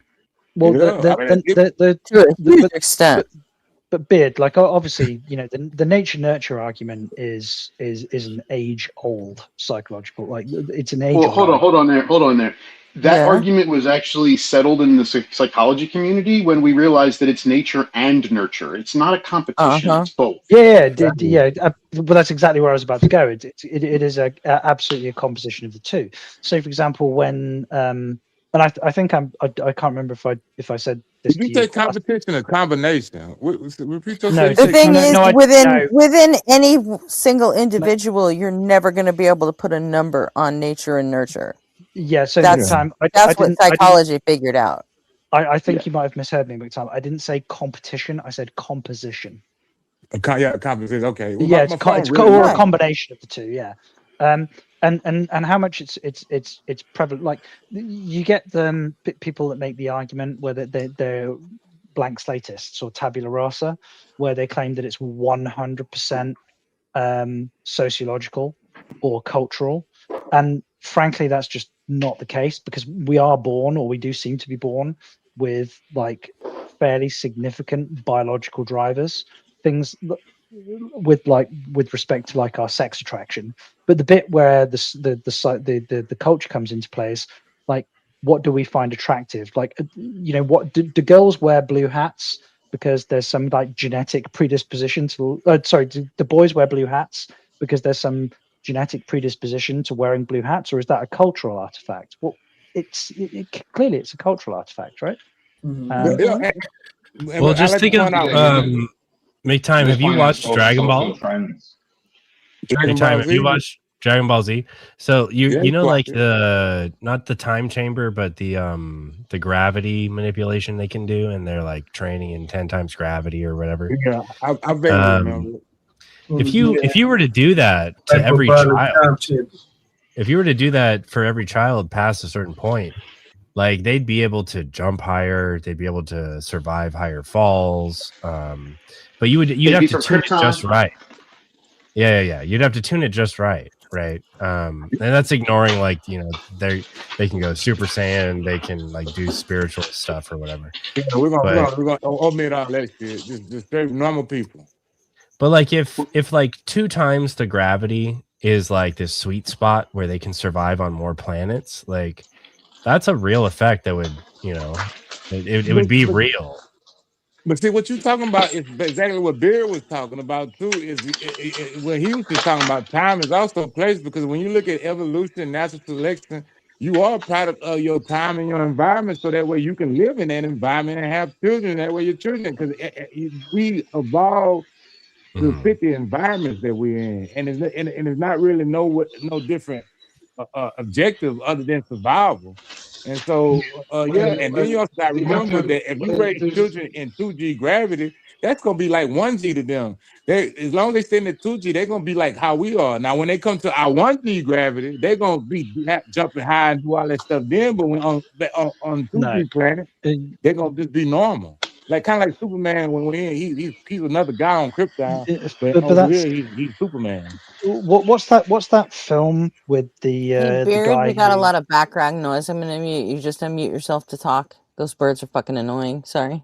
what's that film where the guy ends up like on Mars, and like they've got these like light ships that fly around on, what the fuck is it? But regardless, the point is that he is like, relatively speaking, he can jump unbelievably high, and he's ridiculously strong because he has. But it's not gonna last forever though, John. Eventually he will. John Carter. John Carter, Yeah. Yes, thank you. Yeah, that's the film, exactly.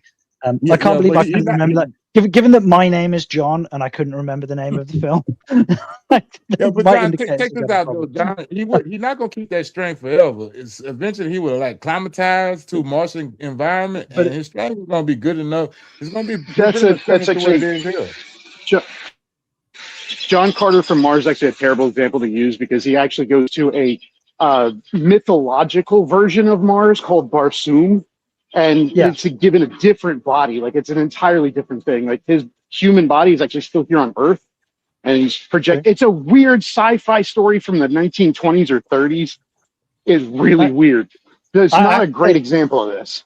I have to say, I actually enjoyed the film when I watched it, but with respect to physics, no. Because you lose what you don't use. Like if all them guys in outer space on the space station, they're losing body mass, muscle mass because they don't need it in zero G. Yeah, but that doesn't mean your offspring are gonna use what you didn't use. Oh, no, I'm not saying that at all. Did y'all watch that video? Because about that Lamarckian, what that woman said about Lamarckian? I missed the beginning of this conversation, but it sounds like you're going from a Lamarckism again, right? No. Yeah, it's called bad evolution. That's called wrong evolution. Well, also, Set him straight, guys. I spent like 2 fucking hours trying to talk him out of Lamarckism last night, and it just didn't work. It's even worse than that. It's actually not We can Lamarckism. It's like we can also work.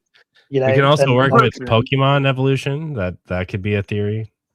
You know, the Don't Soviet knock Union- Pokemon evolutions. The Soviet Yeah. Union was so disgusted with the concept of the survival of the fittest because it meant that people, like, it was built in that people were different. So they came. There's Erwin Lysenko came up with the concept of Lysenkoism, and as a direct result, millions of people starved to death. So there's that.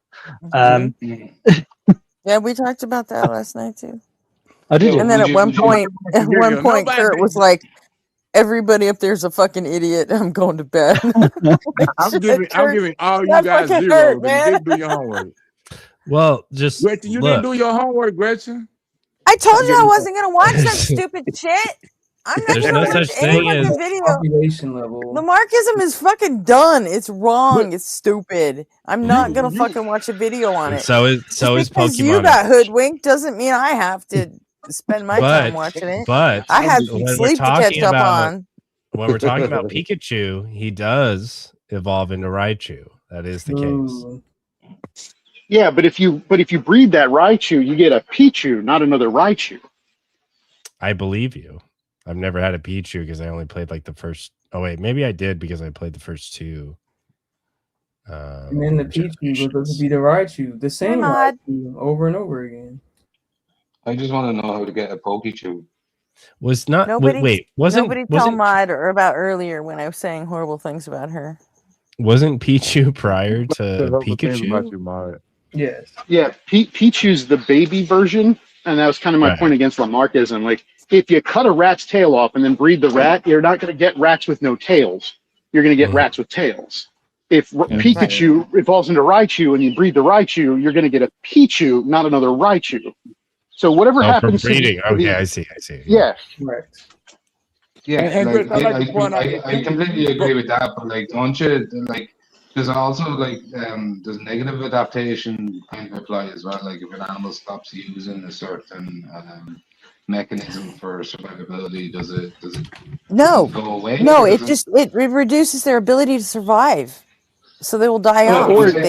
Or it creates vestigial functions. Sorry. Right. Yeah, Beard is right, because then possibly that becomes less of a priority to keep propagating in each generation, and then you get stuff like the an appendix in a whale or something like that. Right. Gretchen, I would like to point out that thing you said about nature and nurture is what my Lamarckian ideal is. So I'm not talking about whatever you heard about in the past. I'm talking about this idea, what you're saying with nature and nurture.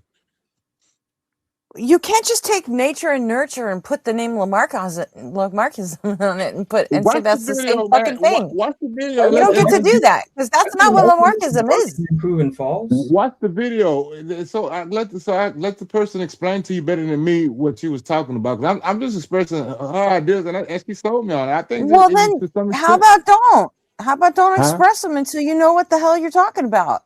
How about that? I mean, I know Lamarckianism already. That's a pretty good rule to live by. Don't try to start a debate on something unless you're prepared to fucking debate it. How about that? It's very Wittgenstein, Gretchen. Yeah, I know. You got me there.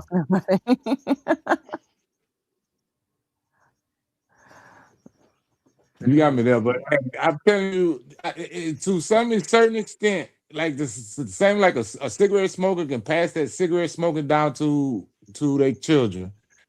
No. What they pass down to their children is a genetic predisposition. They don't actually pass the behavior on. That's what I'm talking about. If a person's parents are an addict, but they never use any of the substances that can become addicted to, they never become an addict. That's what I'm talking about, Bill. I'm talking about that genetic. That's not true. I'm talking about that genetic. What do you mean? Wait. How can that not become addicts to things who weren't exposed? Didn't have a genetic. No, but if they never use the substance, how could it not be true that if they didn't use the substance, they wouldn't become addicted? Maybe I misheard him then. So there has to be prior use. All I'm talking about is the genetic disposition that was passed. That's what I'm talking about. I'm not talking about whether or not the child is going to become a smoker. I'm talking about you pass that in your genetics, whatever that is. That's not Lamarckism, because the parent that had that acquired this addiction to tobacco did not get a genetic predisposition by acquiring it. Didn't get it by smoking. They got the genetic disposition from their parents, and because they engaged in the behavior of smoking, they became an addict themselves. But so McTime, one thing to understand: the genetic predisposition that the person inherited isn't addiction. It's a predilection or an easier time if their brain creating addictive pathways. Not the addiction to a specific substance, but their brain is more likely to be able to develop addictive pathways. That's what's being passed down. But if you never engage in something, that creates addictive pathways, you never become addicted to anything. Exactly, Mr. Beard. I'm not saying that you pass addiction on. What I'm saying is just because you had this behavior in your life, and you could pass it along genetically, like through this, like you say, dispensation, like what that word you use, to your children. And disposition. You cannot pass acquired traits biologically. Right, because the person who is that child, the one we're talking about, right, the child of addicts who has not become addicted, the child that they have is still going to have the genetic predisposition towards developing those things because that's what's in the genes. But that's not because anyone used a substance anywhere in the lineage. You would have to undergo genetic modification to pass on acquired traits biologically. Even if it was the case that it had happened, and it was a genetic predisposition, that would have been hundreds, if not thousands, if not hundreds or tens of hundreds of thousands years prior. This is not something that is just, my mom drank a lot with her aunt. It has to do with y'all heard something and y'all don't want to unhear that. Whatever y'all heard that. I'm not saying that. I'm not saying whatever y'all heard. I'm saying that disposition is what that woman was calling the Lamarckians that she was talking about. She wasn't saying that you passing down outcomes. You are passing down probabilities in your genetics that you might catch this behavior. Maybe you can explain to me why Lamarckism keeps getting brought up, because I'm really confused about Well, I seen a video because McTime won't let it go.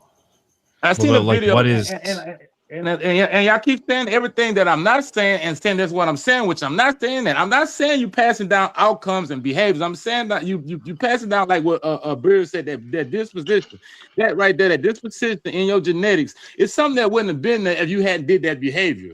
So that's what I'm talking about. You pass that down now. If your children, but that's what I was trying to clarify, is that Lamarckism, my understanding of it in its worst case scenario is that if a bunch of zebras that are black coated bang by a stick that's painted in stripes, then that's the worst case scenario, right? And that's not the Lamarckians I'm talking about or know about. I'm talking about. I put the video in the chat so people could watch it, so you can see the one I'm talking about. I don't know what y'all talking about. The actual definition of Lamarckism is passing on acquired traits biologically to your offspring, and you cannot fucking do that. It's been proven wrong so many goddamn times. Right, but so the other thing I wanted to say, which I think I said was. No, you go ahead, John. No, I was just gonna say, how the fuck are we still arguing over this meme? There's literally a meme of this. He won't let it go. That's what I'm saying. That's what I'm saying. So look, there's some fucking idiot blonde girl who some fucking idiot woman who goes, well, I had a nose job because I didn't want my kid to have to deal with my nose. And this is basically what we're arguing exactly about. So then, okay, so this is my question. This is my part that I found annoying, because I'm not saying none of that. I'm not saying none of that stuff with that definition you get brought up. I'm not saying none of that. I can't speak for the woman. That was the definition I literally read last night. That's the definition of Lamarckism. So if we're saying something different. Right, but if we're saying that that's stupid, right, and we all agree on that, read it out of the fucking dictionary. So, what type of features can be chosen in a person or a animal's lifetime that translate into their offspring? What type of thing is the line where we draw? Because obviously, it's not nose jobs. We just agreed on that.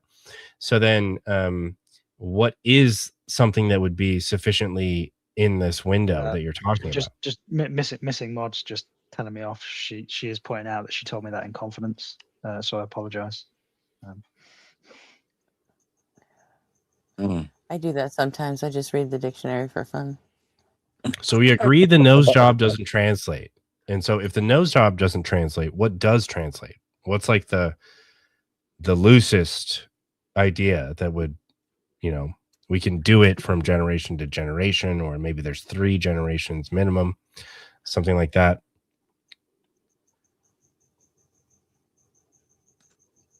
Right. Yeah, because that's what Lamarckianism is implying, right? That's what it's implying.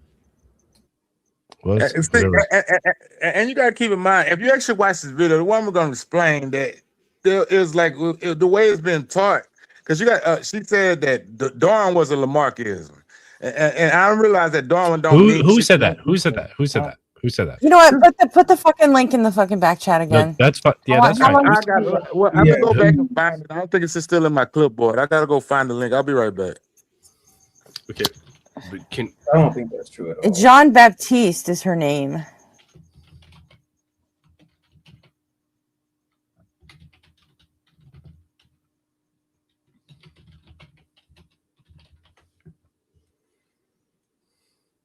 I looked this up last night, and he's right. I did not watch it, but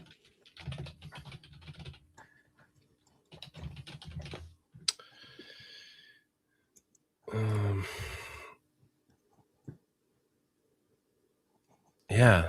I mean, I guess this kind of makes sense that like the idea that like how you behave could influence your children would have been prior to Darwin putting this like genetic requirement on it like over time. Like it sounds normal to me that they would have said, if I behave a certain way, then my children will behave this way. Like that seems rational enough. And then Darwin's like, oh, I know, I think it's by, sexual. but that's nurture. If Well, I yeah, behave this way, well, then it's my like- children will. That's it's not even nurture. nurture. That's not It's not nature. nurture. It's like self. It is nurture. It is The nurture. idea- It literally The is. idea was the idea used to be that my behavior before my child is born will influence how they are after they're born, before they're even conceived. Like that's where it was prior to Darwin. Like it was a huge stupidity thing. Yeah, But that makes that's total where it sense was. that they would have thought that for sure. Yeah, And it makes sense that Darwin would have thought it. yeah, and we now know they were wrong. So. Are you talking about this 3-minute video? No, I'm not. Next I just time. Googled. I just Not Googled you. two words. Not you. And I was like, yeah, these don't. This obviously would be the case. There's this like 3-minute cartoon thing. So like, just look like prior to. I don't know. Make time like Prior fell in to love Darwin. with this girl, with this woman when Sean Carroll interviewed her. So now it's like he's looking into the shit she's into, and now we're Well, I having mean, to I hear about Lamarckism like every day for the last 4 days. I love. No, Well, I that don't was know. it. Oh God, Lamarckism. I was just talking Well- about it yesterday, and yeah, we was kind of touched on it again. I was actually going for something. I was just talking about when I got back. We were talking about statistically speaking about where you are supposed to be born on the timeline. It seemed like to me, the more we have people that equates to the more people that ever lived, then it's more likely you're gonna be born in now or in the future when you have trillions of people or something. But I didn't intend to get up off of this. But I got that's the fine. fuck the link and it's in the back chat. Yeah. Yeah. Like, I'm all putting that's the- fine. I think. I'm maybe I'm unclear on all that stuff, but like prior to Darwin noticing the genetic implications that led to the current theory of evolution, there would be other ideas of it, and there would be other ways to like influence how your child would behave or have dispensed or Oh, I'm not watching a 1 hour, disposition. 15-minute video. Sorry. So That's not how- like I there know, would have I know been it's wrong. there would have been people saying stuff like, oh, this makes sense to me, like they were wrong, but it still was like it was a pretty good guess, I assume, and that's like why Lamarckism cost millions of lives. And Yeah, that's actually a good point, nobody. This is way before, like when Darwin actually discovered evolution. it's like 55 years or It's something. like It's pre crazy. genetic information or access to genetic information about genes, which is extremely fucking complicated as far as I understand as a layman, right? And genetics is very fucking complicated. You're right, Issa. Just predicting behavior given those genetic factors of like biophysics and stuff. That shit's super complicated. So Well, and if we didn't know those things and we were just like shit out of luck and we had to theorize about how these things work, then yeah, Lamarckism, like kind of okay, whatever. Like you're at least trying, but like you're constantly aware that like every person who's trying to theorize about a thing, they could be missing some crucial fact, and that's definitely the case here. So I don't know Like, I guess what I'm concerned about is that like Lamarckism was proven false by the Russians. Like people died because of it, and so I'm confused what bearing this has on anything, really. Well, because I want y'all to try to imagine, because they haven't watched the video, but just imagine, because the woman painted the picture. Lamarckism got fundamentally misunderstood way back when, and they lost the popularity contest because what he was saying was that man couldn't just influence the evolution of other things, like the beginning of the eugenics and stuff like that.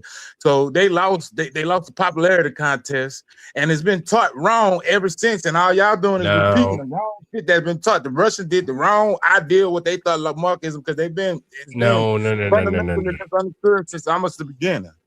No, this is important to like specify. Like there were, I don't know how many. The AI overview I'm reading is 7 million people died because of the misinterpretation of genetics, and that might have been due to,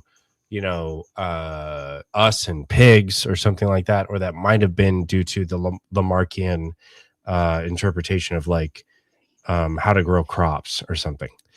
Something went wrong, and it cost 7 million human lives. Lamarckism is wrong. It is wrong. So I don't know what we're talking about. Because let me tell you what I'm talking about, man. I'm talking about a fundamental misunderstanding of this man's concept almost since day one. Since he went to the grave, it's been fundamentally misunderstood, and they painting the picture of this supposed to be like a Darwin versus Lamarckism thing, when it's like what Gretchen said earlier, is the nature and the nurture thing at the same time. That's why she explained in the video. Look up how many lives it costs. If it's been taught wrong, this is gonna be wrong, Gretchen. If it's been taught wrong since almost its conception, then it's gonna be wrong. Why? Because one fucking white lady on the internet fucking said so? Yeah, because she was talking to Sean Carroll at the time, and you like him? Bullshit. I love Sean Carroll. You know what? I love Sean Carroll is great, but he's been fucking wrong before, and maybe he shouldn't have talked to this fucking quack bitch. Look up how many. How many deaths? I wish somebody would watch the video, man. Somebody please watch the video. So you it's an hour and 16 minutes. Nobody wants to spend that kind of time on something that's been proven wrong for fucking decades, dude. Look up how many deaths. It's going to give you the same number. It's going to be sub 8 million. I mean, that's not when the interview first started. That's the first thing she said. It's been fundamentally misunderstood, and it's been taught. It's like why? Because she says so. I don't know. I don't know. You just taking her at her word? Did you go look it up yourself and see if maybe it wasn't fundamentally misunderstood? I mean, it seemed like it is, because everything that's why? Because one fucking white lady on the internet said so. No, Gretchen, no. I mean, I just want to bring it up too for that, so I can get some clarity myself. And how about you listen to me? You know me a lot better than you know this quack bitch. I hear what you're saying about about how the people died and all that stuff. I didn't know any of that stuff. I mean, I hear what you're saying, but it seemed like it's what she said though. She said it was taught wrong. These people doing this stuff. What she said. Really? What's her evidence for that? Did you ask? Did you look it up? The nature and the nurture thing. Right, you just took her at her fucking word. So you know what? Go watch the fucking flat Earth morons, and then come back and tell me how fucking flat the Earth is, because someone said so. I know more about the Earth than I know about psychology and evolution, so I ain't gonna get bamboozled there. But what I'm saying though, Gretchen, is use the same thing what you said about nature and nurture, and what Beard said about that. That's what she was saying. That's all I'm saying. That's what she was saying. These people are talking. She's just putting the wrong fucking name on it. Maybe so. Because what she's saying, they saying you can pass down outcomes. You can't pass down outcomes. Just because I do this don't mean you gonna do that. You can't pass, but you can pass down that disposition. Make time. Consider the possibility that she's just dead fucking wrong. Okay. But, I mean, how can she be wrong? Now, shut up. I'm talking. Oh, go ahead. Consider the possibility she's dead fucking wrong. Now she has convinced you to bring this here to us, and you're just here being wrong on a nightly fucking basis, and you're gonna fucking die on this hill, and you never even looked it up to see if she knew what the fuck she was talking about. But I'm here. Are you okay with that state of affairs? Are you okay with that? Gretchen, you were saying the exact same thing she said, and Bill did too. That genetic disposition, that nature, and that nurture. Those were the words Right, she used except too. she called it Lamarck's Lamarckism. not We're about that. saying that's not it. That's All not right. Lamarckianism. Well, I'm gonna get out of it because I don't have the words and the lingo to say something for that you don't that I don't want to. I mean, if you I can't speak for the woman, so I'll just get out of that right Also, there. Well, then don't. also Next time, just to come put this loaded out for there, bear, man. Do your fucking homework before you bring this shit up again. just to put this out there, we don't actually follow Darwin either. Like, we've gone Yeah, so far we don't. beyond Darwin that we can't even say that Darwin's theories are synonymous with what we know today about evolution. Lamarck is absolutely out on that side of things. Okay. Yeah, So, Darwin like, was why actually we're wrong arguing about about which Agrippa is right, shit. Darwin or Lamarck, is meaningless. Please, somebody smarter than me, check out that link and come and give me some Darwin backup on that. Darwin was wrong about Agrippa shit. You know Oh that, yeah. right? Every great scientist, every person who came up with a theory was wrong. I mean, that's the whole thing that science is about, is proving yourself wrong. I'm not totally with it.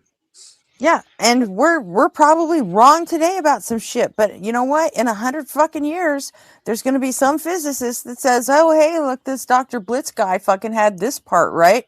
I'm going to see what I can do with it." Yeah. And that's the way fucking science works. But you don't just get to switch names on shit. Maybe that's all the problem you guys have is the name she used. That's if you look on the video, that's the name that they put on the video. That's the name she used. That's the language. We don't care about what she said. That's what you're saying to us. Nobody gives a fuck what she says. You're the only one that cares what she said. And what you are conveying to us is that we all have Lamarckism wrong. I'm saying that it was taught. I'm saying what she's like, but I'm just repeating what she said. She said it was taught. It's been taught as an either or type of thing when it's really not. It's more of how much like how you say with the nature and nurture thing. It's not an either or thing. It would never. Lamarckism was never an either or thing. It's just fucking wrong. All right, I'm gonna leave it alone. I'm gonna leave it alone. Also, nature It was never a versus choice between nurture. Lamarckism and evolution, because Lamarckism never put up any fucking evidence that it was real, so it fucking died. You know, Also, that's how nature evolution works. versus nurture. Nature versus nurture isn't about evolution. It's about individual development. Right. Yeah, but Lamarckism and Darwinism are both about evolution, which is about populations and change over time. They're not the same at all. They're not even related. All I can say is, Bill, if you ever find the time, or anybody out there that ever find the time, it's an hour and something long, watch this video and Nobody's then gonna watch this stupid video, McTime. come and back me up. Unless they're already a Sean Carroll viewer. Nobody's gonna fucking watch it. All right, I'm not out there. It is what it is, You know what? man. You go do your homework and then bring it back and then be clear.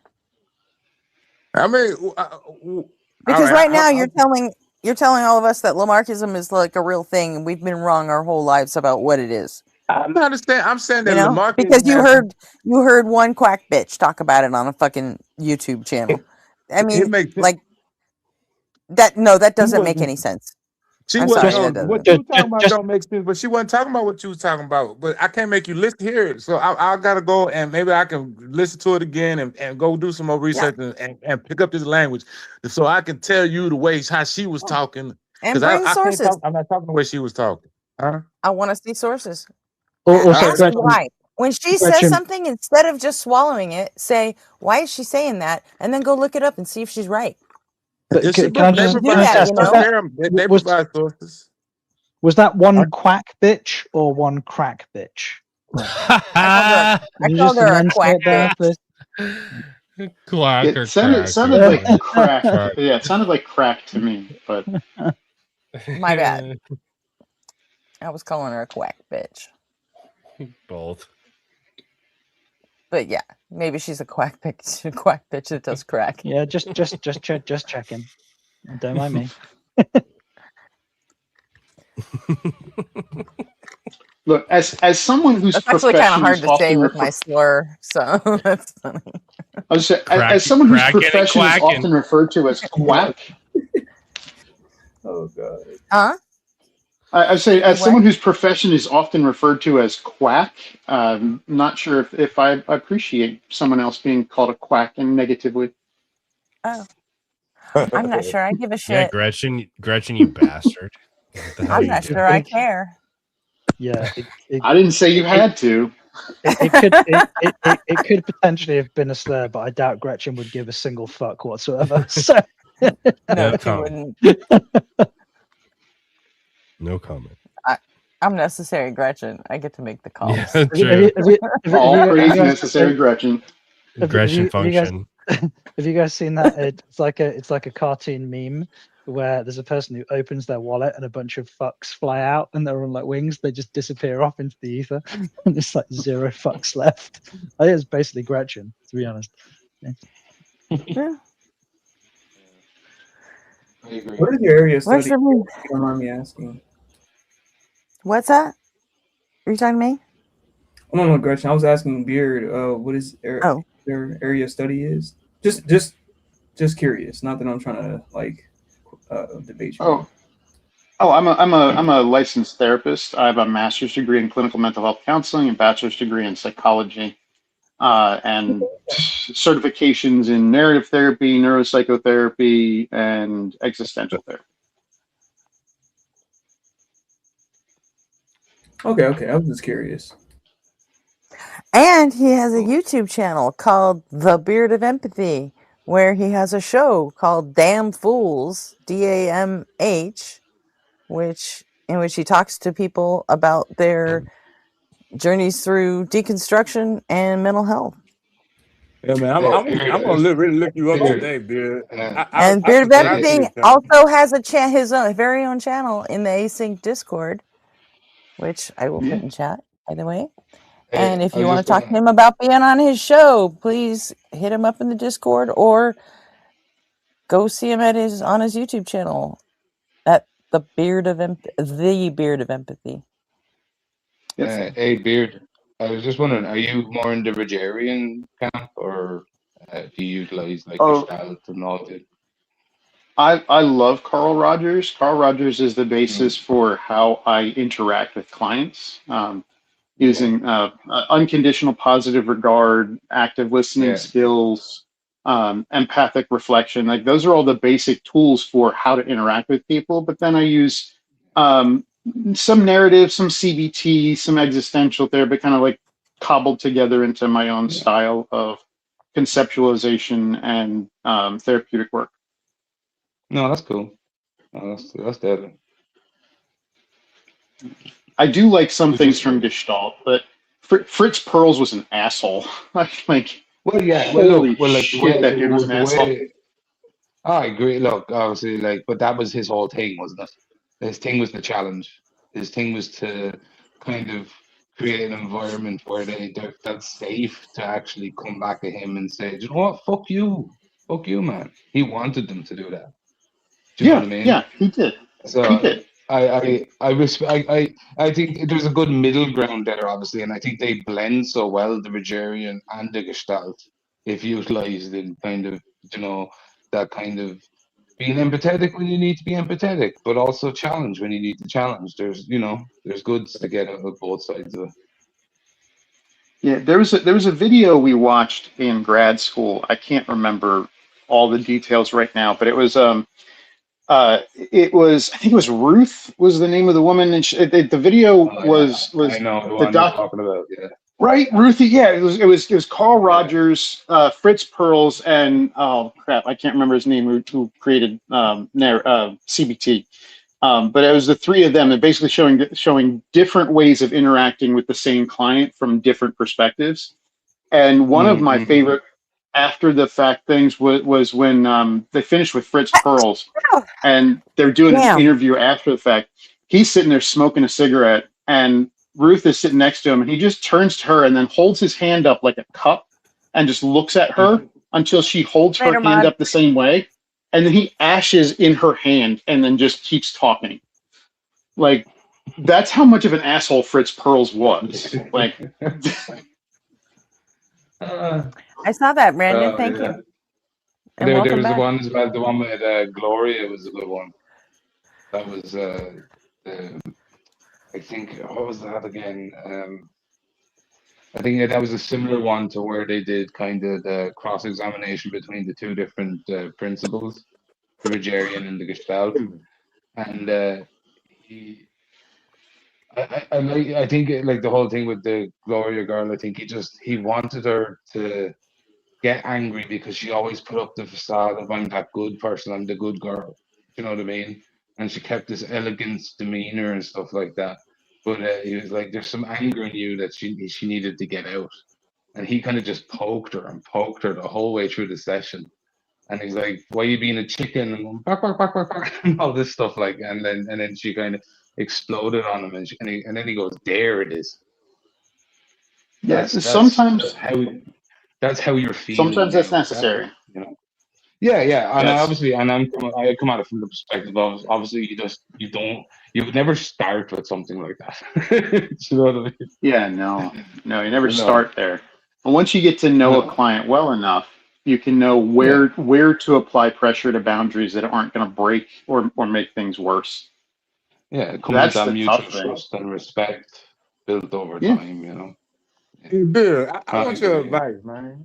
Bill, I was lied to yesterday by a bunch of Christians.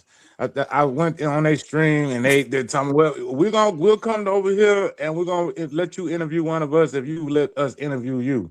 So I went up there and got interviewed. They put words in my mouth, they lied on me, and had so much technical difficulties to where I couldn't really speak back.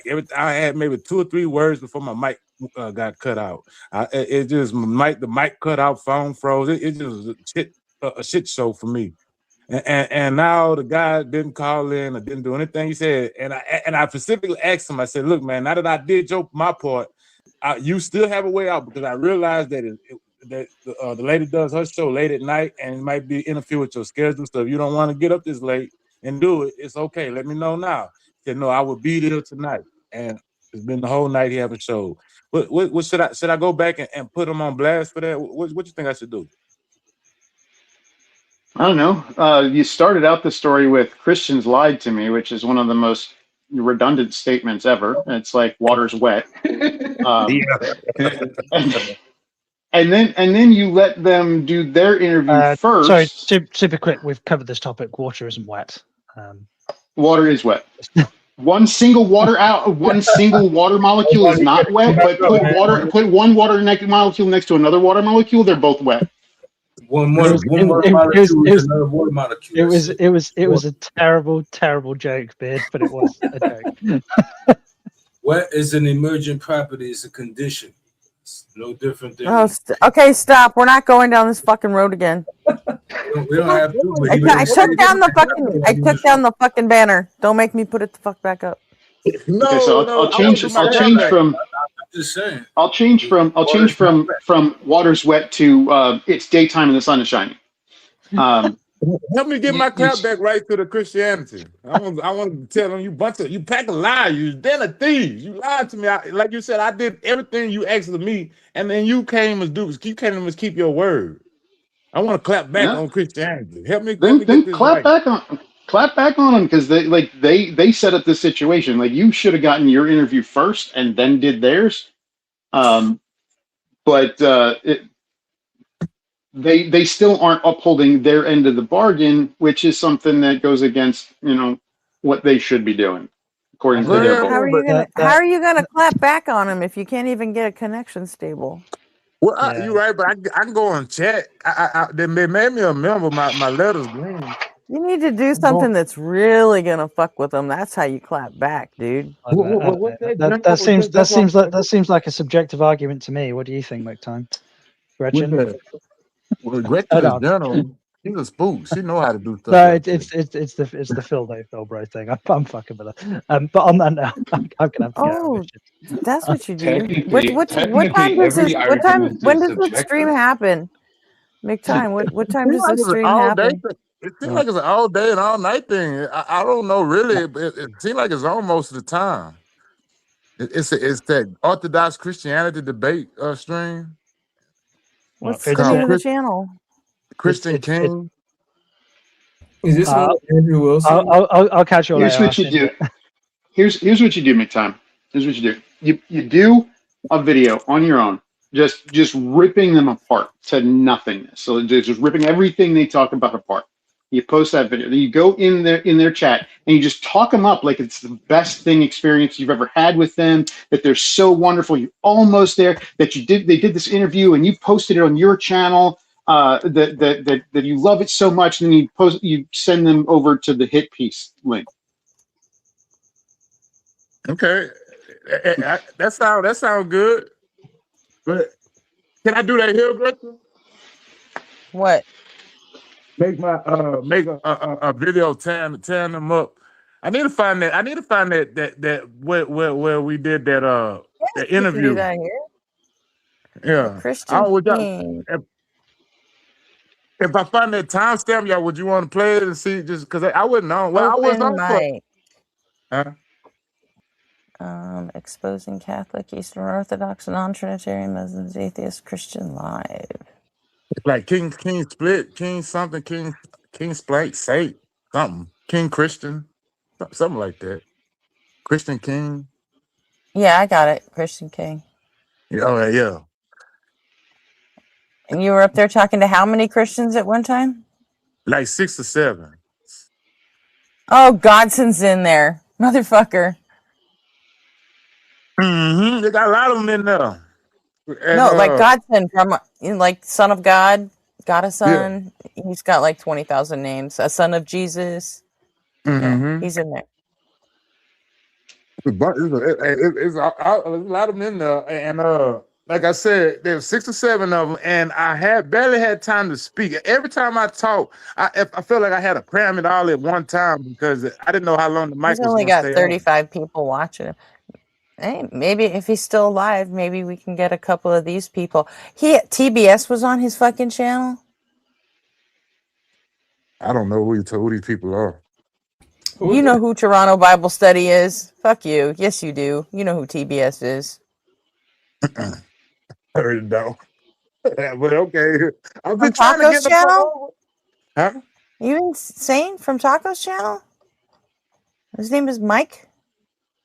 I barely hung in Taco's channel for that long. I was, in and out, like hit and run type of deal, but I didn't really hang around there too much. TBS is a fucking dipshit. He's a total, but at least you know what?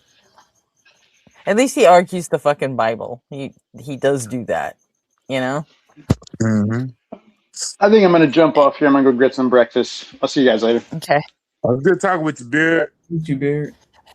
Well, if you want to clap back on these Christians, you could. I mean, there's a couple ways you could go. You could make a video exposing them, I guess, for, I don't know, being Christian. I'm pretty sure they already know that, though. I mean, if you make a video, I will put it up on Async, absolutely.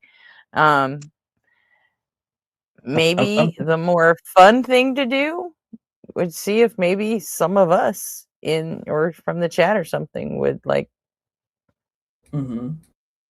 go up there with you. McTon, you said you were going. You were arguing with Andrew Wilson, or a lot of his. I would categorize them as minions, or say Andrew Wilson, right? No, that site, that website, Gretchen talking about Christian King, Orthodox. His YouTube channel is the Christian King TV. That's Andrew Wilson. Okay. Yeah. I don't know who run it. I'm not familiar with the names of all these people. I just seeing it as always long, so I go there, and then looks like he has about 30 people watching right now. He's got 5K subs, 5.44. So if you find that, you got the right one. And it looks like he did a video 2 months ago with TBS as the guest. I was gonna say a lot of these people, not Andrew Wilson himself, but a lot of his. I would categorize them as acolytes. They kind of come from Jim Bob, and Jim Bob is very philosophically illiterate. He talks about a lot of stuff that he doesn't understand. And I made a comment on his channel about one of his. Anyway, it doesn't even have. We don't even have to go there. But Andrew Wilson just sucks. I hate Andrew Wilson. It's not so much that he's like not a bad debater. He's just an asshole when he debates. He is a bad debater. He's a fucking sneaky little fucking slimy ass bitch. Because Yeah, he no, doesn't I agree. he doesn't ever debate the topic that he actually signed up to fucking debate. He'll like show up, he'll grant the fucking thing in the first place, and then he'll go on and make you put up talk about something that you can't possibly cite sources for because he changed the fucking topic and it has nothing to do with what you signed up to debate anymore. And he just does that shit all the fucking time. All he knows is dirty fucking tricks. Yeah, no, I agree. He does it in front of a friendly crowd. So then, at the end, he's the one that wins. Have you and seen that's all. him And he's just a fucking grifter. Like, were you on tacos that night that I jumped his shit? And I he don't think just I was there that night. No. yeah, I'm like, what Oh, are you you talked to him doing? directly? I said you were a shitty debater. And I'm like, I didn't say shit about you being a misogynist. Why are you fucking grilling me on that? That's not what I said. Don't fucking put words in my mouth. Yeah, he does do that. I straight up called you a shitty fucking debater. You've never won a debate without dirty fucking tricks. And that's all I said. I said, if you want to talk to me about that, let's fucking tangle. But other than that, because he kept trying to say, do you think I'm a misogynist? Do you think I'm a grifter? And I'm like, it doesn't matter what I fucking think because that's not what I came up here to talk to you about. And then what he'll do is like, see, she can't answer the question, so I can't take that person's. It's like he'll do shit like that. Like I'm like, you were fucking crying that I called you a shitty debater in a super chat. So here I am. Yeah. Let me fucking have it. Tell me how you're a fucking great debater. And he still kept saying, well, so and so called me a misogynist. I was like, I don't give a fuck what J.L. Warren called you. I didn't say that. And you're not gonna You're not gonna fucking hold me to it. No, I get you. And then he couldn't fucking. He couldn't get what he wanted out of me, so then he just says, you sound like you're drunk. You've been hitting the wine, huh? Because I can hear you slurring. And I'm like, yeah, that might be because of dental issues. I haven't had shit to drink in a while. So see, this is why I would not want to engage with people like Andrew and Jim Bob. Jim Bob is a little bit more, I guess you could say, quote unquote, philosophically inclined, I guess, but he does similar tactics as well. I would engage with them if they happened to find my channel and wanted to fucking fight with me. All right, cool, let's fucking do it. But I'm not gonna search them out for the fucking privilege, That's no thanks. Yeah, I should no thanks. Again, when I say going there, I mean a lot of the chats or whatever, and say, hey, you want to come up to debate or whatever? Come to this channel. The problem is that like there's like an element of tribalism, like no, come to our channel or whatever, like blah blah blah. Or I would want the same way that Jim Bob proposed that Erica and Forrest, right, come to some kind of mediator instead of coming to the line to debate empirical facts about evolution. Because he doesn't, I don't think Jim Bob accepts evolution, which is fucking stupid. And that's a problem there. It's just like, well, if they give you all of these allowance, if you stipulate all the circumstances of the debate or whatever to where people won't cut you off, then just come on here, right? If you're not given that same gratitude of the stipulations of the debate, then yeah, I don't know, Gretchen. It's just Jim Bob especially. Did I pin the links tonight? I don't see them. Did I forget to pin the links? Now you to call in. Nope, you didn't pin it. I did what you told me to do the first time. Damn it! All right, my bad. Yeah, Remus said he gonna go with me to the Christian site and stab me in the back. So thank you, Remus, but no thanks. I needed some soldiers. Who's witness soldiers? Who's gonna help me invade? We're gonna conduct Operation Invade Christian King, and we're gonna give him some atheist justice and fury. Who's with me? In the chat? Yeah, in the chat. Y'all can try to go up there. I wouldn't recommend it because I don't know if they was making it technical difficulties on purpose or if it was just a messed up connection. But it's frustrating, man. You can't say what you want to say. One thing I want to commend you on, McTime, is that you do. It seems like you do go into hostile when I say the opposition, I just mean like Christian chats and channels and stuff like that, and then try to debate them. I think that's very commendable. The only reason why I don't do that is that I get very frustrated and I get like I'll get very fucking mean quick, and I'll lose my attention quick. But I would too. A lot. Hey, Stan, add that extra layer of complication with the technical difficulties. You get really mad really fast because you're trying to talk and you this can't. is why it's hard for me to like watch. For instance, this is why it's hard for me to watch like Parker's Live, for instance, because he kind of like he deals with.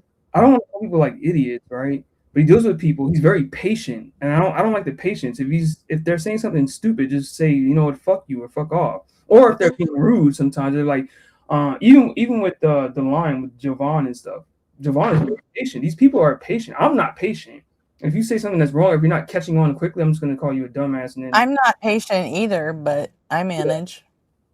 Well, Yeah. it's No, I can line, look at though, 'cause you I can't- I don't feel any responsibility to stay calm, cool, and collected. I think yeah. you know what? If I get pissed off, I am well within my rights to Like Gretchen, call Bliss is someone a probably the most motherfucker. patient You know, person it's I've ever just the way it seen. works.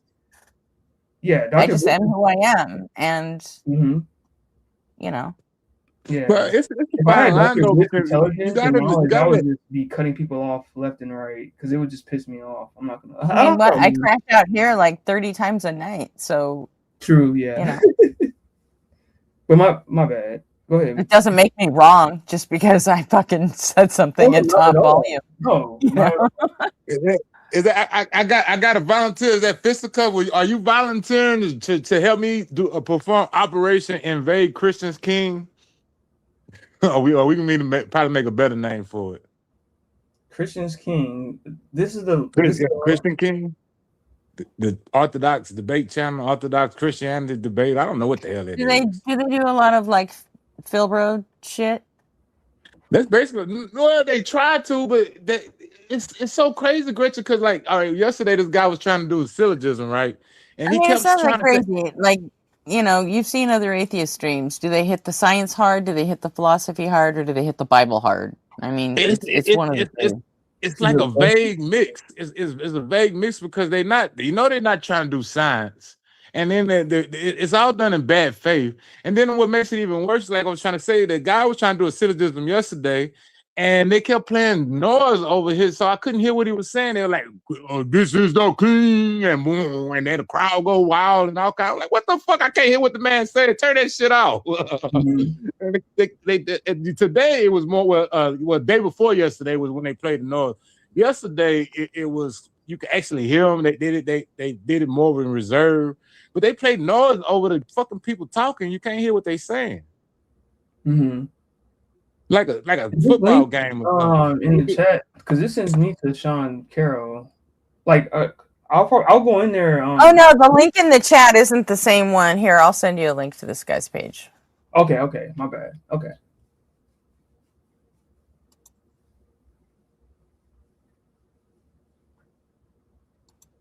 Well, I want to engage because I want to kind of start debating. I think I'm not a good debater, but I want to start because the people just say shit so stupid that pisses me off, and I'm like, you know what? I'm tired of you. So I don't know. I think you're okay. I dropped my Discord link in the chat. Fisticuff, or anybody want to hit me on anything really, but I'm interested in somebody help me invade the Christian King. There you go. I put the link in chat. So. Okay, let me go back here. I mean, hey, you came out of nowhere and debated me on antinatalism one night. Gretchen, I don't have a well thought out argument for it yet. So I'm working on it, okay? I'm working on it. I cleaned your clock a little bit, but you know. I don't have a fleshed out argument, so I can't. Okay, hold on. Let me... It was you against me and nobody on fire. Your chances were very low to start with.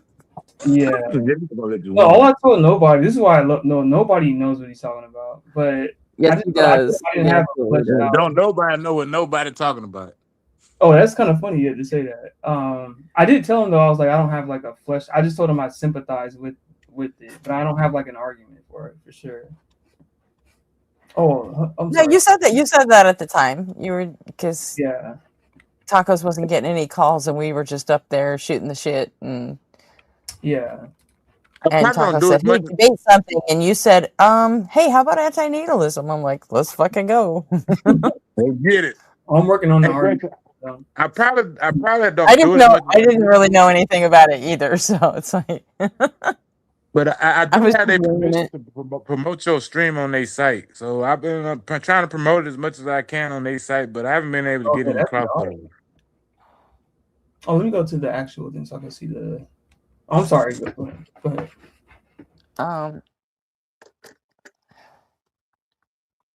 Oh, let me see what he's doing here. I mean, if they're just doing Phil Road debates, yeah, I'm so not down. I was gonna say, if you really want to. It's kind of hard to describe what they do because it's nothing like rooted in actual type of science or epistemological thinking. It's just all just the Bible say this, the Bible say that. You read the Bible wrong, I read the Bible right. Shut up. Hang on. Oh, I'll have to subscribe to this person. Okay. I think it's like Pac-Man where the water just goes to the other side. That's why there's no Mexicans there. No Mexicans in that place. The ice wall? No. Crazy. Yeah, that's The Bible them. also says Earth is a sphere. That's what Orlando is saying. And I know. No, it says it's a circle. Okay. It does say it's a circle, but I know where they get the flat parts from. I do. They're not understand. playing the noise now. Yes, it hangs like a globe. So It they say talks it's a about flat that. circle. So they say it's a flat circle. No.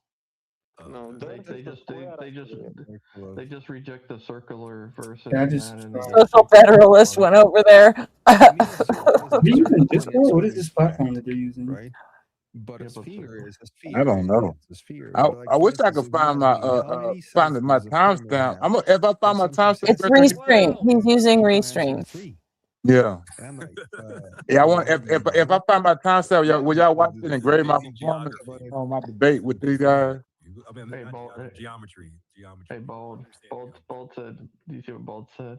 Flat circle. I'll subscribe. Yeah, I wouldn't. I don't care every time. I'll be back, guys. I'll be back. But I put my Discord link in the chat again. We can coordinate. Say stuff like that. It's so stupid. It's talking about directions. But the Bible says it's a circle. Burgundy said they make literally does say it's a circle. Burgundy said some people make a That's funny. Well, you already got one to go over there. Social Federalist went over there. Hey, we're gonna push back. We're gonna show them how dishonest they was. We don't take that lightly. We don't have a all-knowing, all-powerful, benevolent God, and we still can be honest. It's funny. I was watching Son of Jesus because he's like, Godson's a total fucking troll. Because on one hand, he says that he believes in God, but not the Bible. And he does believe in Jesus, but he only knows Jesus because of personal experience. I don't know.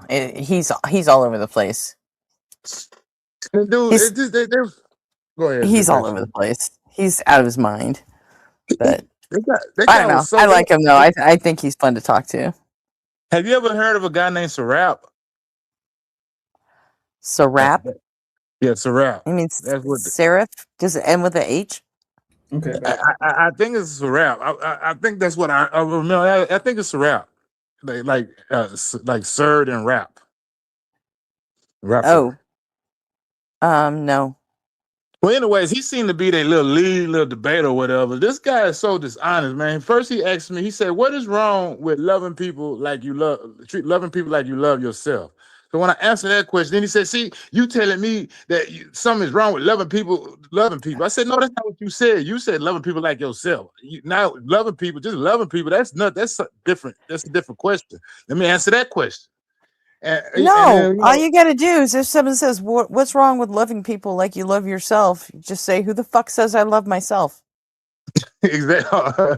Well, I mean, but see, the thing is they will ask you one question. You don't have to just answer their fucking questions. True. I mean, if you're there to debate, fucking throw them off balance a little from the beginning, and then do the debate. I was throwing out my balance with the technical difficulties because I didn't ever know when I was being heard. Like, why are you to them, not you, McTime? Like, why are you asking me a question? Morality has nothing to do here with the question about your God's existence. This is irrelevant. Like anybody who kind of knows what they're talking about will skip past all the bullshit, right? Yeah, that's a super loaded question. It's like, what's wrong with loving other people like you love yourself? That there's so many fucking things wrong with that question. Mm-hmm. And honestly, you could just say, first of all, I love myself. Second of all, that is not a fucking claim. Give me a claim. Yeah. My intention was throw your weight around a little bit. Don't let maybe them push you around. I went up with the wrong intention. My intention really was to go up there and just and talk with them and try. I want people out there in the audience to know that if it don't make sense, this Bible shit don't make sense to you. You don't have to believe it, because I know that's what. Listen to Kelly. Listen to Kelly. Don't be on the defense with them. Turn it around and ask them questions. But hey, Kelly, you got to keep in mind that I was fighting the phone too with the technical difficulties. And nobody wants to hear your fucking bullshit excuses, McTime. You gonna do this or not? You're right. I'm just frustrated. Like, I don't know what they heard. That's why and then now I think about it. Would you if I find that timestamp where I was debating, would y'all watch it over here in the Great Mill how I did? That's up to Gretchen. Okay. Sure. It's not that long. It's probably about an hour, but it's the only reason why it took so long because I kept getting kicked off and I had to go back in and re-sign in and I get kicked out again. I had maybe 2 or 3 minutes to speak before I got kicked out every time. Do you have an actual computer? No, not even. No, yeah, I don't. Yeah. You got to get a PC anytime. You got to get a PC. All you had to do was say yes or no to that question. That was a yes or no question. No, I don't have one. Okay. It's a laptop at least, because it's much easier to communicate, from my experience, than a phone. Especially if you're talking about debating people and stuff like that. Yeah, everybody that has problems connecting through here, even through StreamYard, is always on a phone. But this worked fine for me, and it seemed like everybody who used this, I have no problems with. But that place, my phone started, the screen started getting stuck and froze. Yeah, because you said he uses Restream. Restream is hard on phones. Yeah, it was eating me up. Remember, nobody on fire was telling you the story about how his phone used to heat up, and that's what Restream does to your phone. I think it's part of the reason why I can't hardly hear you now, because I went on them people's shit, and the guy still didn't show up. It's not because you went on there. Well, the volume is so low right now, Gretchen. I got the phone all up to my ear. I don't know if you can hear me good, because it's not normally how I hold it. I got the phone in my ear, basically.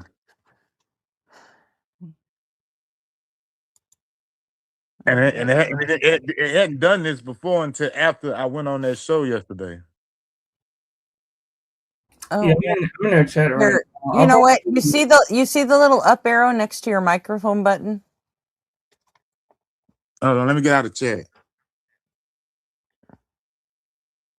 Okay.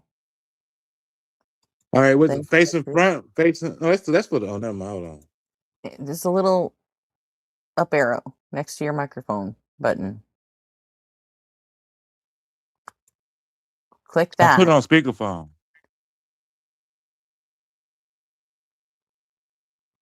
Then you're good, right? Still sound the same. I put it on speakerphone. Yeah, I got. What do you mean you put it on speakerphone? Did you click the arrow? Yeah, click the arrow, and I got an option between default, speakerphone, and earpiece. So I put it on speakerphone.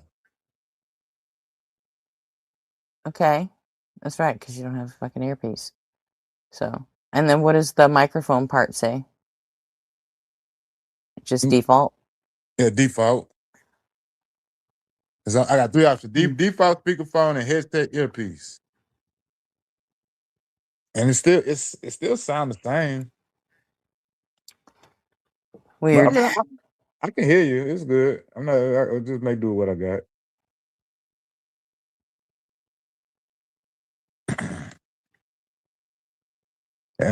And evidently y'all can hear me just fine the way I'm holding the phone. So it's I can make it work.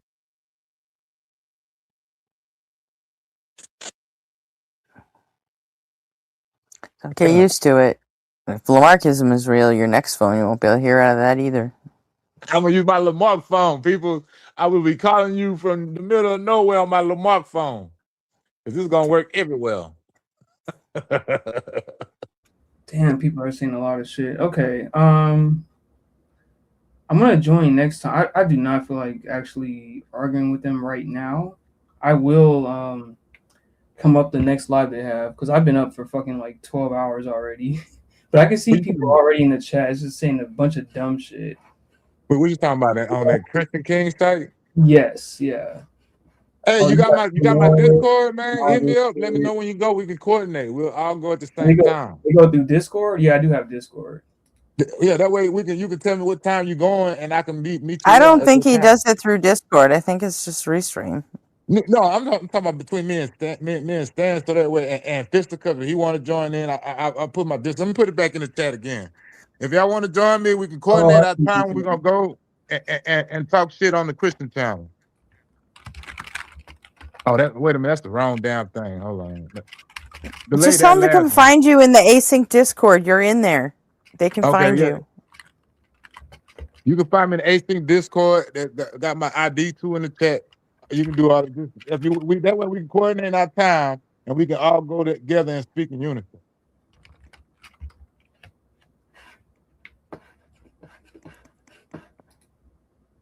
I'm gonna get on Lionel the Lion. I'm gonna get on dead on his ass. He's a liar. I even get him an off ramp, Gretchen. They're Christians. They're all fucking liars. That's their whole thing, yo. What the fuck? Why are you so shocked at a lying Christian? That's the baseline, dude.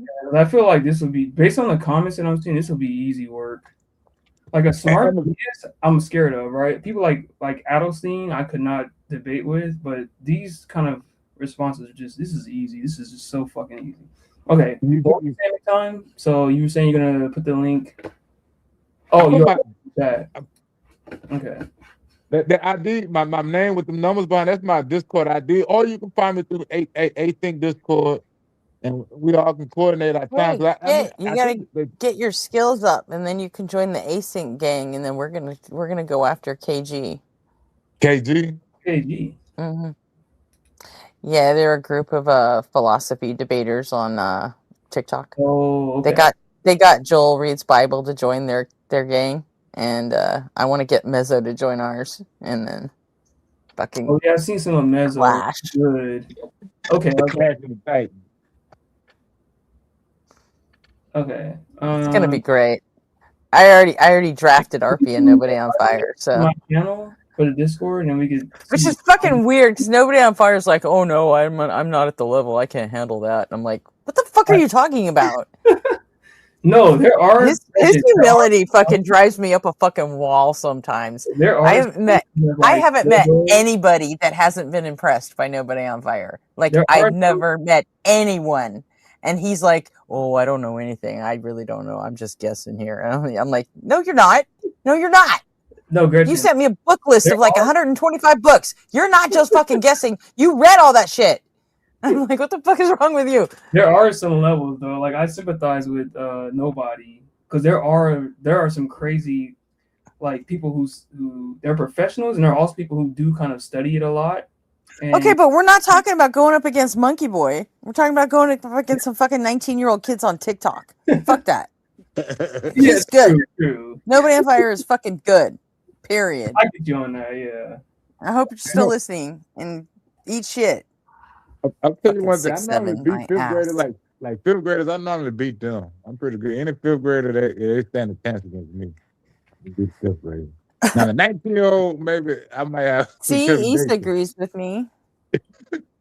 Yeah, but it sometimes it does depend though, because not trying to glaze Monkey Boy, but when he started doing his channel, he was like what 18, I think. He was like he's very young. So some people are just very gifted. I think he's 20 now. He's like 20. But KGs, they're not just Christians. I know they have some Christians in them, but aren't they like more of a secular type of group or something? Mm-hmm. All I'm saying is that you have to be careful because some is who a secular group? KG Knowledge Gap? No, they're mostly Christian. I think I think nobody said that Kylo, the leader, is an atheist, but the rest of them are all Christians. But so are they? And what kind of ideas are they trying to push? More atheist type ideas, or are they just right now Well, the Christian okay, this is balance? the thing, time. So you can. The thing is like with some. They're just Phil Bros. Who cares what they're pushing? They're fucking Phil Bros. I mean, to me, because the Christian argument, I don't care. To me, it's all false. So they don't have a leg to stand on anyway. That's why I go anywhere and debate them anytime. If I can get a stable connection, I think I could defeat almost any Christian because they don't have no truth. I just tell them demonstrate it. No, you're not prepared to go up against a real Phil Bro. I'm not talking about Phil, but I'm talking about Christian. Well, we're talking about actual fucking Phil Bros. Yeah, like Phil Bros, like he was like epistemic. Yeah, these guys are just straight up debate bros. Period. Yeah, and they mainly go into philosophy mode. And so I've been in some of the discords that Monkey Boy's been in, and it's like, and there are theists in there, right? And it's like I can't go and get those guys. They know what they're talking about, even though if they're theists, you know. But I think the channel that you just showed me right now, based on the chat, okay, well this will be kind of easy, kind of thing, you know. But there are levels of like just because you're a theist doesn't mean you're not like smart or whatever. Like I'm not gonna like try to fuck with Ryan Moore, for instance, right? Because he knows what he's talking about. But the argument is not based on nothing. The only thing they can do is try to distract and manipulate the crowd with all kind of tactics and appeal. They can't demonstrate the truth of it. And all I gotta do is just point out every time they do a manipulation tactic. Like the other guy said, well, are you good at manipulating? I asked him, I said, let's just take our masks off. Why are you omitting certain words from my speech? Whenever I talk, you say what I say, but you don't say everything I say. That's just crying, McTime. Well, that's just meta crying. I'm sorry, but that's just meta crybaby bullshit. And you can't. No, I'm sorry. If you go up there to debate someone, fucking debate them. You don't stop. Why are you doing this to me? Why are you doing it? You sound like fucking Jill when you do that. Yeah. Well, I mean, I'm not. What I'm trying to say, I'm saying, are you good? What I'm saying, are you good at manipulation? That's what I asked. Are you good at manipulation? Do you know what you're doing is lying? Do you know that if you try to say something that you may not know is true at the time, that's lying? I mean, I point out that the tactics they're using. I think I've been having success with it though. Like the fact that people are just saying in the chat. I'm sorry, really? Then why are you here on Async crying about what happened on the Christian site? I'm not crying. I'm actually proud of what I did. It sounds like crying. I love you, McTime, but it sounds like crying. I'm mad because the guy didn't uphold his side of the bargain, Gretchen. That's what I'm talking about. Put you down. I told you. It still sounds like crying. Cut you down from the live, or he just like said, you know what, like fuck you, and just cut you or muted you and stuff, or what? No, we didn't get, and no, they don't. I don't know if they do cuss words. Or I don't say cuss words over there. We didn't get off any of that. And the whole time while I had time to talk, I was pushing my point. But I didn't know what was heard or what was heard because between getting kicked on and off of the site, my phone locking down and the mic going off and the speaker going off. I barely heard about a third of what they said, and I'm pretty sure it's about the same for me. They heard about a third of what I said. Yeah, the fact that they're like bringing up evolution it's irrelevant. All of this is irrelevant. But okay, yeah, I'll go up. I'm gonna go up there when I get time tomorrow, or I should. But you gonna go on the panel? Huh? You gonna go on the panel, or you gonna just hang in the chat? No, I was gonna actually go up on the panel. Oh, okay. I'm definitely gonna be there. Yeah, because I'm just basing it off a lot of the shit that's being said in chat. That like all of this shit is irrelevant towards like theism and atheism. It's not relevant at all. Yeah, let me know when you're gonna do that, because we might want to see that. Oh yeah, when do they go back? I should have asked them. Well, I did subscribe to their channel, so it seems like they own 24/7. Oh, I'm not gonna sub. That I'm not fucking up my no. Yeah, I'm doing that. In order for me to chat with them, Gretchen, I had to fucking sub. I didn't want to. Oh yeah, huh? Or even talk. Well, you can go up. You can go up on the panel without subbing, right? No, yeah. Well, you got to get in. I could probably give him the link. I could have gave him the link because I'll go in. I don't think I stuck to it because look, that's what happened too. When I was talking to him, my connection went wonky and I got kicked off. And then I tried to go back, and instead I had to subscribe. Now keep in mind, I'm a member. They pay for my membership. I'm a member, but instead I had to subscribe. Mm. And when I went back, and Yeah, the first time, that's a YouTube thing. That's to type in the chat. If they have it set to where you have to be a subscriber, you have to subscribe. yeah, I know, but Greg, I never subscribed to it before. I was in the site. I even went up on the panel, was talking with him, and then I got kicked off. And when I tried to go back, then it said I had to subscribe. That's what I'm talking about. Okay. I did. I don't feel like engaging with them right now, but I will engage. So I did. Yeah, I don't either. And I'll probably. You said that they're on here like 24/7. It look like they go down maybe an hour or two, and then they back up. I don't know they specific time, but it seems like they're on all the time.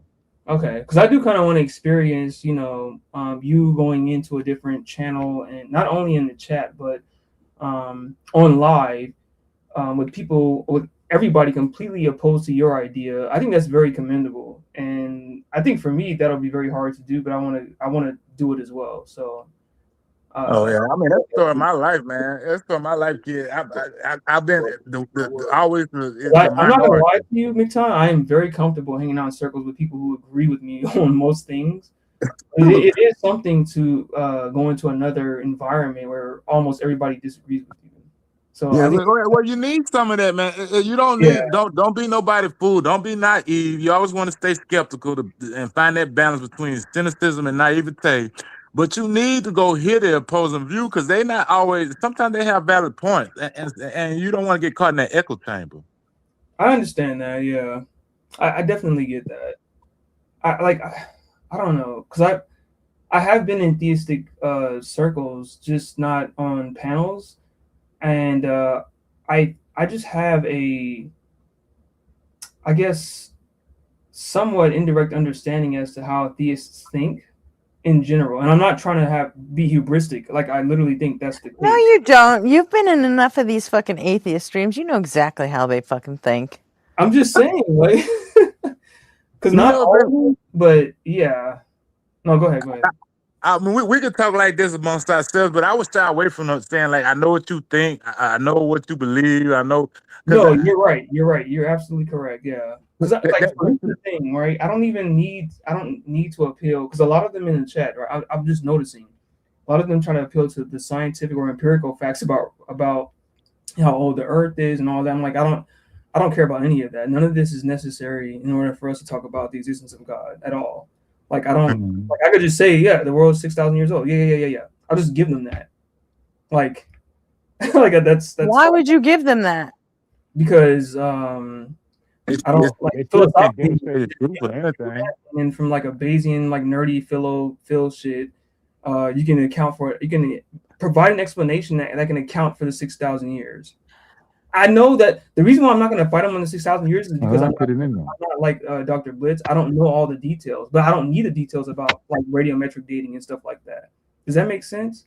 Like I don't even need that to rebut what you're talking about. That doesn't mean you have to grant it. No, I don't. If I was smarter, then I wouldn't grant them that. But I don't know the details about it. So I don't know. Maybe that makes me a terrible debater. I won't ever grant anything that I I understand what you're saying, Gretchen. Like I understand what you're saying. There's like a different way you can approach it to like okay, yeah, just say or you just wave it away. Say I don't know shit about that. Next topic. No. I can grant them that and still press them on an alternative explanation for why. Yeah, every time you grant them something, it feels like that's a fucking point for them. You know? And I don't like that. I don't like giving up fucking points, not on purpose. No, I understand. I get it. I get it. Like it's very natural to push back on the descriptive facts initially anyway, or not granting anything. Like for instance, like saying that I don't know, Jesus resurrected or something like that, right? And he's like, well, first of all, wait, I don't accept that Jesus resurrected. I don't fucking accept that. Like that's natural to just have that reaction. But logically, you could just say, okay, let's say Jesus resurrected. Why do you think Christianity predicts this outcome or something like that? When you have alternative facts, right? from aliens or any other kind of explanation or whatever. And then you start getting them to think about it, and then it's just a different strategy of the dialectic. Even though I still don't believe Jesus actually resurrected, but just for the sake of the dialectic, just to say that he resurrected. Does that make sense? One more time? No, I wasn't. I'm sorry, I was reading chat. Oh no, just for the sake of conversation, you can just accept their assertion that Jesus resurrected, even though you don't believe he resurrected. But let's just say I just accepted that Jesus resurrected. So I can provide alternative explanations as to why he resurrected, as opposed to him being a god or for Christianity, something like that, you know. So that's why I would just grant them that. Oh, I would never would. Yeah, especially the resurrection. I would beat the shit out of him on the resurrection, and then afterwards say, "All right, let's find out why you think he resurrected," and then do an internal critique without granting it. Yeah, but you have the ability to do internal critique. I mean, internal critiques are great for that. Where you don't have to grant shit, but you're playing on their field anyway. You know, internal critiques are very effective. That's why I like Justin. You can still get there without granting it. You know, is what I'm saying. So that's all. At least that's the way I would attack it. Yeah, no, I definitely agree. See, Gretchen agreed. There's no point in falsely agreeing with anyone for any reason. Exactly. Otherwise, there's going to be confusion. Yeah, exactly. Well said, Daniel. Yeah. I'm just coming from that perspective because I don't have a lot of biblical knowledge. So that's why I'm kind of like using a different angle of attack, I suppose. Because I understand what you're saying, Gretchen, and it's true. And you got Justin's cheat sheet? Because you don't need biblical knowledge. I mean, I've used that. I've used the shit out of that cheat sheet on Discord. Oh my god! Yeah. Oh, so cool. No, have you seen his talk with Dark Matter? No, I haven't. Oh my god, it's like 3 hours long. They had I only finished like an hour. Very good discussion, man. And I think Dark Matter was asking a lot of good questions, and it was pretty good from what I heard thus far. No, I haven't watched it. I heard a bunch of people complimenting him on it yesterday, though, on his stream. Yeah. Yeah. I'm more all about the lives. I don't really actually up here is the only when we do reactions and stuff is really the only time I watch the VODs that these streamers release or upload. The rest of the time I just stick to the lives. It seemed like a little bit of you to impart on Justin though, Gretchen, because like it seemed like since I did that show, a little bit like, well, put it like this: where you and Justin did the show when I did a couple of days ago, it seemed like to me you was fighting on the overview on the top level concept, and Justin was getting down in the detail and beating him on the details, and I had that perfect dynamic for me. But since then, it seemed like Justin has been more resistant to go into the detail and just try to fight him over on the overview concept and the practicality of the ideas instead of just going down into the detail of the Bible. He still does it, but he seemed like he's doing it less, like he's trying to get away from digging all up to that Bible. And I love it, because I love it when you can defeat them before they must get to that Bible. And then you ain't got to go. I don't really think I had anything to do with that. He's been going more toward the Philbro shit ever since he started doing unapologetic. But so you do, yeah, it's just he's expanding his toolkit, and I mean, let's face it, the Philbros are kind of like most of the fucking calls these days, you know, on all of the streams. So he had to adapt or die, so he adapted. And that had nothing to do with me being on his show. In fact, his audience still wishes he wouldn't even entertain the fucking Philbros, including me, because I fucking hate them. But you're not doing Phil Bro one, and what I've been seeing of him, he does No, do. you can't make me do Phil Bro. It's well, I don't know. It Like has happened, but how you defeat that one guy. You already He was trying to get into the body. What were you trying to do? And you already beat him. Well, I'm the necessary being that way. We ain't got to go all into that bull. Let me go ahead and beat Nippy to the bud because you about to do your what you said he was already doing it. He just didn't know it. Yeah, the what's that? Special pleading. He was doing special pleading. Yeah. Yeah. And I love it when y'all can beat them to the corner and deny them access to the Bible, because I don't like going into it's just stupid. It's just a stupid book with a stupid story in it, and the answer's gonna be stupid. That's how I look at it. Doesn't Dr. Blitz kind of do the same too, Gretchen? Like when he pulls out the notepad, and which I actually respect, the P1 and all that shit. Like, okay, P1, and then he starts writing out the notes with some. I fucking hate syllogisms. I hate syllogisms. I don't even no. Well, I understand. No, don't get me wrong. That is not. Mm-hmm. That's why the first real Philbro caller he got, I was like, as soon as RP showed up, I'm like, yeah, I'm gonna get something to eat. I'll be back. Here, bring RP up. Let him fuck with this because I ain't gonna do it. That. I think I was listening to you guys because I was at work. I was listening to you guys, and I was doing RP with Justin a few days ago, I think. Yeah. And you guys are and you were like, "Nah, I'm out of here, bro. Like, I'll come back after this." Yeah, I did hear that. Yeah. Yeah, because I mean, you can try, but I am not gonna fucking do the Phildo shit. I'm not gonna do it. Yeah. And Zeno, I'd seen him on other streams, and he's like a serious fucking Philbro. And you know, even he and RP got so deep into the philosophy that they even fucking lost Justin. You know? He's no, Justin had to bring him even back. Justin couldn't fucking follow it at a certain point, and it's and everyone in the chat was like, what the fuck is this? But you know, I'm sure RP and Zeno were just having the fucking time of their lives, you know. They were both really into it. So I've been trying to find Zeno ever since, to invite him here because you know, I'm sure RP and Nobody on Fire would love to finish that conversation. You know, they could have gone on like that for fucking hours, and it's just not on Justin's show. It's not the place for it. Yeah. And so, but here, I mean, we got all night. Let's go. You know. Yeah. I wanted to. I mean, I can check out and go do something else while Nobody on Fire and RP get their fucking Phildo geek on. You know, all right. I make time for them to do that. Now, I want to ask Kelly Laughlin a question right quick. Kelly Laughlin. They pretend to appreciate it. Kelly Laughlin, from my perspective, it seems like you are the top. You are the ones that try to defeat the Christian atheist debater on the top level, and you don't dig much into the detail of the Bible. Do I have that correct? What is your tactics? You want to come up or put in the chat? I want to know how do you plan to prosecute Christianity when you do your shows? And go ahead. Morning, Kurt. Nah, this is Zeno, the TikTok debater. Hey, Kurt.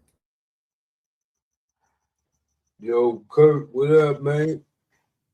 Yeah, see, I mean, the thing is, Justin has his point of view, and that's, you know, being a seminarian and, you know, Bible fucking beater, and that's fine.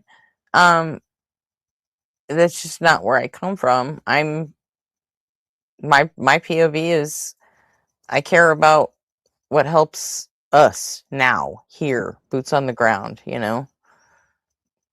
Bring it down to where the rubber meets the road and tell me why the fucking origin of the universe fucking matters. Because it doesn't.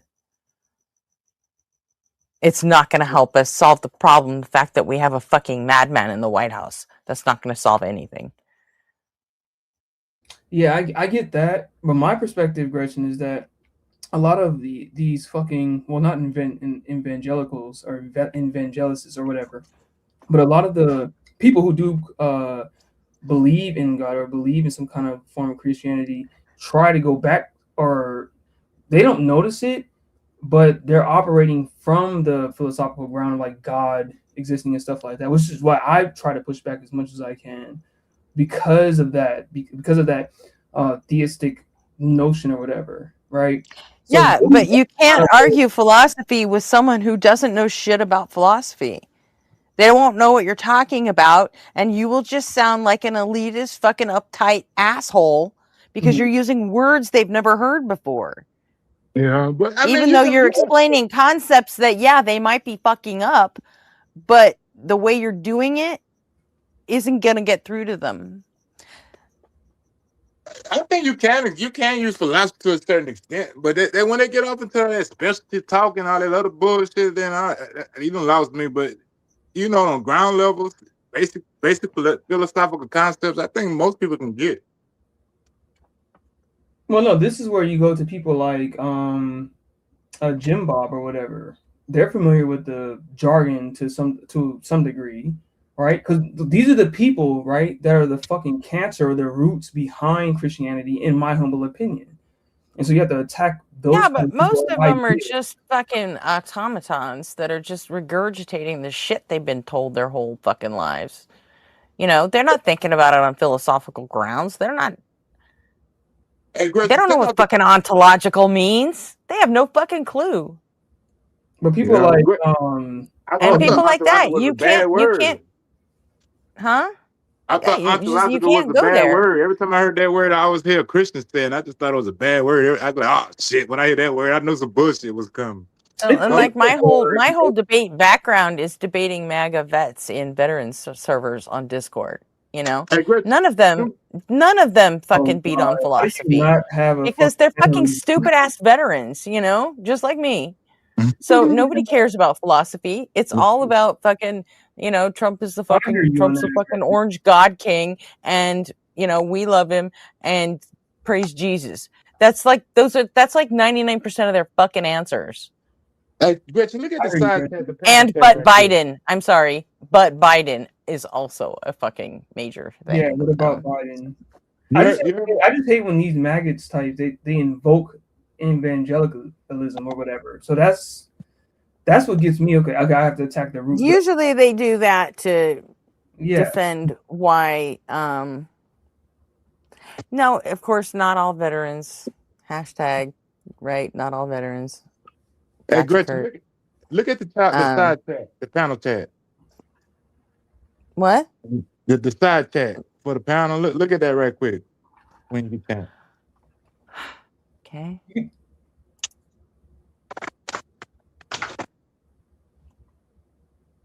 There's no panel link. Oh, that's right. I was going to put that up and then I fucking forgot. I mean, people have been getting up here all fucking night, so no one ever said that it wasn't up. You have it in the description. That's why.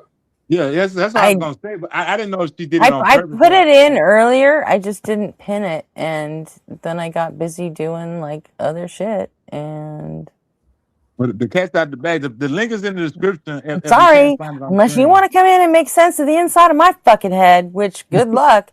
Then otherwise, just you get what you get, man. Kelly, the link is in the description if you want to come up. Yeah, it has been in the description the whole fucking time. It's in both descriptions. Yeah, I didn't say nothing because I didn't know if you did it on purpose. That's why I told you to look at the chat. There, now it's pinned in chat. So, but either way, it has been in the description the whole time. It's always in the description. So, yeah. But that's it. That's all I wanted to know. But on the real though, Kelly, I mean, Gretchen, you and y'all made a good team. Was that Friday or whenever y'all did that? Y'all made a very good team because you prevented him from wasting time on dumbasses when you can throw like that necessary being argument or the other guys that you can get them out the way real quick on the top level. And then for the ones that can go get past you, they can go into the detail and get whooped with by Justin on the detail. Is that people like when I seen Matt Dillahunty, there's somebody excellent. And I think I stopped Golden Arm from going up his own asshole once, so that's about it. Because Golden Arm, it doesn't take him very long. He will always go straight up his own asshole. It's just It's unavoidable. He talks too much about his personal business. Huh? Was he sober when he went up to Justin's live? Yes, he was. He absolutely was. Okay. He Well, seemed nervous, but not drunk. So. Well, I told him to put his best foot forward. I'll be listening and just put out his best case. I don't necessarily think that the theorists are wrong. I just No, don't think his the shit is best true. case is pretty bad anyway. I mean, he reads shit that isn't printed in that fucking book. Well, you know, we all got our talent. Maybe he shouldn't be trying to convince people. So, my intention when I went on that Christian show wasn't really to debate anybody, because I didn't. It was spur of the moment, and then guy asked me to go up there, and I said I'll go up there if you go on over. Come on up over here, and he said okay. So I get up there, and I'm just waiting for people to ask me questions, and I answered them.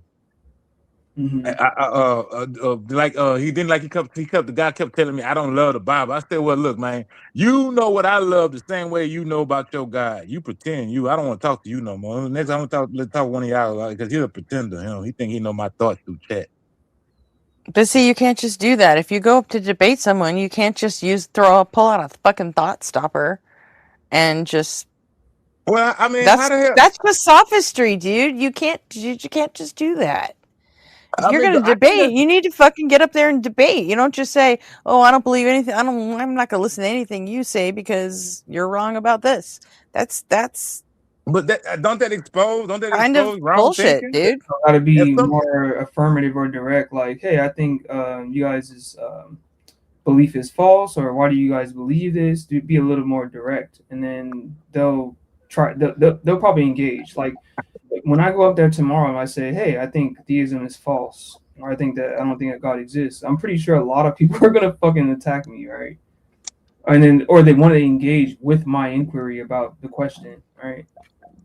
Well, you'd be surprised, because you can on that page you can start a civil war with them motherfuckers. I did it before. I had them fighting the Pauls versus the Paulines versus the Christines.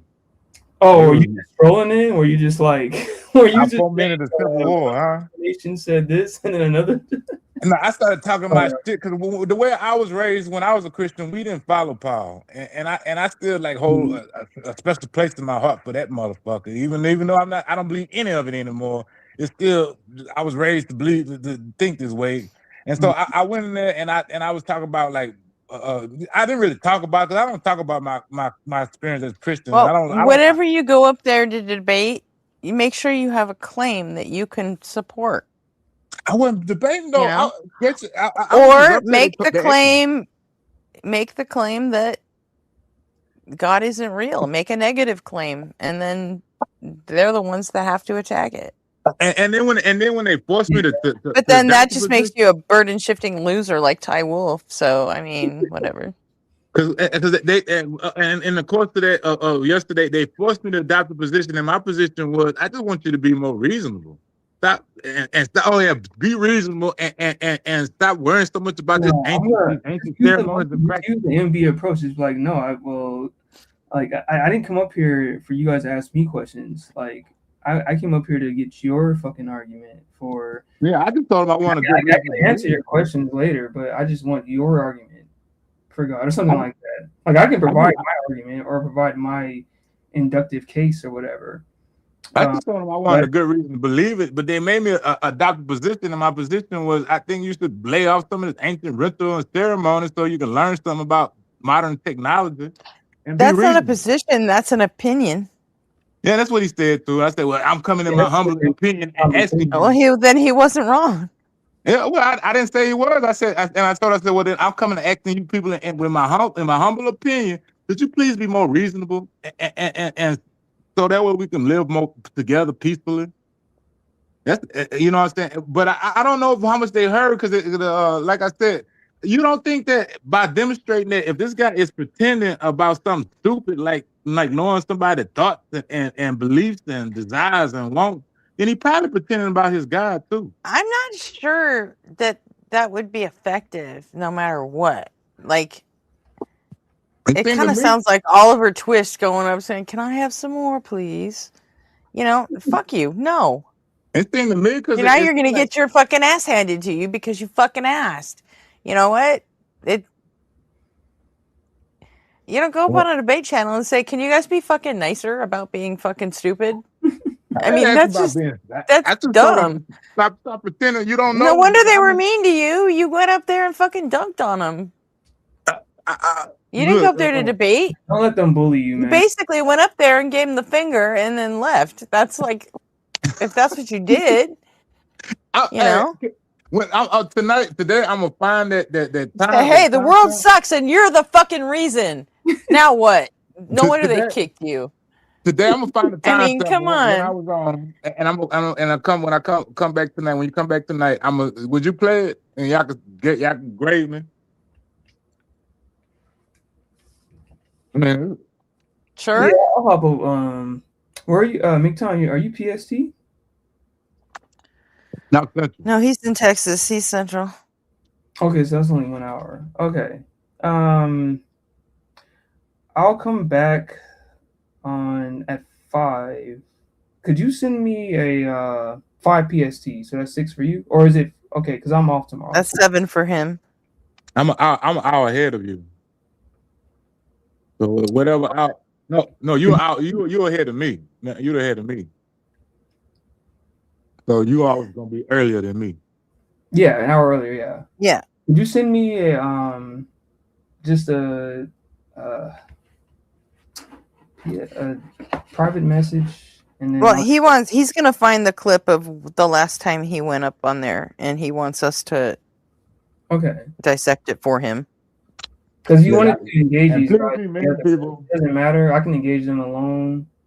So then be here at 11:30 tonight, McTime.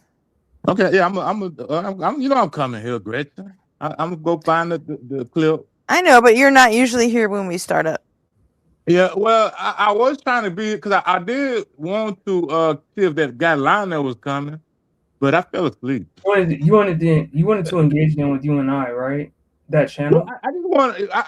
I wanted to pull as many people that want to come up there with me. Like I said, we coordinate in Discord when we're gonna go, what we're gonna say, what we're gonna do, if anybody gonna go up on the panel or not, and then we just go and do it.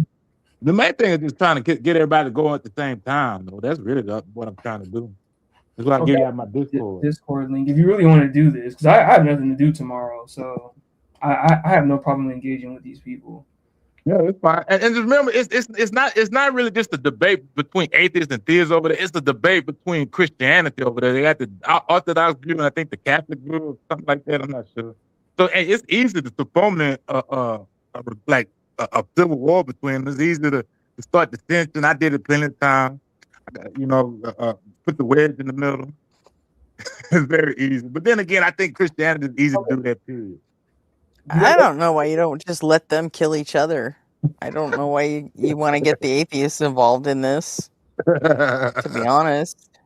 Well, I mean, I need to try to debate more.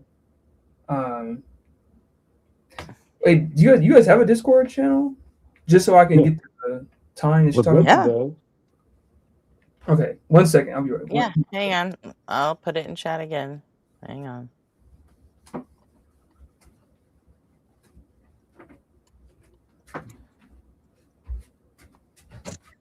There you go. Then they got to talking. Hey, don't it stay in? That's why I want to ask Arthur. Don't it stay somewhere in the Bible that one of the little ceremonies they had to do was kill a bird and put the blood all over the place? Ain't that in Leviticus or something? I'm sure somebody in the chat know if I'm. I know they did the blood on the doorstep for the Passover, but they got then that dirty water they made for the in Numbers for the blood on the door over the doors, not on the doorstep. Yeah, all these damn rituals and stuff. And I was telling her because I was like, this y'all and the guy gonna say, well, there's still people today that practice these ceremonies and they know about them. And I said, I know that's a problem, man.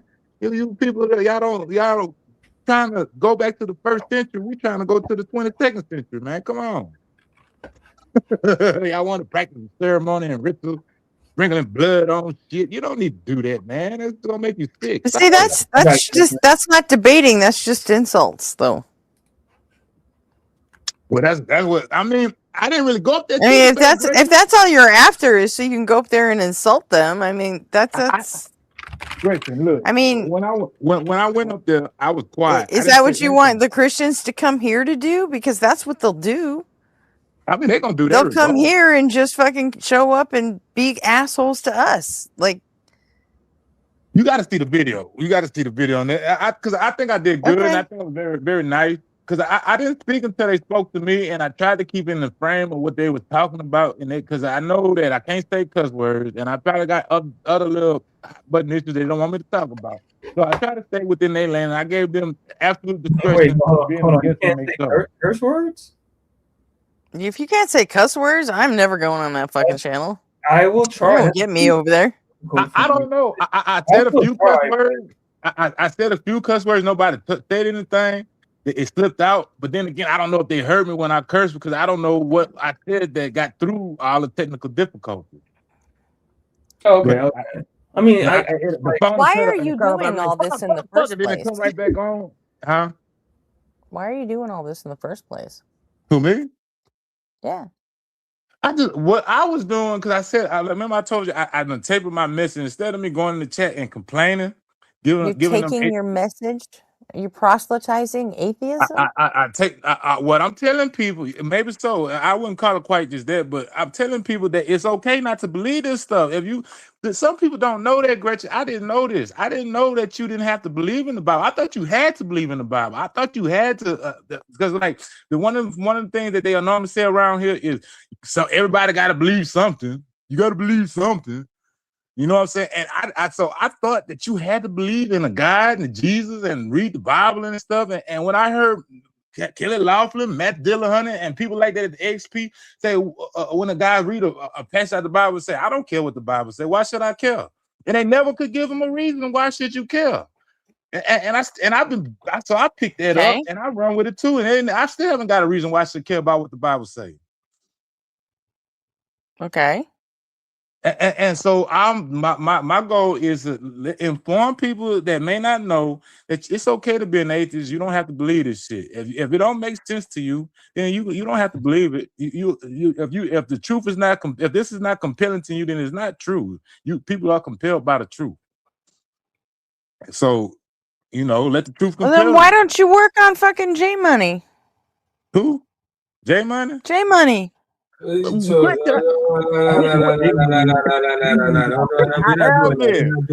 not doing that. Have your conversation. Have your conversation. I got J Money the other day to say that he will not do things before he have a good reason. You ain't get me to do nothing. That's not what you was telling me, Mrs. earlier. J Money,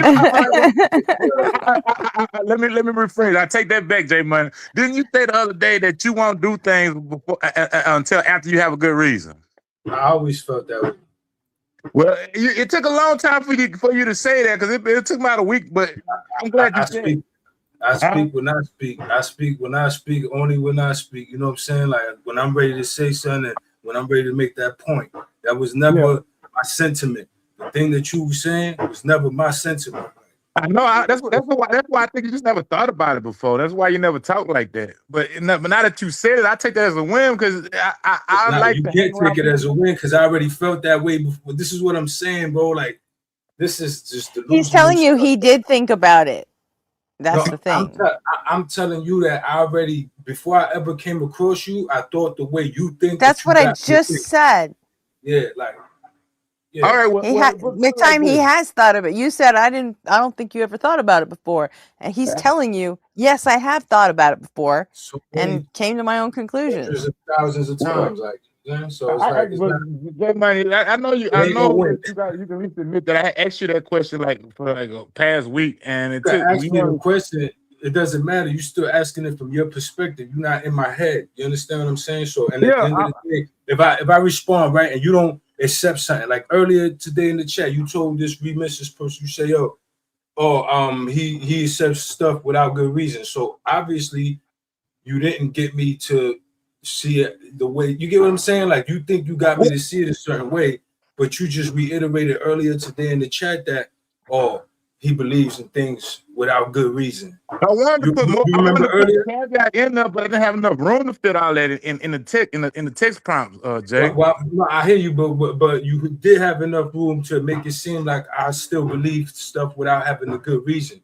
When I told you that I feel like I got a good reason. You know what I'm saying? Like that's my bad. I'm the type of person who would come to a conclusion. Yeah, go ahead. My fault. I was trying. That's my bad. I was trying to let them know that trying to keep make like a coalition where everybody come together with on reasonable stuff and had do things for a reason. And I don't have enough space in the box to say what I said. I was trying to figure out a way. I said, well, how can I fit this with even though he has since said that he does this. I just couldn't figure out how to fit it in there. I always have done that. That's what I'm saying. Type another box to him, huh?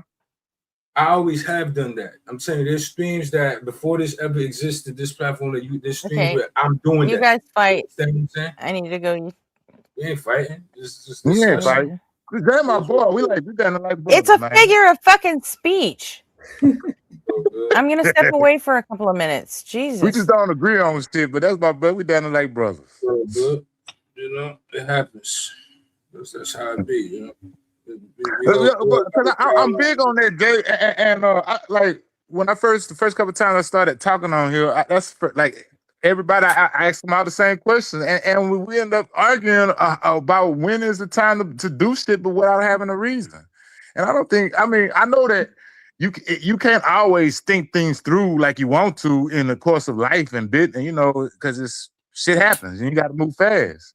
But when you have time to think things through, you should take that time to think what you're doing and about the action of your actions and the consequences of your actions.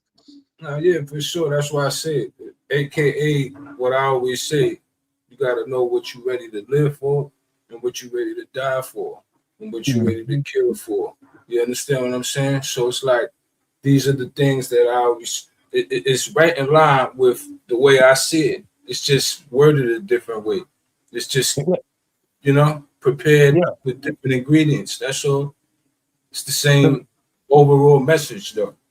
Like I took some classes on some things, and in the classes that didn't teach me nothing I didn't already know. But what it did was it formulated a whole nother way for me to think about how this thing go, like in some kind of official step-by-step manner instead of like a cloud of this and that. It was like a cloud before, but now it's step by step, in sequential order type of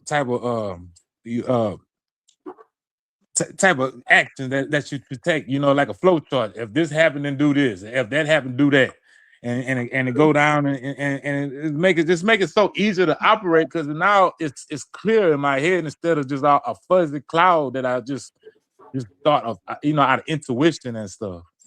Mm-hmm. I think J-Money was talking about, and J-Money, you can correct me if I'm wrong, what you're talking about last week, I think, because last time I was over on here was last week. And we were talking about notions of God or whatever, and kind of like a universal consciousness. I feel like I understood completely what you were getting at. And I'm not trying to invoke the same thing in the conversation, but I'm just trying to illustrate one of the examples of, some kind of perceived lack of clarity whenever you talk about topics like this, like God or any other spiritual or anything like that, if that makes sense. Like I think I understood what you were saying. It's difficult. I appreciate that. It's difficult because it's like, how do you surmise God? Like, how do you even make it? Get what I'm saying? How do you make God make sense? You understand what I'm saying? It's the hardest thing in the world, bro. And then the same thing with this notion of reality here. I think you guys, like you and Peter, I think that was his name, or Pete, you guys are just speaking past each other. Like when you were talking about reality, you weren't talking about some ontological status, or you weren't talking about like the entirety of everything. I think you were just talking about like social reality, the reality in you experience or whatever. Like I caught that immediately, right? Okay, cool. Like I think people should just give you more charitability because I understood what you were talking about almost immediately, but that's just me. It's a linguistic thing. It gotta be like, because it's about getting a verbal win. You see, I got you. Like no matter how small the nuance is, it's about getting a win. And that's what I'm not about. You understand? I don't care about winning, losing, none of that. Yeah. You know what I'm saying? Did I just hear you say I understood J Money immediately? Fucking that way lies madness, Git. What the fuck are you talking about? I put it in the chat, Gretchen. I was like, this is earlier. Yeah, I put it in the chat. What in the chat? I was in the other room. I haven't been looking at chat. No, earlier when I heard you say talking about a deeper level of consciousness, and I understood what you were talking about right away. And I'm like, then you're halfway to crazy then. No. Gretchen, so during that time, this was last week when it comes to Jay's conception. Yeah, when he was explaining his consciousness underneath our consciousness. Is that what you were talking about? Yeah. Because I remember that too, and I still think it's fucking crazy. We don't have a consciousness underneath our consciousness. Yes, also. Those were your exact words, J Money. Listen, that's what that was my analogy. That was not exactly what I'm telling you is happening. I'm saying something like that of the sort could be happening. You could mesh together something, and I don't know, right? Because that's all we could do. This is just concepts. You're describing a soul. You know that, right? Conceptualizations. No, I'm not. What I'm doing is. Real quick, Jay, can I tell Gretchen just real quick? Yeah. Just right now, I was saying that I think that Pete, right? I think he was up here and Jay were talking past each other when it came to some kind of like distinction between social reality and then reality or whatever. I'm putting my bunny quote unquotes up here, right? The difference is that Jay was talking about social reality, your everyday experience of reality. That's it. Right, but he was using the same word to identify both concepts. And you can't. Gracious, you got it wrong. Just accept it. What did I get wrong? That's not what I was doing. You were the one that said, "Yep, I got it wrong. I should have used the word perception there." No, listen. I'm saying that was his complaint, so that's what he could have just said. What I was saying was the same. He had an issue with my verbiage. So all he had to do was just be like how Leo said in the past. Yeah, because you were using reality in two different contexts within the same sentence. My issue was he went on this tirade of went on making charge, went on basically like he won something. Give this guy. Not this again. Just shut up. That's all I was saying. Stop. Yeah, Stop. that was the problem. Stop. Yeah, it's the only problem. Stop. We're not going down this fucking rabbit trail again. We're not doing that. I'm just telling you. You admitted you were fucking wrong, J Money. Listen to what I'm saying. I admitted that his verbiage, the verbiage. I know you did. Wasn't what. Why are we fucking going over this again? I understood that, but that doesn't mean that the point I was making was wrong. You understand? The verbiage. I could have used better terminology. That doesn't mean I'm wrong in what I'm saying. You get the difference? Whatever, man. Forget it. Yeah, I do. So why are we fucking talking about it again? Because I'm just trying to tell you that you're wrong and what you're trying to assimilate. I never admitted any wrong. I'm telling you that I acknowledge what he was saying. That doesn't mean that I'm saying I was wrong. Whatever, Gretchen, just go on. Somebody's trying to tell you something. My bad, Gretchen. I brought it up. I'm sorry. I'm trying to figure out what the fuck you're trying to tell me. I'm assimilating what now? I'm telling you, just forget about it. Like he's asking you something right now, literally in the middle of asking you something. No, it's all. I'm killing on you, Gretchen. Yeah, you being mean. Gretchen is being so mean. But hey, J Money, she got on me earlier. It felt good to hear somebody else get some. Fine. I'm being fucking mean. No, you're fine. You're fine. I don't mind. Listen, I'm cool. What is that supposed to do? You think no one's ever fucking called me mean before? Me? I don't mind it. You toughing me up. That way I can go and be an atheist soldier in the debate space of Phildo. I'm gonna bring my sword of disbelief and my shield of logic. Why do you want to be a debate Phildo?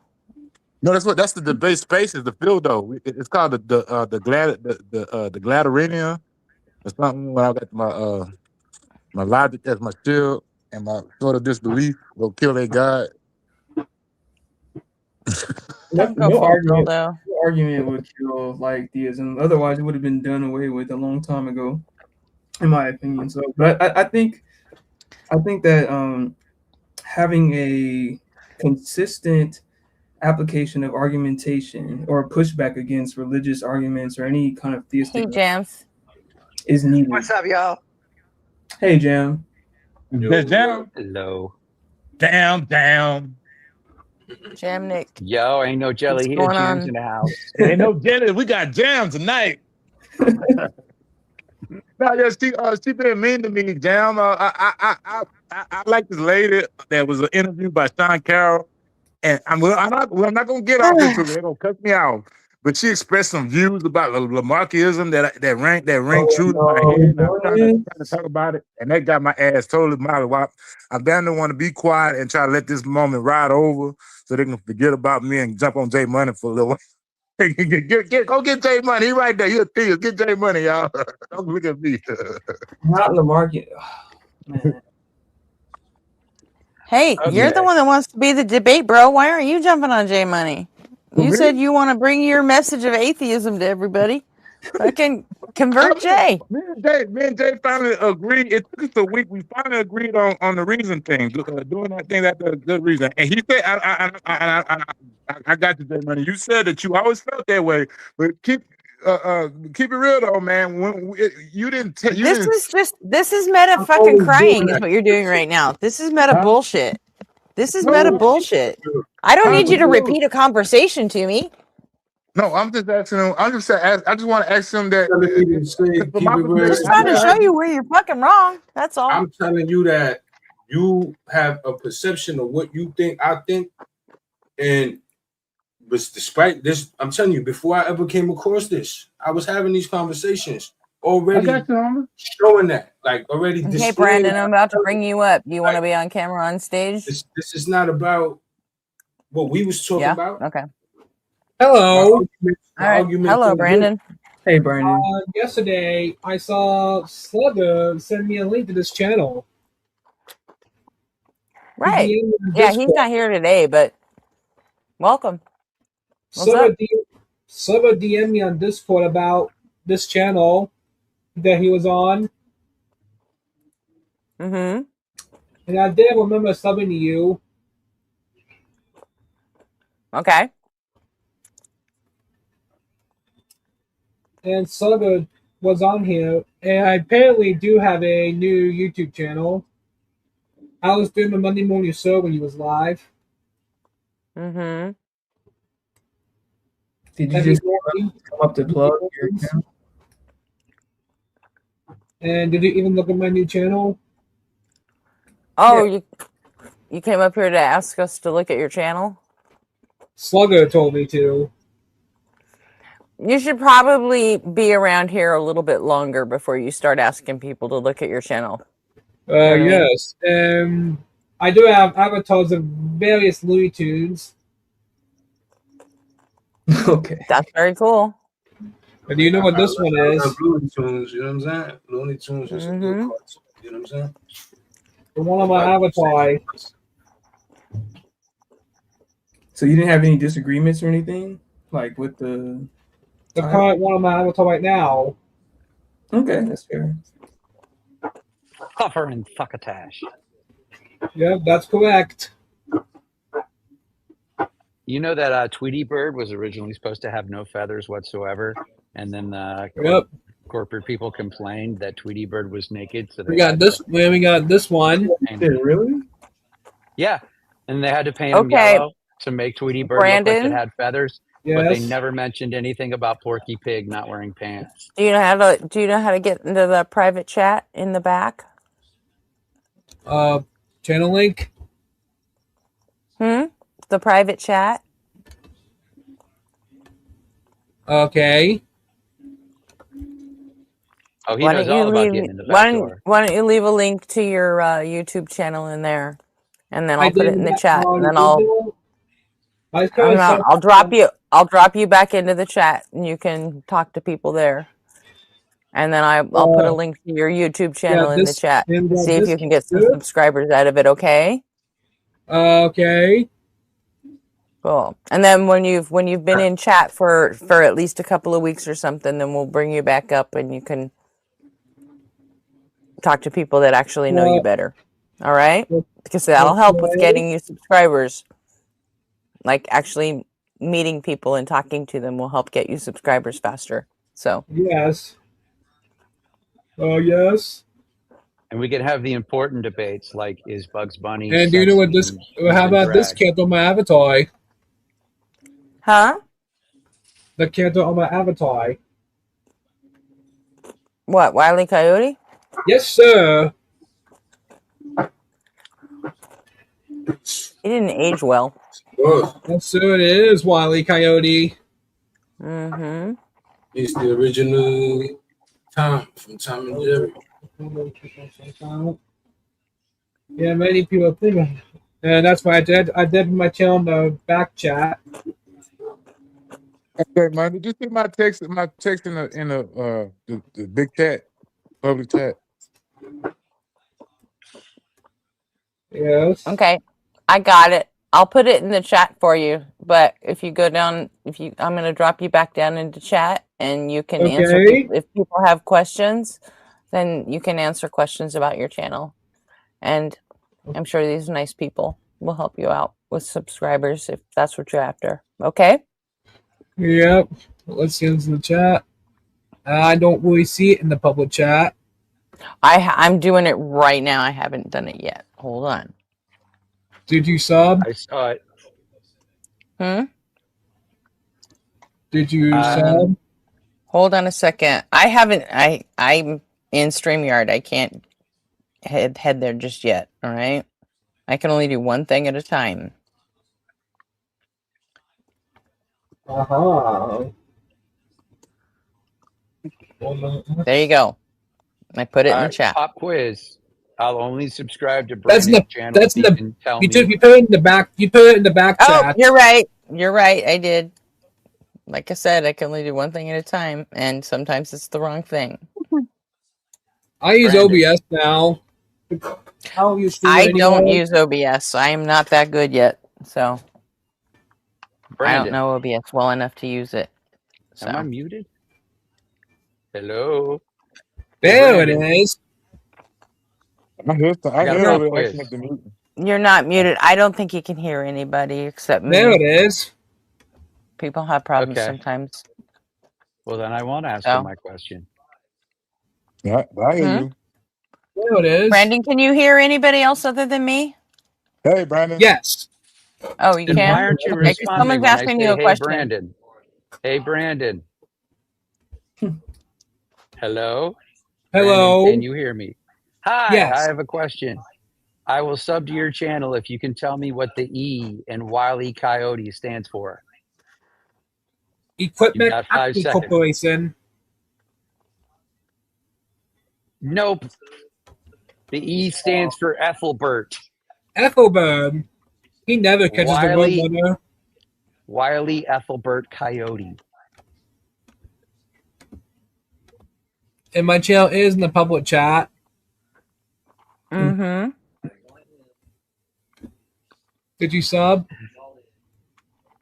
No, because you didn't know Ethelbert. You know what? I'm going to drop you now. You're not going to hold. You know what? I let you put your channel. I put your channel in chat for you, but I'm not gonna let you extort people and just hang out until you get as many subs as you're after. Okay. Okay.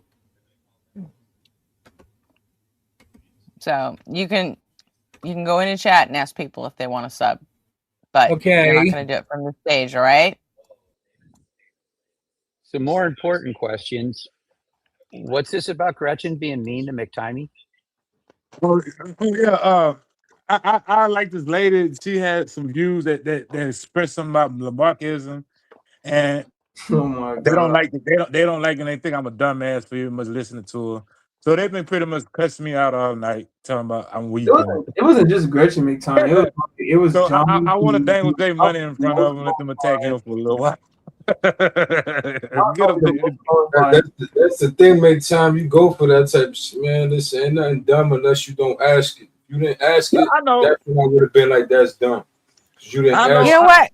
We spent hours on this last night. Well, the fact that you just brought it up again, it just started me out. I was already fucking out for what? I'm not. We're not bringing it up, Grace. We're not bringing it up. I'm calm. I'm perfectly calm. I was just telling Jam what happened, and I was going to change the subject. I know it sounds like I'm yelling, but I'm not. Because I wanted to tell Jay Money that I have to. You right. You got to stick to your guns, but you got to also listen to the public too, because sometimes you may be seeing things that aren't there, or hearing things that aren't there, and you may have to verify. I'm all for listening to quote unquote the public, but I'm not all for a motherfucker, you know what I'm saying, just abandoning his stance. You know what I'm saying? I'm not abandoning it. I'm not going to abandon it. What I'm going to do. I'm telling you that's what I won't do. You know what I'm saying? I'm not saying that's what you're doing. And that's what I like about you, man, that you're fighting your spunk. Like I told you before, if anybody was going to bring me to anywhere near theism or whatever God you worship, it'd probably be you, because you are the one day and night sticking in here and presenting your view. Even when you go through the slings and the arrows, you get your view burnt and dashed on it, and every night you hear with your persistence. And you stay calm, you don't be all frustrated and mad and arguing with people and stuff. So I mean, that's the plus to my book. I mean, that's what I try to do, but everybody don't agree with the view though. I don't agree with the view, but I like your tactics. That's fine. Listen, I get it. The world is big enough for both of our opinions, and this is why I say the only stupid question is the one you don't ask. You know what I'm saying? Yeah, except the difference is that the theist opinions are fucking us over. I don't see the atheist opinions screwing over the whole fucking world. You know what's also fucking us over? High fructose corn syrup. You know what I'm saying? That's also fucking us over. High fructose corn syrup. Yeah. There's just as much sugar in that, like comparatively speaking. In moderation, it's no worse than sugar. I'm telling you that it's bad for us. It's just cheaper. It's just cheaper. Bad for us. It's bad for you. There's reasons. No, it is not. So, all right, so then why comparatively, in moderation, it is no worse for you than sugar. You're not getting it. There's a reason why listen, there's a reason why shit that has high fructose corn syrup has it, and it's like $1 and it's $1.50. Yeah, because it's fucking cheaper, Jay. It's cheaper. I know, it's cheaper. It doesn't mean that it's worse for you. Yeah, it's bad. Syrup is bad for you. High fructose corn syrup is bad for you, man. Look it up. Soda is bad for you, whether it has. That's what I'm telling you. Yeah, so a lot of HFCS or full sugar. A lot of things will fuck you over. It's not just this. Jay.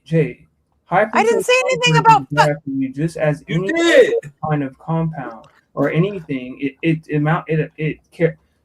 Okay, the important thing is the dosage and how much you're taking it, how frequently over time. That's it. You can like water, H2O is literally bad for you, depending on how frequently you take it over amount of time. So when you say it's bad for you, like that's anything. That's like a trivial. That's a trivial.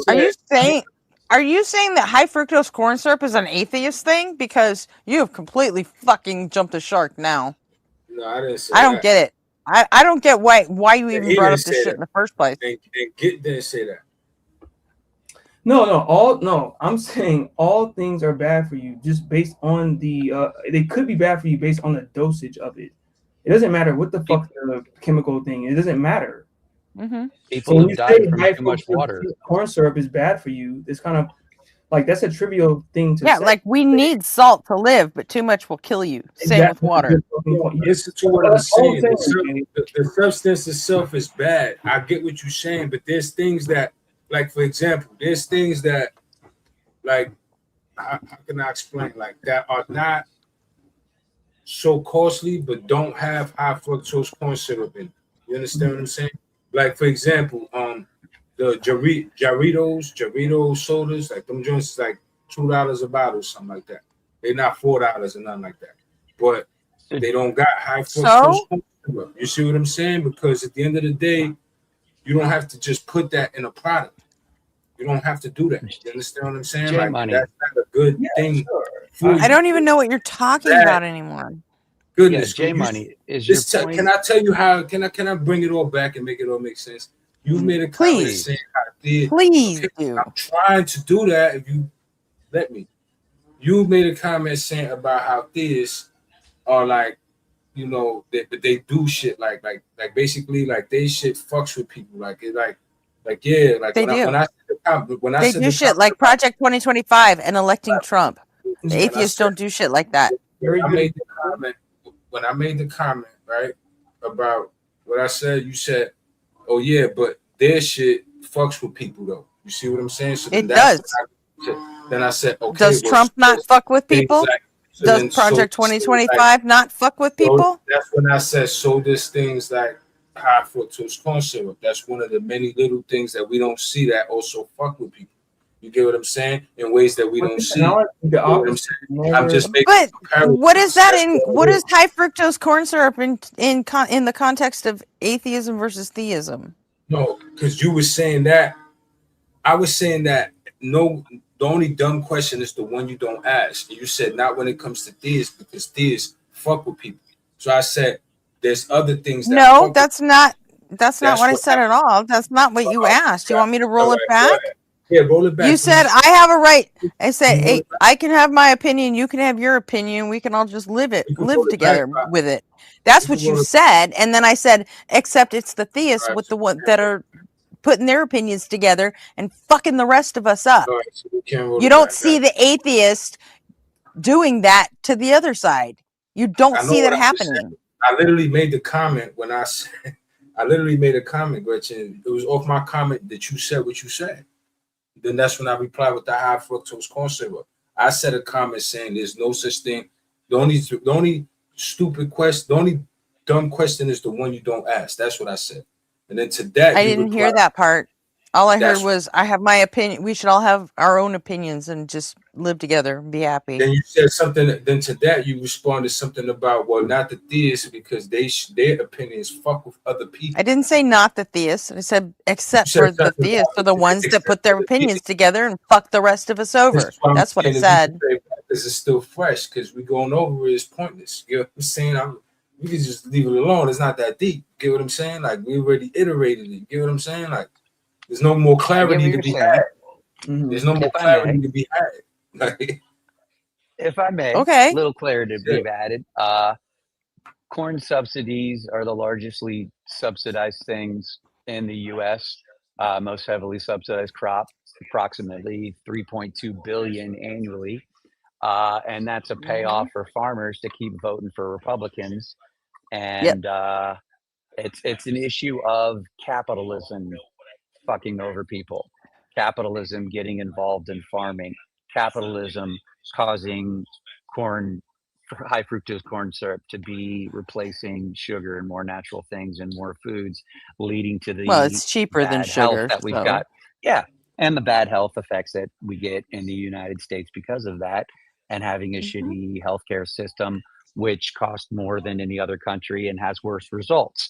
All of those things are results of right-leaning politicians making decisions, and those right-leaning politicians are usually elected by people who are theists, people of faith, people who are willing to believe things without sufficient evidence to believe them. Atheists, first and foremost, need to be skeptics and need to make sure that they believe things for sufficient reasons. So I get where you're coming from. Corn syrup. So by supporting products with high fructose corn syrup, you're really supporting the theists. I get it. Well, I need to stop. Actually, with RFK and his red and the yellow, you know. So in addition to fucking the rest of us over, they're fucking us over with high fructose corn syrup. I also like to point out that I think y'all spoke to it Fuck earlier. theists again. How about that? Just in case, I think it's fundamentally wrong to try to paint it as something that's bad for your health. You really got to look at it as everything is least good for you. Because, like, I mean, the only thing that we have a contract to eat with other things is. What does that do? Less good for you? That come on, that means bad. Let me, yeah, I know, but it's like because the only thing we can eat that is designed for you to eat is fruit. That's the only thing. Everything else is just gonna try to run from you and try to survive. So everything is really not trying to help you survive. and there's things is less there's things that's more healthy to eat and things that are less healthy to eat. But you can't just say things are bad for you because everything is really bad for you. To be honest with you, drink too much water, you can die. I think there's no Yeah. one go-to all-to when it comes to diet for human beings because human beings and their physiology is extremely complicated. I think there is like a general rule of thumb: have a mixed diet, exercise, and then your body will be happy. Put thumbs up or something like that, right? When it comes to the details of prescribing any particular diet to some human being, I think it is wrong, right? Because but there's a general prescription. That's it. I really don't think it's that difficult. We had the veganism argument yesterday with Sean, and I really don't want to do it again. I'm not talking about veganism. I was trying to I was trying to start something about Project 2025 and Trump and the fucking maggots, but all right. Cool. We're talking about high fructose corn syrup and fucking mixed balanced meals. Yeah, I think I talked about it before, but what you guys think? Do you guys think that this Department of Faith we have would gain power? Because I can see this thing gaining power and being the major mover in government, further in the future. Seeing what gaining power? The Department of Faith. You talking about the Heritage Foundation? No, I'm talking about the Department of Faith. What are you talking about? The Department of Faith. The one that Trump just made, the Department of Faith. I think it's Joel Osteen and who else is on there? They can't be official, right? Oh, his Faith Advisory Board. That's not a real government agency. You know that, right?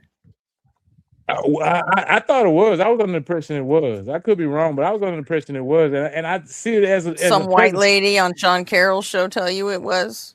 No, I didn't. I was on the news. I'm sorry, I couldn't resist. I understand. I was on the news. Well, I'm gonna stop listening to all white ladies, including you, Gretchen. Damn it. I never said you should listen to me. What the fuck? I understand your concern, McTown. In fact, you should just dismiss out of hand half the shit that I say. I normally do. I still think about it. Almost all your political takes are on point. Just saying, Gretchen. Just saying, bro. What? Almost all your political takes are on point. I think. I agree with him. Political takes, sure, but I don't know about the rest of it. I think you're all wrong about everything. And on that note, good to see you, Git. I haven't seen you in the chat before. I'm gonna be back in about 15 minutes. I got to go bang on trash cans. I'll see you in a bit. Oh, that sounds fun. Doug or something banging on the trash can, drumming on the speed light. Y'all know, y'all ever watched Doug? I've seen people make hundreds banging on buckets and, given the right. My brother and I used to do that, Jay, years ago, before he got big. Oh, my brother and I, banging on trash cans and stuff. I'm sorry, it just reminded me of that when you said that. You was hustling? You was making some money? No, we were interested in music and stuff like that. He's an actor now. No comment. Nah, he said it has to make the money. No comment. Nah, I'm talking about it just reminded me of it. That's all, Jay. Yeah. It's made forms of hustle. I know. Oh, for fun. My bad. For fun. Yeah, because I know they had this one guy. He was on the road, side of the road, and asking for change. He had a sign that said, "I'm out here asking for change because my wife had a better lawyer." My ex-wife had a better lawyer. I had to stop and go give him some money, but that was funny. It made me laugh. No shot. And look at another one I went and gave. This one tripped me out too. I was at Austin. Wow, you're pretty easy, McTime. Hey, I need some money because my ex-husband had a better lawyer. Pay me. It was funny. I gave him $1 too. It was funny. Yeah, that made me laugh. And then I had one that they said, I need money for kung fu lessons because my parents was killed by ninjas. So I gave them a couple $2 to that. I thought it was funny. That's I mean, what they could do is make you wait, laugh. where were you? Were you in LA? No, I was out. I think that was in like Dallas because we was hiding from the hurricane. I think Hurricane Rita, Katrina, one of them down. Not Katrina, but Rita or something. And we went to Dallas, and that happened. It was a long time ago. Yeah, some signs will be very creative here, and when I say here, I just mean LA or Southern California. Sometimes, actually, most times they're just blunt. I'm hungry, or I just want alcohol. Like that's it. They'll just hold up with the cardboard signs. Like I just want this. And I'm like, okay, well, you know what? If I get you're honest, I'll just give you $20. I don't know. I mean, usually they just have signs that says "need to eat." Yeah, them people like that, I go and buy them food. Matter of fact, that same time when I was in Dallas, they had a guy because we were living in the hotel room while we were waiting on the hurricane to do his business, and there was a guy standing in front of the hotel room. And I went down. He said he was hungry, so I went to McDonald's, going to get some food anyways. I went to McDonald's and bought him a whole bunch of burgers and stuff. Gave it to him. Then I came back down and said all that shit was laying on the ground covered in ants. Oh, so, yeah, definitely different after a hurricane. Yeah, it's definitely. I mean, yeah, but I'm the one. He was in his hometown. I'm the one running from the hurricane, spending money on his ass because he said he was hungry. And I don't. If people ask me for food and I got the money or I got the food, I'll just give them the food. I'll either go buy them food or I give them food. I very seldom give them money. I don't have that luxury to just give money away. Giving them money, yeah, it's smarter to give them food.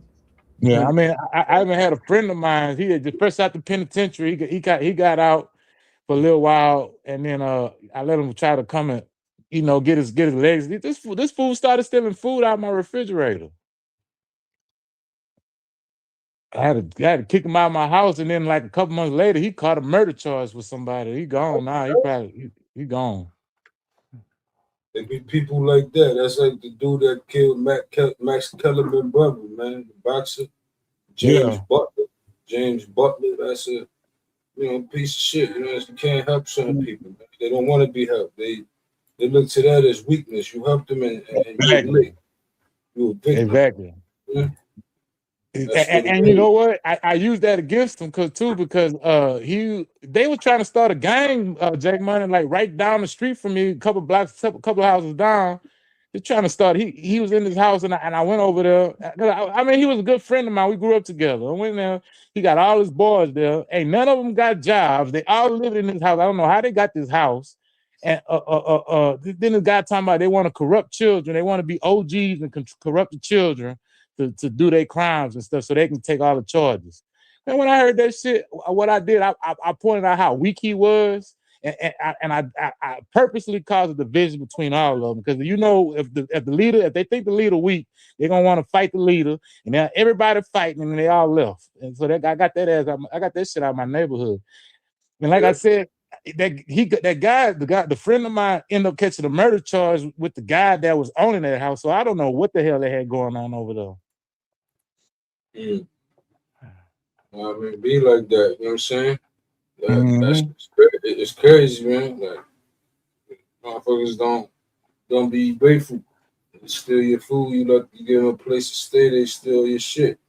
That's like the dude I just said. He gave him my fucking ground beef in his pants, man. I know that shit was freezing his nuts.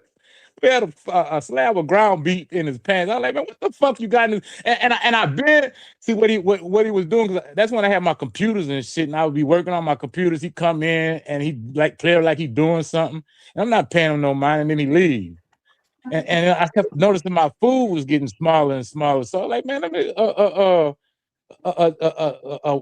get on this dude's ass. And then when I finally remembered, I caught his ass with a fucking slab of my goddamn ground beef, and he had some other meat in his fucking pants. I was like, man, look, you can have that. I don't want that shit out your pants. Just don't come back here no more. He wanted to fight me and everything, but we went downstairs. He didn't want. He left. We didn't fight. He probably would have kicked my ass. You don't come back no more. You and your country ass. It's so funny the way you talk sometimes. Get your ass, get now. Get out of here. Grayson, you're familiar with Oh, what is that Fucking terrible country ass. in oh, Skid Row? Huh? You're familiar with Skid Row, right? In California? Yeah. Yeah, I like to tell people all the time that we actually on the 10 freeway we actually have a sign that says Skid Row next exit. People never fucking believe you, but it's you can pull up pictures of it. It's like it's so fucking funny. And there's even a whole fucking destination sign when you get there too. It's like Skid Row, like next 3 blocks or something. It's like what the fuck, man? Scary there, and I'm not trying to like blame the people, but I've been there before at 3 o'clock in the morning with some of my friends.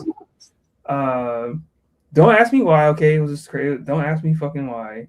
Basically, this guy tried to like stab me as I'm like walking out of the liquor store because he was asking me for fucking money or whatever, and I'm like, what is this? And he was following me with this makeshift knife. It wasn't like a knife. It was like a glass bottle chiseled down. It's kind of fucking weird. Yeah. And then me and my friend were like, we had to leave immediately. It was just us and like 2 other people. It's a rough area. It's scary, but you know. Not trying to blame anyone or anything else, but it's a scary area of LA.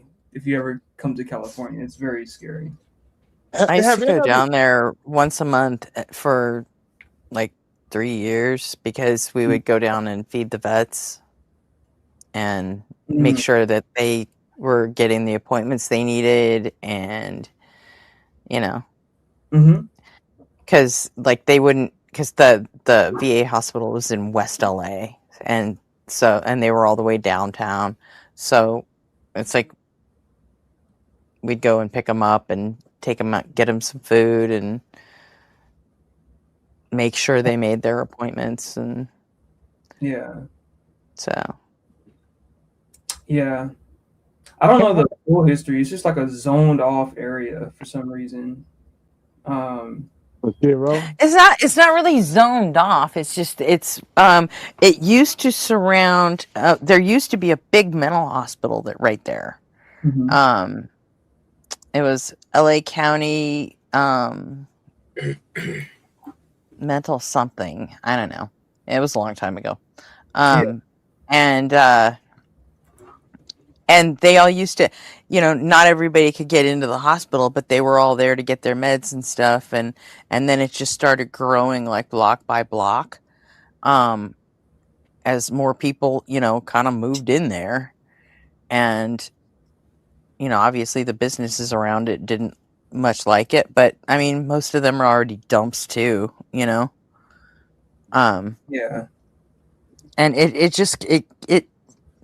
it grew kind of organically. They didn't start like zoning the shit off until they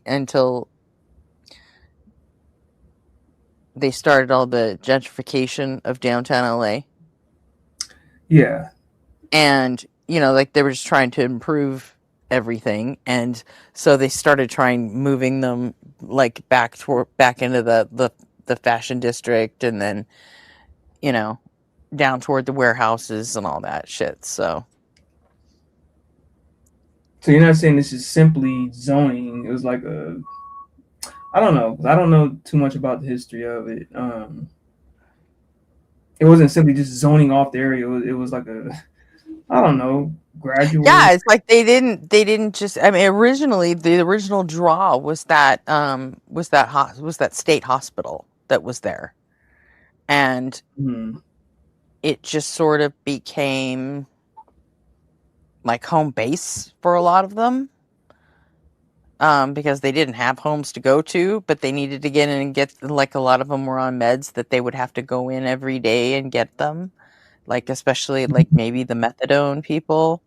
And this is back in the 70s, it's like, so they would just fucking sleep on the sidewalk outside the fucking hospital, and then in the morning go in and get their methadone.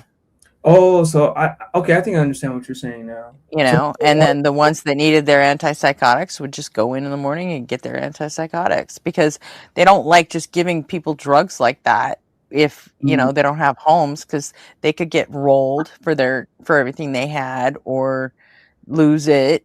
So like the state hospital was basically dispensing their meds on a daily basis, just so they were taken, so they could see that they're taking them, and it ended up saving us money. It ended up saving the state money for them to do it that way, and it eventually led to a bunch of homeless just sort of living right around the hospital. And then after that, it just sort of organically grew. Okay, that makes more sense to me. Yeah. Yeah, given the history. And nowadays, even though it's still like organically growing, they're trying to keep it restricted to a certain space. You know, like they moved across town to like Echo Park, and then like 2 years ago, they completely renovated Echo Park, and they got rid of all of them.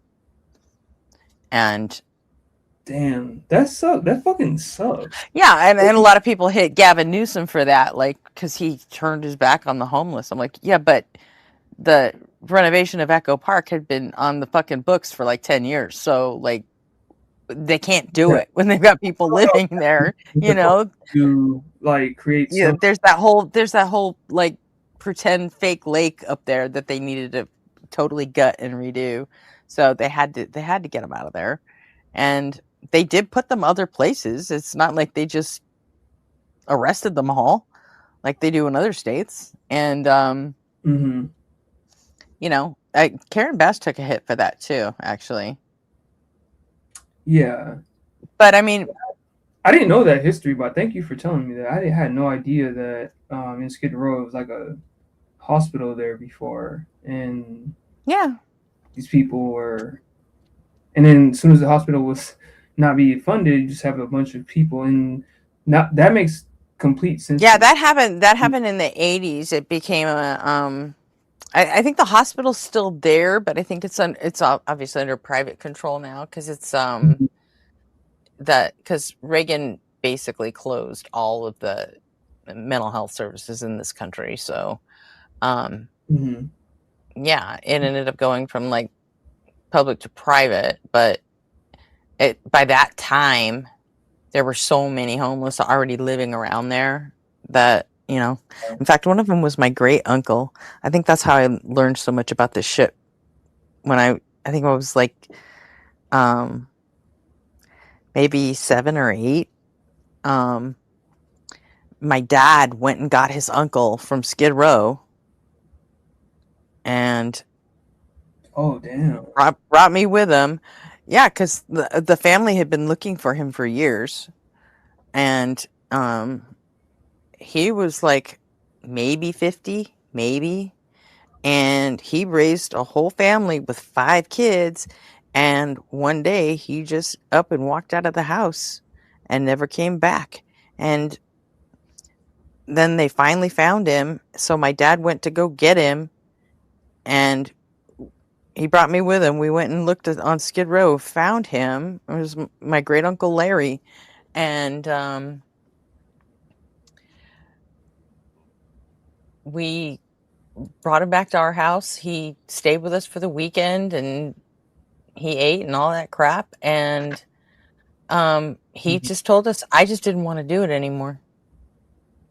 Because, you know, everyone in the family wanted to know, why'd you leave? And he was like, I just didn't want to do it anymore. Damn. You know, we tried to get him to go home because he was from Salt Lake City. And, you know, we found him in LA in Skid Row. And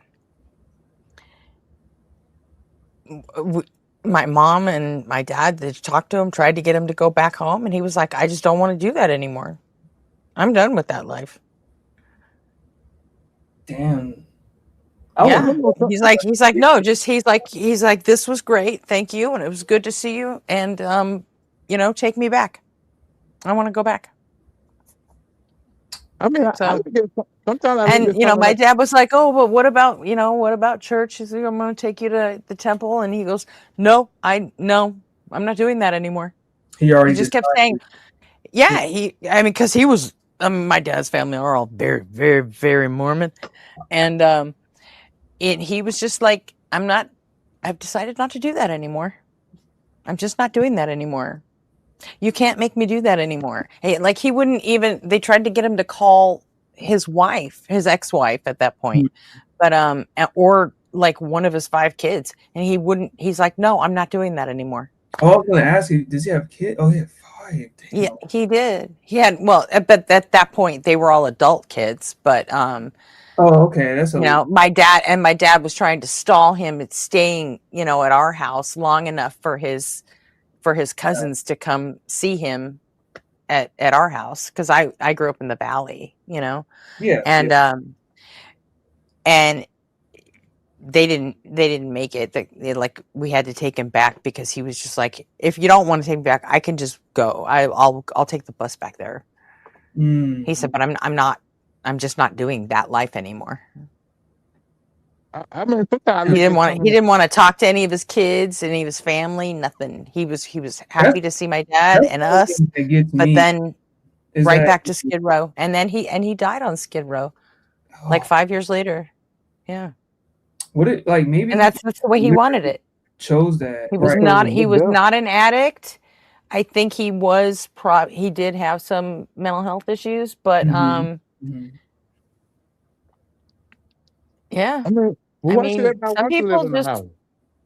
huh?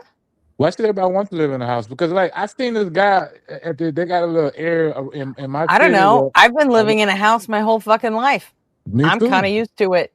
I like Me it. too. I know one thing when So, I was out there in California. I don't know why anyone should want to, but I know that I do want to. With 2 things, they had this guy. They got this place area around me, a couple blocks, maybe about a half a mile down the road, where a bunch of homeless people gathered together. And they had this one time I passed by. They had this guy with this big ass tent. It was a big old tent, about the size of a small house, a small room or something, with a car parked out in front of it. I was like, shit, he ain't got no bills, no, he just chilling. He got his car parked out in front of him. He said, "This is good enough. I down there might want to do something like that." In California, McTon, you met? Huh? In California, or you talking No, about? this was out here in Beaumont, but then in California, I had stayed at when I was out there in Lamar County on NS Lamar Bay Air Base. We did I was taking some college courses, and I went and stayed the night at Yosemite Sound Park for my geology class. We spent the night, and that was my first time camping out in the wilderness, and I woke up feeling so good and revived. I mean, it seemed like to me that maybe some people just don't want to live in a house. We don't have to all have to have the same desires and whatnot. I haven't met someone who's like very educated, who have been on the streets, but I've heard stories about it. Yeah, like I'm not gonna lie, my relationship with homeless people is very distant in a sense. Even though I grew up fucking poor as shit, but like when it comes to being around homeless people, it's just a different kind of thing. And I'm not trying to put homeless people down or anything like that. No, that's a different level of fucking poor. Yeah. Yes, exactly. Yeah. And because there's so many reasons that they end up there, you know.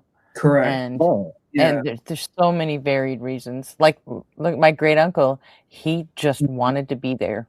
You know, he didn't have to be, and we tried like hell to save him, but nope. But just imagine if too many people was like your great uncle, we wouldn't be able to have a city because nobody would want to go to work and do the roads or the power lines or none of that because everybody can just stay outside hunting trap. Well, he worked, you know, until he was like 40 something, and then he just said, "Nope, not anymore."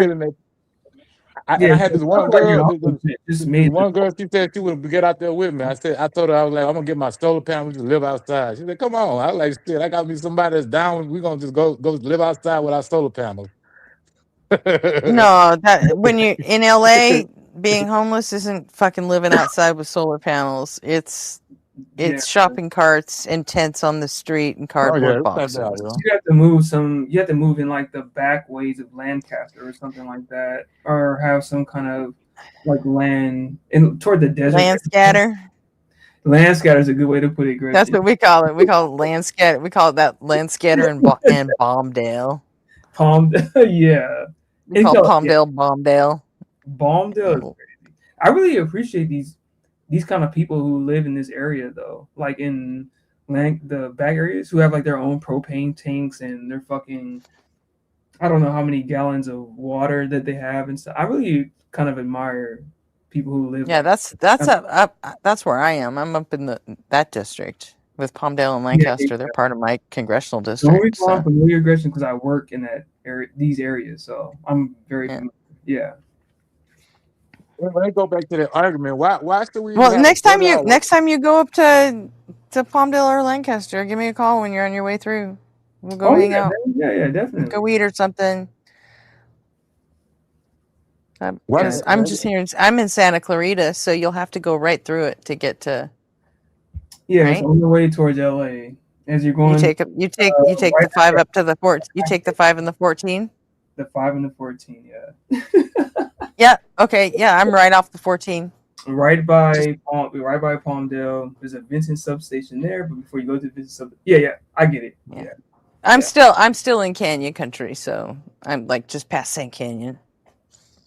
So, but yeah, we'll definitely go do that. Area. We should totally do that. So, and right before you get to Vasquez Rocks, basically. Yeah, very hilly, man. Oh, I'm sorry. Go ahead. I'm sorry. Go ahead. I'll go ahead. I was just trying to bring up the argument I talked about earlier before. I don't know how many people's on my side, but I just like why should we work a 40-hour work week and do all this other stuff when we can live in the bush and work like 18 hours? Because nobody wants to live in the fucking bushes. Some people do. Evidently, great uncle did. Most people don't want to live in the fucking bushes. Like I wouldn't. I would fucking die out in the bushes. I'm an indoor cat. I'm a total indoor cat. If I got everything, I'm good in the bushes. I'm good with that. If you gotta give me my bud and all the shrooms and psychedelics and my little boy good and I got food and my people good. Yeah, your little boy won't be good.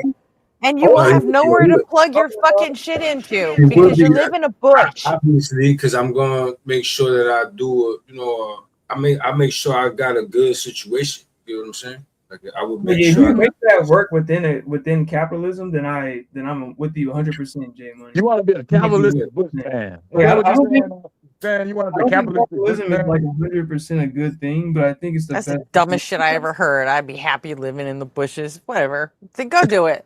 Put up or shut up. How about that? if I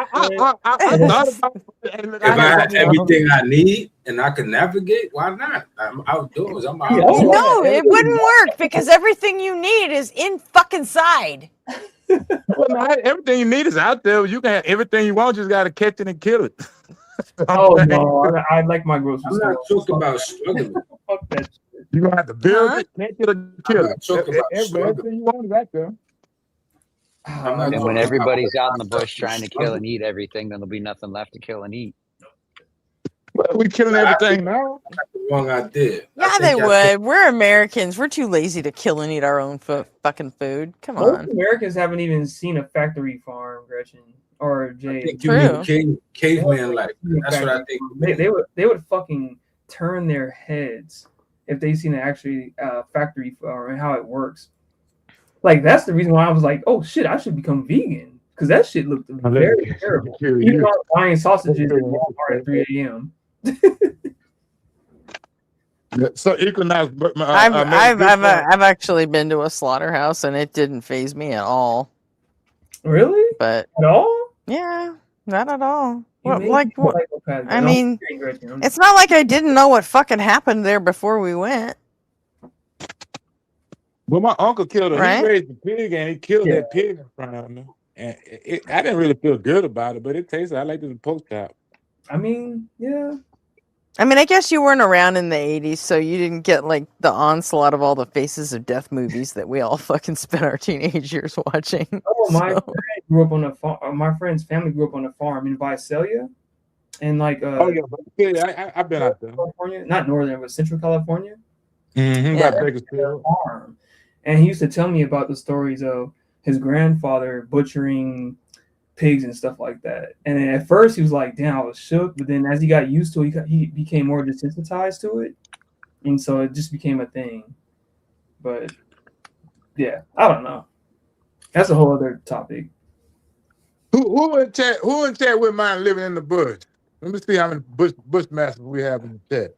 I know I had bought one of them flint rocks that you see like on Naked and Afraid to start a fire. I tried that shit and I said, no, I probably would die if I go out there. I could not get that fire I started. ain't living in any fucking bushes, that's for sure. especially in California, because that shit catches on fire like every year and a half just because. So fuck no. I think can't live in the you could be bushes in just as happy, California. Your shit burned down. I think you can be just as happy in the bush as you can in the city. I mean, you have to live with a different type of lifestyle, low tech and In all the that stuff. theater? What are you talking about in the theater? I said the bush. I said I think you can be just as happy in the bush as you can in the city. Oh, in the city. Okay. Yeah. You fucking country ass. I thought you said theater. I thought you said theater, and I'm like, what the fuck is he talking about? Well, to quote the great philosopher Brett Michaels, the only time I want to be in the bushes is if I'm behind the bushes till she's begging for more and more and more. Oh Lord. Never mind. Come on. Poison? No one? God, I hate it. I fucking hated Poison. I absolutely fucking hated them. I hated all the hair bands though. Like, I love all the headbands. Richie Kotzen. oh fuck them all. I hated them all so much. Gretchen, the only gripe I have with could not get away from them, man. As soon as fucking Pour Some Sugar on Me came out, that was fucking it, man. Them and Aerosmith, they just ruined it for everybody. It's like everything became about fucking hair metal for like 3 years. I'm like, fuck all that, because I was already like, I mean, Nine Inch Nails was like it for me at that point, you know. And So I had my punk rock and my ska. I was I cool. think the 90s released the best music of all decades, not the 80s. That's the only gripe I have with you. And 91 was the year of punk rock. No, I agree with you. 90s had much better music even than the 80s did. Yeah, I totally agree with that. In fact, most of my I think most of my favorite bands are from the 90s, like Alice in Chains. Decade back, even though Alice in Chains, Faith No More. Well, Faith No More was technically 80s, but still, so good. Alice in Chains, Faith No More. Alice in Chains. I sing epic Pennywise karaoke. Pennywise started in the 90s, and you know the big dogs, 311. Those are all 90s bands. Yep, I remember hearing Fuck them Nirvana. on the Why don't you 311 was like playing through the sound system in a record store. And I was like, "Ooh, who's this? I need it." What band was that? 311. Oh yeah. And then another one. I back saw when you could go in them. record stores and they played music. Yeah, I just happened to. I was in the Army in Texas, and we went. I just had my second kid, and I was like going fucking stir crazy, because I had been home for like, I don't know, like 2 weeks, and I was absolutely going crazy. So I'm like, that's it, we're going out. So we went to 6th Street in Austin, and there was just some guy was like, hey, there's no cover for women, dollar drinks till 10 o'clock. And I'm like, there's like for 5 bands playing. And I'm like, let's do that. I'm like, absolutely. And the third band was 311. First song in, I was like, I don't know what the fuck this is, but I need it. And I'm like, this is what I'm going to dedicate the rest of my fucking life to, I guess. What year was this? Like 92, 93? Or this was in 94, specifically August of 94. Yeah. And it's so funny because through like the whole atheist thing, there's a guy around called Colorado Biker, and I've talked to him, and he was working the door back then. And that was, and he's like, oh, I remember that one, and this band played, and this band played. I'm like, you know what? Yeah. And he's like, yeah, I was there that night. I'm like, that's fucking cool. So. Why don't you like Nirvana or Kurt? Like in the. Oh, they just never really grabbed me. Pearl Jam grabbed me more than And Nirvana. Pearl Jam grabbed me, at least, 10 grabbed me, and then after that it started getting successively more boring. But Pearl Jam grabbed me. Soundgarden did too. Nirvana, I don't know, never felt it. And I also don't like how they got credit for breaking grunge when Man in the Box was on the fucking radio like a year and a half before Smells Like Teen Spirit ever saw the light of fucking day. Was that Stone Temple Pilots? Go ahead. Was that Stone Temple Pilots? Man in the Box was Alice in Chains. Oh, my bad. Yeah, that one actually came out before I went into the army, and Smells Like Teen Spirit didn't come out until I was like halfway through fucking Russian school. So, like, I'm positive there was a time gap there. But I think Kurt had you can correct me if I'm wrong, because I didn't listen to like rock or grunge rock until I turned 20. When it came to Kurt's voice and Lane Staley. Yeah.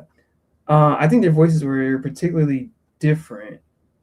Even though I thought both of them could sing, like when I first heard Lane Staley was far superior with vocals.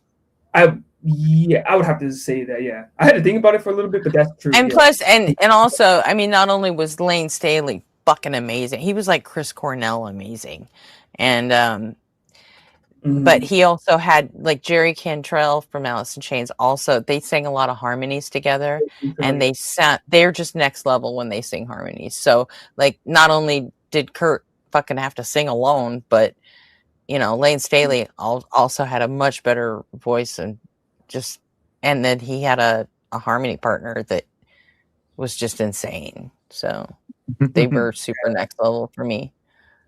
Yeah, I don't know. So wait, you didn't like anything about Nirvana, Gretchen? Like at all? Like I don't hate them, but I mean, it's like nothing they ever did grab me. That's all. I like Tori Amos's cover of "Smells Like Teen Spirit," and it was used at the beginning of the Black Widow movie. There was like a mellow version. It wasn't Tori Amos, but it was "Smells Like Teen Spirit." Like when that song's played differently than grunge, and you can actually hear what they're saying. It's a pretty deep song. I mean, I liked "Smells Like Teen Spirit." It's just, heart-shaped box. It wasn't like a head turner or anything. I just, that's good. That's maybe cool. It's just because it was a different genre of music for me. Like when I turned 20, because I grew up on rap and hip hop and stuff, and so my brother showed me Nirvana when I turned 20. I was like, oh my god, this is the best shit I've ever heard. Because I wasn't really exposed to rock at all, or grunge rock at all, and so I was like, I never really liked metal before that. It was, like it was always metal was always either fucking Metallica, Megadeth, or Anthrax and shit like that, or you had the hair metal lane, and then you had like Guns N' Roses, which was a mix of the two. And then I was just like, no. And then Metallica released the Black Album, which fucking took over everything, to be honest. Yep. I did like that. I did like that one. And it just fucking owned across the fucking board. And I mean, even people that listen to country were down with the Black Album, That was just... This may be a dumb question, but when as a genre, when did metal come out as like a genre? Probably a dumb question, but like death metal. Like when did they start? Derivation from okay, when I was a kid in the 80s, it was just called heavy metal. They didn't have subgenres yet. Okay, gotcha. Okay. It was and then like mid to late 80s, all of a sudden now you've got speed metal, and that was the Metallica, Megadeth, shit like that, right? Slayer, all that, and then hair metal, and then it just kind of branched out from there. Okay.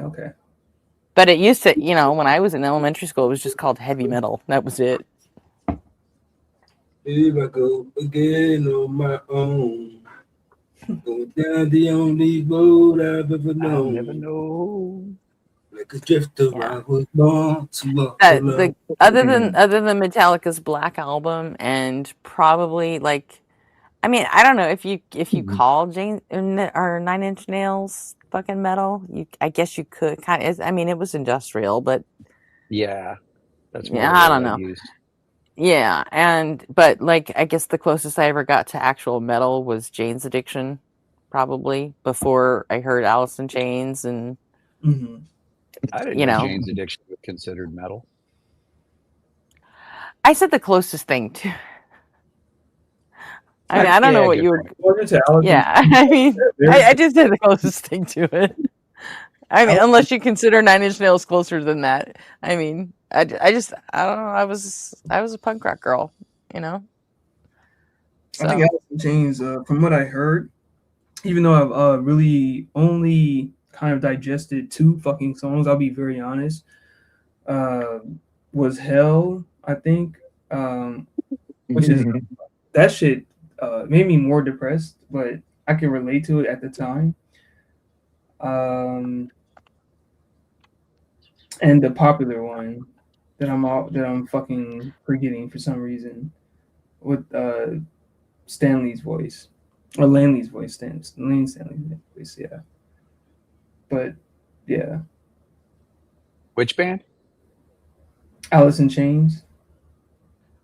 They made a song. I forget which album it was, but it was something about hell. That's my fault for not remembering the song, but it resonated with me so deeply. I used to replay it all the time and become more depressed. Not because of the band, but because of how much I resonated with it. I don't see an album called Hell, but no, it's not. It's not the album. Here, you know what? Let me just shut up, and then I'll come back and tell you this actual song. That's my fault for forgetting the album and the song. No, it's all good. They do also have an album. Where'd it go? I'm sorry, I just came back and all of a sudden you're making Get Shut Up. What happened? The Devil Put Dinosaurs Here. That's the name of an album. 1 second. So speaking of 90s music, I stumbled across that song Here and Now by Letters to Cleo recently. I love that song. Did you realize it was an Atheist tune? Huh? Yes. Yeah, I had no idea what she was saying, and then I just read the lyrics. I put them in our backstage chat, but I could put it in the other chat. That came out right around the time that I deconstructed. I absolutely knew that was an Atheist song. Nice. Just coming on I was Sunday 93, morning, got my toast and tea, and I'm warming. I've just got to think about. So good. Love that. I used to do that one for karaoke on the NCO club. That was fun. Try to get the never enough, not enough, and never ending. Yep. That's got some. Yeah, you got to spit some words out on that one. Uh-huh. But yeah, the chorus, and it might be the comfort of the knowledge of a rise above the sky, but could never parallel the challenge of an acquisition in the here and now. Here and now, here and now. Oh God, I'm gonna have to listen to that now. I put a link in chat if you want to throw the video up. I will get copyright struck for that. Oh, that's right. I forget all the rules. I'm not as savvy with this internet stuff as y'all. Don't stop believing. Hold on to the feeling. Freedom. But it is a very good song, so I'll do that. Lately, my go-to for karaoke has been Where's My Husband by Ray. Because it's just so funky. Also has a whole bunch of lyrics too. And 311 was good for the moist mix too. What does that mean? The song is called Private Hell. Sorry. In Black and Blue. I just forgot the actual. What is a moist mix? Hizzle?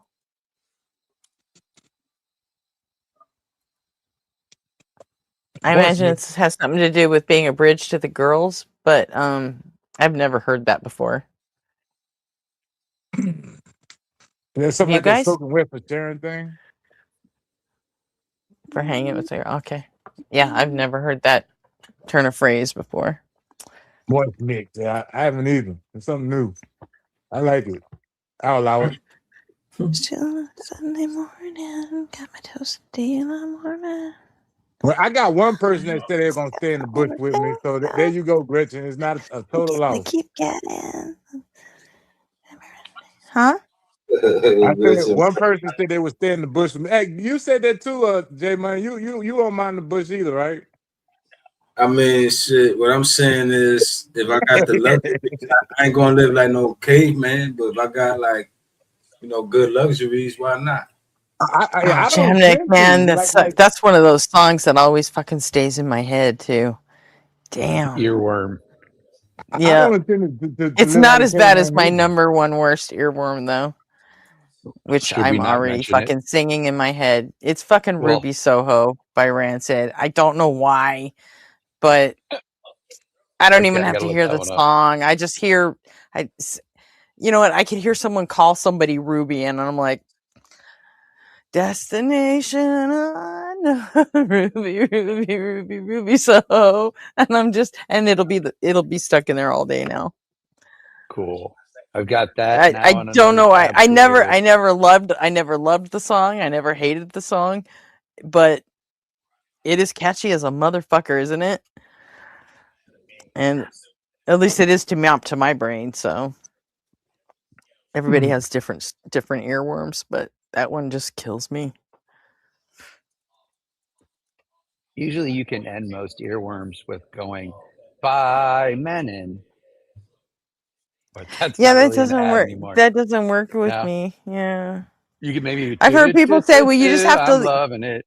I've heard people say that you just have to listen to it like a bunch of times, and then some people say, "Oh no, what you have to do is you have to listen to you listen to it, and then you listen to like 2 more songs after it, and then that'll stop it." But none of that shit ever works. Yeah. It's like tricks to get you to stop the hiccup. Favorite tracks from Alice in Chains: I Stay Away, Them Bows, Get Down in a Hole, Wood, Man in the Box, Heaven Beside You. Like Wood is definitely one of my favorite ones. And Sick Man is really good. Junkhead is probably one of my favorites too. I'm a big fan of Dirt, I guess. So. Yeah, good album. Yeah. Yeah, Jay, man, I don't intend to live like a caveman, but like Professor Hills in the chat, I talk with him. You know Professor Hills, he's a pretty smart guy too. And we get together, I think we'll have the internet in the bush in about 6 weeks. Not the internet, the intranet, because we won't have nothing to hook it to. But we'll have something running. We have electricity. I'm pretty sure we have electricity and running water in a couple of months between me, Hills, and anybody else that's knowledgeable. Build that shit out of rocks if necessary. That's what I say. Oh, that didn't. Letters to Cleo made it to the EU, but Here and Now didn't, because that was their first ever song, actually. I ain't trying to go live like no naked and afraid shit. Fuck that. If we go out there, it's gonna have to be like a day. The first week on Math, we're gonna have to start. I'm thinking like starting out from scratch. First week probably gonna be hectic. Once we get some systems and stuff going, the main thing is learn how to make a fire that's hot enough to where you can start melting shit, melting down shit, and getting the ores and mixing metals, and you can start building your own fucking society from there. Shit, let me know how that work out for you, because I ain't doing no naked in the face now. If you tell me you got some nice. I'll be thinking about it, man. I done thought many ways, but I like, man, I don't know. I don't know if I too much. I didn't like I didn't like the other Nine Inch Nails stuff. I still think Pretty Hate Machine is like one of the best albums ever fucking made. Like, Nine Inch Nails did the soundtrack for the most recent Tron movie, Tron Ares. I saw that. yeah, he's done a lot of them. But like Pretty Hate Machine was like the best thing he ever fucking did. Period. Like straight up, and it's not even fucking close. 89. Wow.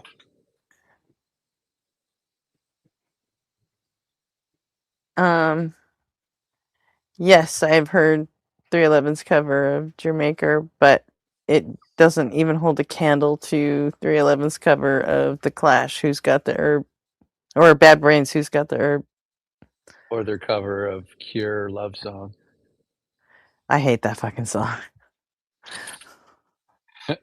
That was in like their From Chaos, their Amber era, and Amber's like the worst fucking song ever. So Yeah, I'm not a fan of that. I'm not a fan of their love song cover. I played it at my wedding, but replaced the lead guitar lick with a steel drum. Oh, the guitar I don't so much mind. Mostly it's just the lyrics, because Amber, it's got the dumbest fucking lyrics. I was talking about Love Song. Yeah, Amber's stupid. Oh, okay, yeah. Amber's just fucking pathetic. I hate it. I mean, whenever they play that song, I go out for a cigarette, you know, unless I'm stuck inside, and then I'm, fuck. And I was at all my friends, we all still call each other when we go see 311. Like, we'll call someone who didn't go to, you know, like I'll call my friend Steve in Vegas, and he'll get ambered. Just if you're just stuck there, then fuck it, make a friend suffer with you, you know.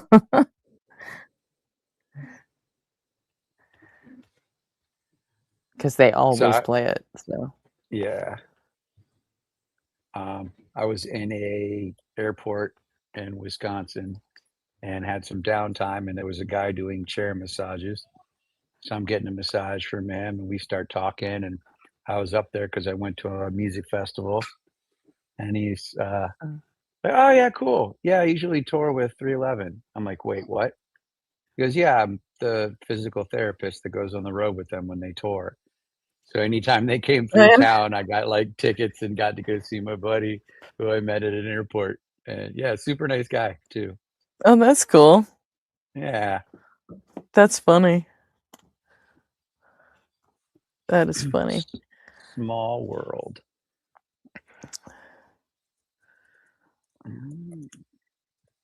Yeah. I know that the front man, Nick Hexum, his little brother was my kid's music teacher for several years when they were little. No shit. Yeah. That's cool. Yeah, Zach. Damn, I mean,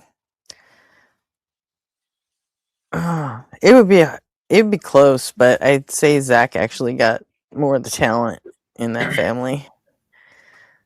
Which is saying a lot, because Nick's pretty talented too, but you know, Zach was just next level. He actually works for Nickelodeon now. He does like kids shows, music for kids shows. Cool. Yeah. Zach does? Yeah, Zach Hexum does. So. All right. Speaking of moist playlists and Simply Wet for Sharon, have you seen the lyrics to Tears by Sabrina Carpenter? No. Okay, I'm just going to read one chorus. I've never even heard a single Sabrina Carpenter song. You probably have. She's got a couple. I have not. I haven't. It plays in malls and shopping centers, you know. I don't go into malls and shopping centers. Okay, then maybe you've never And if heard I it. do, I've got my earbuds on, so it's like Yeah. I like if I go grocery shopping, I've got my earbuds on and I'm in a live stream somewhere. It's like I don't hear what's playing ever. And there's no such thing as like radio or MTV anymore. It's like so it just does the shit doesn't touch me. So Did you see the Muppet reboot when they did one episode no. of a Muppet show? Okay, she No, was the I guest didn't. star on that. Oh, no, I never did. And she was flirting with Kermit, and Miss Piggy got all mad. Good times. Yeah. Yeah.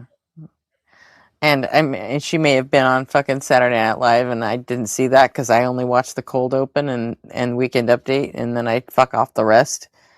And same with talk shows. Yeah. So yeah, I don't ever have to see anything that I don't want to see. So I'm a big fan of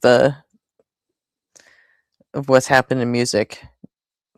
I like that I can control what gets in there. Sometimes it does get a little stale. Like I really wish I heard something new that I liked, but That's happens kind every of, once in a while. yeah. With the gigs that I I mean, do, I have to learn new music every now and then. yeah. That's how I find out about certain artists that I was completely unaware of. Yeah, you can get kind of locked into your own taste with the way we've, got streaming set up and all that. You can definitely stay in your lane, but I do want something new every now and again. So, and there's usually something out there, like, Lost Souls. For whatever reason, love that shit. Lost Souls? Mm-hmm. I'll open that up. That'll give me a whole bunch of things I need to listen to now. Actually, I wonder. I don't even know if they're like signed. They're the front man for that group was a YouTuber, and they made like a spoof song, and it got popular. So they just Are all got. their videos cartoon? From what I've seen so far, yes. Okay, I think I found Yeah. it then. Yeah, the best one is called Childhood Died. It's about Star Wars. My childhood became a lie the day. It's like, my childhood became a lie the day Luke Skywalker died from being tired. How the fuck do Jedi die from being tired? Fuck that up. It fucking owned me. The first time I ever heard that fucking song, I was like, oh, I don't know. This is awesome. The whole song is a fucking shit attack about The Last Jedi. It's like great. Have you seen Paula Gia's video on Star Wars and religion? Oh no, I need to see No. that. Is it good? Yeah. I need to see that. Yes, I will drop that. I didn't even know that existed. Nobody has told me this whole time. I've told so many people about how I wrote a fucking Bible based on Star Wars for my kids to have a placeholder in their heads so like my Christian family didn't try to fuck with them. I totally had That's my kids a good believing in idea. a fucking Jedi religion when they were toddlers, so they would just their fucking cousins and my parents, nobody would fuck with them. I was like, this is what we believe. And I showed them the holy documents, which was the original 3 movies, the original trilogy. Yes. Like Everything else is blasphemy. yeah, it's like we watched them. Well, I mean that was before episode 1, so Yeah. So you like Well, that's the Star Wars, thing. Gretchen? Huh? Do you like Star Wars? Yeah. Oh, for real? Oh shit. I didn't know that. We got something to talk about then. What you, a light side or a dark side? I don't really take a side. No, right. Well, you want the ones that go down the middle. You know, the middle people, they normally the weakest ones. It's not that I don't go down the middle, but I mean, it's like, you know, in Star Wars, they all go back and forth from light to dark anyway. Not really, but a lot of them do though. I wouldn't. Yeah, they do. Even fucking Luke fucking tried the evil shit on for a little bit, you know.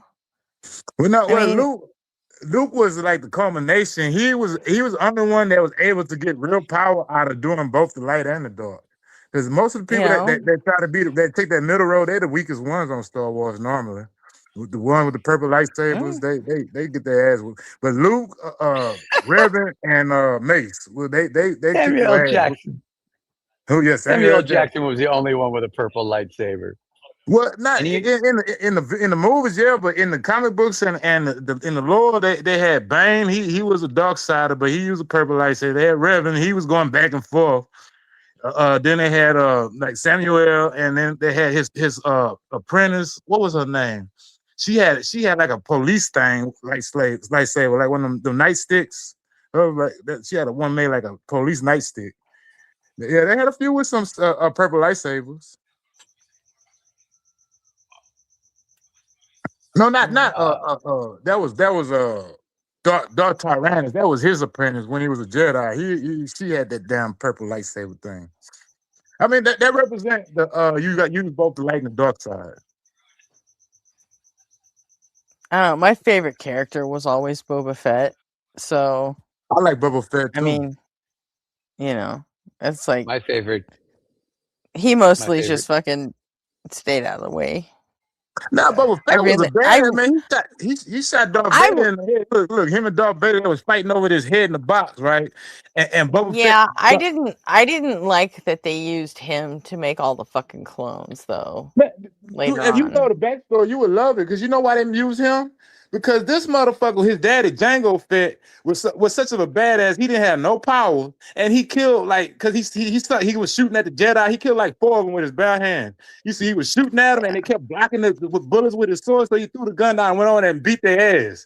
That's why they used him as a template to kill all the Jedi, because he killed Jedi with his bare fucking hands. He said, "Man, the gun ain't working." He threw it down and went over there and beat their ass like that. Yeah, that's why I like Boba Fett too. Let them alone. Boba Fett ain't had no power. He shot Darth Vader in his head, man. Boba Fett and Darth Vader was fighting over his head in the box, and Darth Vader did that little magic bullshit and pushed him off the ledge into some fire. But he had that jetpack, so he just hovering there over the edge, just hovering. When Darth Vader stuck his head over that thing, went and shot it right in his head. It was like, with the helmet stopped the bullet. So they were like, "Well, damn, you pretty good, man. If you had some power, I would make you my apprentice." But he don't have no magic. And he still kick ass. Now, technically, Boba Fett is not the son of Jango Fett. Boba Fett is an exact clone of Jango Fett, and Omega is a female clone of Jango Fett. I think he is. You kind of can say he's a clone, but I think they did change DNA up to be like his son, though, if I'm not mistaken. Could be wrong on this one. No, they pretty much made him an exact clone that wasn't altered. Like the other clones had Order 66 programmed into them. Yeah, that's probably the difference because he didn't have it. Right. Yeah, Boba was the only one that got away with Boba and Omega from Bad Batch. Yeah, I like her too. I like all the ones that didn't have no power and they still kicked ass. That's the ones I really like. They don't do no magic. They just go there and beat your ass. I cut for that. My favorite character is actually from one of the books. I think I've seen them play that live. I have never heard a recorded cover of Self-Esteem by 311, but I think I saw them play it live. I mean, I've been to a lot of their Halloween shows, and they always do a cover song on their Halloween shows. So I've seen them do like REM and lots of shit. See, that's another way that Fish is better than 311. Kelly said, "My brother just went and saw 311 a couple of days ago. I met them all several years ago, and they played at a nightclub when I was bar manager." Yeah, I've been seeing them a lot for 32 years now. I'm eventually going to start a debate with you on 311 versus Fish. And that will be my first point. They don't just cover a song on Halloween, they cover an album. I don't know that we could. I don't like Fish. I know. That's why I would have a debate with you about them being the best band ever versus 311. I like 311, but they're not Fish. All right, I gotta go back to work problem with again. Fish is that there's so much like Grateful Dead that I just don't fucking need to hear them ever. Yeah, but they're you so know? much better than Grateful Dead. And I'll stand by that one too if anyone wants to debate it. I mean, all right. I'll give See you you in a that. little bit. Seriously, I gotta go bang on trash cans again. All right, later, Jams. Drumming on the street line. Remember that? One little voice is calling me. I don't remember that. Yeah, not Nickelodeon heads, man. Come on, man. What is it? Yeah, not old school, man. Like Doug, man. You don't remember that song, Doug? Man, forget it. No, I don't remember Doug's theme song. Doug. You talking about the football head, Doug? Yeah, remember Skeeter? Hey, Doug. No, the football head was Hey Arnold. Yeah, yeah. Doug was the one with Skeeter and Patty Mayonnaise. Yeah. Yeah. Roger Klotz. Yeah, that used to come on to like around the rug rat. Mr. Dick. Hey, Douglas. Remember? You're a couple years younger than me. You were like born in 85 or something, right, Jay? Fisticuff, right on, man. That is like, I swear to God, that is one of my two favorite songs ever. Like, of all time. The DuckTales theme song, shit owns me, man. I looked at Chip and Dale Rescue Rangers. You ever see Brendan Urie from Panic at the Disco do his fucking cover of the DuckTales theme song? It is fucking priceless. It really is. I solve a mystery or rewrite history. Hey, what about Chip and Dale Rescue Rangers? Y'all remember that one? Yeah, that one was okay, but it wasn't any DuckTales, you know, because like you can actually like go on Spotify and find like 30,000 versions of the DuckTales theme song, and like half of them are punk rock or pop punk and shit. I remember that. The one I liked, you know what? Actually, this guy isn't signed. I know I could play this one, so I'll show you. I'll play you my favorite.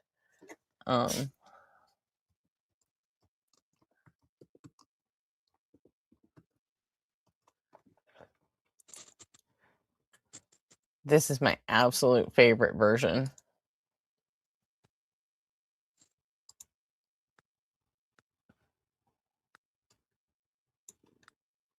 Okay.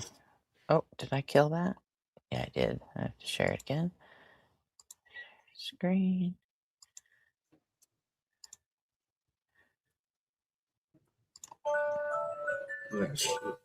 Okay, is it playing? I know they just gave money. I done threw my shoe at you. All right. This guy does like metalcore covers of like just everything from fucking Run DMC to the DuckTales song to you name it. It's insane. We all is.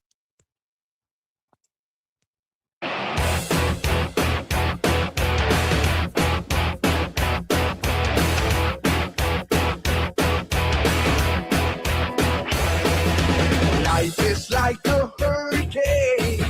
Kill, blackbird, race car, lasers, aeroplane. It's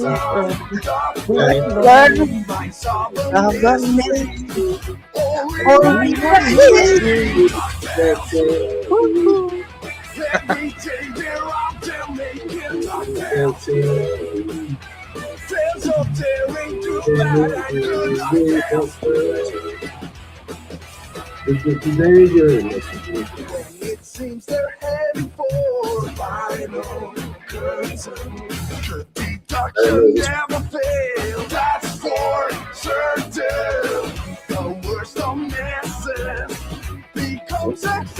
bastard. I didn't know that.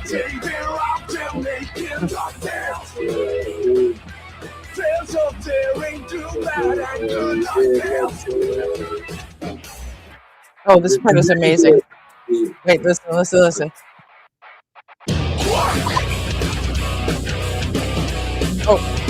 it's coming.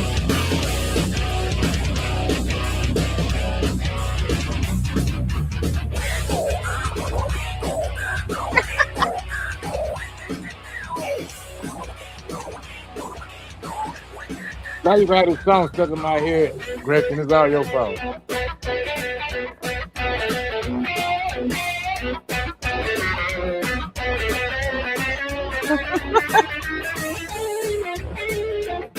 I like this little button.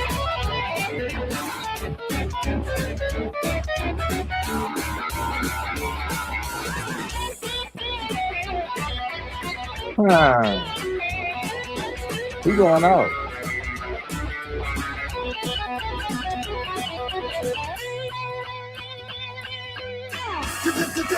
Watch behind you. There's a stranger out to find you. Come on, do something. They're out there making something.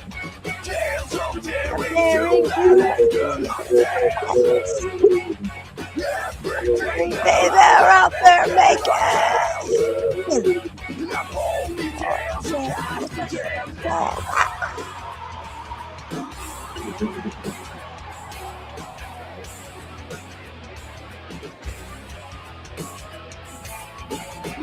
Life is like a hurricane.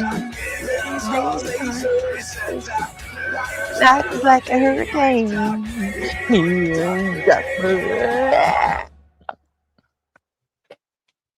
Yeah, that was good.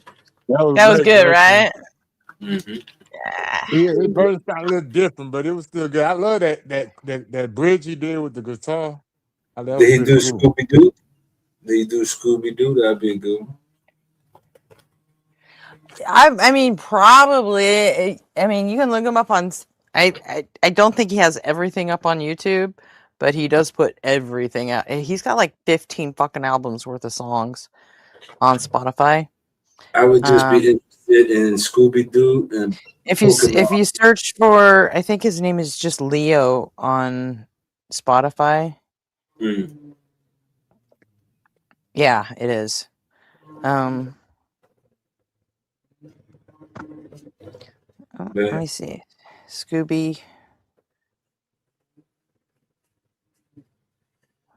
But like, technically, couldn't you play anything as long Yep. Leo Metal Covers, Volume 15. Yeah, I'm gonna see that. I'm gonna check it out. If he did Scooby. Yep, he's got Hakuna Matata on there, Despacito. I mean, he does fucking everything. He's like some Dutch guy that just he plays all the instruments himself and does his own mixing, and he's insane, and it's so much fun in lots of ways. I dig him. I don't know why, just do. It brought back memories.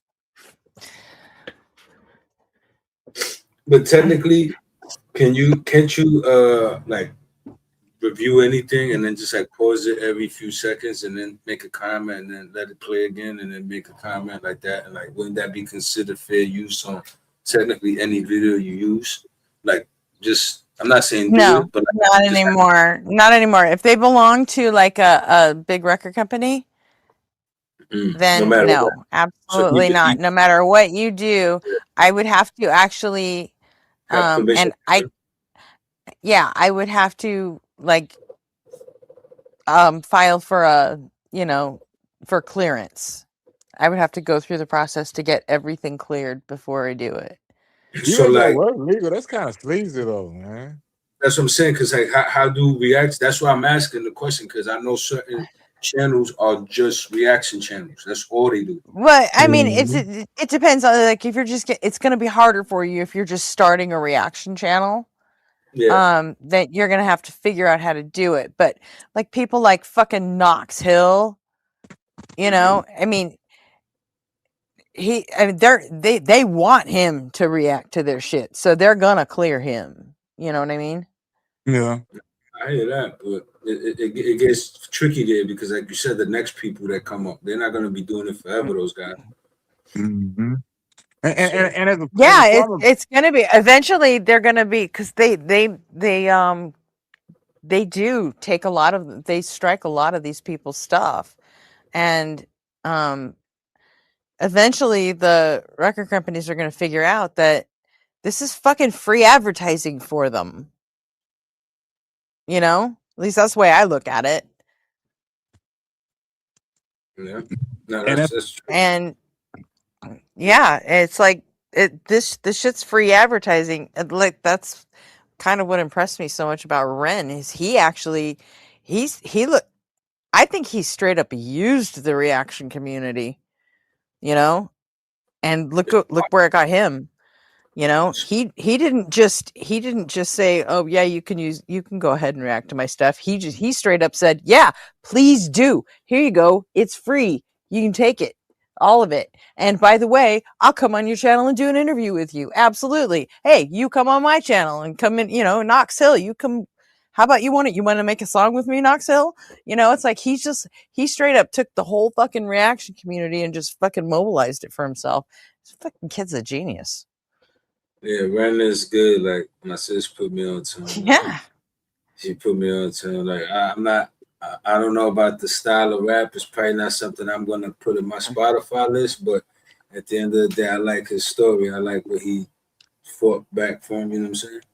Yeah, and I saw Ronnie Radke do the same thing with Falling in Reverse. He used the reaction community to get shitloads of views too. In fact, he started making his own reaction videos on Twitch to all the reactors on YouTube that were reacting to his songs. You know, and he was getting fans out of that too. So like, all right, well done. You know. Heck yeah. And I played some Falling in Reverse too on here, and it didn't get copyright claimed at all. And Ren's stuff was cleared too. I wonder if Fastball would do that to me if I'd be like, man, fuck yeah. If it was Yeah, because they were on a major label, so yes, absolutely they would. I'd be like, yo, nobody else is talking about your bitch asses. Saying I'm the only one. You ought to be glad. Yeah. I'm the only one who knows you exist.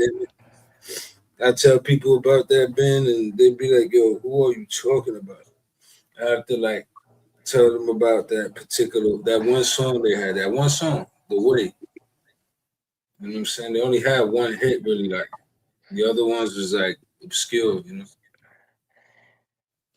know.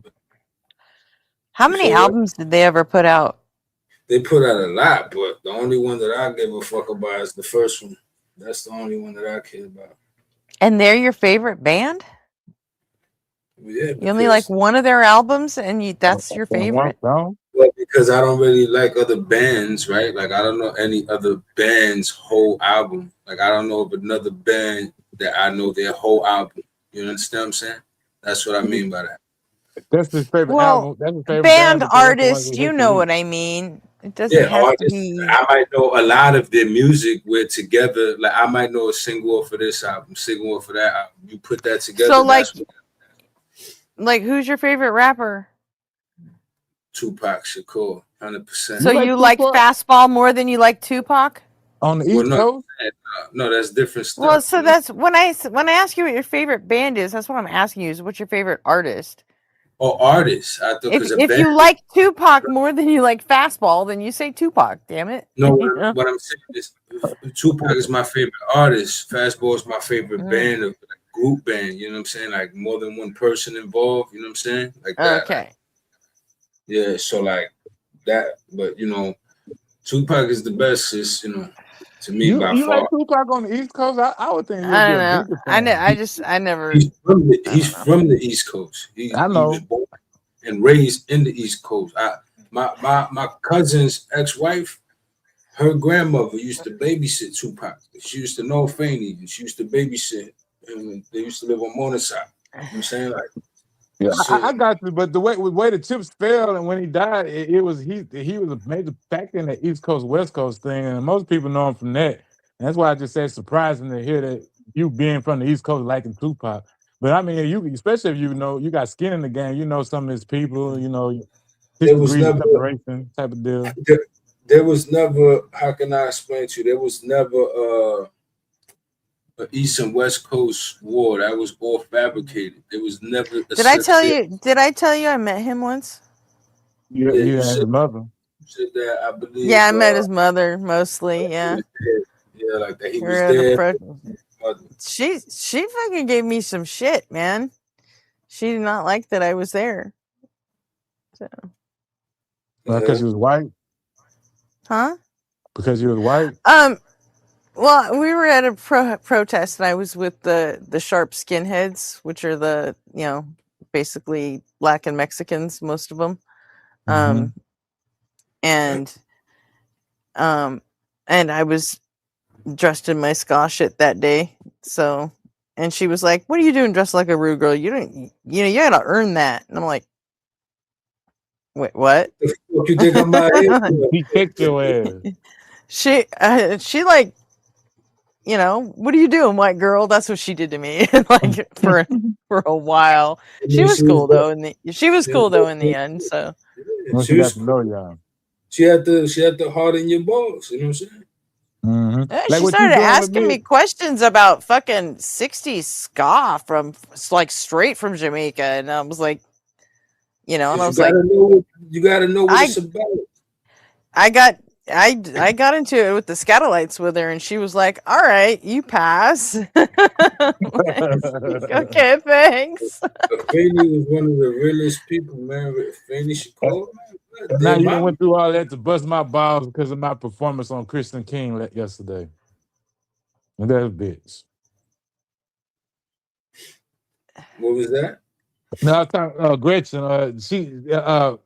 Tupac mama was busting her balls for wearing that scarf or whatever that is, and now she busting my balls because I went over to on that Christian channel. And I guess unprepared, ill prepared for her. You wasn't unprepared with what happens is these motherfuckers.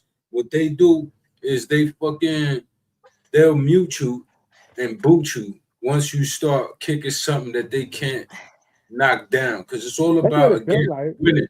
It's all about winning to them. I'm telling you, they did it to me plenty of times. That's why I don't go onto their panels, because like as it is, I don't agree with how theists move. I see how it is. Like they want to keep it to the thing, keep it to whatever it is they trying to run on you. Once you try to like stray away from that, it's like, oh, nah, we're gonna put you out because you're not listening. You gotta respect blah blah blah blah. They try to Eminem. technicalities. Really? I It mean, would have been like that. okay. It's bullshit. I would but frick Eminem in like 5 minutes. But what?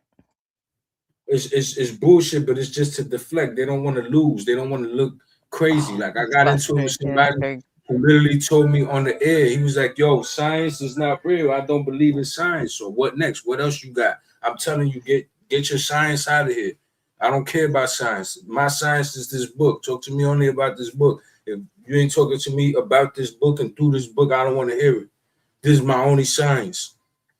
How do you respond to that? And then when I'm trying to explain to him how that's crazy, he boots me. You see what I'm saying? Yeah. So you can't. How you gonna get through to that? You don't control the panel. That's the point. So you're never gonna really do this tirade you talking about because they're gonna kick you. You understand what I'm saying? Yeah, it happened, especially on the black Christian. Eminem is a transphobe now? No, I don't think he is. He used to be like anti-gay. I don't know if he's still like that, but he used to be like that though. Like everyone in rap was back in the fucking early 2000s, though. Like all of them.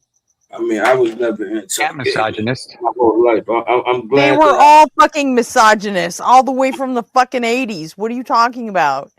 All rappers did that. Like the whole thing. They were fucking No, I'm saying me personally. I wasn't like that. Like I'm a wrestling fan. I used to be a fan of people like Goldust, People still holding shit against Eminem for something he hasn't said in fucking 20 years, but then, like, you know, I reach back like a pimp and smack the hoe is still okay for some reason. I'm not all right. saying, that doesn't make any fucking sense at all. I'm just saying. Really? Like, what does he do now? What is no, he? I don't listen to rap, so I agree with but you. I agree with what you're saying. He said transphobia now. I don't know. Really? I don't know about now. That you see, that's news to me. Whatever you talk Really, about. because my youngest son's girlfriend, well, I guess now ex-girlfriend, he met one of Eminem's daughters, who is full fucking trans anyway. So, like, what? I mean, and apparently he's cool with it. So, Yeah. Why would you hate somebody for being themselves? I just don't understand that. At the end of the day, one of his kids is a non-binary, like, figuring shit out kind of. Like, say you're a father, right? I don't know if they're transforming or anything, but you know, I wasn't there when they met, but I just heard about it a say lot. you're a pops, right, A or whole a mom. lot. You heard, say you're a pops or moms, right, and you got like a preference, like you want to make sure, like, or you want to like at least try to like put it in eventually into their minds, like to like the opposite, you know, of sex, but they feel like they don't, whatever, and then you as the parent, because you got a vested interest, 'cause you want whatever you see. Okay, from you maybe a little, right, a little bit, like maybe, you know, hey, you like this, you like that, encourage that maybe a little bit, right, but you know, don't push it, right, don't push it on, don't say this is how it got to be, or I'm gonna disown you, or whatever the fuck it is.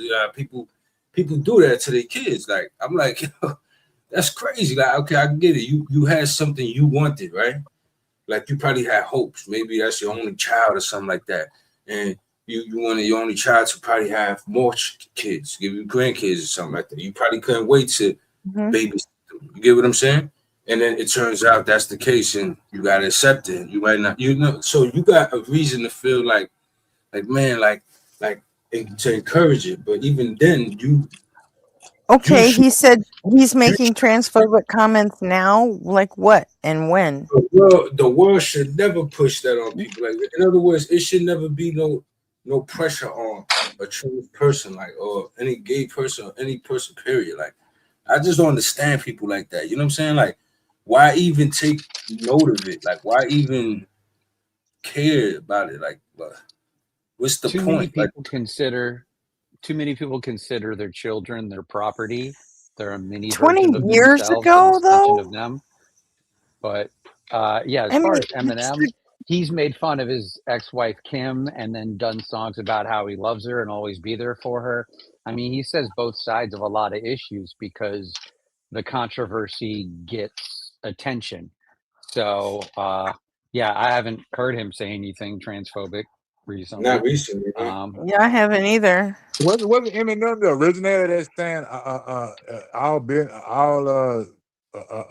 something is good? What is it? All attention is good attention, or something like that. Wasn't that Eminem that originated that saying? That was before Eminem. No, that predates him That goes way by back. decades. Yeah. Well, I know they were Any saying that press about is him good back press because or he bad was press. cutting all that shit. And then 50 Cent tried that route too by causing conflict, mayhem, and confusion, but it didn't I seem to work love the out as good for him. Scatolites. I've still got ticket stubs of seeing the Scatolites going back from when I was 14. Love them. My favorites are DMX, 50, and Tupac. Those are my three favorite rappers all the time. So we have 9 minutes and 10 seconds till Mezzo goes live. Oh, good. It's Tuesday, huh? Yeah. It's Tuesday. Oh, no. Today is Tuesday, suckers. That's it. Tits. Oh. I gave it. Are you sure he's going at 9? Did he park? Did he? 8 minutes and 46 seconds, according to my countdown. Pastor Muppets is Okay. already over there in chat. Low tier Jezzo. Oh, cool. Cool. That sound like last call for alcohol, then, right? Oh yeah. Yeah, and I put that link in chat, the backstage Sorry, chat. love you all, but I love Mezzo, so I gotta go. Yeah, peace, people. Same here. And we'll next time we'll do the Paula Gia talks about Star Wars and religion as a company. Yeah, definitely. It's like a 12-minute video. Definitely. I want to be the Star Wars guy. Peace. Peace. All right, y'all have a good one. I'll see you in Mezzo's chat if you're heading. All right, I'm gonna play. I'm not gonna play 3 songs today. I'm just gonna play the async song and fuck off. So, because I think we've been at this for almost 12 hours now. So, all right. Peace.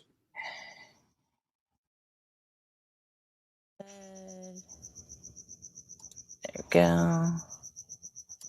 Is it up there? Yeah. All right, everybody. Peace. See you tomorrow.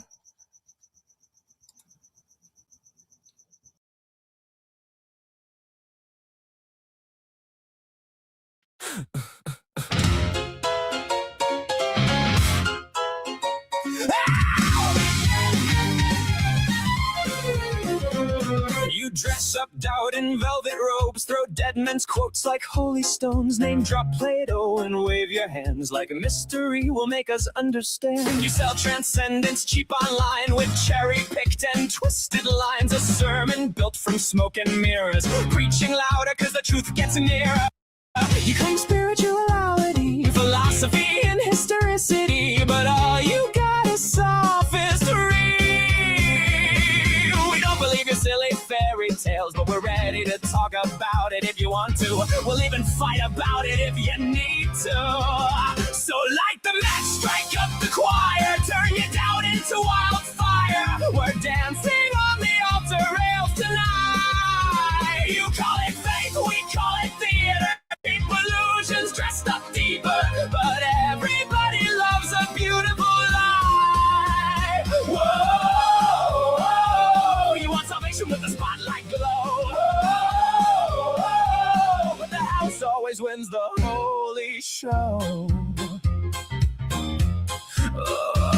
You wear gullibility like couture, but every answer sounds rehearsed. You quote the saints, ignore the science, then call your contradictions guidance. A martyr complex in high heels, selling wounds that never healed. You need an enemy to justify the glitter in your bloodshot eyes. You claim spirituality, philosophy, and historicity, but all you got is sophistry.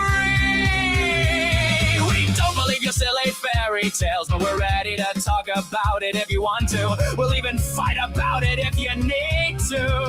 So light the match, strike up the choir, turn your doubt into wildfire. We're dancing on the altar rails tonight. You call it faith, we call it theater. Cheap illusions dressed up deeper, but everybody loves a beautiful lie.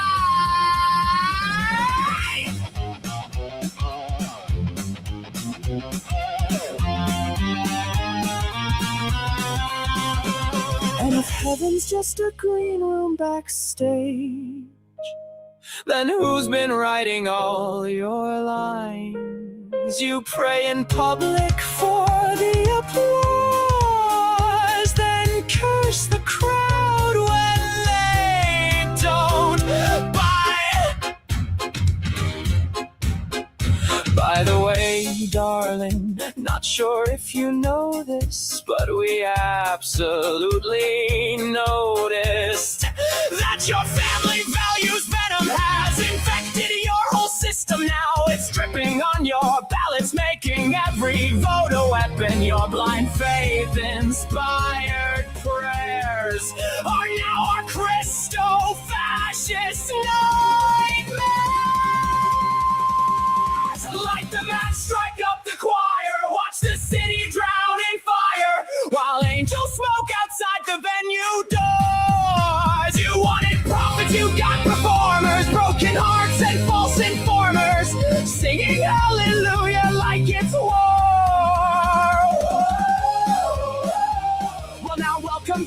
sync, where we just wanna know